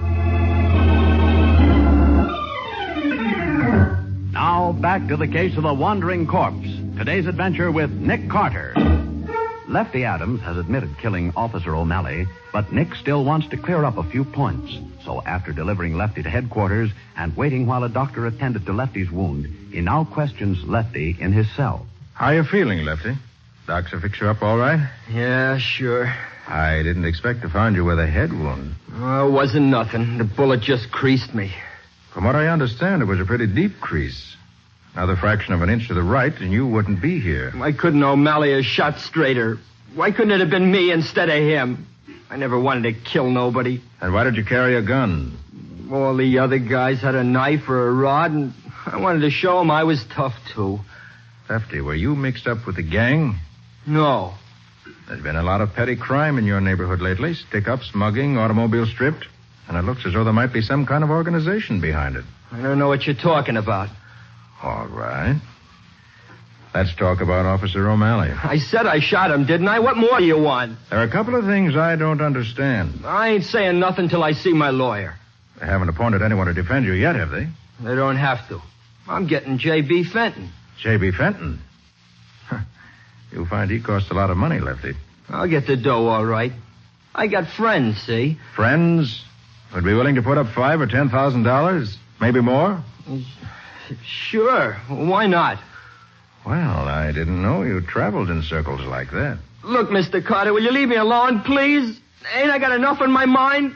Mom crying her eyes out and me knowing I killed a guy? It's enough to drive a guy nuts without having to keep talking about it. All right, Lefty. Just a couple of more questions and I'll leave. You're left-handed, aren't you? Yeah, sure. What do you think they call me Lefty for? And why did you hold the gun in your right hand when you shot O'Malley? I didn't. I couldn't have. I couldn't hit nothing with my right hand. But the fingerprints on that gun are from your right hand. Quit nagging at me, will you? How do I know why I done it? I shot him, but I don't know how it happened. There was a million skyrockets going off inside my head. You mean from the bullet wound? Yeah, I blacked out, maybe. All I remember is him chasing me into the... What were you going to say? Nothing. Leave me alone, will you? I don't want to talk about it. But, Lefty, listen to me. I told you I killed the guy, didn't I? That's all I know. Now get out of here and let me alone. Just let me alone.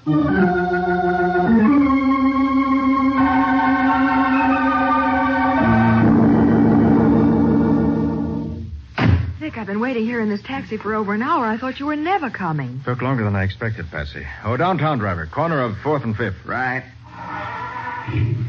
Did you find out anything? I found out that Lefty's lying. He's lying? About what? I'm not sure. It's almost as if he were taking the blame to protect somebody else. What? He wouldn't do that. I wouldn't think so either, but that's the way it looks. Another thing, it doesn't seem to be the actual shooting he's lying about. Well, what is it then? Oh, I don't know, Patsy. It doesn't make sense. There's something wrong somewhere. Hey, mister. Was that kid we brought down the clink the one that bumped the cop last night, huh? Yes, he's the one. Hey, you know, it's a funny thing. I almost seen that fracas. What do you mean you almost saw it? Well, it happened in my territory. You know, I picked you up only a couple of blocks from there. Yes, I know. Yeah, well, like I was saying. I drove through the street with a kid killed a cop about half an hour before it happened. About 3:30 it was. What? Sure. The paper said the cop's body was found about 4 o'clock. And I went through there not half an hour before. You sure you drove through that same block on Meacham Street this morning at 3:30? Sure, I'm sure. I picked up a fare right after that, and I got it down on my book. 3:37. Well, maybe your watch was wrong. Ah, nuts. This ticker of mine ain't been off 2 minutes in 10 years. What are you so psyched about? Because it was 4 o'clock when they found the body. But the killing took place at 3. Ah, you're nuts. If that cop was laying dead in the street, I'd have seen him, wouldn't I, huh? You bet you would. Turn around, driver. We're going back to headquarters.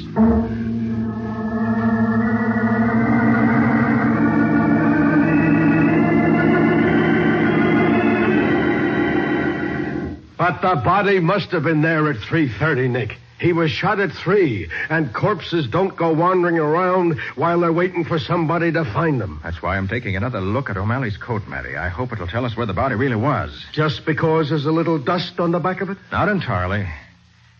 Matty, take another look at this stain on the right shoulder. Oh, Nick, we've talked about that before. I admit it's a funny place for a blood stain when he was shot on the other side. Well, if you take a closer look, you'll see that the blood stain isn't dried blood at all. What? On this dark blue cloth, it's hard to tell the difference, but that particular stain is paint, Matty. Brown paint.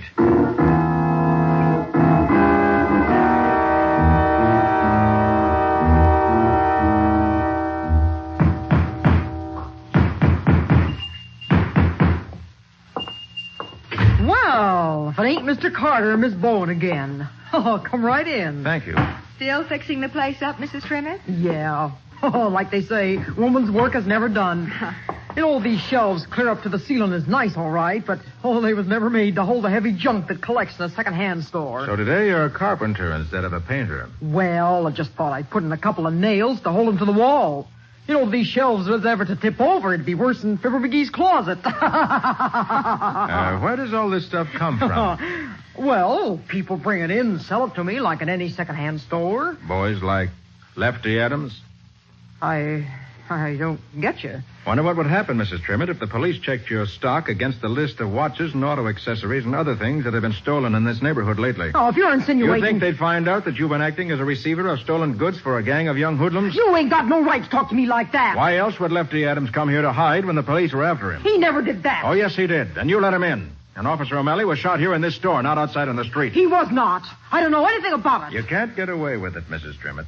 When O'Malley fell, the back of his coat picked up dust from your floor. Oh, that don't mean nothing. Could have got that dust any place. But there was something else on his coat. Paint.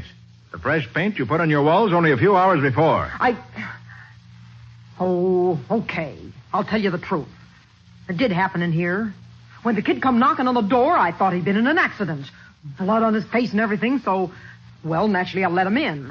Go on. Then when the cop come busting in after him, the boy grabbed a gun out of his pocket and... Oh, it was awful. Very interesting story, Mrs. Trimmett, but I have a better version.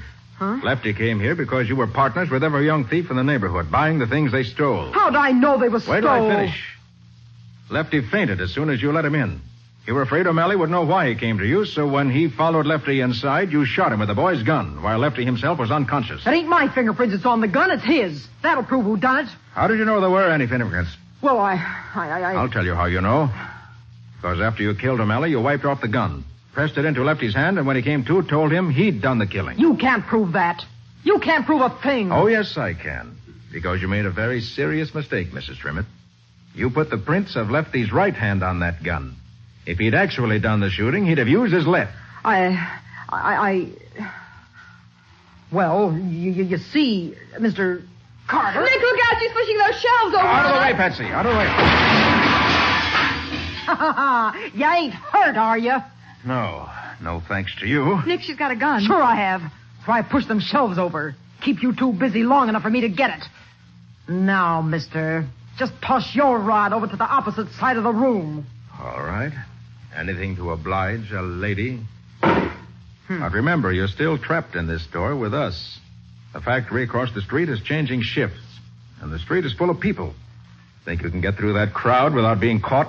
Who said I was leaving? Go on, both of you. Get to the back of the store. Say, what do you think you're doing? Well, dearie, there's a cellar to this joint that ought to be darn near soundproof. We all three are going down there. But I'm the only one that's coming back. Now get moving. At the point of a gun, Nick and Patsy move slowly toward the door of the cellar, which Mrs. Trimmett intends to be their grave. We'll see what happens in just a moment.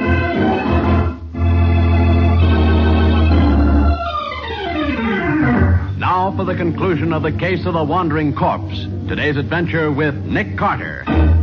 Nick and Patsy are slowly walking toward the rear of Mrs. Trimmett's second-hand store, with Mrs. Trimmett right behind them, a revolver in her hand. Nick, once we get into that basement, we won't have a chance. You can do something to distract her attention for a minute. Cut out the whispering and go on down those steps. Please don't rush us. Whenever you're ready, Nick. I said shut up. Now. Oh, I caught my heel. You give me the gun. I'll give it to you. Let go of my arm. We'll fall. I tell you, we'll fall down the stairs. All right, Patsy. I've got the gun. You dirty rat. You broke my arm, knocking me down them steps. Oh, that's a shame, Mrs. Trimmett. But we'll see that you get the very best medical attention in the prison hospital.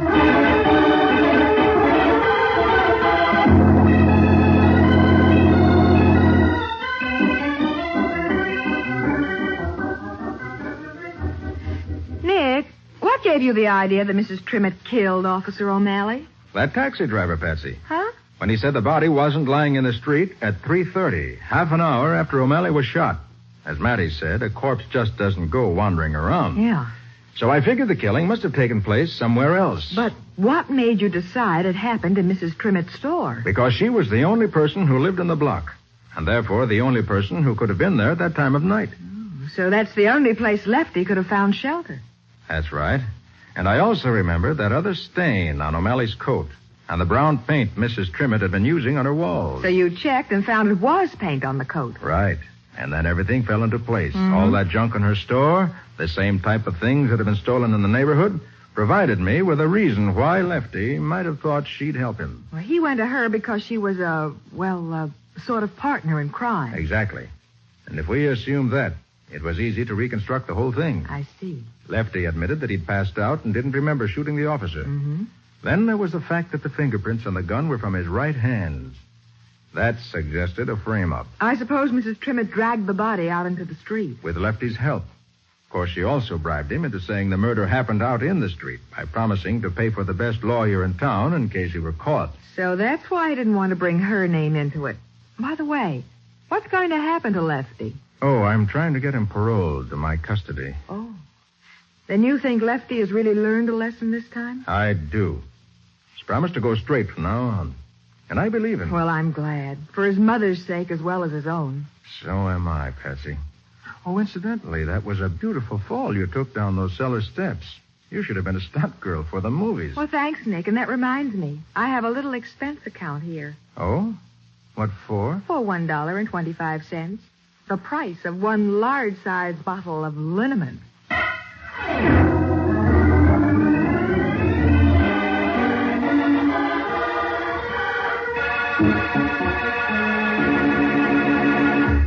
And now, Nick, will you tell us something about the adventure that new post-war Old Dutch cleanser is going to bring us next week? Well, Bob, for one thing, it's a case that really started 1,300 years ago in China during the Tang Dynasty, when two Chinese families started a feud over a dagger. Must have been a very unusual weapon. It certainly was. Very unusual and very deadly, as Nick and I almost discovered the hard way. Well, it sounds like a case that promises lots of excitement, to say the least. What do you call the adventure, Nick? I call it the case of the Kwong Li dagger.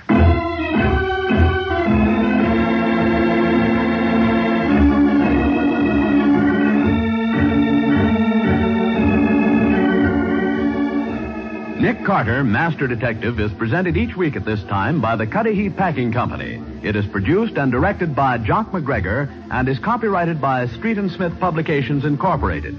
Charlotte Manson is featured as Patsy. Mattie was played by Ed Latimer.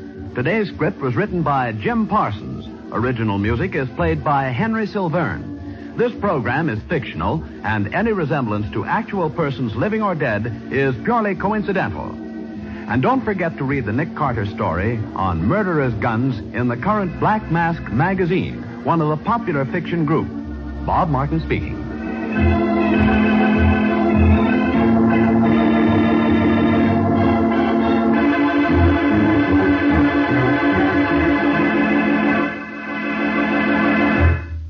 This is the Mutual Broadcasting System.